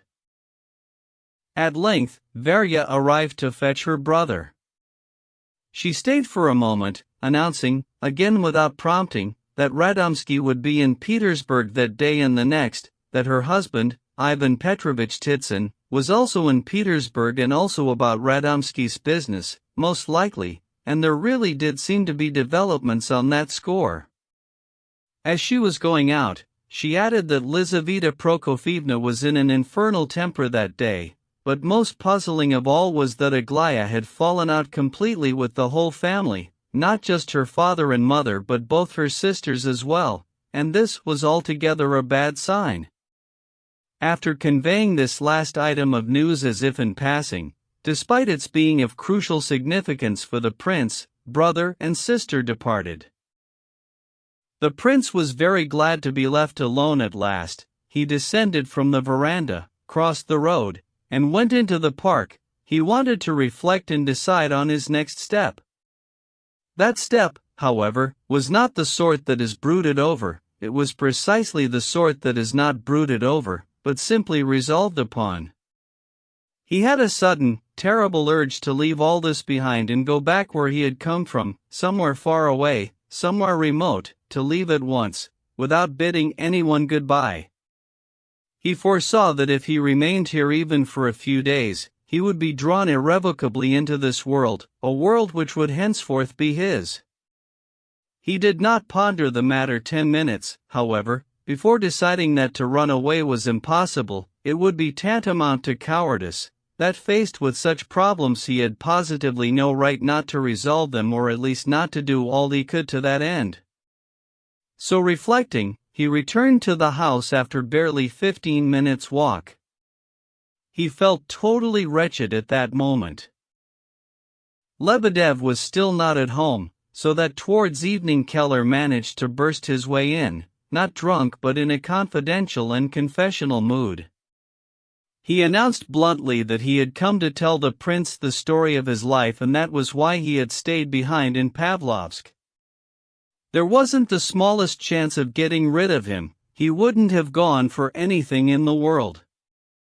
Keller had prepared himself for a lengthy and disjointed recital, but all of a sudden he skipped virtually from his first words to his conclusion and declared that he had so lost any ghost of morality, solely out of disbelief in the Almighty, that he had stooped to thieving. Can you imagine that? Listen, Keller, if I were you I wouldn't confess that unless I had to, the prince began, but perhaps you're deliberately slandering yourself, aren't you? I'm telling you, just you, for the sole purpose of assisting my spiritual development. Nobody else. I'll die and bear my secret under my shroud. But Prince, if you only knew, how hard it is to get hold of money these days. Where can you get it, I ask you? There's only one answer: fetch us your gold and diamonds and we'll advance you money against them. That is exactly what I haven't got. Can you imagine that? In the end I lost my temper waiting. Do you take emeralds as security as well? I do, says he. Well, that's fine, say I, and I put on my hat and walked out. To hell with you, swine that you are. So I did. You didn't really have any emeralds, did you? Of course I didn't. Oh Prince, you look on life with shining innocence, positively pastoral you might say. The prince at length felt not so much sorry for him as conscience-stricken. A thought even crossed his mind: mightn't it be possible to make something out of this man through someone's good influence? His own influence he considered to be utterly unsuitable, for a number of reasons, not out of any self-depreciation, but because of his peculiar way of looking at things. Little by little they got to talking, and were eventually reluctant to part. Keller was extraordinarily eager to confess things it was impossible to imagine anyone talking about. As he began each tale he would earnestly assure the prince that he repented and was inwardly filled with tears, meanwhile relating it as if he were proud of his action, so amusingly at times that both he and the prince ended up laughing like madmen. The main thing is that there is a kind of childlike trustfulness about you, and an extraordinary truthfulness, the prince said at length. I wonder if you know how much you redeem yourself by that alone. Noble, I'm chivalrously noble, confirmed Keller, touched by this. Still, Prince, you know it's all just daydreaming, bravado so to speak. In actual fact nothing ever comes of it. And why's that? I just can't understand it. Don't give up hope. Now we can definitely say that you have shown me all your secrets. At least I imagine it's impossible to add anything more to what you've told me, isn't that so? Impossible, exclaimed Keller with a kind of pity. Ah, Prince, how Swiss your view of human nature still is, so to speak. There can't be more, surely, said the prince in timid surprise. Then what on earth did you expect from me, Keller, please tell me, and why did you come to me with your confession? From you? What did I expect? Firstly, it's a pleasure just to see unaffected good nature like yours. It's nice to sit and talk with you, at least I know I'm dealing with a most virtuous person, and secondly, he faltered. "Perhaps you wanted to borrow some money," prompted the prince with grave simplicity, with a touch almost of diffidence. Keller gave a violent start. With the same look of astonishment, he shot a swift glance at the prince's eyes and banged his fist on the table. "Well, that's how you throw a man completely. Heavens, Prince, innocence and simplicity like that were unheard of in the Golden Age, yet at the same time you go straight through a fellow like an arrow, with the deepest psychological insight. Now forgive me, Prince, but this demands some explanation, because I'm just amazed. Of course I did intend to ask you for a loan eventually, but you asked about money as if you found nothing reprehensible in it, as though it were just a matter of course." "Well, from you it was." "And you're not annoyed?" "Well, why should I be?" "Listen, Prince, I stayed on here after yesterday evening, firstly out of special respect for the French Archbishop Bordelot***. We were opening bottles at Lebedev's till 3, but secondly and chiefly, and I swear by all the crosses there are, I'm telling you nothing but the truth, I stayed behind because I wanted to promote my spiritual development by making a complete and heartfelt confession to you. I fell asleep at 4 with that in my head, soaked in tears." "Do you believe the word of a most honorable man?" "At the very moment I was dropping off, genuinely filled with tears inside and out, so to speak, because I was sobbing in the end, that I do remember a devilish thought occurred to me, why not ask him for a loan afterwards, after the confession I mean. So I prepared the confession, so to speak, like a sort of fine herbs garnished with tears, using those tears to smooth the way, so that you would melt and hand over 150. Contemptible, don't you think? Oh, that can't be true, can it? The two things just got mixed. Two ideas coincided, that very often happens. It's always happening to me. I don't think it's a good thing, in fact, and you know, Keller, I chiefly blame myself. You might have been talking about me just now. It's crossed my mind sometimes, the prince went on, very earnestly, genuinely and deeply interested in this, that everybody's like that, so that I even started thinking well of myself because it's terribly hard to fight against these double thoughts. I've had experience. Lord knows how they come to one or what gives rise to them. But here you are bluntly calling it contemptible. Now I shall be afraid of thoughts like that again. At all events, I'm not your judge. Still, in my opinion, one can't just call it contemptible. What do you think?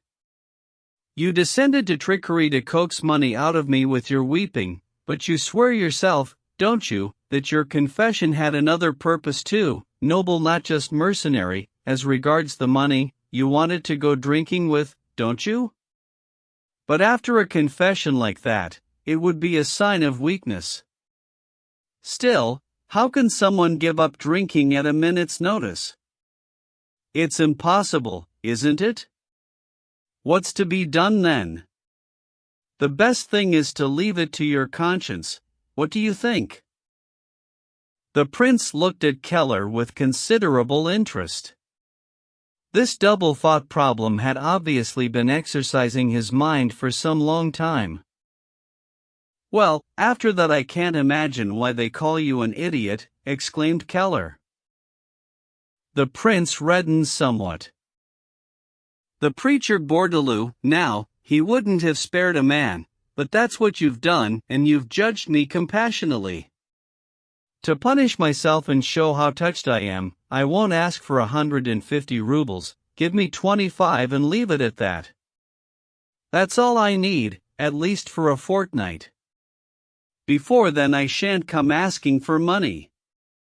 I wanted to give Agatha a treat, but she doesn't deserve it. Oh, sweet prince, may God bless you. Lebedev came in, having just returned home, and frowned on noticing the 25 in Keller's hand. The latter, however, finding himself once more in funds, was in haste to leave and at once made himself scarce. Lebedev immediately began speaking ill of him. "You're being unfair." He really was genuinely contrite, the prince remarked at length. "What's there in that? It's exactly like me yesterday. I'm vile, but it's only words, sir." "So it was only words with you?" "And I was thinking." "Well, all right, I'll tell you the truth, just you, because you see through a man, words and deeds, truth and falsehood, they all exist side by side in me and all absolutely sincere.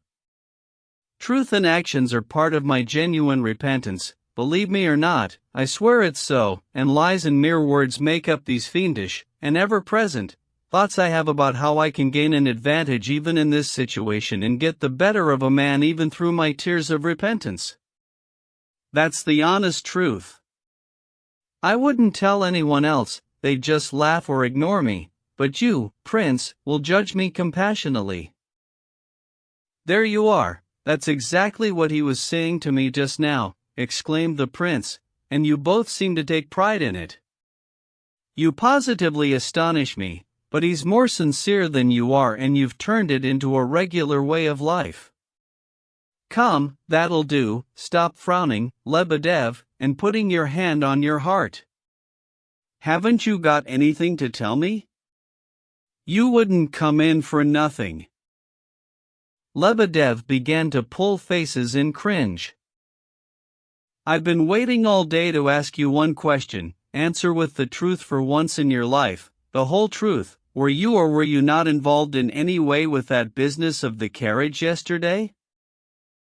Lebedev squirmed again, began giggling, rubbing his hands, even sneezing repeatedly in the end, but still could not bring himself to say anything.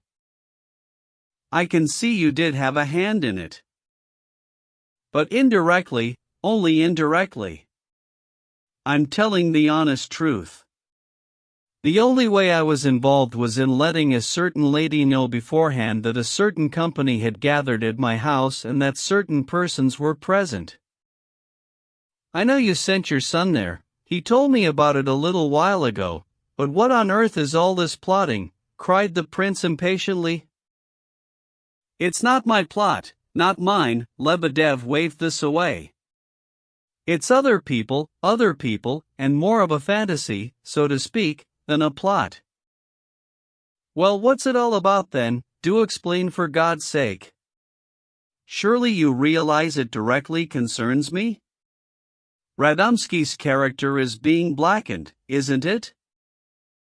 Prince, most illustrious prince."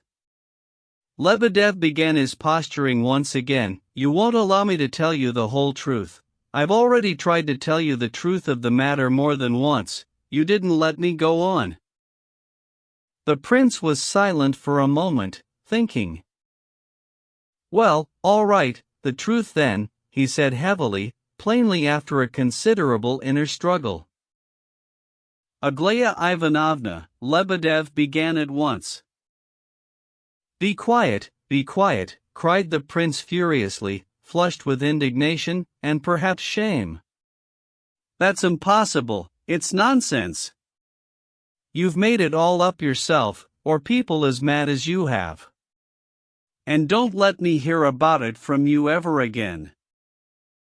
Late that evening, after 10, Kolya appeared with a whole budget of news. The news was of two kinds, relating to Petersburg and Pavlovsk. He swiftly related the more important Petersburg developments, chiefly to do with Ippolit and the previous day's events, meaning to return to them later, then quickly went on to the Pavlovsk news. He had returned from Petersburg 3 hours before and gone straight to the Epankins without calling in on the prince. They're in a terrible state there. Naturally, the carriage business took pride of place, but something else of that sort must have happened, something the prince and he knew nothing of. Naturally, I didn't pry and I didn't want to question anyone about it. Still, I was well received, much better than I expected, but about you, Prince, not a word. What was most important and interesting was that Aglaya had quarreled with the family that day over Ganya. He did not know the details, but it was over Ganya, can you imagine? And it was a furious quarrel, so it must have been important. The general had arrived home late, arrived frowning, arrived in the company of Radomski, who was welcomed with open arms. Radomski himself was surprisingly agreeable and cheerful. The most significant news of all was that Lizaveta Prokofievna had summoned Varya, who was sitting with the girls, and without more ado turned her out of the house once and for all, this in the most polite fashion, however. I heard it from Varya herself. But when Varya had left Lizaveta Prokofievna and said farewell to the girls, they did not even know she had been forbidden the house altogether and that she was saying goodbye to them for the last time. But Varvara Ardalionovna was here with me at 7 o'clock, said the astonished prince. She was turned out at 8, after 7 anyway. I'm very sorry for Varya, sorry for Ganya. They're always up to something, certainly, they can't exist without that. I could never find out what they were up to and I don't want to. But I can assure you, dear kind prince of mine, that Ganya does have a heart. He's a failure in many ways, of course, but in many ways he has good points which are worth discovering, and I'll never forgive myself for not understanding him before. I don't know whether I should go on visiting the Yapankins after the business with Varya. Of course, I did take up a totally separate and independent stance right from the start, still, it needs thinking over. You needn't feel too sorry for your brother, the prince observed. If things have gone this far, then Lizaveta Prokofievna must think him dangerous, and certain hopes he entertains must be confirmed. What? What hopes? Exclaimed Kolya in wonderment. You don't think that, Aglaya? That's impossible. The prince said nothing. You're a terrible skeptic, prince, added Kolya after a minute or two. I've noticed that recently you've become a great skeptic. You're starting to believe nothing and imagine everything. Was I right to use skeptic in this context? I think so, though really I'm not too sure myself. Well, I'll drop skeptic. I've found another explanation, Kolya suddenly shouted out. You're not a skeptic, you're jealous. You're infernally jealous of Ganya over a certain proud miss. At this, Kolya jumped to his feet, laughing uproariously in a way he had perhaps never laughed before. Seeing that the prince had blushed deeply, Kolya laughed even more. He was terribly tickled by the notion that the prince was jealous over Aglaya, but stopped short at once on noticing that the prince was genuinely distressed. They then talked on, earnest and concerned, for another hour or more. Next day, the prince spent the whole morning in Petersburg on some urgent business. Returning after 4 in the afternoon, he fell in with General Yupankin at the railway station. The general caught him by the arm and, after a fearful look round, pulled the prince after him into a first-class carriage, so that they could travel together. He was burning with impatience to discuss something important. In the first place, dear prince, don't be angry with me, and if there's been anything on my side, forget it. I would have called on you myself yesterday, but I wasn't sure how Lizaveta Prokofievna would feel about that. At home it's just hell. Some inscrutable sphinx has taken up residence and I walk about without an idea of what's going on. As far as you're concerned, I believe you're less to blame than any of us, though of course a lot happened because of you. You see, Prince, it's nice to be a philanthropist, but not as nice as all that. You've already tasted the fruit yourself, perhaps. Of course I love good works and respect Lizaveta Prokofievna, but... The general went on for a long time in this vein, but his words were remarkably incoherent. He was obviously shaken and bemused by something utterly beyond his comprehension. "Speaking for myself, there can be no doubt that you had nothing to do with all this," he brought out more clearly at length, "but best not to visit us for a while, I ask you as a friend, till there's a change in the weather." As regards Radomski, he cried with unusual heat, "It's all a senseless slander, the worst slander there could be.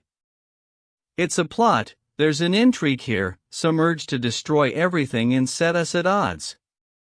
You see, Prince, between you and me, not a single word has passed between Radomski and me so far, you understand?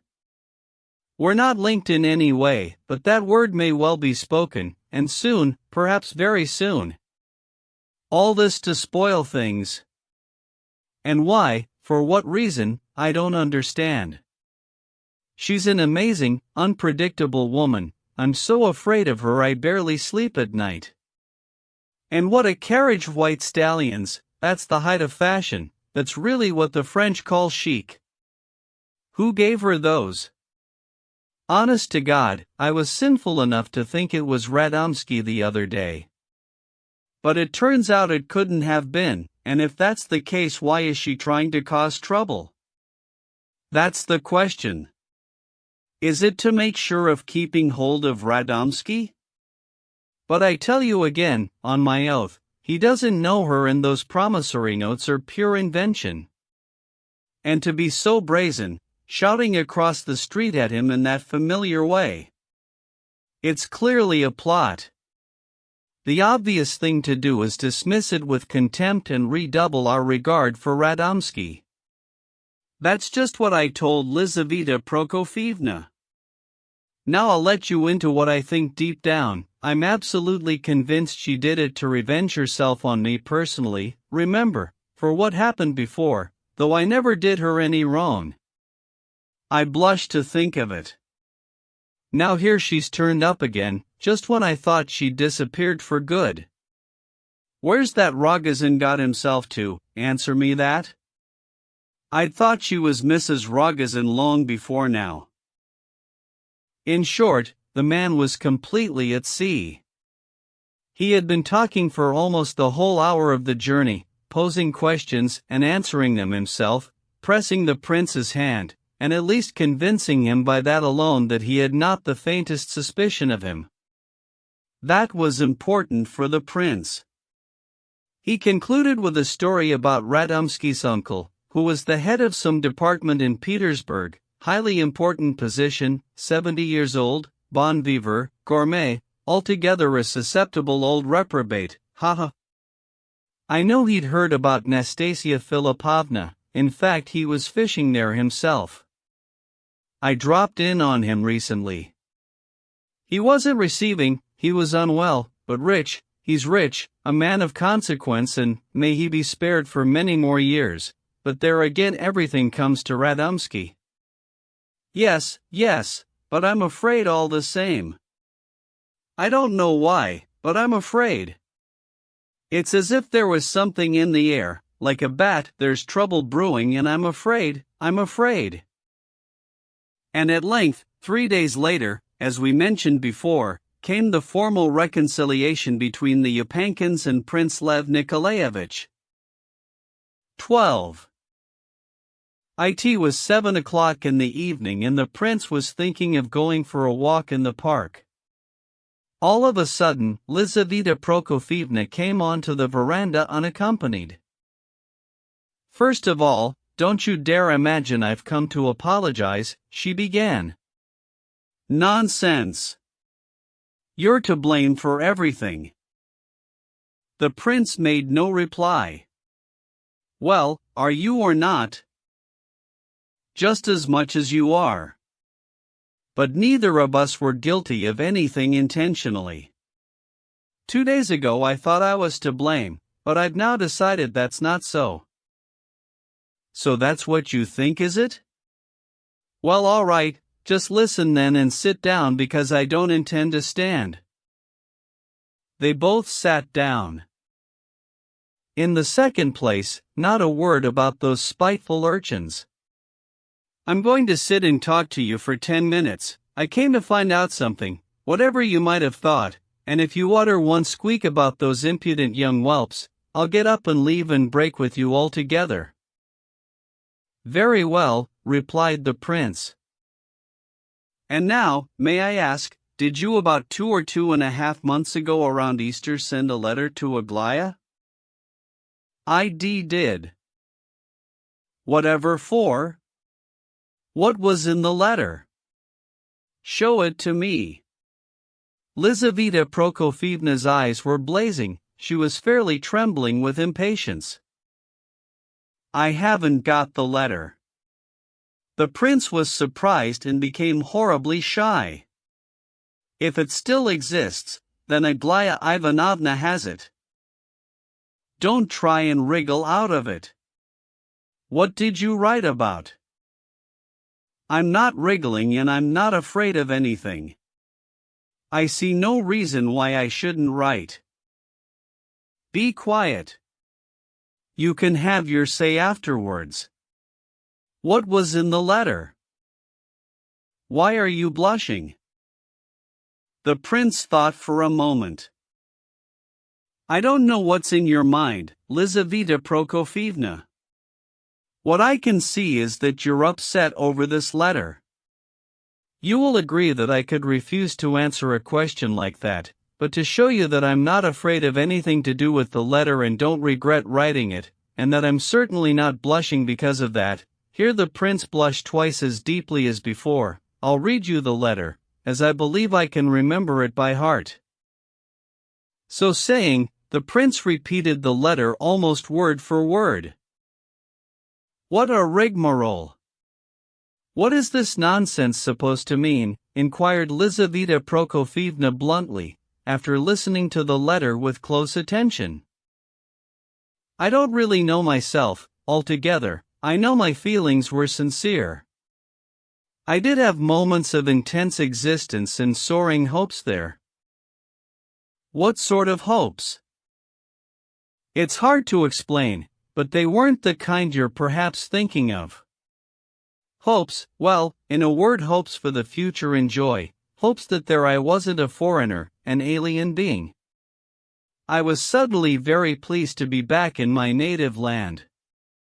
So one sunny morning I picked up a pen and wrote her a letter. Why to her, I don't know. Sometimes one feels like having a friend close by. That must have been how it was with me," added the prince, after a pause. "You're in love, then?" "And no. I wrote to her like a sister. I did sign as a brother." On purpose, I understand." "I'm finding it very hard to answer all these questions of yours, Lizaveta Prokofievna." "I know it's hard, but it doesn't matter at all to me how hard it is. Listen to me and tell me the truth before God. Are you lying to me or not?"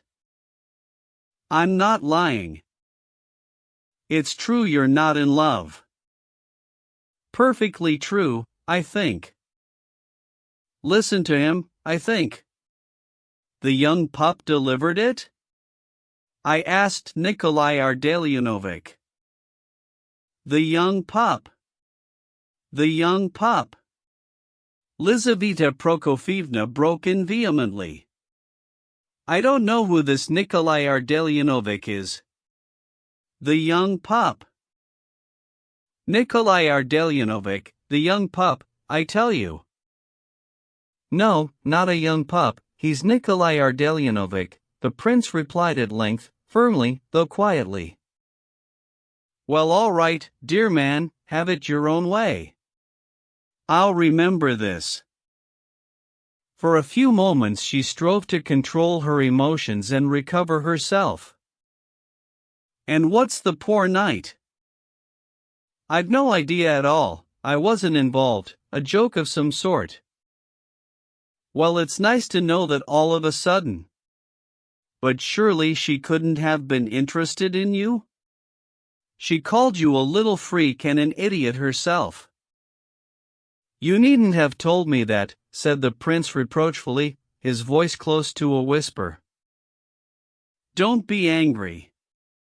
She's a headstrong lass, spoiled and giddy. If she takes a fancy to somebody, she's sure to scold him and call him names to his face. I used to be the same myself. Don't start crowing, please, dear man. She's not yours. I can't believe that, and it'll never happen. I'm telling you so that you can take steps this minute. And listen, swear you're not married to that woman. Good heavens, Lizaveta Prokofyevna, what are you saying? The prince almost leapt to his feet in astonishment. You almost married her, didn't you? I almost married her, whispered the prince, and hung his head. What then? It's her you're in love with, is that it? You're here because of her? That woman? I didn't come here to get married, responded the prince. Is there anything you hold sacred in this world? There is. Swear that it wasn't to marry her. I swear by whatever you like. I believe you, kiss me. At last I can breathe freely, but remember. Aglaya doesn't love you, take steps, she won't be yours as long as I live. You hear? I hear. The prince was blushing so much he couldn't look directly at Lizaveta Prokofyevna. Don't you forget it then. I've been waiting for you like a gift from Providence. You weren't worth it. I've soaked my pillow in tears of a night, not on your account, my dear. Don't worry yourself. I have a different sorrow of my own, one that is unchanging and never leaves me. But this is why I waited for you with such impatience. I keep on believing that God Himself sent you to be a friend and brother to me. I've got no one apart from old Belakonskaya, and she's gone away. Besides, she's got as silly as a sheep in her old age. Now answer a simple yes or no. Do you know why that woman shouted out from her carriage the other day? I give you my word I was not involved and know nothing about it. All right, I believe you. Now I've changed my mind, but yesterday morning I still thought Yevgeny Pavlovich was the reason for it all. Yesterday morning and the whole of the day before. Now I can't help agreeing with the others. It's obvious some sort of trick was played on him to make him look a fool for some reason, some purpose, which is suspicious in itself, and most unseemly.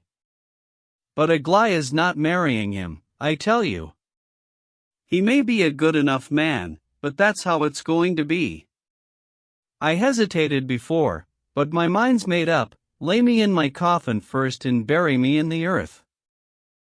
Then you can marry off my daughter. That's what I told my husband today. You can see I trust you, can't you? I see and understand. Lizaveta Prokofyevna gave the prince a piercing stare, anxious, perhaps, to see what effect the news about Yevgeny Pavlovich had produced. Do you know anything about Gavrila Ivalgin? You mean? I know a good deal about him. Did you know he was keeping in touch with Aglaya? I certainly did not. The prince was surprised, even startled. You say he's in touch with Aglaya Ivanovna? Impossible. Just recently, yes. His sister's been smoothing the way for him there all winter. Working away like a rat. I don't believe it, repeated the prince firmly, after an agitated pause for reflection. If that had been going on, I'd surely have known. He'd hardly come to confess and weep on your bosom. What a ninny you are, a ninny. Everybody deceives you like. Aren't you ashamed to trust him? Can't you see he's cheated you right and left? I know very well that he deceives me sometimes, the prince brought out reluctantly in a low voice, and he knows I know, he added, and broke off. You know and still trust him? Now I've heard it all. Still, It's to be expected from you, I don't know why I'm surprised. Heavens, has there ever been a man like you? ACH. And do you know that this Ganka or Varya have put her in touch with Nastasia Filipovna? Whom? Aglaya. I don't believe it. That's impossible. What's the point of that? He leaped up from his chair. I don't believe it either, though the evidence is there. She's a headstrong lass, a crazy, fantastical girl. She's wicked, wicked, wicked. I'll keep saying that for 1,000 years. She's wicked. They're all like that now with me, even that wet hen Alexandra, but this one's unmanageable. But I don't believe it either. Maybe because I don't want to, she added, as if to herself. Why haven't you been to see me? She turned to the prince again. Why haven't you been for the last 3 days? She shouted impatiently at him again. The prince began telling her his reasons, but she again interrupted. Everybody deceives you and thinks you're a fool. You went to town yesterday. I'll wager you went down on your knees to ask that rascal to accept your 10,000. Not at all, it never crossed my mind. I never even saw him, and besides he isn't a rascal. I've had a letter from him. Show me it. The prince took a note from his briefcase and handed it to Lizaveta Prokofievna. It ran as follows. Dear Sir, in the eyes of others I haven't the smallest right to possess any pride. In their opinion I'm too insignificant for that. But that's in the eyes of others, not yours. I am perfectly convinced that you, dear sir, are perhaps better than other men. I part company with Doktorenko in disagreeing with him on that point. I shall never take a kopeck from you, but you helped my mother, and for that I am obliged to be grateful, if only out of weakness. At all events I look upon you differently now and felt that I should inform you of that. Having done so, I assume there cannot be any further communication of any sort between us. Antip Burdovsky. P.S. The remaining 200 rubles will be repaid without fail in due course. What nonsense! Lizaveta Prokofievna decided, throwing the note back. Not worth the trouble of reading. What are you grinning at? Admit it, you thought it was nice too. What? This rigmarole, eaten up with vanity. Can't you see they're all off their heads with vanity and pride? Yes, but still he has admitted he was wrong and broken with Doktorenko, and the vainer he is the more that must have cost his vanity. What a little child you are, Lizaveta Prokofievna. Do you want me to slap your face, is that it? No, I certainly don't. Because you're pleased about the note and are just hiding it. Why be ashamed of your emotions? You're like that in everything, aren't you? Don't dare come a step towards my house now. Lizaveta Prokofievna sprang from her chair, pale with anger. Not hide nor hair of you ever again from now on. And in 3 days you'll come here yourself and invite me. For shame! These are your finest feelings. Why be ashamed of them? You're just torturing yourself, aren't you? I'll die before I invite you ever again. I'll forget your name. I've forgotten it now. She flounced out. I've already been forbidden to visit, the prince shouted after her. What? Who's forbidden you? She turned in a flash as if jabbed with a needle. The prince hesitated before answering, realizing he had unwittingly said a good deal too much.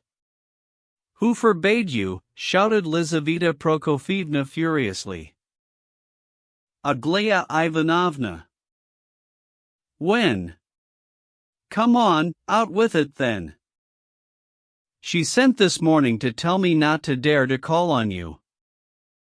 Lizaveta Prokofievna stood as if petrified, but she had her wits about her. "What did she send? Who did she send? That puppy, was it?" "By word of mouth," she exclaimed suddenly. "I got a note," said the prince. "Where?" "Hand it over. Now." The prince considered for a moment, but finally pulled a crumpled bit of paper from his waistcoat pocket. It bore the words, "Prince Lev Nikolaevich.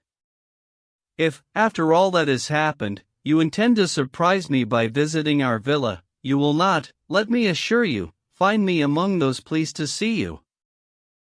Aglaia Ivanovna." Lizaveta Prokofievna pondered for a moment, then suddenly rushed towards the prince, seized him by the arm, and pulled him after her. "Now! Come on! This minute, to spite them," she cried in an extraordinary access of eager excitement. "But aren't you exposing me to—" "To what?" "The innocent ninny. Just as if he wasn't a man at all. Well, now I shall see it all with my own eyes. At least let me get my hat." "Here's your wretched little hat, come on. Can't even choose a fashionable hat properly." She did it, after what had happened, heat of the moment, muttered Lizaveta Prokofievna, towing the prince in her wake and not letting go of his arm for a moment. "I stuck up for you this morning. I said out loud you were a fool for not coming, otherwise she wouldn't have written a stupid note like that. It's unseemly, it's not right for a well-bred, well-brought-up, clever girl." She went on. "She was annoyed you didn't come and she didn't realize that you can't write to an idiot in that fashion, because he'll take it literally, and that's how it's turned out. What are you listening in for?" she cried, realizing she had said too much. "She needs a clown like you, she hasn't seen one for long enough, that's why she's asking for you. And I'm glad she'll put you through it. It's what you deserve. And she knows how to do that, oh, she certainly does." Part 3. 1. You hear complaints all the time that we lack practical people. There are plenty of politicians, for instance, plenty of generals too. Nowadays directors of all sorts can be found in any quantity you like, but there are no practical people. At least that's the complaint. It's even said that on some railways you can't find decent staff. The story goes that it's impossible for some steamship line to recruit passable administrative personnel. One day you hear of trains colliding or bridges collapsing on some newly opened line, the next they're writing about a train practically stuck in a snowdrift for the winter. It traveled a few hours and stood in the snow for 5 days. In one place they tell you there are hundreds of tons of produce rotting while they wait for dispatch. In another you hear, though it's hard to credit, that a railway administrator, some inspector that is, has administered a punch on the nose to some merchant's clerk who was pestering him about the dispatch of his goods, explaining his administrative action on the grounds that he had got a little heated. It's terrifying to think how many civil servants there apparently are. Everyone's been in the civil service, or is in it now, or intends to be. How can it come about that a decent administrative staff for a steamship line can't be put together out of this kind of material? The answer sometimes given to this question is a very simple one, so simple it's hard to credit. It's true, say they, that everyone in the country is, or has been, in the service, and that this has been going on for 200 years, on the best German pattern, from grandfather to grandson. The trouble is that civil servants are the least practical folk you can find, and things have got to the stage where abstract knowledge, divorced from practice, has been, until quite recently, regarded even by civil servants themselves as virtually the supreme virtue and recommendation. However, we should not be discussing civil servants. We really wanted to talk about practical men. There is no doubt here that timidity and a complete lack of personal initiative have always been regarded among us as the principal and best indicators of the practical man, and are still so regarded. But why blame only ourselves, if we take this opinion to be an accusation? Everywhere, throughout the world, lack of originality has always been looked on since time immemorial as the outstanding quality and highest recommendation of a sensible, businesslike, and practical man, and 99% of men, at the very least, have always held this opinion, with only 1% regarding the matter differently than is now. At the outset of their careers, inventors and geniuses have almost always been looked on in society as no better than fools, and very often at the end too. That's a banal observation, everybody knows that. For instance, if everyone put their money for scores of years into loan banks, ending up with millions in there at 4%, then it stands to reason that when the loan banks ceased to exist and everyone had to act on their own initiative, then the greater part of these millions must certainly be lost in the stock market panic or pass into the hands of swindlers. Indeed, that was strictly in accordance with the demands of decency and decorum. Yes, decorum, if by general consent a decorous timidity and a decent lack of originality have been considered among us to be the essential qualities of the sensible and decent man, it would be most indecorous, indecent even, to make changes all of a sudden. What loving mother, for example, would not be dismayed and sick with fright if her son or daughter should deviate a fraction from the rails? No, better if he's happy and has a comfortable life, and no originality, is what every mother thinks as she rocks her infant. And from time immemorial, our nurses croon and sing as they rock their children, "You'll be dressed in gold, I see, a general is what you'll be." So, even our nurses have regarded the rank of general as the zenith of Russian happiness, and it has become, therefore, the most popular national ideal of serene and perfect bliss. And indeed, who among us, after getting a fair mark in the examination and serving 35 years in the public service, could not end up as a general with a large bank account? Thus it is that a Russian attains almost effortlessly the designation of a sensible and practical man. In actual fact, the only person among us who could not become a general is the original man, in other words, the restless man. There may be a certain misunderstanding here, but generally speaking it seems to be true enough, and our society has been perfectly correct in its definition of the ideal practical man. All the same, we have digressed too much. We actually wanted to say a few explanatory words touching the Yapenkin household we have come to know. Practically all the members of this household, or at least the more thoughtful of them, suffered continually from a certain family tendency, diametrically opposed to the virtues we have just been discussing. Without fully realizing this, it is indeed hard to do so, they nevertheless suspected on occasion that all did not go in their family as it did in others. With others things ran smoothly, with them the opposite, everyone else kept to the rails, they were always coming off them, everyone else was always decorously diffident, they were not. Lizaveta Prokofyevna, it's true, was rather too apprehensive, still that was not the decorous, worldly diffidence for which they longed. Perhaps, however, it was only Lizaveta Prokofyevna who was anxious. The girls, despite being shrewd and ironic creatures, were still young, and the general, though he did grasp things, albeit not without a struggle, would simply say HMM in difficult situations, and ended up by placing all his reliance on his wife. The responsibility, in consequence, rested entirely upon her. It wasn't that the family was, for instance, remarkable for any personal initiative or jumped off the rails through any conscious craving for originality, which would have been most unseemly. Indeed, no.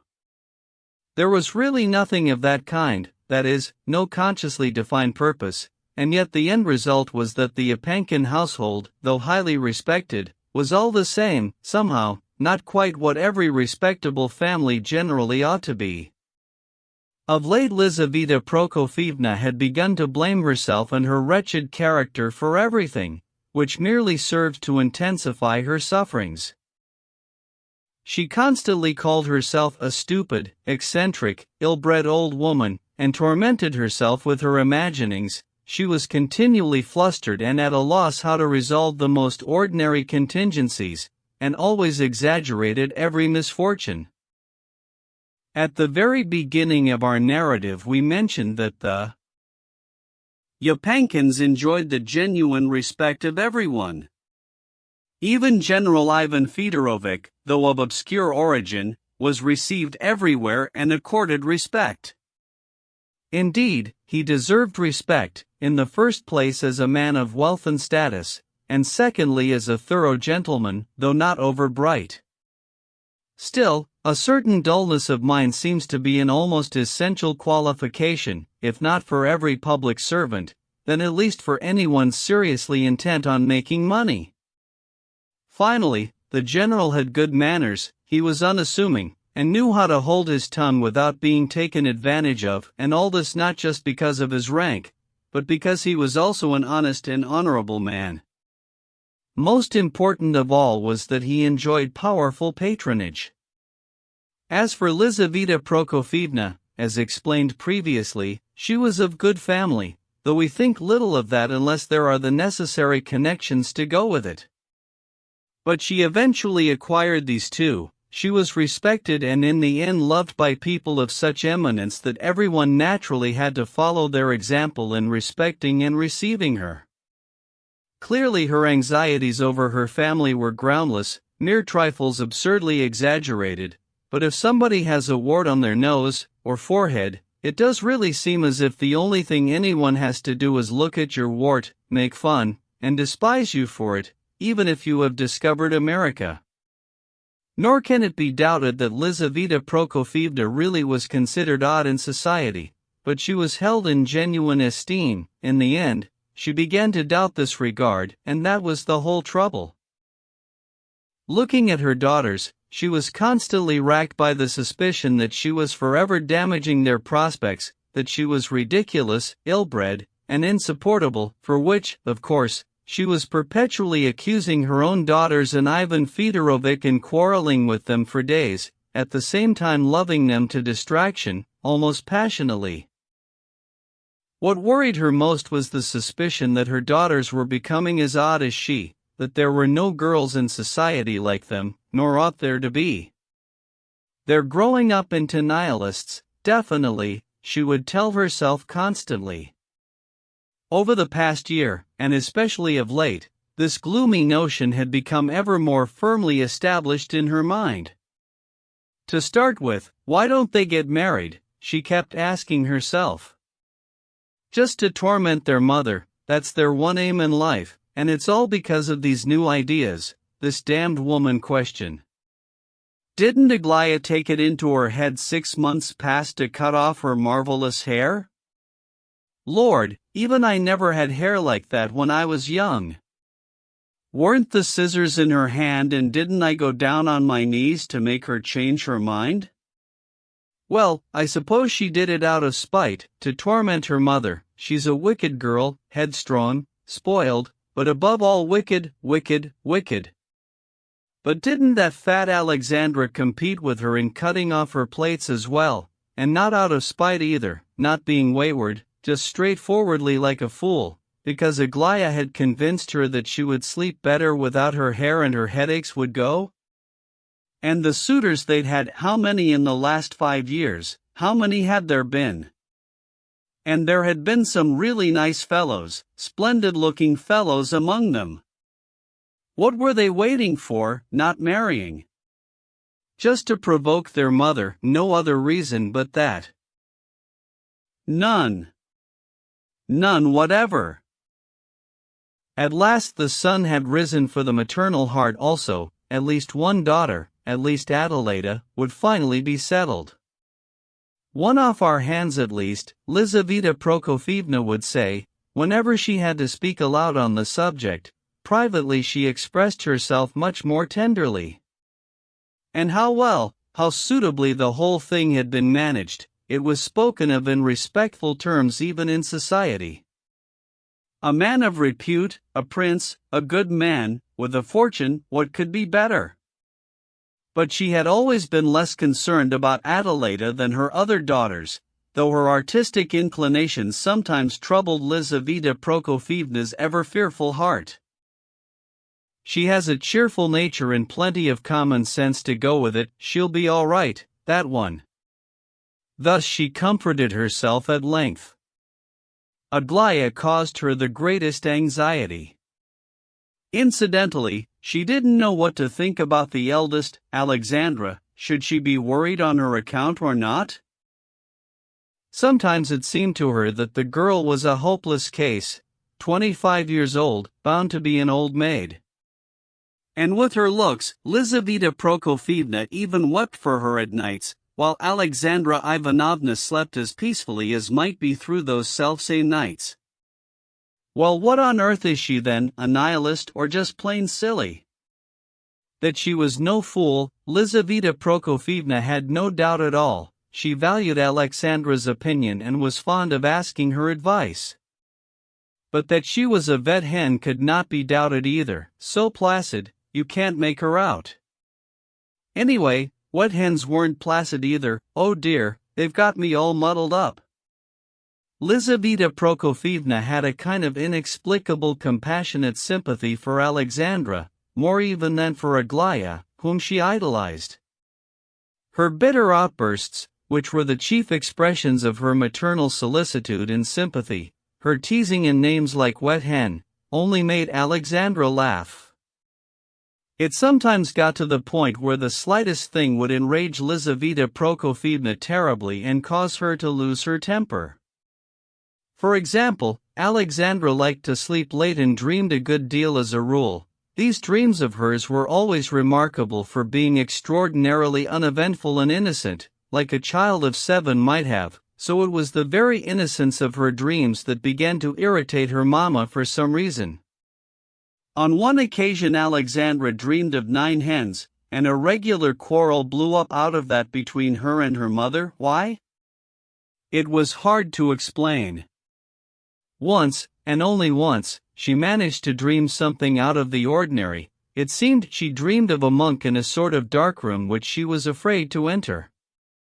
This dream was at once relayed triumphantly to Lizaveta Prokofievna by her 2 laughing sisters, but their mamma lost her temper again and called all 3 of them fools.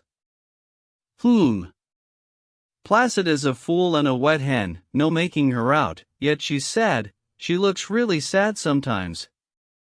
What is she unhappy about? What can it be?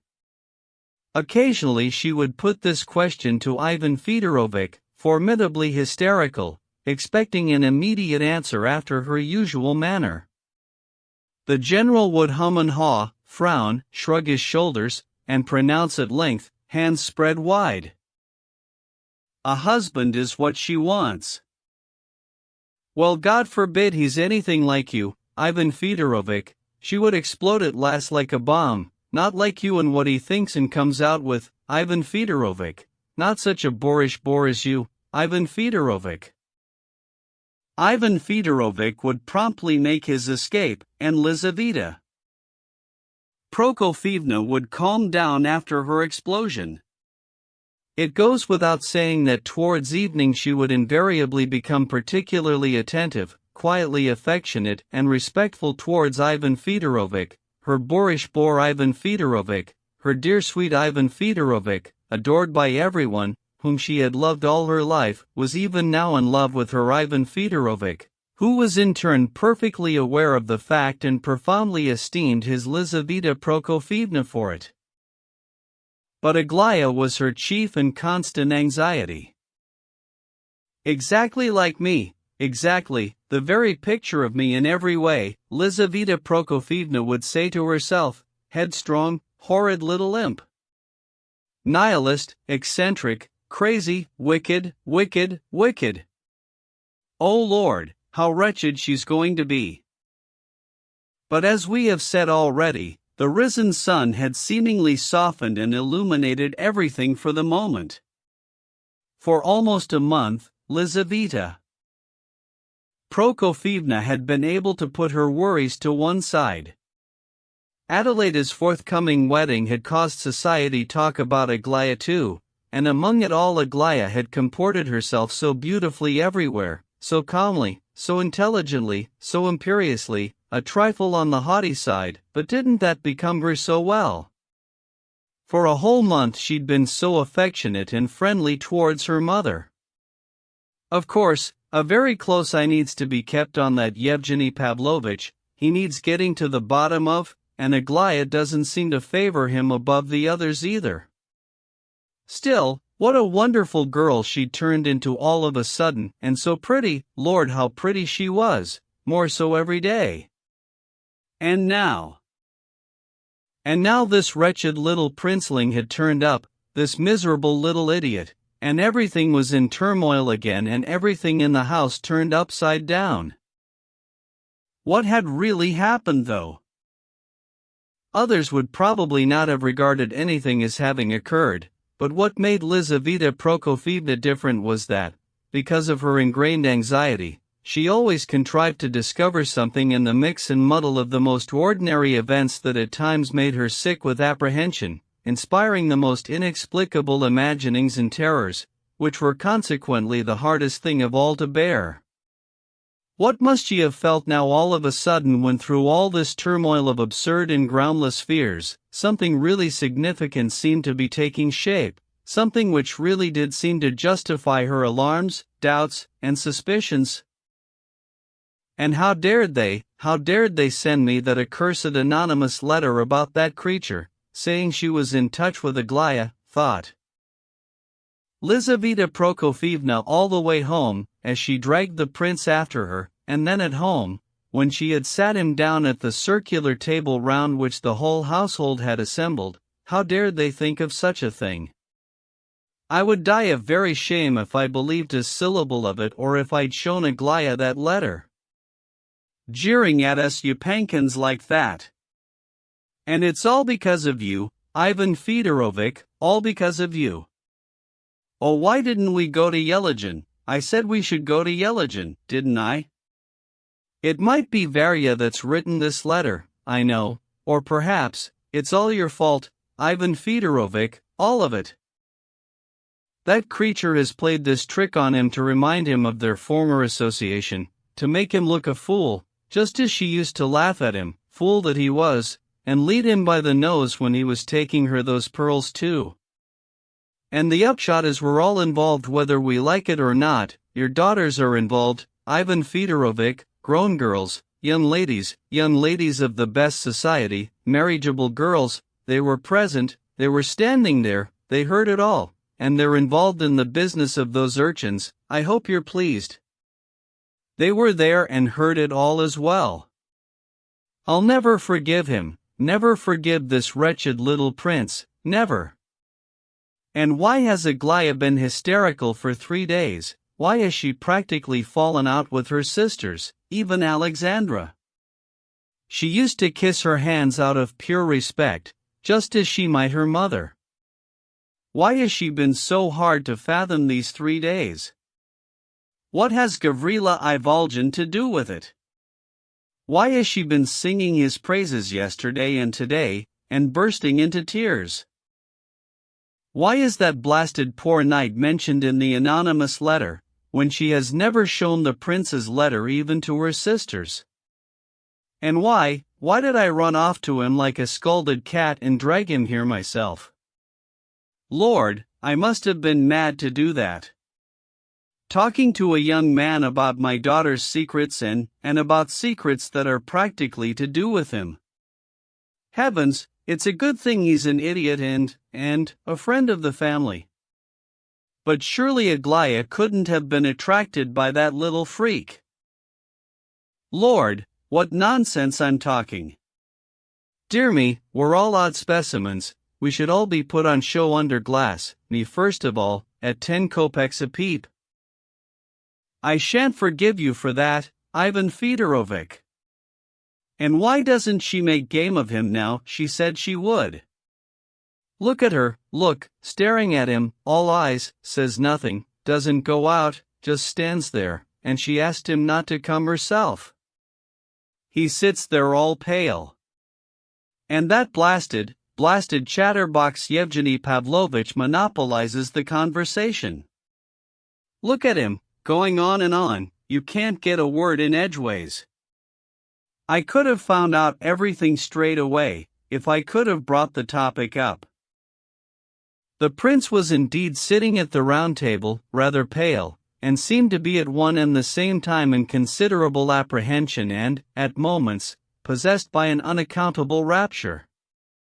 Ah, how he feared to glance in that direction, that corner whence two familiar dark eyes were regarding him steadfastly, and how at the same time his heart melted with joy at the fact that he was sitting there among them again, and would hear the familiar voice after what she had written to him. Lord, she's going to say something. He for his part had not uttered a single word and was listening intently to Yevgeny Pavlovitch going on and on. The latter had seldom been in such a happy and animated mood as he was this evening. The prince listened to him and for a long time understood hardly a word. Everyone had assembled, with the exception of Ivan Fedorovitch, who had not yet returned from Petersburg. Princess was also present. It seemed they had intended, in a little while, to go and listen to the band before tea. The present conversation had apparently got under way before the prince's arrival. Soon Kolya appeared from somewhere and slid on to the veranda. He must be back on the old footing, the prince thought to himself. The Yapankin villa was luxuriously furnished after the manner of a Swiss chalet and was elegantly set about on all sides with flowers and greenery. It was also surrounded on every side by a small but beautifully maintained flower garden. Everyone sat out on the veranda, just as at the prince's. This terrace, however, was more spacious and smartly appointed. The topic of conversation was not to the liking of many of those present.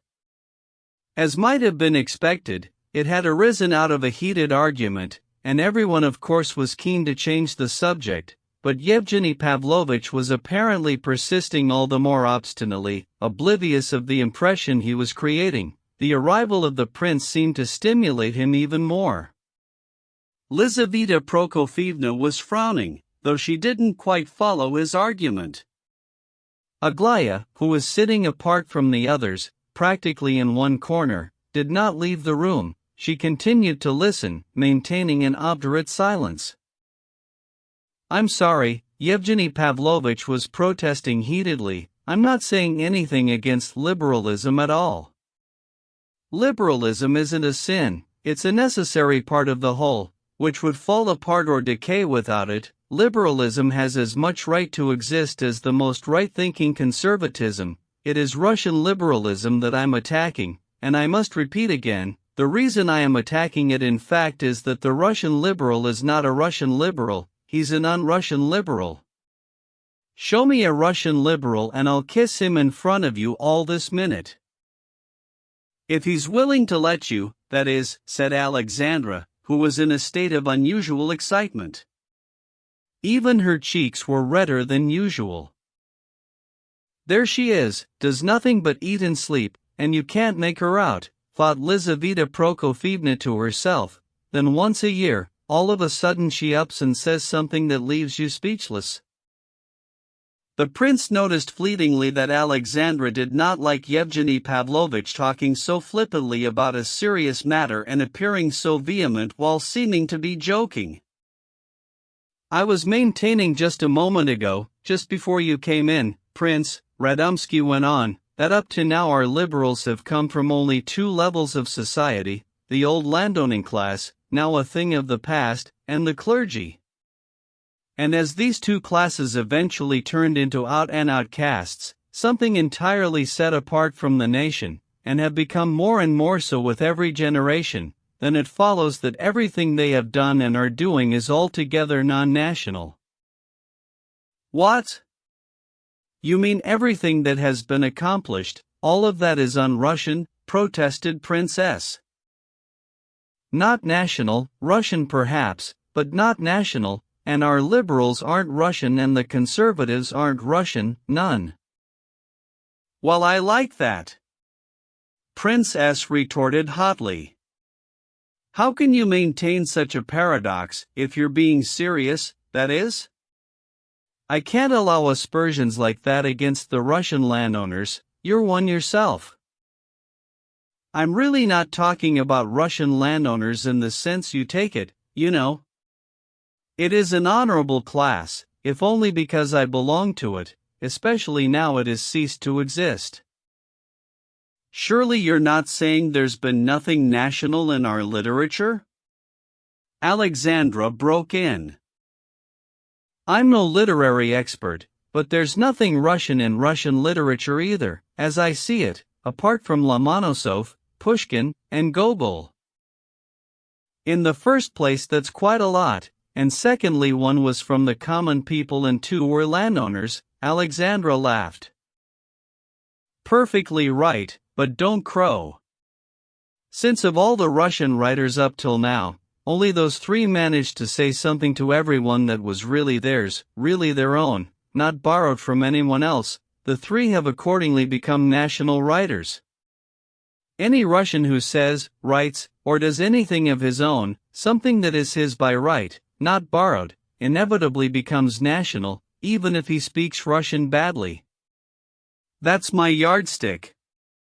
But we weren't discussing literature, we were talking about socialists and we got onto it through them. Well, that's my contention, that we haven't got a single Russian socialist, not now or ever, because all our socialists come from the landowners and clerics as well. All our professed, much trumpeted socialists, here and abroad, are nothing more than liberals of the landowner class in the days of serfdom. Why do you laugh?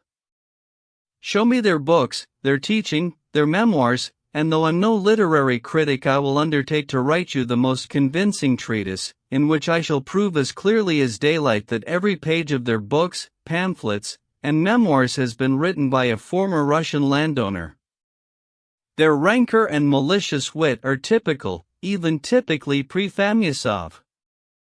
Asterisk their ecstasies, their tears may be real, perhaps genuine tears, but landowners. Landowners or seminarists. You're laughing again, you two, Prince? Don't you agree either? Indeed, they were all laughing, and the prince smiled too. I can't tell you, just like that, whether I agree or not, said the prince, cutting short his smile and giving a start like a schoolboy called upon in class, but I assure you I am listening with the greatest of pleasure. As he spoke, he was almost gasping for breath and cold sweat stood out upon his brow. These were the first words he had spoken since he had sat down. He made as if to look about him, but his nerve failed. Radomski caught the movement and smiled. I will state a fact, ladies and gentlemen, he resumed in the same tone of voice, that is, with great vehemence and heat, but at the same time seeming almost to laugh at his own words, a fact, an observation, a discovery even, which I have the honor of ascribing to myself. I might say to myself alone, at least nothing has ever been said or written down anywhere on the point. This fact expresses the essential nature of Russian liberalism of the kind I'm discussing. To begin with, what is liberalism really, speaking in general, if not an assault, reasonable or erroneous is not the point, on the existing order of things? That's so, isn't it?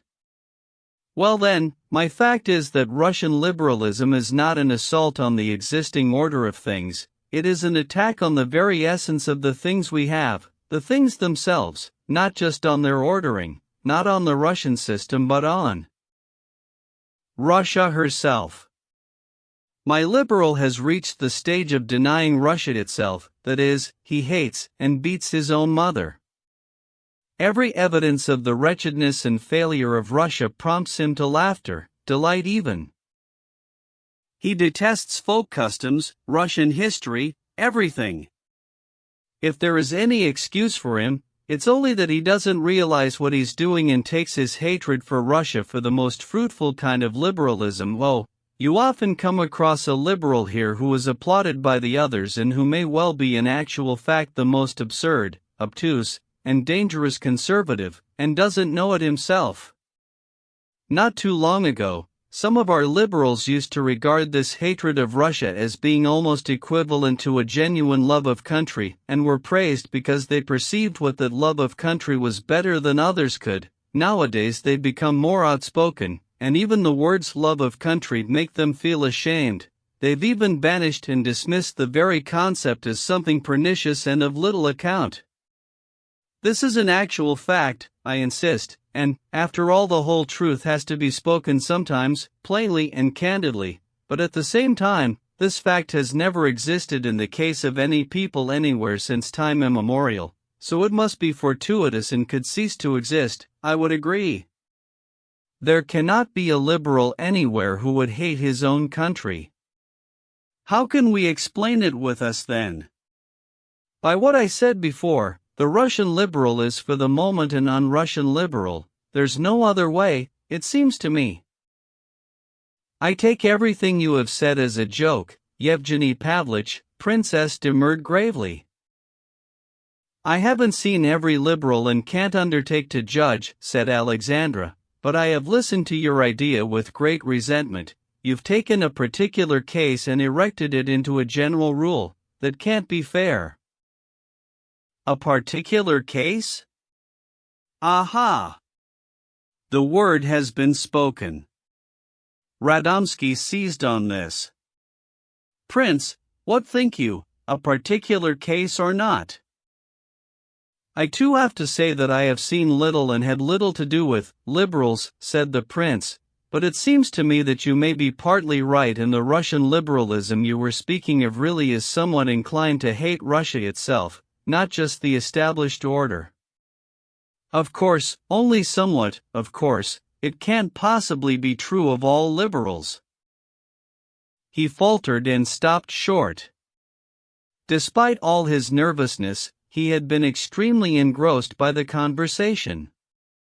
One of the prince's peculiar traits was the extraordinarily naive attention with which he always listened to anything that interested him and the naive replies he gave when he was asked a question. His face and even his posture expressed this naivety, this trust, unsuspecting of derision or humor. But although Yevgeny Pavlovich had addressed him for some time with a peculiar sort of smirk, this reply made him contemplate him rather gravely, as if he had never expected an answer like that from him. I see, that's rather odd of you, he said.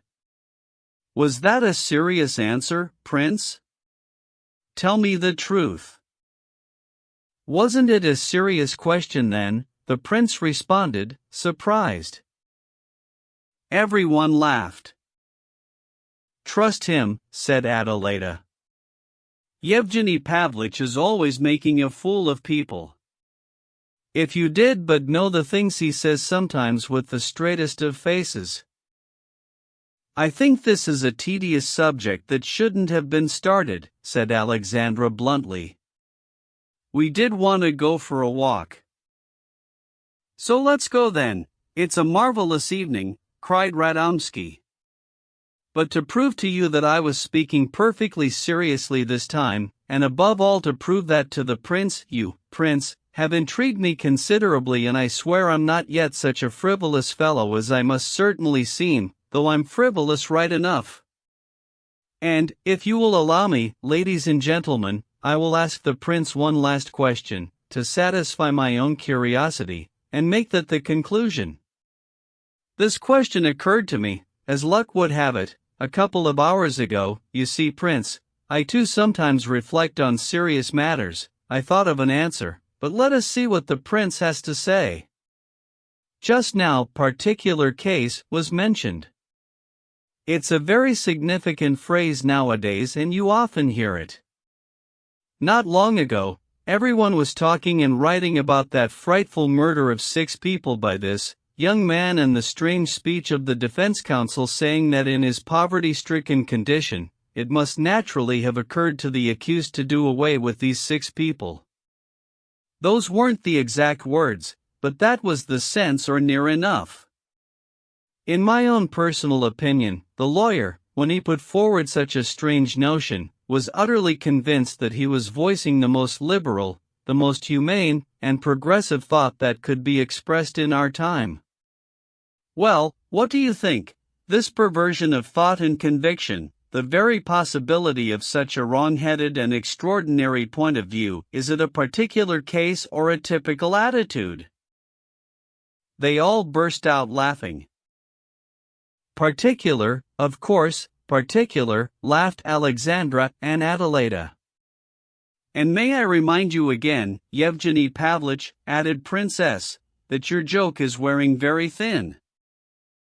What do you think, Prince? Said Radomsky, ignoring this last, and sensing Prince Lev Nikolaevitch's gravely curious gaze upon him. What do you think? Is this a particular instance, or is it typical? I admit I thought of this question specially for you. No, it's not a particular instance, said the prince, quietly but firmly. For heaven's sake, Lev Nikolaevitch, cried Princess with some exasperation, don't you see he's trying to catch you out? He really is joking and has picked on you to have his fun with. I thought that Yevgeny Pavlovich was being serious. The prince reddened and dropped his eyes. My dear prince, went on Princess, don't you recall what we spoke of once, 2 or 3 months ago? We actually talked about the number of fine, talented defense lawyers already to be found in our newly instituted law courts. And how many splendid jury verdicts there had been. How glad you were and how glad I was to see it. We said it was something to be proud of. Whereas this contorted defense, this weird argument, is a chance thing, of course, one among thousands.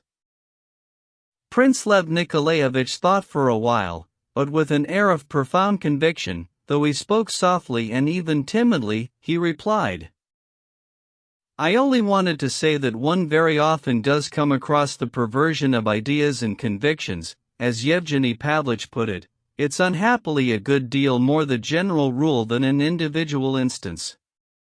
If that were not the case, such impossible crimes as these would not take place. Impossible crimes? But I can certainly assure you that exactly the same sort of crime, worse perhaps, took place in the past, always has done, not just in this country but everywhere, and I imagine will continue to take place for a long time to come. The only difference is that in the past they didn't receive so much publicity, whereas nowadays people have begun to talk openly and even write about them. That's why it seems such criminals have only just appeared. That's where you make your mistake, Prince, and a very naive mistake it is, Prince, I assure you, said Princess with a smile of derision. I do know that there have been a great many crimes in the past too, and just as appalling. I have visited prisons recently and managed to get to know a number of accused persons and criminals. There are even worse felons than this one, people who have murdered 10 victims without the slightest remorse. But there was one thing I did notice. The most hardened and unrepentant criminal is all the same aware that he is a criminal, that is, his conscience tells him that he has acted wrongly, however impenitent he might be. They are all like that, but these people that Yevgeny Pavlovich was talking about don't even want to acknowledge themselves criminals. They think to themselves that they had a right to do it, and even that they did the right thing. It almost comes to that. That's where the terrible difference lies, I think. And bear in mind that they are all young, that is the very age when they can most easily and helplessly succumb to the perversion of ideas. Princess had ceased laughing by now and heard the prince out with some bewilderment. Alexandra, who had been wanting for ages to make some remark, kept quiet, as if struck by a thought. Yevgeny Pavlovitch, for his part, stared at the prince in positive astonishment, this time without a hint of a smirk. "And why are you so surprised at him, my dear sir?" interposed Lizaveta Prokofyevna unexpectedly. "Did you think he's not as clever as you and couldn't argue on your level, is that it?" "No, ma'am, it wasn't that," said Yevgeny Pavlovitch, "but how on earth was it, Prince, excuse the question, if you can see and observe the matter so well, how on earth, again excuse me, during that odd business, the other day, with Burdovsky, wasn't that the name? How could you fail to notice that very same perversion of ideas and moral convictions? It's exactly the same thing, isn't it? I thought then that you just didn't see it." "Whereas we saw it all, dear sir," Lizaveta Prokofyevna said angrily. "Here we are sitting showing off in front of him, and he's got a letter today from one of them, the leader of them, the pimply one, remember." "Alexandra?" "He apologizes, after his own fashion, and announces he's dropped that maid of his, the one who put him up to the business beforehand, remember, Alexandra, and that he trusts the prince more now." "Well, we haven't received any such letter yet, so we're in no position to turn up our noses here at him." "And Ippolit has moved into our villa as well," cried Kolya. "What? He's here already?" The prince was alarmed.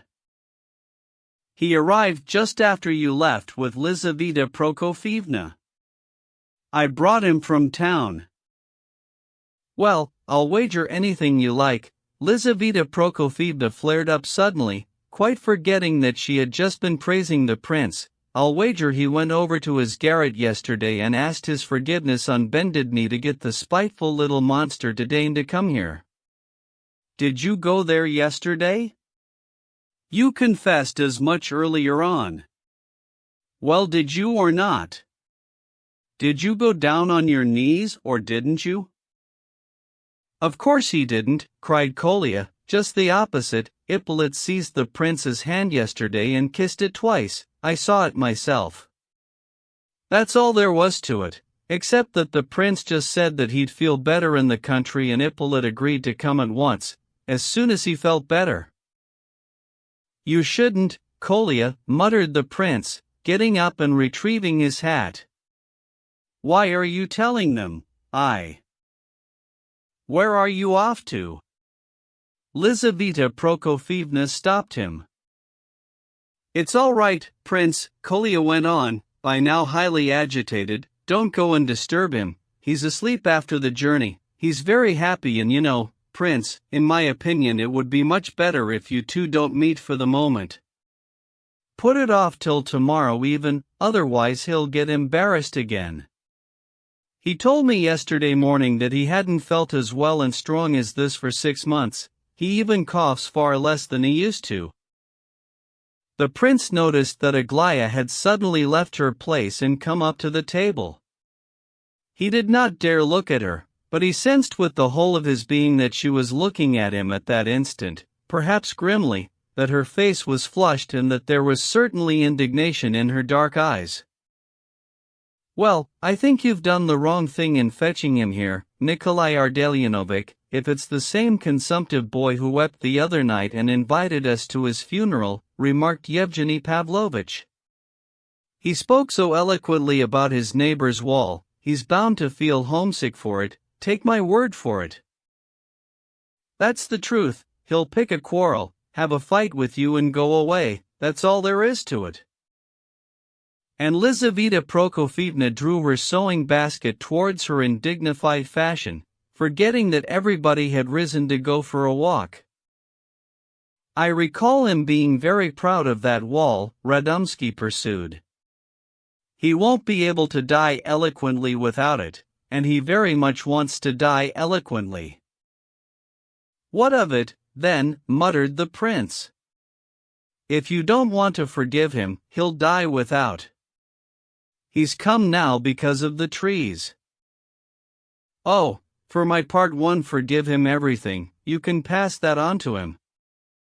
"That's not the point," the prince responded quietly and with apparent reluctance, still keeping his eyes lowered and fixed on one spot on the floor. "It has to be that you agree to accept his forgiveness also." "What on earth have I to do with it? How have I wronged him?" "If you don't realize, well, but you do realize, don't you? He wanted to bless you all and receive your blessing in turn, that's all." "Dear Prince," interposed Princess somewhat apprehensively, after exchanging glances with several of those present, "it is not easy to establish paradise on earth, and you do seem to count on that a little. Paradise is a difficult business, Prince, a great deal more difficult than it seems to your splendid heart. I think it better if we drop the subject, otherwise we shall indeed all get embarrassed again, and then—" "Let's go and listen to the band," said Lizaveta Prokofievna abruptly, as she rose angrily from her seat. Everyone else followed suit. 2. The prince suddenly went up to Radomsky. "Yevgeny Pavlovich," he said with an odd intensity, seizing him by the arm, "I assure you I regard you as the noblest and best of persons, despite everything, you may be sure of that." Radomsky actually stepped back a pace from sheer astonishment. For a moment he had to restrain an irresistible urge to laugh, but on looking closer he saw that the prince was apparently not himself, or at least was in a peculiar state of mind. "I wouldn't mind betting," he cried, "that wasn't at all what you meant to say, Prince, and perhaps not to me at all. But what's the matter? Are you feeling unwell?" "Possibly, very possibly, that was a very shrewd remark, that perhaps it wasn't you I wanted to speak to." As he said this he gave an odd, even foolish smile, then suddenly, almost impassioned, exclaimed, "Don't remind me of the way I acted 3 days ago. I've been very ashamed of it ever since. I know it was my fault." "Yes, but what did you do that was so awful?" "I can see that you more than anyone are ashamed of me, Yevgeny Pavlovich. You're blushing, that's the sign of a good heart. I'm going now, I assure you." "What on earth's he talking about? Is that the way his fits start?" Lizaveta Prokofievna asked Kolya, alarmed. "Ignore it, Lizaveta Prokofievna, I'm not having a fit, I'm going now. I know that I am afflicted. I was ill for 24 years, till I was 24 years old. So accept what I say now as the words of an invalid. I'm going presently, don't worry. I'm not blushing, because it would really be strange to blush over a thing like that, wouldn't it? But in society, I am out of place. I'm not saying that out of pride. I've been thinking it over these past 3 days and decided that I must let you know frankly and honorably at the first opportunity. There are ideas, lofty ideas, of which I must not begin to speak, because I would certainly make everyone laugh. Princess reminded me of this just now.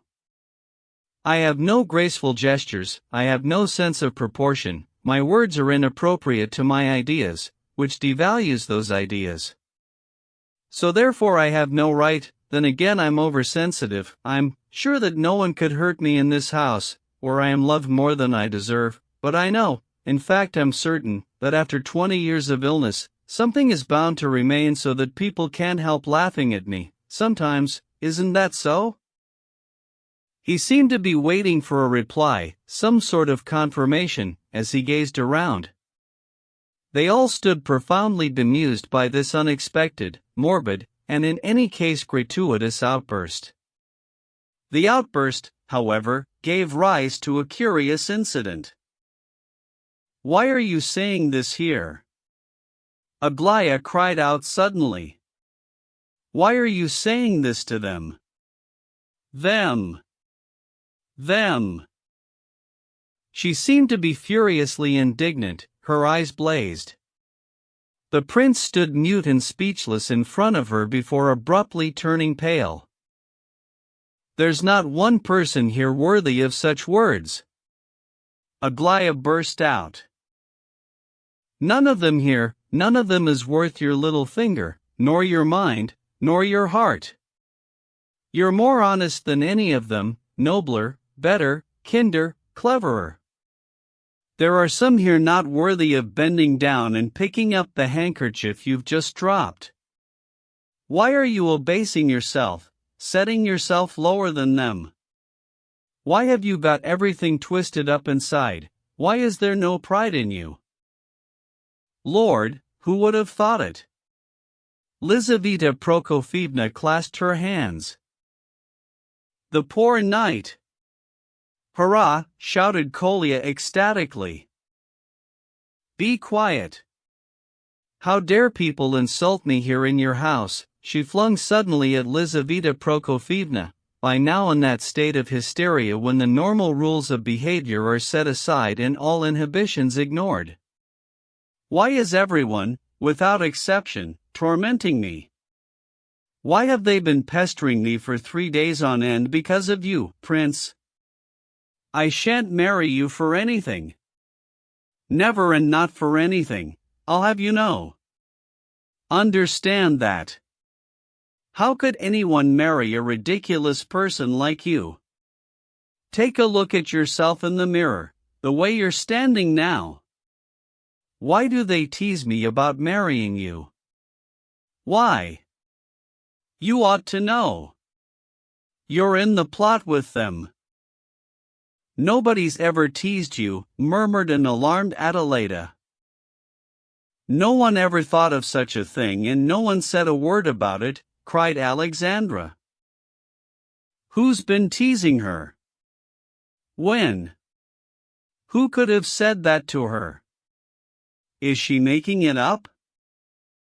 "Everybody's been talking, everybody, 3 days on end. I'll never marry him, never." With this cry, Aglaya burst into bitter sobbing, buried her face in her handkerchief, and fell into a chair. "But he hasn't asked you yet."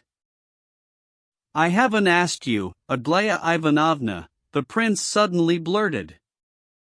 "WH at?" Lizaveta Prokofievna brought out in astonishment, indignation, and horror. "What was that?" She couldn't believe her ears. I meant, faltered the prince, "I only wanted to make it clear to Aglaya Ivanovna, have the honor to explain that I hadn't the least intention, have the honor to ask for her hand, at any time. I had nothing to do with it, honestly I hadn't, Aglaya Ivanovna. I never wanted to, I never entertained it, and I never will, you'll see, rest assured of that. Some wicked person must have slandered me to you. Please don't worry." So saying, he approached Aglaya. She took away the handkerchief which covered her face, shot a swift glance at him and his panic-stricken countenance, and realizing the import of his words suddenly burst out laughing in his face. Her laughter was so gay and unforced, so humorous and mocking that Adelaida was the first to follow suit, especially when she also took a glance at the prince. She rushed over to her sister, embraced her, and began laughing in the same unrestrained, gay, schoolgirl fashion. As he looked at them, the prince too suddenly began to smile and repeat with a glad and happy expression, "Well, thank God, thank God." Now Alexandra could no longer contain herself and broke into hearty laughter. It seemed as if all three would never stop. "The mad things," muttered Lizaveta Prokofievna.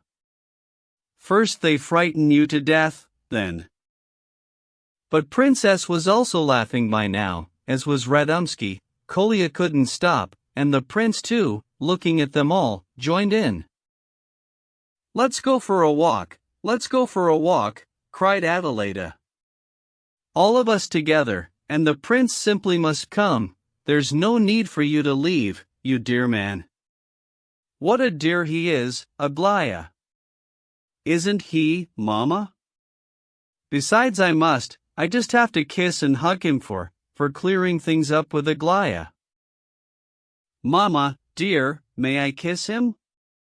"Aglaya, do let me kiss your prince," she cried mischievously, and suiting the action to the word she sprang over to the prince and planted a kiss on his forehead.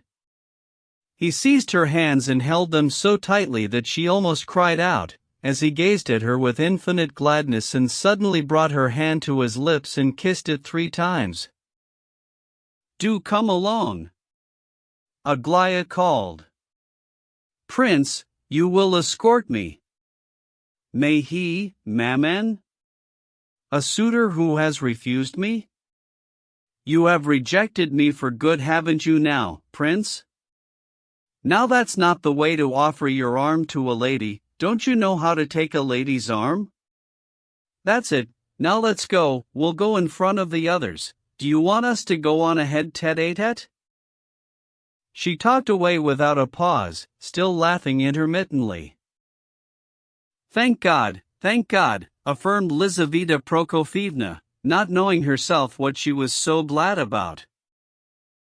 "What very odd people," thought Princess, for perhaps the 100th time since he had fallen in with them, but he liked these odd people.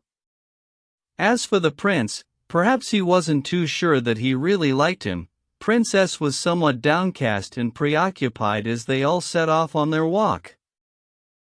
Yevgeny Pavlovich seemed in the best of spirits as he amused Alexandra and Adelaida all the way to the pleasure gardens. They seemed a little too ready to laugh at his jokes, so much so that he had the fleeting suspicion they were not listening to him at all. This thought prompted him to roar with perfectly genuine laughter all of a sudden, giving no reason, such was the nature of the man. The sisters, who were in a most festive mood, kept glancing at Aglaya and the prince as they walked in front. The younger sister had clearly set them a major puzzle. Princess kept trying to discuss extraneous subjects with Lizaveta Prokofievna, perhaps to divert her, and succeeded in boring her to distraction. She seemed not to be mistress of her thoughts and answered at random, occasionally not at all. But Aglaya Ivanovna had by no means finished with her mystifications that evening. The final one fell to the lot of the prince alone. When they had gone about 100 yards from the house, Aglaya spoke to her steadfastly silent escort. "Look over to the right." The prince looked. "Look closer. Do you see that bench in the park, over there by the 3 big trees, a green bench?" The prince replied that he did. "Don't you think it's a lovely spot? I sometimes come here on my own to sit, early in the morning, about 7, when everybody's still asleep." The prince mumbled that it was indeed a beautiful spot. "And now go away, I don't want to walk arm in arm with you. Or better, keep your arm there, but don't say a word to me. I want to think." The warning was needless in any case. The prince would not have uttered a word the whole way without being told to. His heart had begun pounding violently when he heard about the bench. A minute later he thought better of it and dismissed his absurd idea, much ashamed. On weekdays, the public which foregathers in the Pavlovsk pleasure gardens is, as everyone knows, or at least maintains, more select than on Sundays and public holidays, when all sorts of people arrive from the city. The ladies' dresses are elegant rather than festive. It is the done thing to meet by the bandstand. The orchestra is perhaps the best of our park ensembles and plays the latest things. The utmost propriety and decorum rule, despite a generally homely, even intimate, atmosphere. Acquaintances, all summer residents, come together to look one another over. Many of them derive genuine pleasure from it and only come for that, but there are also those who come just for the music. Unpleasant scenes are extremely rare, though they do occur, even on weekdays. But after all, such things are unavoidable. On this occasion, the evening was beautiful and there were a good many people about. All the places by the orchestra were taken. Our company seated themselves to one side, near the left-hand exit from the gardens. The crowds and the music enlivened Lizaveta Prokofievna a little and distracted the young ladies. They contrived to exchange glances with some of their acquaintance and nod graciously to others from afar. They scrutinized the dresses, noted some discordant details, and discussed them with sarcastic smiles. Yevgeny Pavlovitch also bowed frequently to friends. Aglaya and the prince, who were still together, had already attracted a certain amount of attention. Soon, several young men of their acquaintance came up to the young ladies and their mamma. 2 or 3 stayed to converse. They were all friends of Yevgeny Pavlovitch. Among them was a very handsome young army officer, very gay, very talkative. He hastened to strike up a conversation with Aglaya and strove with all his might to engage her interest. Aglaya was very gracious towards him and in high good humor. Yevgeny Pavlovitch asked the prince's permission to introduce his friend to him. The prince was barely aware of what was required of him, but the introduction took place and they both bowed and shook one another's hand. Yevgeny Pavlovitch's friend asked the prince some question, but the prince appeared not to reply, or mumbled something under his breath in so odd a fashion that the officer eyed him narrowly before a glance at Yevgeny Pavlovitch made him realize why the latter had contrived the introduction. He smiled faintly and turned once more to Aglaya. Yevgeny Pavlovitch was the only one to notice that Aglaya suddenly flushed at this. The prince was not even aware that others were talking and paying their attentions to Aglaya. At times he almost forgot he was sitting next to her himself. Sometimes he felt like going off somewhere, just disappearing on the spot. He wouldn't have minded some gloomy, deserted place, just so long as he could be alone with his thoughts and no one know where he was. Or be back at home at least, on the veranda, but no one else to be there, not Lebedev nor the children, to fling himself onto the sofa, bury his face in a cushion, and just lie there for a day and a night, then another day. There were moments when he dreamed of the mountains, and one familiar spot in the mountains, a place he liked to recall, where he had loved to go while he was still living there, from whence he could look down on the village, on the faint white thread of the waterfall, the white clouds, the ancient castle ruins. Oh, how he wished he was there now, thinking of but one thing. Oh, all his life only of that, 1,000 years would not be too long. And here let him be forgotten completely. That was what really should happen. Far better if they had not known him at all and it had all been just a vision seen in a dream. But was it not all the same, dreaming or waking? Sometimes he would start gazing at Aglaya and keep his eyes fixed on her face for 5 minutes at a time. But his look was very strange. It was as if he were seeing her as an object a mile away from where he was, or looking at her portrait rather than herself. "Why are you looking at me like that, Prince?" she asked suddenly, interrupting her gay conversation and laughter with those around her. "You frighten me. I keep feeling you want to reach out and touch my face with your finger." "He does look like that, doesn't he, Yevgeny Pavlovitch?" The prince listened, apparently surprised at being addressed, realized it was so, though perhaps not fully understanding what had been said, and made no reply. Seeing that she and the others were laughing, however, he opened his mouth all of a sudden and began laughing himself. The laughter around him intensified. The officer, evidently a humorous individual, was fairly spluttering. "The idiot!" Aglaia suddenly whispered angrily to herself.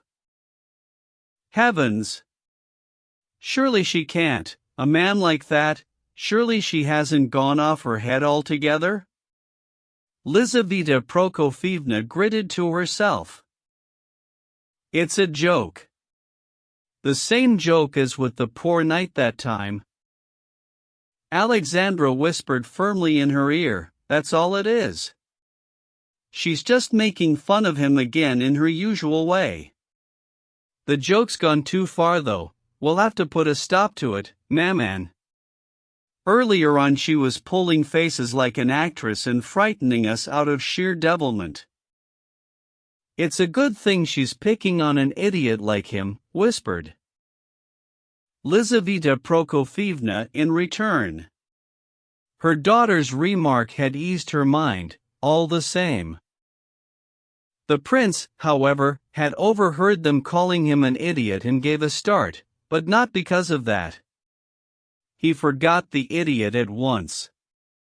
He had glimpsed among the crowd, somewhere to one side, he could not have put his finger on exactly where or at what point, but not far from where he sat, a certain face, pale, with dark curly hair and a familiar, very familiar, smile and glance. It flickered and was gone.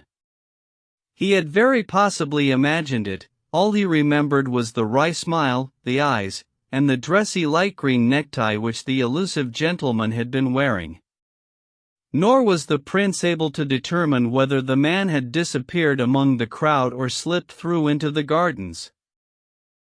A moment later, however, he began to look about him swiftly and uneasily. This first apparition might foreshadow and herald a second.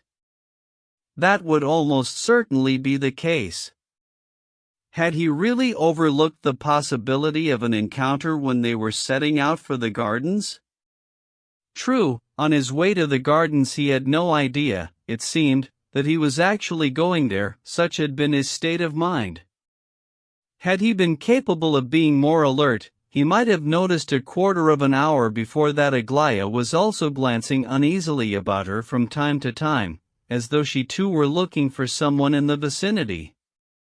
Now that his own disquiet had become very noticeable, Aglaia's own nervous perturbation also increased. As soon as he looked over his shoulder, she followed suit almost at once.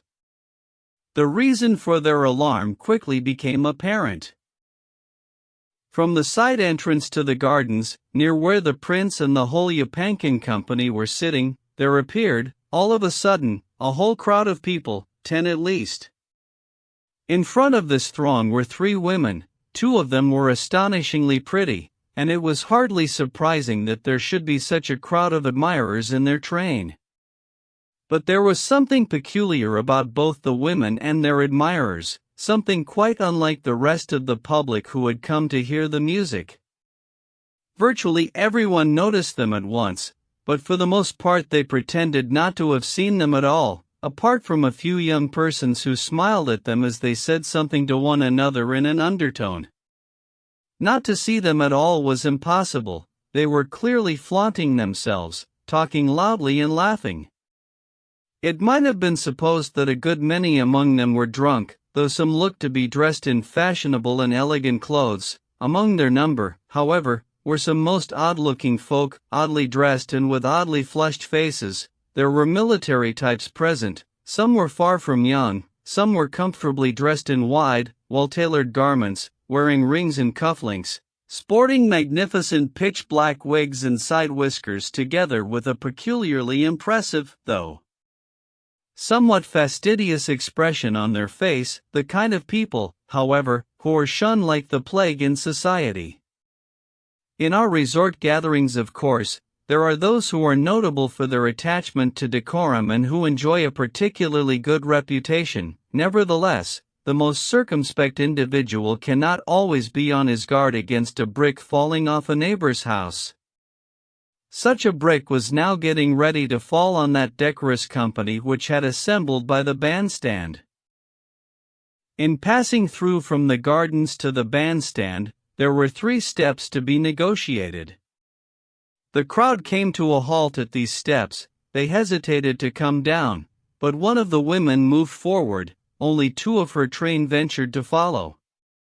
One was a middle-aged man of rather modest appearance, perfectly respectable to look at, but clearly an outsiderish sort of fellow, the sort of man nobody ever knows and who knows nobody. The other, who clothed to his lady, was an out-and-out tramp of a most dubious aspect. No one else followed the eccentric lady, but as she went down the steps she didn't look back. It was as if she didn't give a fig whether anyone was coming after her or not. She laughed and talked loudly as before. She was richly and elegantly dressed, though a shade more opulently than was fitting. She walked past the musicians to the other side of the bandstand, where a carriage was awaiting somebody by the side of the road. The prince had not seen her for 3 months or more. Ever since his arrival in Petersburg he had intended to go and see her, but some kind of mysterious premonition had stopped him. At all events, he was quite unable to gauge how he would feel when he met her, though he did sometimes try fearfully to imagine it. One thing was clear to him: the encounter would be painful. Several times over the last 6 months he had recalled the initial impression that woman's face had made on him, when he had only seen it in her portrait. Even in that, there had been too much that was painful, as he remembered it. That month in the provinces when he had seen her practically every day had had a terrible effect on him, so much so that he sometimes tried to drive the very recollection of it from his mind, recent as it was. There had always been something that tormented him in the very face of that woman. In his conversations with Rogozin, the prince had attempted to explain this feeling as an infinite sense of compassion, and that was the truth. Even in the portrait, that face had aroused in his heart a veritable anguish of pity. The sense of compassion and even suffering for this creature never left his heart and had not left it now. Indeed not, it was stronger now than ever. Yet the prince remained dissatisfied with what he had said to Rogozin. It was only now, at this moment of her sudden reappearance, that he realized, intuitively perhaps, what had been lacking in his words to Rogozin. He had not found words to express his horror. Yes, horror. Now, at this moment, he sensed it to the full. He was sure, totally convinced according to his own peculiar reasoning, that the woman was deranged. If, loving a woman more than anything in the world or anticipating the possibility of such a love, one were suddenly to see her chained up, behind iron bars, under a warder's truncheon, the feeling would be something like what the prince was enduring now. "What's the matter with you?" Aglaya whispered swiftly, looking round at him and naively tugging at his arm.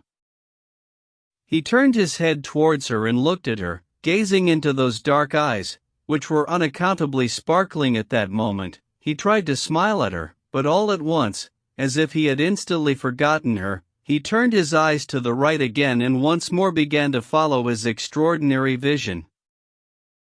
Nastasia Philippovna at that moment was walking right past the ladies' chairs.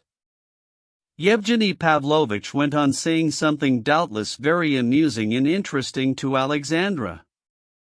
The prince remembered that Aglaya suddenly said in a half-whisper, "What a—" a vague and unfinished phrase. She instantly checked herself and added no more, but that was sufficient in itself.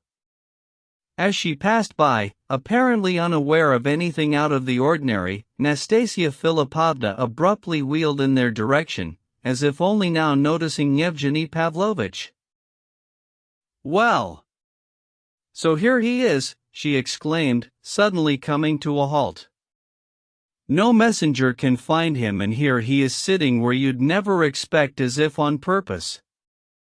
I thought you'd be, at uncle's." Radomsky bristled and threw a furious look at Nastasia Philippovna, before abruptly turning away from her again. What? Surely you've heard? He doesn't know yet, fancy that. Shot himself. This morning your uncle shot himself. I was told today at 2 o'clock, half the town knows by now. Some say 350,000 are missing from the public accounts, others say 500,000. And here was I counting on him leaving you a fortune, he's blown the lot. The naughty, naughty old man. Well, goodbye and good luck. But aren't you going over there? You certainly picked the right time to resign your commission, cunning devil. What am I saying? You knew in advance, maybe yesterday you knew. Although, in the brazen way she was pestering him and the way she flaunted their acquaintance and a non-existent intimacy, there was assuredly some ulterior purpose that was beyond all doubt by now. Yevgeny Pavlovich's initial thought was to get away somehow and at all costs ignore his tormentor. But Nastasia Philippovna's words had struck him like a thunderbolt. Hearing of his uncle's death, he went as white as a sheet and turned towards his informant. At that moment, Lizaveta Prokofyevna rose quickly from her chair and, getting everyone else up after her, almost ran from the place. Only the prince remained where he was for a second, seeming to hesitate, while Radomsky still stood there dumbfounded. But the Epankins had not moved 20 paces before a frightful scene took place. Radomsky's officer friend, who had been talking to Aglaya, was in the highest degree affronted.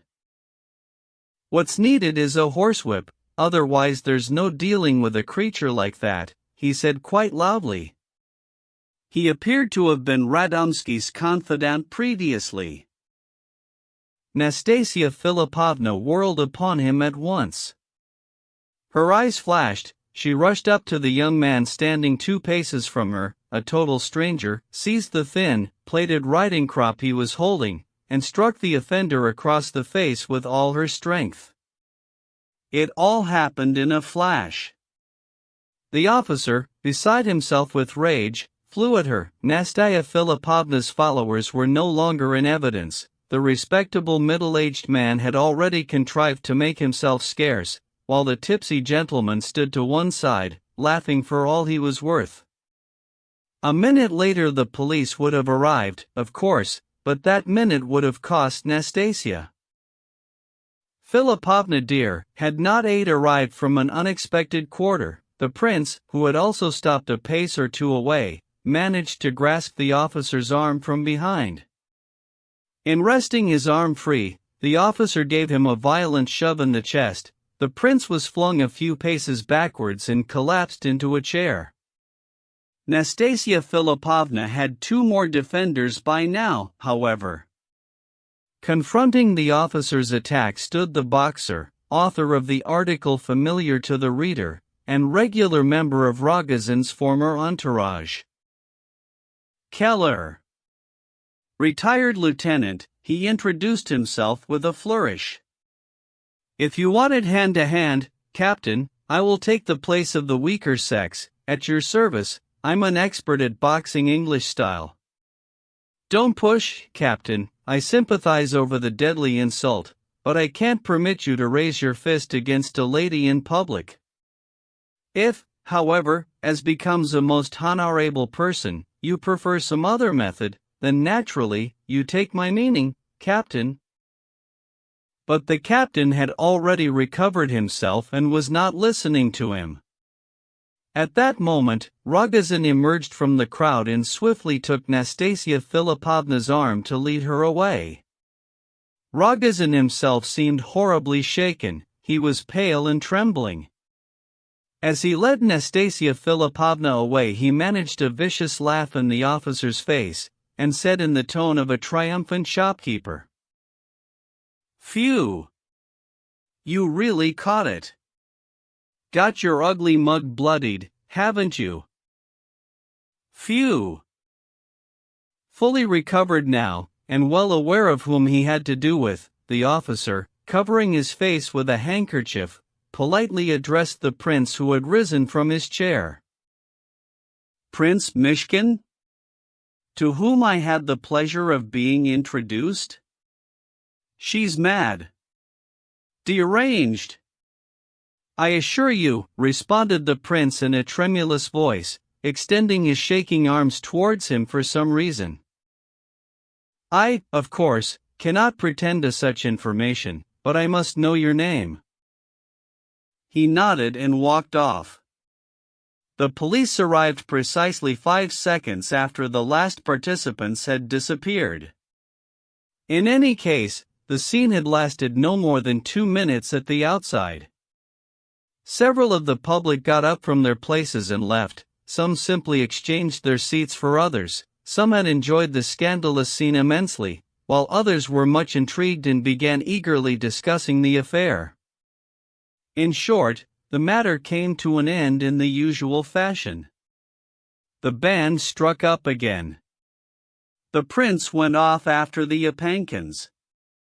If he had thought to glance to his left when he was sitting in the chair after being pushed, he would have seen Aglaya, who had stayed to watch the scandal, some 20 yards from him, disregarding the summons of her mother and sisters as they walked on.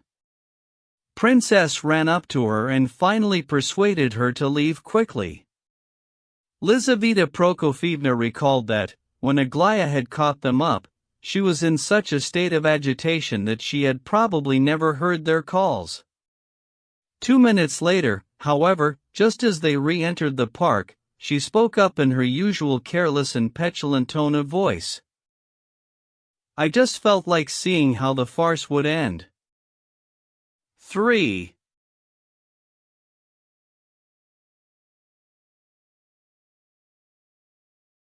The pleasure garden incident horrified both mother and girls.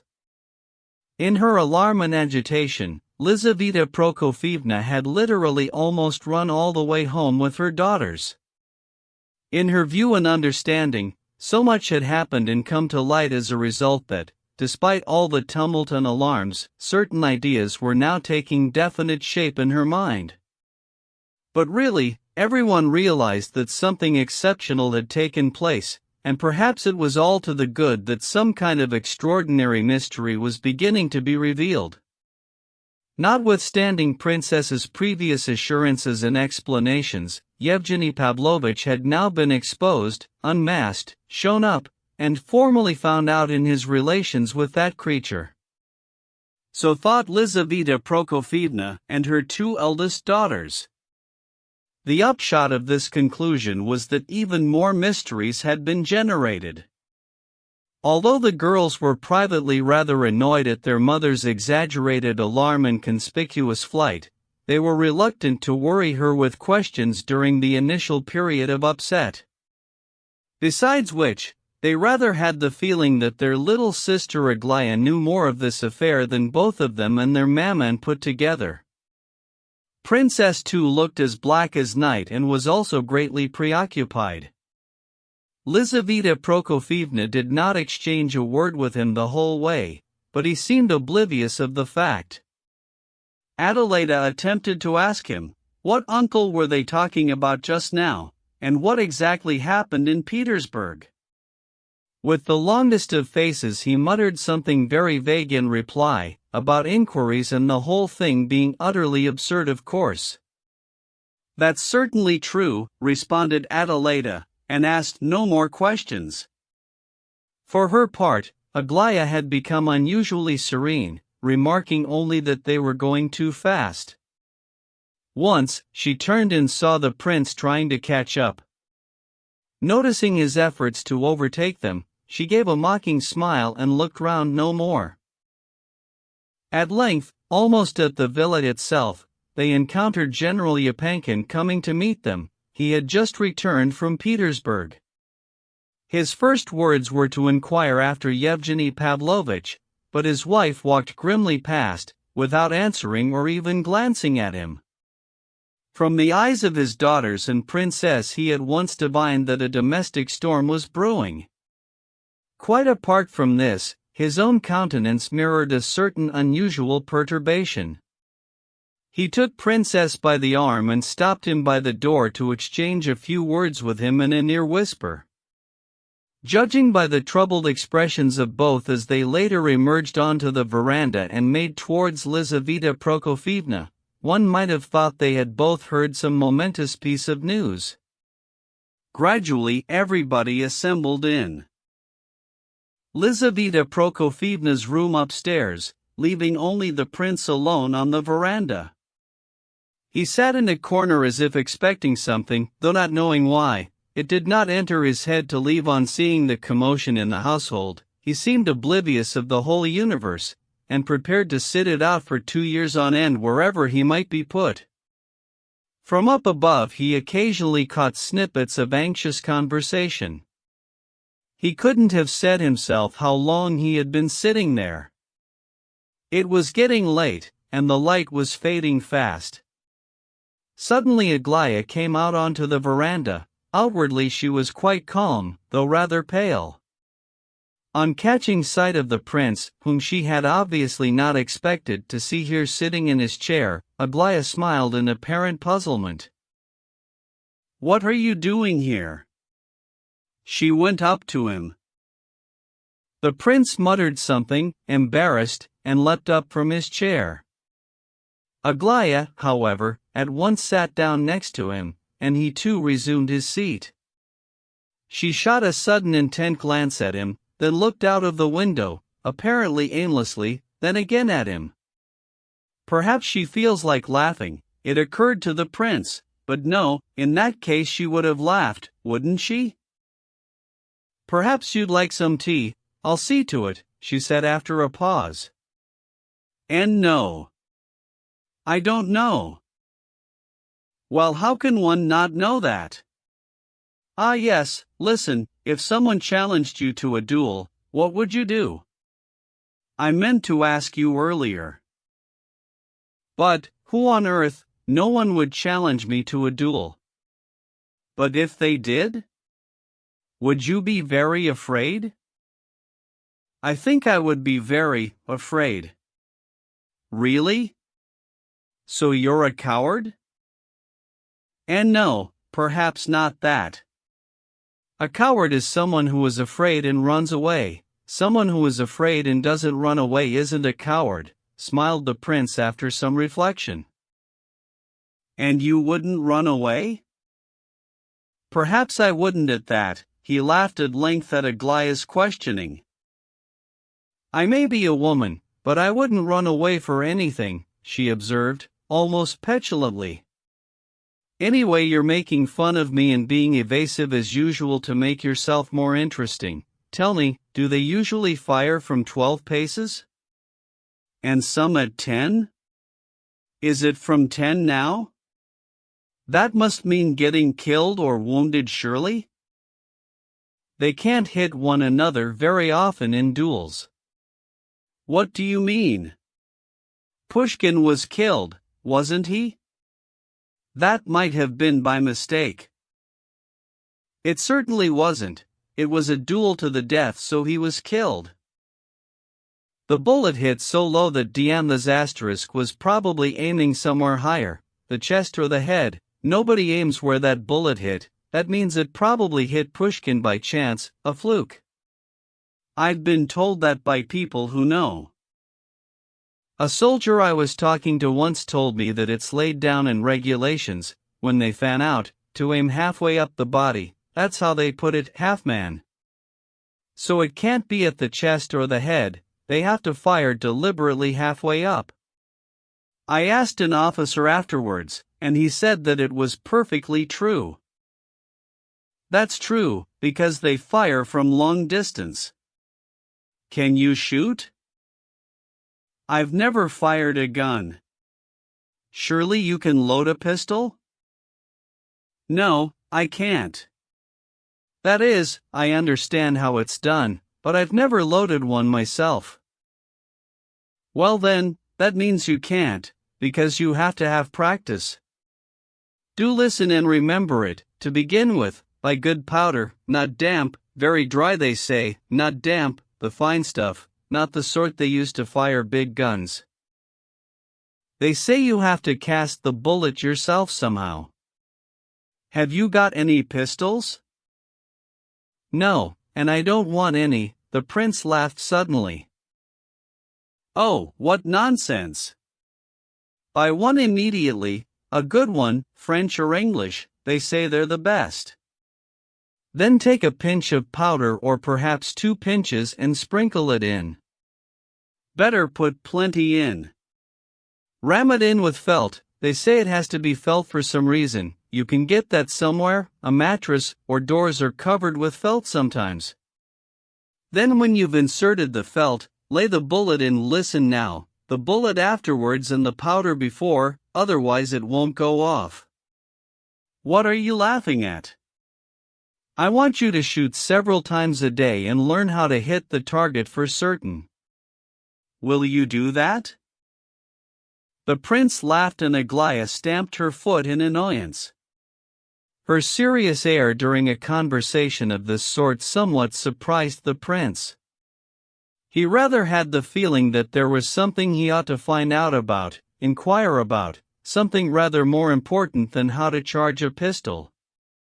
But all that had flown out of his head, apart from the one fact that she was sitting before him, that he was looking at her, and whatever she was saying to him at that moment hardly mattered. At length General Yapankin himself came out onto the veranda from upstairs. He was heading somewhere with an anxious look of scowling determination.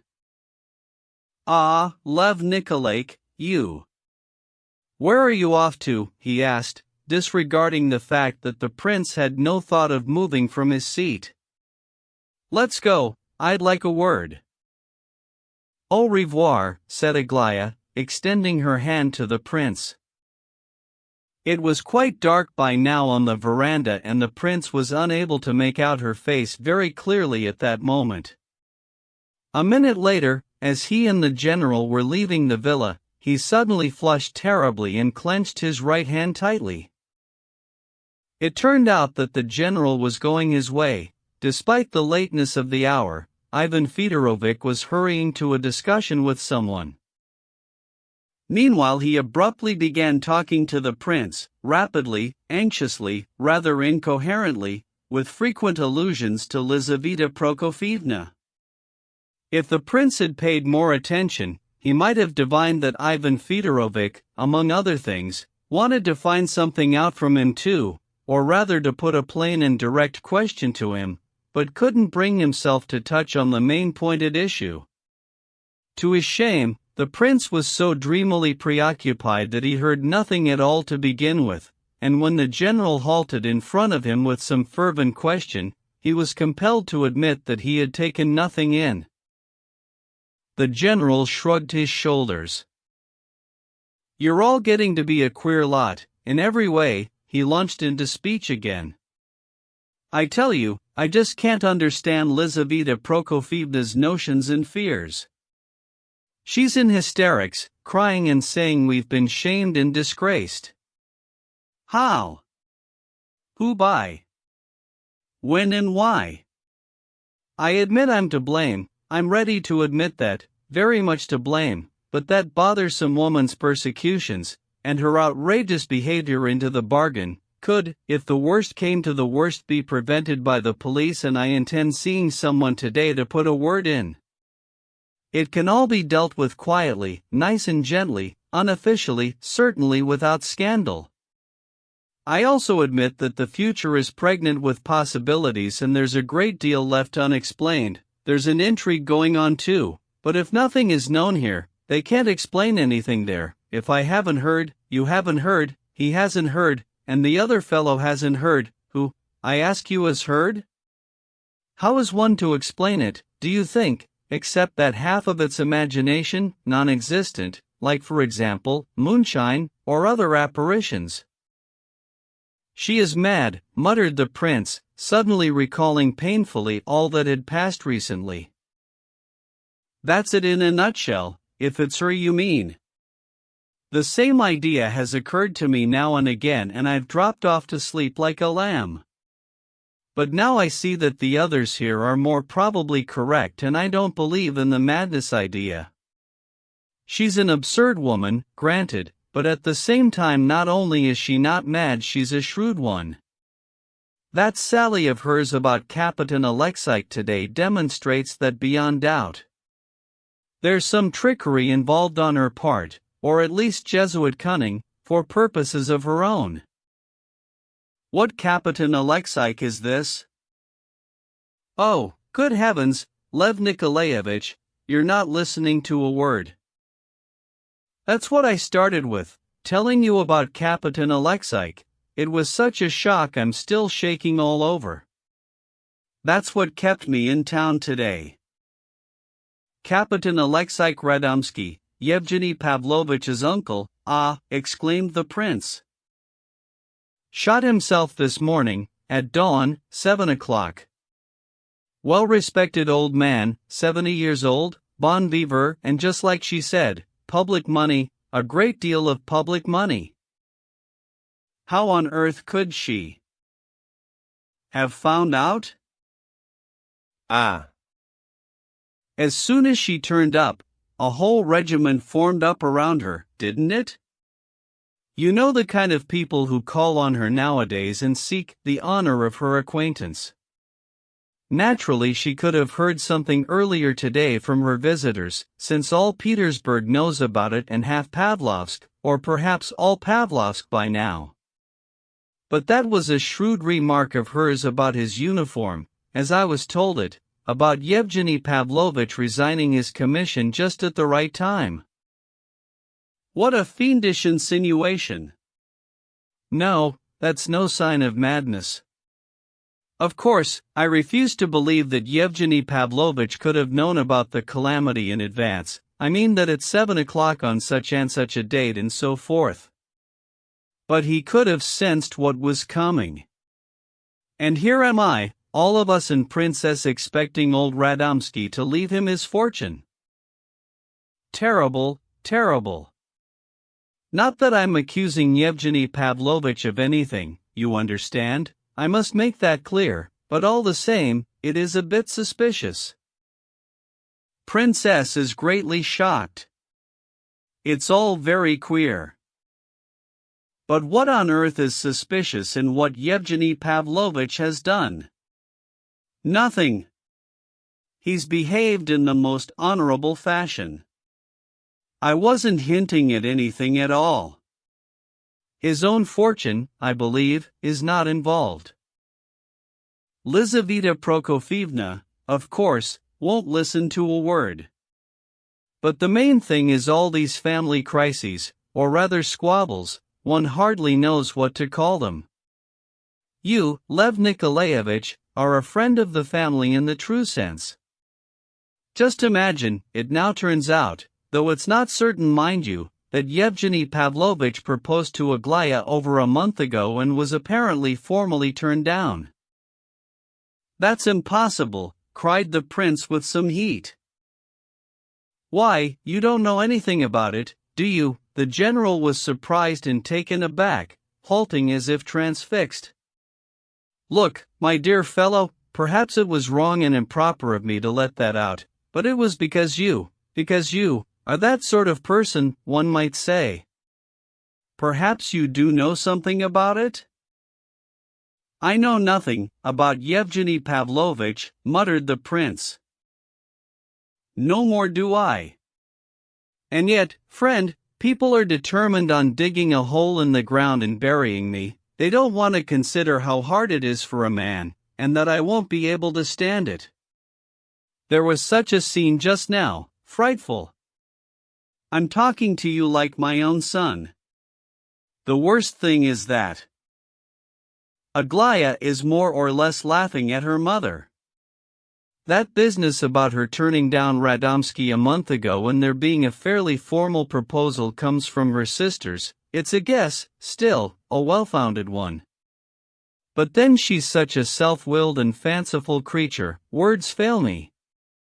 Every noble and brilliant quality of heart and mind, she has them all if you like, but along with it she's so flighty and teasing, really an imp of mischief and full of fancies as well.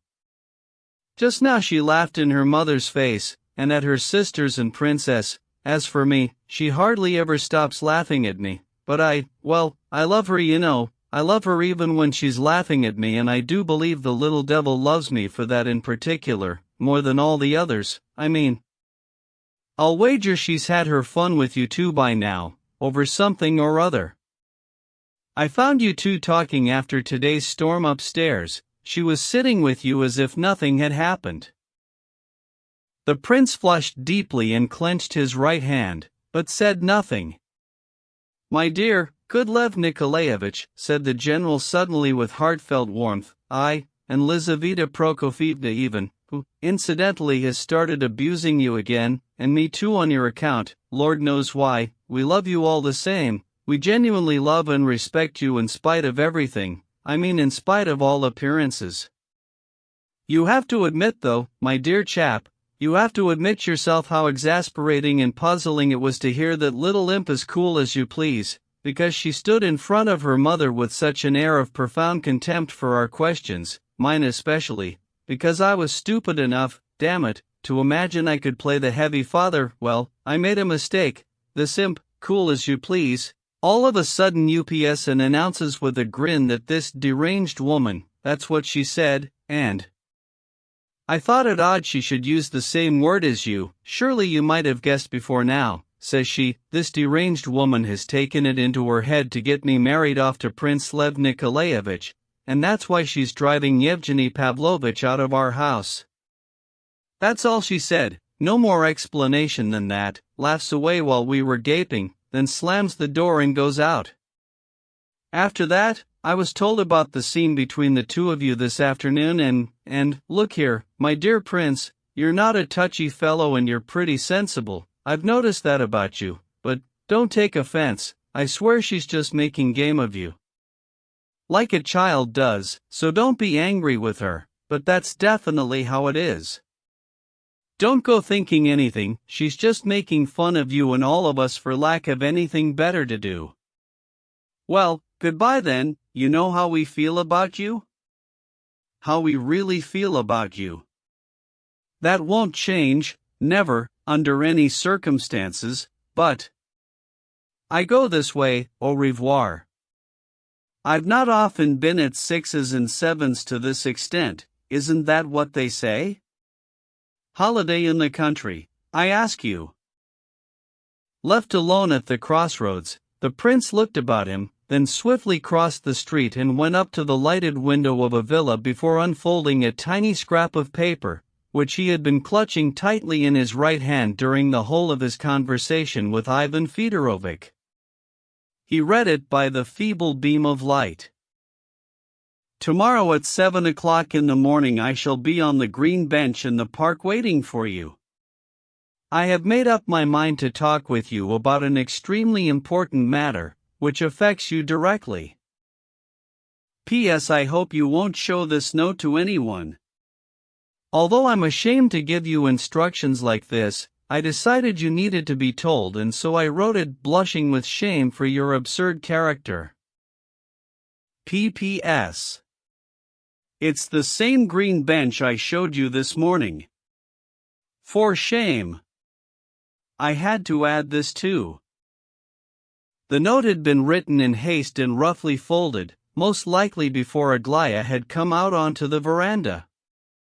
In a state of inexpressible excitement bordering on fear, the prince clenched the piece of paper once again in his hand and leapt swiftly away from the window and the light, like some startled thief. As he did so, however, he collided heavily with a gentleman who was standing directly behind him.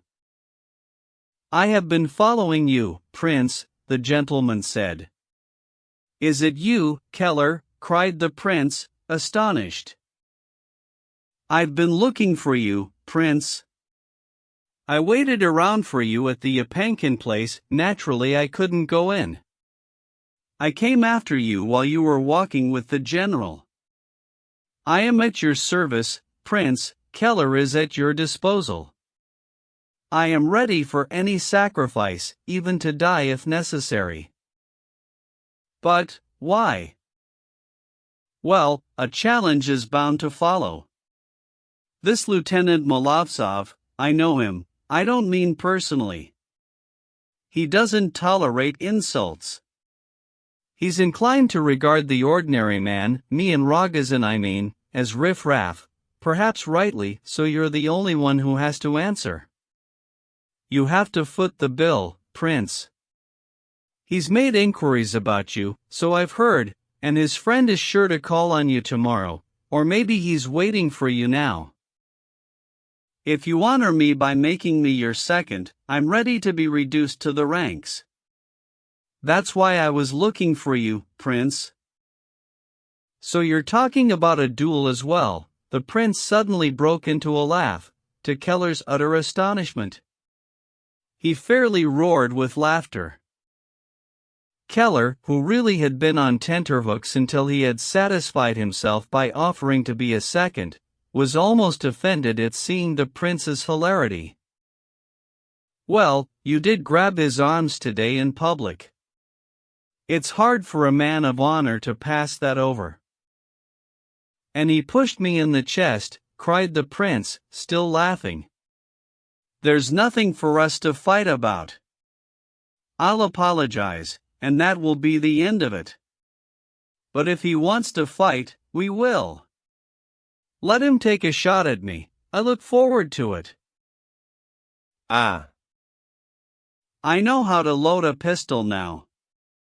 Do you know, I've just been taught to load a pistol. You know how to do it, Keller? First of all, you have to buy powder, pistol powder, not damp and not the coarse stuff they use in big guns. After that, you put the powder in first, get some felt from the door or somewhere, then roll the bullet in, but not the bullet before the powder, otherwise it won't fire. Ah. Isn't that the most marvelous reason, friend Keller? Ah, Keller, I'll hug and kiss you in a minute. Ah. How did you suddenly turn up in front of him today? Come along to my place as soon as you can and drink some champagne. We'll all drink ourselves silly. Do you know I've got a dozen bottles of champagne in Lebedev's cellar? He happened to have them and he sold them to me the other day, the day after I moved in. I bought the lot. I'll get everybody together. So then, are you going to sleep tonight? Like every other, Prince. Well then, pleasant dreams. Ah. The prince crossed the road and vanished into the park, leaving the somewhat disconcerted Keller to reflect. He had never seen the prince in such a strange mood before, nor could he have imagined such a thing up till now. A fever, perhaps. He's a highly strung chap and all this has affected him, but of course he won't back down. That sort don't, no sir. Keller mused to himself. Champagne, eh? Interesting news, that. 12 bottles, a nice round dozen, not bad, a decent garrison. I'll bet Lebedev took that champagne as security from somebody. He is rather nice, this prince of ours. He's the sort I like. Still, no sense in wasting time. If there's champagne going, this is just the right time for it. That the prince was acting as if he were feverish was, of course, no more than the truth. He wandered about in the darkness of the park and at length found himself walking along an avenue. He had some recollection of passing through that avenue before, 30 or 40 times back and forth, from the bench to a certain old tree, tall and conspicuous, about 100 yards off. Even if he had wanted to, he would have been quite unable to remember what he had been thinking about during the hour at least he had been in the park. He did catch himself in one thought, however, which set him rocking with laughter all of a sudden. Not that there was anything to laugh about, he just kept feeling he had to. It occurred to him that the notion of a duel might not have arisen in Keller's head only, and therefore this business of how to charge a pistol might not have been fortuitous. Bah! He halted suddenly, as another thought dawned on him. She came down onto the veranda today when I was sitting in the corner and was terribly surprised to find me there, and how she laughed, started talking about tea, and yet she already had that paper in her hand all the time, so she must surely have known I was sitting on the veranda, so why on earth was she surprised? Ah, ah. He snatched the note from his pocket and kissed it, then at once stopped and fell to thinking. How curious it is. How curious, he said a moment later, even a touch wistfully. At moments of intense joy he always felt sad. Why, he did not know himself. He stared keenly about him, surprised he had come to this place. He felt weary, and went over to the bench and sat down. All around lay a profound stillness. The music in the pleasure gardens was over. There was probably not a soul in the park. Of course it was at least 11:30. The night was still, warm, and clear, a Petersburg night in early June, but in the dense, shadow-laden park, in the walk where he was sitting, it was almost completely dark. If anyone had told him at that moment that he had fallen in love, passionately in love, he would have rejected such a notion in astonishment, perhaps even indignation. And if anyone had added that Aglaya's note was a love letter, appointing a tryst, he would have burned with shame for the man and perhaps challenged him to a duel. All this was perfectly sincere, and he never had the least doubt of it or permitted the slightest ambivalent thought of the possibility of this girl loving him, or even of him loving this girl.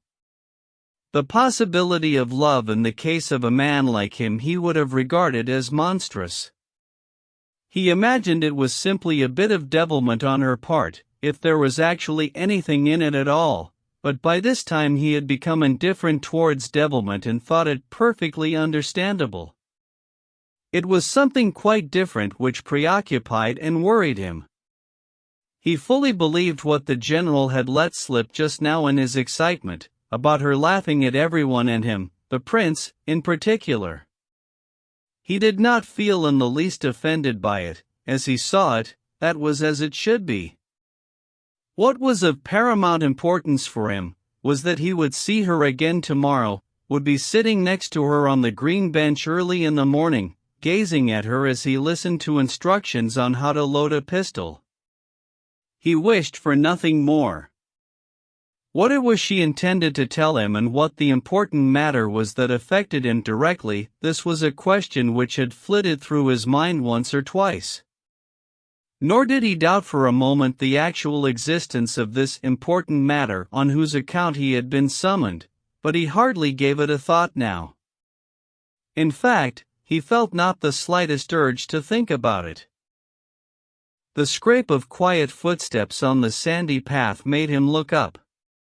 A man whose face was hard to distinguish in the darkness approached the bench and sat down next to him. The prince swiftly moved nearer, almost touching him, and made out Rogozin's pale face. "I knew you'd be wandering about here somewhere. It didn't take long to find you," muttered Rogozin through his teeth. It was the first time they had met since their encounter in the hotel corridor.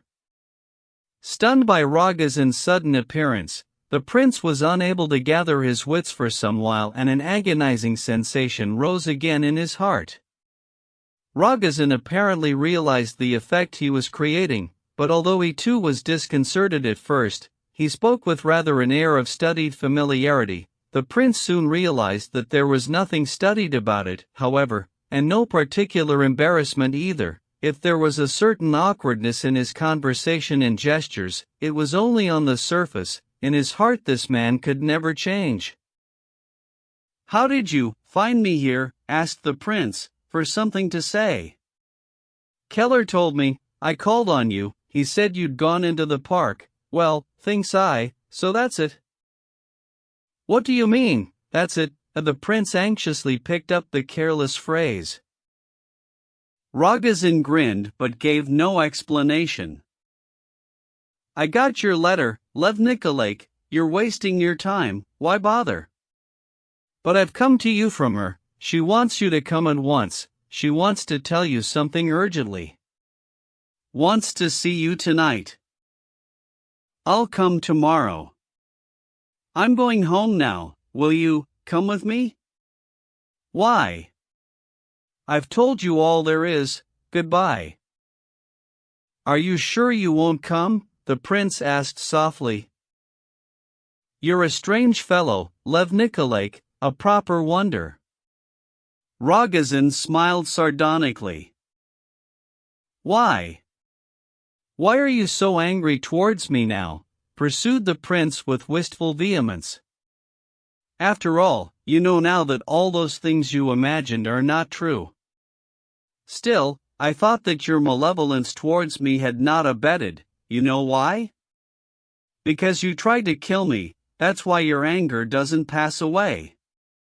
I tell you, the only Parthian Rogozin I know is the one I exchanged crosses with that day in Brotherhood. I wrote that to you in my letter yesterday so that you might forget all that raving and not start talking to me about it again.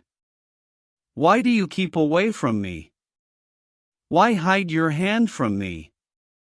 I tell you, I consider everything that took place then is just a kind of frenzy. I now know what you went through that day in every detail, as if it had been myself. What you were imagining didn't and couldn't exist. Why should there still be hatred between us? As though you could feel anger, laughed Rogozin again in response to this sudden fervent speech by the prince. He had actually turned away from him, having retreated a pace or two, his hands hidden from view.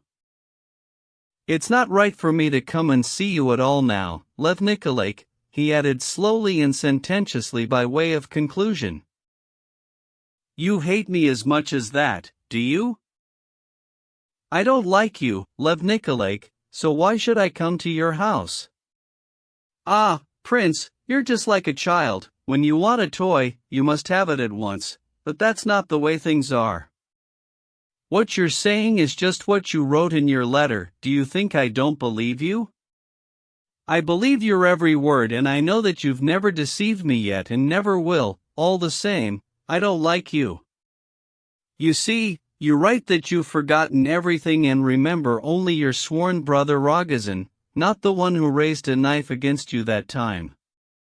How do you know how I feel, then? Rogozin smiled again. Perhaps I haven't once repented since then, and here you are sending me your brotherly forgiveness.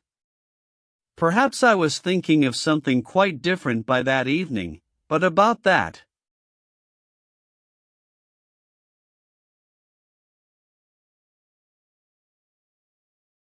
You forgot to think, finished the prince. Of course. I'll wager you went straight off to the train, and rushed away to Pavlovsk, to the bandstand, to follow her and watch her in the crowd just as you did today. That's no surprise. Why, if you hadn't been in such a state that you could only think of one thing, perhaps you wouldn't have raised your knife against me. I had a sense of foreboding from the morning of that day, looking at you. Do you know what you looked like then? Perhaps I had a vague notion of it while we were exchanging crosses. Why did you take me to the old woman that day? Did you think that would stay your hand? Oh no, you couldn't have thought that, just felt it, the way I did. We too felt exactly the same. If you hadn't raised your hand against me, which God averted, what would I seem to you now?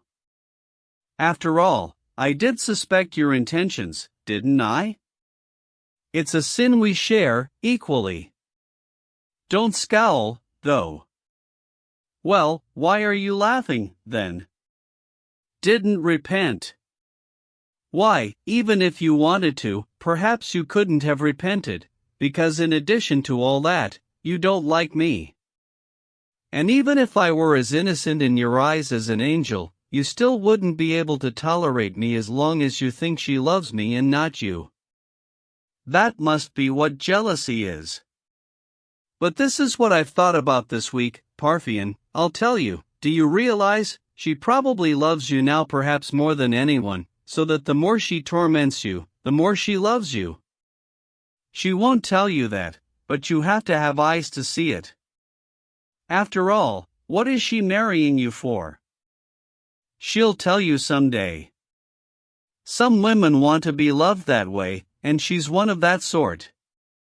Your love and your character must overwhelm her.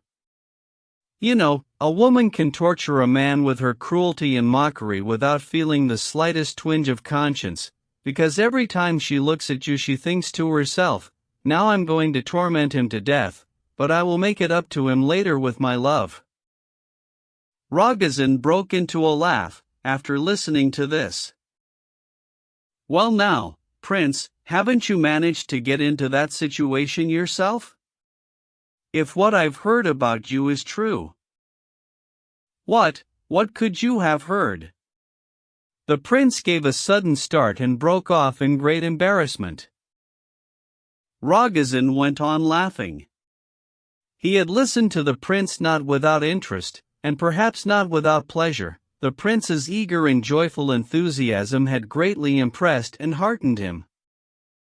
Well, even if I hadn't heard, now I can see for myself it's true, he went on. I mean, when did you ever talk like this before? It's as if someone else was speaking. If I hadn't heard it about you, I wouldn't have come here, especially in the park at midnight. I don't understand you at all, Parfen Semyonich. Why, she told me all about you long ago, and now I've seen it myself this afternoon, you sitting with that girl by the band. She swore to me, yesterday and today she swore that you were head over heels in love with Aglaya Yepankina. I don't care, Prince, and it's not my affair either. If you're no longer in love with her, she's still in love with you. You know very well that she wants you to marry that girl, she's set her mind to it, ha ha. She says to me, till that happens, I'm not marrying you. Once they go to the church, so do we. What's behind it I have no idea, I've never understood it. Either she loves you beyond all measure, but if she loves you, why does she want you to marry someone else? Says she, I want to see him happy, so she must love you. I've told you and written to you, that she's not in her right mind, said the prince, listening to all this in anguish. Lord only knows. Perhaps you're the one who's wrong about that. She did name the day though, after I brought her back from the gardens, 3 weeks from now, maybe before, probably, says she, we'll be married. She swore to it, took down an icon and kissed it. So now, Prince, it's up to you, ha ha? That's madness. What you've just said about me will never happen, never. I'll come to see you both tomorrow. How can she be mad? Rogozin remarked. How can she be sane for everybody else, and deranged just for you? How could she write letters to her? If she'd been mad, they'd have noticed it in the letters. What letters? Asked the prince, startled. She writes letters there, to her, and they are read. Didn't you know? Well, you'll find out, she'll probably show them to you herself. I refuse to believe it, exclaimed the prince. Oh dear. It's well seen you've only walked a little way along that path, Lev Nikolaich, you're just setting out. Just you wait, you'll have your own private police force, you'll be on patrol yourself day and night, you'll know every step taken, if only. Stop it, and don't say that to me ever again, cried the prince. Listen, Parfen, I was walking here just now before you came and started laughing all of a sudden, I don't know why, the only reason was that I remembered my birthday was tomorrow, as if on cue. It's almost 12 o'clock now. Let's go and celebrate the day. I've got some wine, let's drink, wish for me what I don't know what to wish for myself. It's you in particular I want to wish it for me, and I'll wish complete happiness for you. If not, give me back the cross. You didn't send it back to me next day, did you? You're still wearing it? You're wearing it now. Yes, said Rogozin. Well, let's go then. I don't want to celebrate my new life without you, because my new life has begun. You didn't know, Parthian, that my new life has begun today? Now I can see very well that it has. I'll tell her so. You're not yourself at all, Lev Nikolaich. 4. As he approached his villa with Rogozin, the prince was greatly surprised to observe that a numerous and noisy company had assembled on his brightly lit veranda. They were all in high spirits, laughing and shouting, even conducting arguments at the top of their voices. At first glance, one might have supposed them to be having a famously good time. Indeed, when he had climbed onto the veranda, he saw that they were all drinking champagne what's more, and for some considerable time at that, enabling a good many of the revelers to become very agreeably animated. The guests were all known to the prince, but it was odd how they had all assembled at once, as if they had been invited, though the prince had invited nobody and had only remembered his birthday just now by mere chance. You must have told somebody you were providing champagne, so they came running, muttered Rogozin, mounting the veranda after the prince. We know all about that. You've only got to whistle for them, he added, almost savagely, remembering of course his own recent past. Everyone surrounded the prince, calling out greetings and good wishes. Some were very noisy while others were much more sedate, but they all hastened to congratulate him, having heard about his birthday, and everyone waited their turn. The prince was intrigued by the presence of certain individuals, Dostoevsky, for example, but the most astonishing thing of all was the sudden appearance of Radomski amid the throng. The prince could scarcely believe his eyes, and felt a pang of alarm on catching sight of him. Lebedev meanwhile, flushed and almost rapturous, came trotting up with explanations. He was fairly well primed. It emerged from his babbling that everyone had assembled quite naturally, indeed by chance. Ippolit had been the first to arrive, towards evening, and since he was feeling a great deal better, had asked to wait for the prince on the veranda. He settled himself on the sofa. After that Lebedev came down to join him, followed by the entire household, including his daughters and General Ivolgin. Dostoevsky had arrived as escort with Ippolit. Ganya and Titsin had dropped in not long before as they were passing. Their appearance coincided with the incident at the pleasure garden. Then Keller had turned up, announced the birthday, and demanded champagne. Radomski had arrived only some half-hour before. Kolya too had most strenuously insisted on a party with champagne, and Lebedev had promptly produced it. "It's my own though, my own," he stammered to the prince. "At my own expense, to celebrate and congratulate you, and there will be refreshments. My daughter is seeing to the snacks, but prince, did you but know what they are discussing? You remember Hamlet, to be or not to be? A contemporary theme, sir, very contemporary. Questions and answers. And Mr. Terentiev is in the highest, won't go to bed. He's just had a sip of champagne, just a sip, won't hurt him. Come closer, prince, and you decide it. Everybody's been waiting for you, everybody's been waiting for your pleasant wit." The prince observed Vera Lebedeva's sweet, affectionate glance, as she hastened to push through the crowd towards him. He stretched out a hand to her first, past all the others. She flushed with pleasure and wished him a happy life from this day forward. She then bolted off to the kitchen to see to the refreshments, but even before the prince's arrival, as soon as she could spare a moment from her labors, she had been visiting the veranda, all ears among the heated arguments which raged among the tipsy guests on matters which seemed most abstract and curious to her. Her younger sister, she of the open mouth, had fallen asleep on the chest in the next room, but the boy, Lebedev's son, was standing close to Kolya and Ippolit, and the look on his excited face was enough to show that he was ready to stand there for another 10 hours at a stretch, listening and enjoying.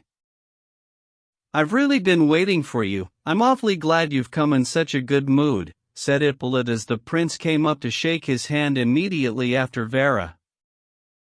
"But how do you know I'm in such a good mood?" "I can tell by your face. Say hello to the gentleman and hurry up and come and sit here next to us. I've been waiting for you specially," he added, laying significant stress on the fact of his waiting. In answer to the prince's query whether it wasn't bad for him to be sitting up so late, he replied that he was surprised himself that 3 days before he had wanted to die, and that he'd never felt better than this evening. Burdovsky sprang to his feet and muttered that he just happened to be there, that he'd escorted Ippolit, and that he too was glad. He'd written rubbish in the letter and was now just glad. He shook the prince's hand firmly and sat down without finishing his sentence. Last of all, the prince went up to Yevgeny Pavlovich, who immediately took his arm. "I just want to say a word or two," he whispered under his breath, "on an extremely important matter. Let's go somewhere for a moment." "A word or two," whispered another voice in the prince's other ear, as another hand took his other arm. The prince observed with astonishment a wildly rumpled red-faced figure, laughing and winking. He at once recognized Ferdischenko, who had turned up from Lord knows where. "You remember Ferdischenko?" asked the figure. "Where did you spring from?" exclaimed the prince. "He's sorry," shouted Keller, trotting up. "He hid himself and wouldn't come out to see you, hid himself away in a corner. He's sorry, prince, and feels guilty." "What about, for goodness sake? What about?" "It was I who came across him, prince. I met him just now and brought him along. He's a rare friend of mine, but he's sorry." "Very pleased to see you, gentlemen. Go ahead and mingle with the company. I'll be back in a minute." The prince freed himself at length, anxious to hear what Radomski had to say. "It's most entertaining here," the latter remarked. "I've enjoyed the half-hour waiting for you. The point is, dearest Lev Nikolaevich, I've sorted out that business with Kermishev and called in to put your mind at rest. You've nothing to worry about. He's taken an extremely sensible view of the matter, particularly as, in my opinion, he was the more at fault." "What Kermishev is this?" "Why, the one whose arms you grabbed today. He was so infuriated he wanted to send to you for satisfaction tomorrow." "Never! How ridiculous!" "Of course it is, and ridiculous is how the end would have been, most likely, but we do have these people." "Perhaps you had another reason for coming, Yevgeny Pavlovich?" "Oh, naturally, there's another reason." Radomski burst out laughing. "Dear Prince, tomorrow at first light I'm going to Petersburg about this wretched business, over my uncle I mean. Just imagine, it's all true and everybody knew about it but me. I was so stunned I haven't been able to go and see them, the Yapankins. I shan't be able to tomorrow either, as I'll be in town, you follow me? I may be away a day or two. The fact is my affairs are in something of a mess. Although it's not vastly important, I decided that I needed to speak frankly and openly, without delay, before I leave, that is. I'll sit and wait for a while, if you'll allow me, until the company breaks up. Besides, I've nowhere else to go. I'm so upset I couldn't go to bed. At all events, although it's shameful and indecent to hound a man so, I'll tell you plainly, I have come to seek your friendship, my dear prince. You're an absolutely incomparable person. I mean, you don't tell lies at every turn, or perhaps at all, and I need a friend and counselor in a certain matter because I am now definitely to be numbered among the wretched." He laughed once again. "The trouble is, The prince considered for a moment. You want to wait till the party breaks up, but God knows when that will be. Wouldn't it be better if we went off into the park? Really, they can wait. I'll make my excuses. No, not that. I have my reasons for not wanting them to suspect us of discussing anything special. There are people here who are very interested in our relationship. Didn't you know that, Prince? It would be much better if they saw us on terms that were very friendly, but no more than that, you follow me? They'll go in an hour or two. I'll take up 20 minutes of your time, well, half an hour. Oh, by all means, please do. I'm very glad to have you without explanations, and thank you very much for your kind words about friendly relations. You must excuse me for being rather preoccupied today. You see, I just can't keep my mind on things at the moment. I can see that, murmured Radomski, with a slight, ironic smile. He was in a most humorous mood that evening. What do you see? The prince gave a start. And have you no suspicion, dear prince, went on Yevgeny Pavlovitch, still smiling but without replying to the direct question, have you no suspicion that I've come simply to deceive you and find something out from you in the process? There's no doubt you have come to find out something. The prince laughed at last, and even resolved on deceiving me a little as well, perhaps. But what of it, really? I'm not afraid of you. Besides, I don't really care somehow, do you believe me?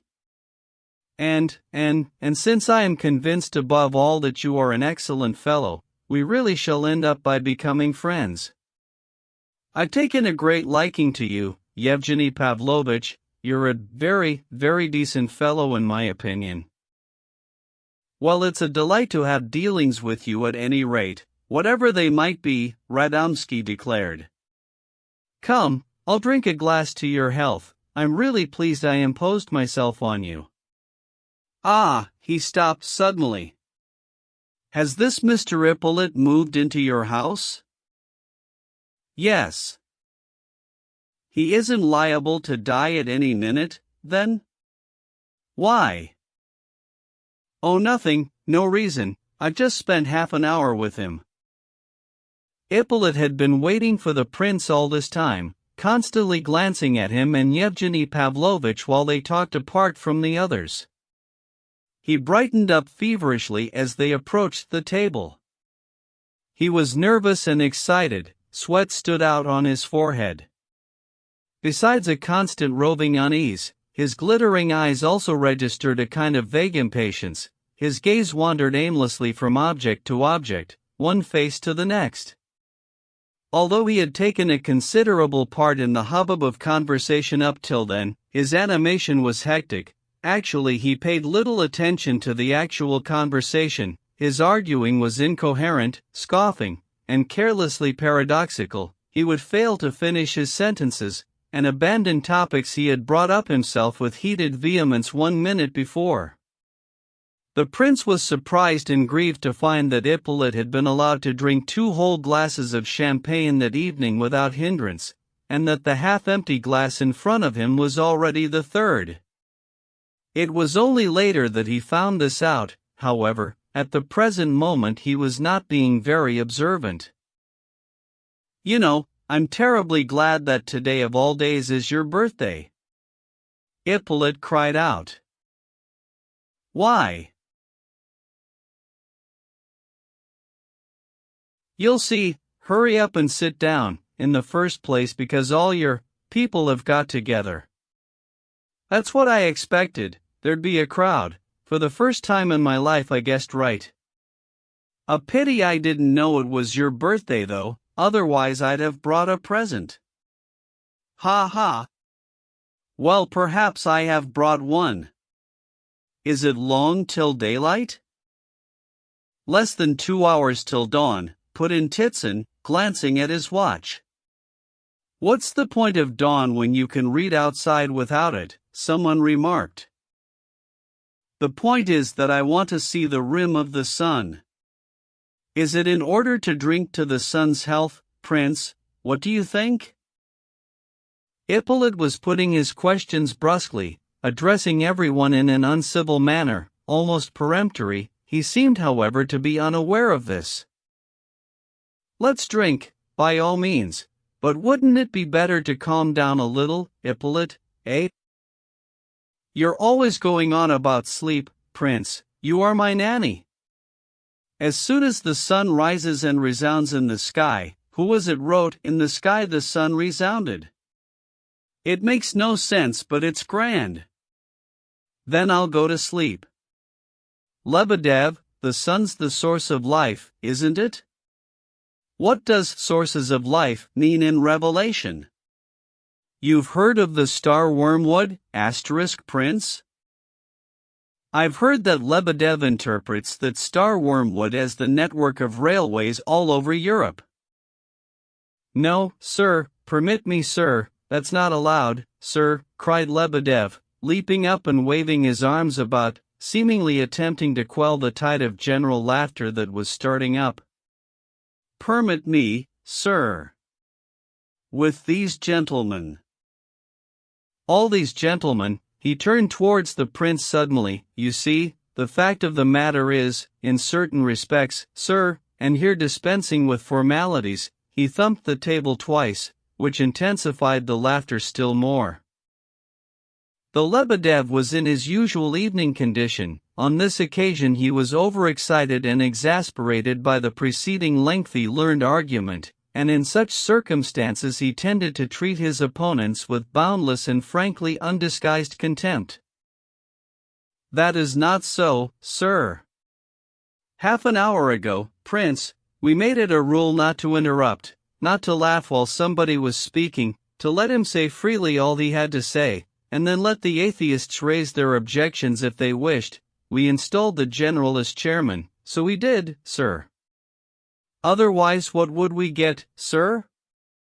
That way anybody could lose track, expounding some lofty idea, sir, some profound idea, sir. Well, get on with it, nobody's interrupting you, cried several voices.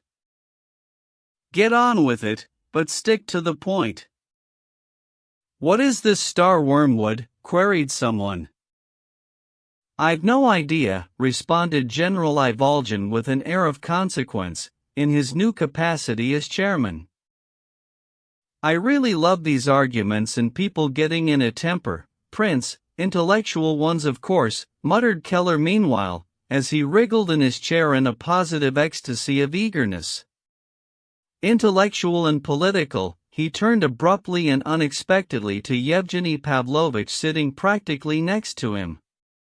You know, I really love reading about the English Parliament in the papers. I don't mean what they're discussing, you know, I'm no politician, it's how they address each other, how they behave as politicians, so to speak. The noble Viscount sitting opposite, the noble Count who shares my opinion, my noble opponent, who has astonished Europe with his proposal, I mean all these nice expressions. All this parliamentarism of a free people, that's what's attractive to folk like me.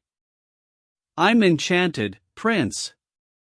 I've always been an artist at bottom, honestly, Yevgeny Pavlovich.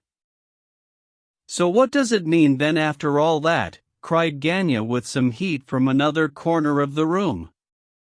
Does it mean you think railways are accursed, the ruination of mankind, an evil come down to earth to pollute the springs of life? Gavrila Ardalionovich was in a particularly excitable mood that evening, a mood of gaiety verging on exaltation, as it seemed to the prince.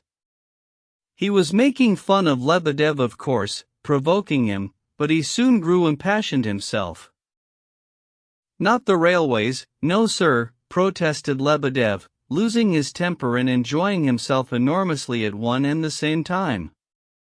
The railways won't pollute the springs of life, but the whole thing, sir, altogether accursed, the entire spirit of these last centuries, in its scientific and practical totality, is perhaps really accursed, sir. Cursed for certain or just possibly? Inquired Yevgeny Pavlovich. The distinction is rather important in this case. Cursed, certainly accursed, affirmed Lebedev recklessly. Don't overdo it, Lebedev, you're much better natured of a morning, remarked Titson, smiling. But much franker of an evening, much more sincere and frank. Lebedev turned to him heatedly, more direct and straightforward, more honest and honorable, and though I may leave myself open to your thrusts, I don't care a jot, sir. I challenge you all now, all you atheists. How are you going to save the world, and where have you found the right road for it to travel, you men of science, industry, cooperation, wage levels, and so forth? How? Credit? What is credit? Where will credit lead you? My, what a curiosity you have, remarked Yevgeny Pavlovitch. Well, I consider that anyone who isn't interested in such questions is just a high society idler, sir. Still, it does lead to a common solidarity and a balancing of interests, Titson pointed out. And that's all it does, that's all.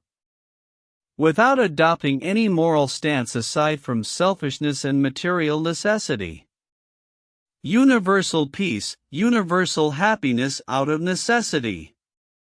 Is that how I am to understand you, my dear sir, if I may venture to inquire?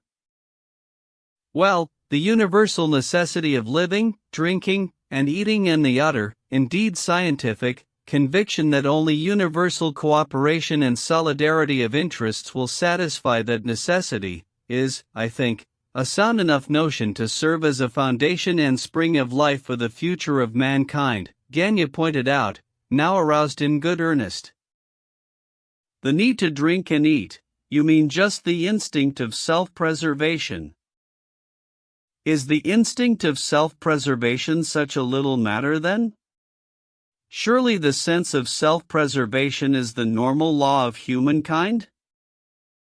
Who told you that? Shouted Yevgeny Pavlovitch.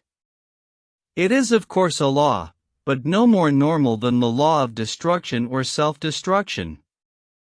Surely the whole normal law of mankind doesn't consist in self-preservation? Ah, cried Ippolit, turning swiftly to Yevgeny Pavlovitch and staring at him in wild curiosity. Seeing him laughing, however, he did likewise, nudging Kolya, who was standing beside him, and asking him again what time it was, even pulling Kolya's silver watch towards him and staring avidly at the hands. Then, seemingly oblivious to all else, he stretched out on the sofa, placed his hands behind his head, and began staring at the ceiling. 30 seconds later he was again at the table, sitting up straight and giving ear to the chattering of Lebedev, who was by now thoroughly wrought up. That's an insidious idea, scoffing and shrewd. Lebedev seized avidly on Yevgeny Pavlovitch's paradox, aimed at provoking your opponents to a fight, but it's so true. Because you're a sneering man about town, a cavalry officer, though not without abilities, you don't realize yourself the profundity of your idea, its truth. Yes, sir. The law of self-destruction and the law of self-preservation are equally powerful in humankind. The devil rules over mankind equally until a time that is not revealed to us. You're laughing? You don't believe in the devil? Disbelief in the devil is a French notion, a frivolous idea. Do you know who the devil is? Do you know what his name is?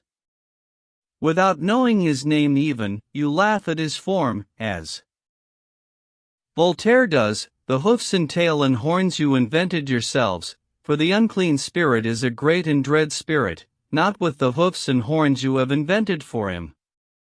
But he is not under discussion at this moment.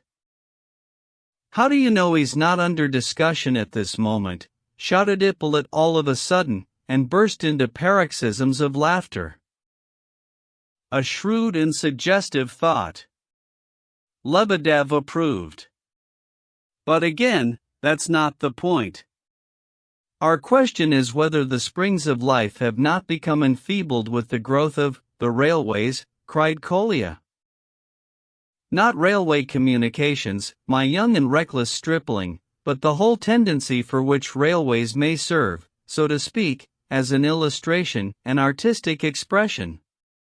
They race along, they rumble, they clatter as they hurry by for the good of humanity, so they tell us. Too much noise and industry has got into humanity, there is little spiritual peace, complains one thinker who has sought seclusion. That may be so, comes the triumphant reply from another thinker who is always traveling about, but the clatter of carts bringing bread to a starving humanity is perhaps better than spiritual peace, and he walks off in his vanity.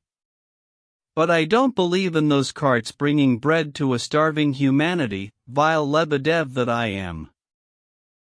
Because those carts bringing bread to all mankind without a moral basis for their action, could in absolute cold blood debar a significant part of humanity from the enjoyment of that which they bring, which has indeed happened before now. These carts can cold-bloodedly disbar people, someone pursued. It has happened before, confirmed Lebedev, without condescending to notice the question. There has already been Malthus, the friend of humanity.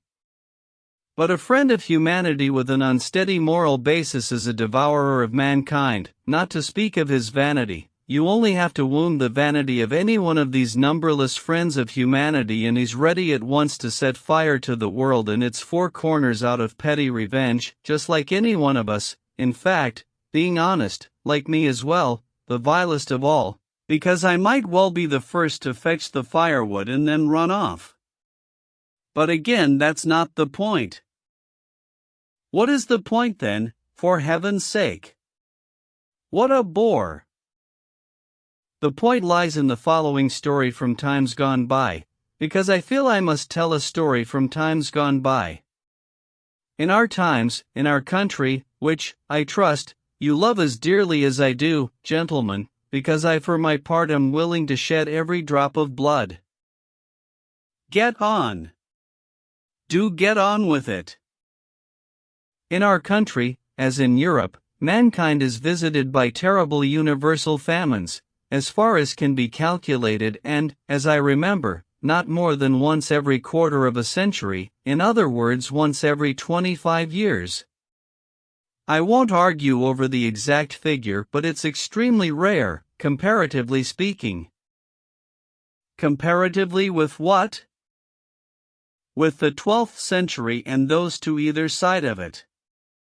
Because then, as the scribes affirm, universal famine used to occur every 2 years, or 3 anyway, so in those circumstances mankind even resorted to cannibalism, though they kept it secret. One of these cannibals, as he was approaching old age, announced of his own accord, without any compulsion, that in the course of a long life of deprivation he had killed and eaten personally, in deadly secret, 60 monks and several lay infants, about 6, no more, that is, very few compared to the number of clerics he had consumed. He had never laid a finger on any lay adults with this purpose in mind. That is impossible, cried the chairman himself, the general, sounding almost affronted. I often discuss and argue with him, gentlemen, and always about ideas of this sort, but he usually comes out with such nonsense, your ears get tired, not a grain of truth in it. General! Remember the siege of Kars, and let me tell you, gentlemen, that my story is the unadorned truth. For my part, one will observe that almost every genuine fact, though it has its own immutable laws, is almost always incredible and unlikely. In fact, the more real it is, the less probable it sometimes is. Surely he couldn't have eaten 60 monks? There was general laughter. It's obvious he didn't eat them all at once, but perhaps over 15 or 20 years, it's perfectly understandable and natural. Natural? And natural. Lebedev ground out with pedantic insistence. And besides, a Catholic monk by his very temperament is inquisitive and easily led. It would be all too easy to lure him into the forest or some secluded spot and deal with him in the aforesaid manner, but I don't deny that the number of persons devoured seems excessive to the point of self-indulgence. Perhaps it really is true, gentlemen, remarked the prince suddenly. Up till then he had been listening to the disputants in silence without getting involved in the conversation. Often he had laughed heartily after the bursts of general laughter. He was obviously delighted at the noise and gaiety, even the fact that they were drinking so much. Perhaps he mightn't have said a word the whole evening, but it suddenly came into his head to speak. He spoke with such gravity that everybody at once turned towards him in curiosity. What I really mean to say, gentlemen, is that famine was a frequent occurrence in those days. Even I have heard about that, although I don't know history well. But I think it must have been so. When I found myself in the Swiss mountains, I was most astonished to see the ruins of old feudal castles built on the mountain slopes, on steep crags at least half a mile straight up, which means several miles by mountain paths. Everyone knows what a castle is. It is a whole mountain of stones. Fearful work, impossible. And of course it was built by all the poor people, the vassals. In addition, they had to pay all kinds of taxes and support the clergy. In those circumstances, how could they maintain themselves and till the land? There weren't many of them then, and a great number must have been dying of starvation, with perhaps literally nothing to eat. I sometimes used to wonder how it was that this people had not died out altogether or something else happened to them. How could they survive and endure? Lebedev is certainly correct in saying that there were cannibals, perhaps a great many. What I don't understand is why he brought the monks into it and what he means by that. Probably because in the 12th century monks were the only thing you could eat, because they were the only ones who were fat, observed Ganya. Perfectly brilliant and perfectly correct, cried Lebedev. Because he never laid a finger on lay persons. Not one among 60 clerics. It's a fearful thought, a historical thought, a statistical thought, and it is from such ideas that history is made up.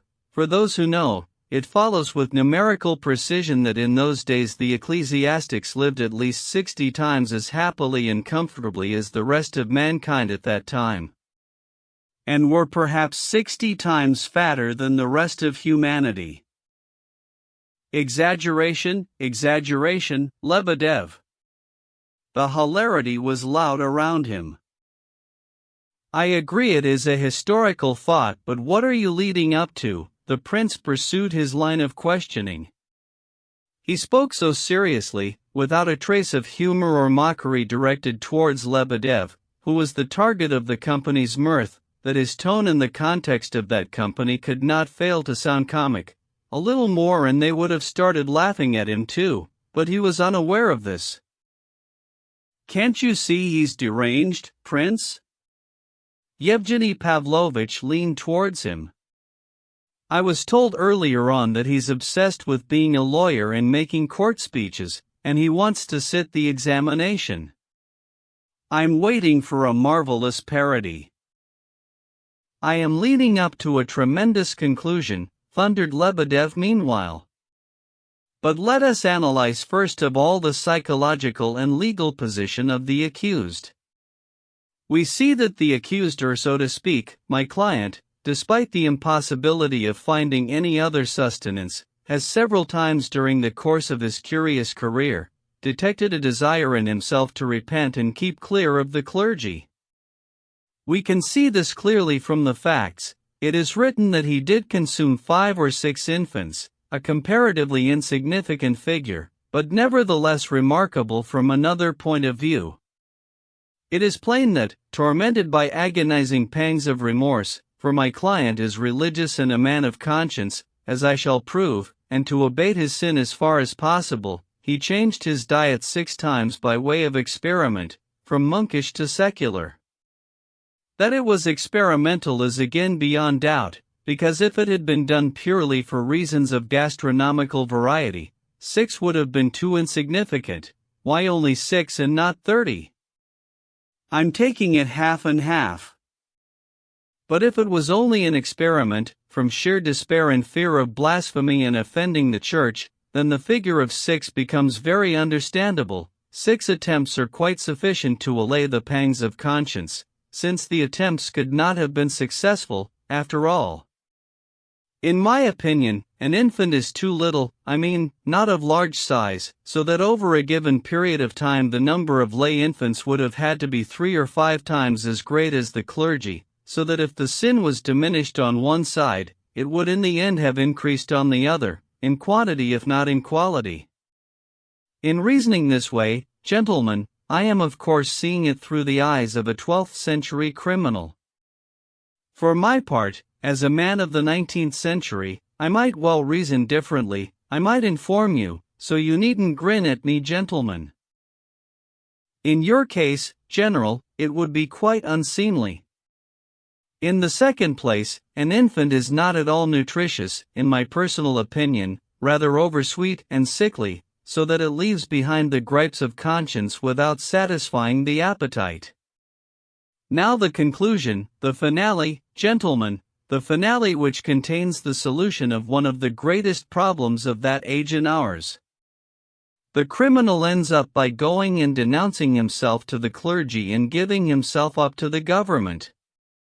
One may ask what torments awaited him in those days, the wheel, the stake, the fire? Who was it then who prompted him to denounce himself?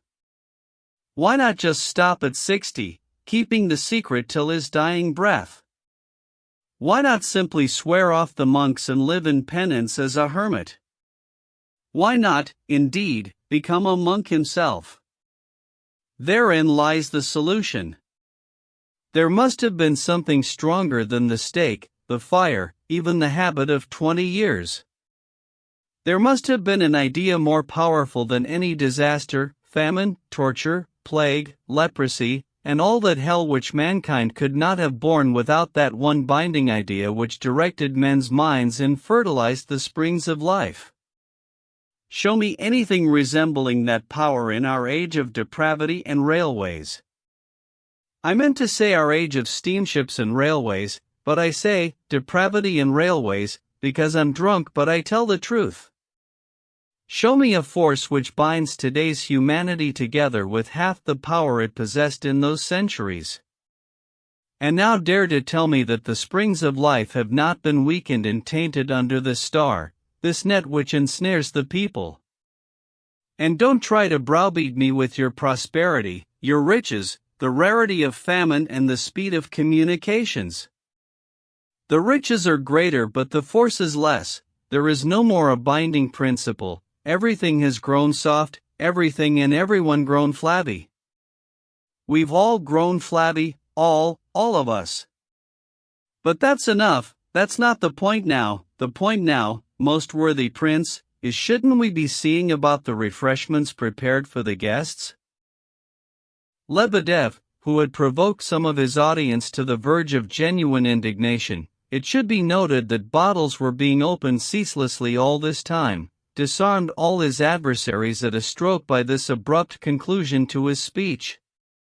His own word for such a conclusion was a neat lawyer's twist. Gay laughter arose once more and the guests brightened up. Everyone got up from their tables to stretch their legs and take a turn along the veranda. Keller was the only one still disgruntled at Lebedev's speech, and was at a pitch of excitement.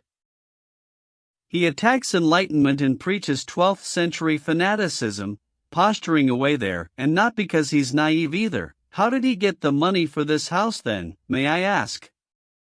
He spoke aloud, stopping each and every one he met. I've seen a real apocalypse interpreter, the general was saying to another audience in another corner, among them Titson, whom he had buttonholed, the late Grigory Semyonovich Burmistrov. Now there was one to make your hair stand on end, so to speak.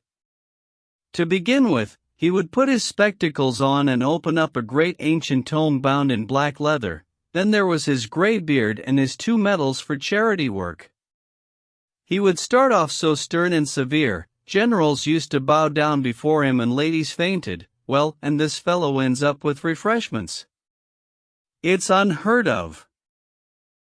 Titson smiled as he listened to the general and seemed about to pick up his hat, but apparently couldn't bring himself to do so, or kept forgetting his intention. Even before everyone got up, Ganya had stopped drinking and pushed the glass away from him. A bleak expression passed across his face. When the company rose, he went over to Rogozin and sat down next to him. One might have thought they were on the friendliest of terms. Rogozin, who, to begin with, had also been on the point of leaving quietly several times, was now sitting motionless, head bowed, as if he too had forgotten that he meant to go. He had not touched a drop of wine all evening and was plunged in thought. Only occasionally did he raise his eyes and survey one and all. It seemed as though he was now waiting for something of great significance for him to happen here, and had resolved not to leave till then. The prince had drunk only 2 or 3 glasses in all and was simply in good spirits. Half rising from the table, he caught Radomski's eye and, recalling their impending talk, gave him a friendly smile. Yevgeny Pavlovitch nodded and suddenly indicated Ippolit, at whom he had been staring. Ippolit was asleep, stretched out on the sofa. "Just tell me, will you, why that urchin has forced himself on you, Prince," he said all of a sudden, with such evident exasperation, venom even, that the prince was surprised. "I'll wager he's up to no good." "I've noticed," said the prince, "you've been taking a great interest in him tonight, Yevgeny Pavlovitch, or so it seemed, am I right? You can add that I've got enough of my own to think about in my present situation, so I'm surprised myself at not being able to keep my eyes off that repulsive countenance all evening. He's got a nice face. There, look,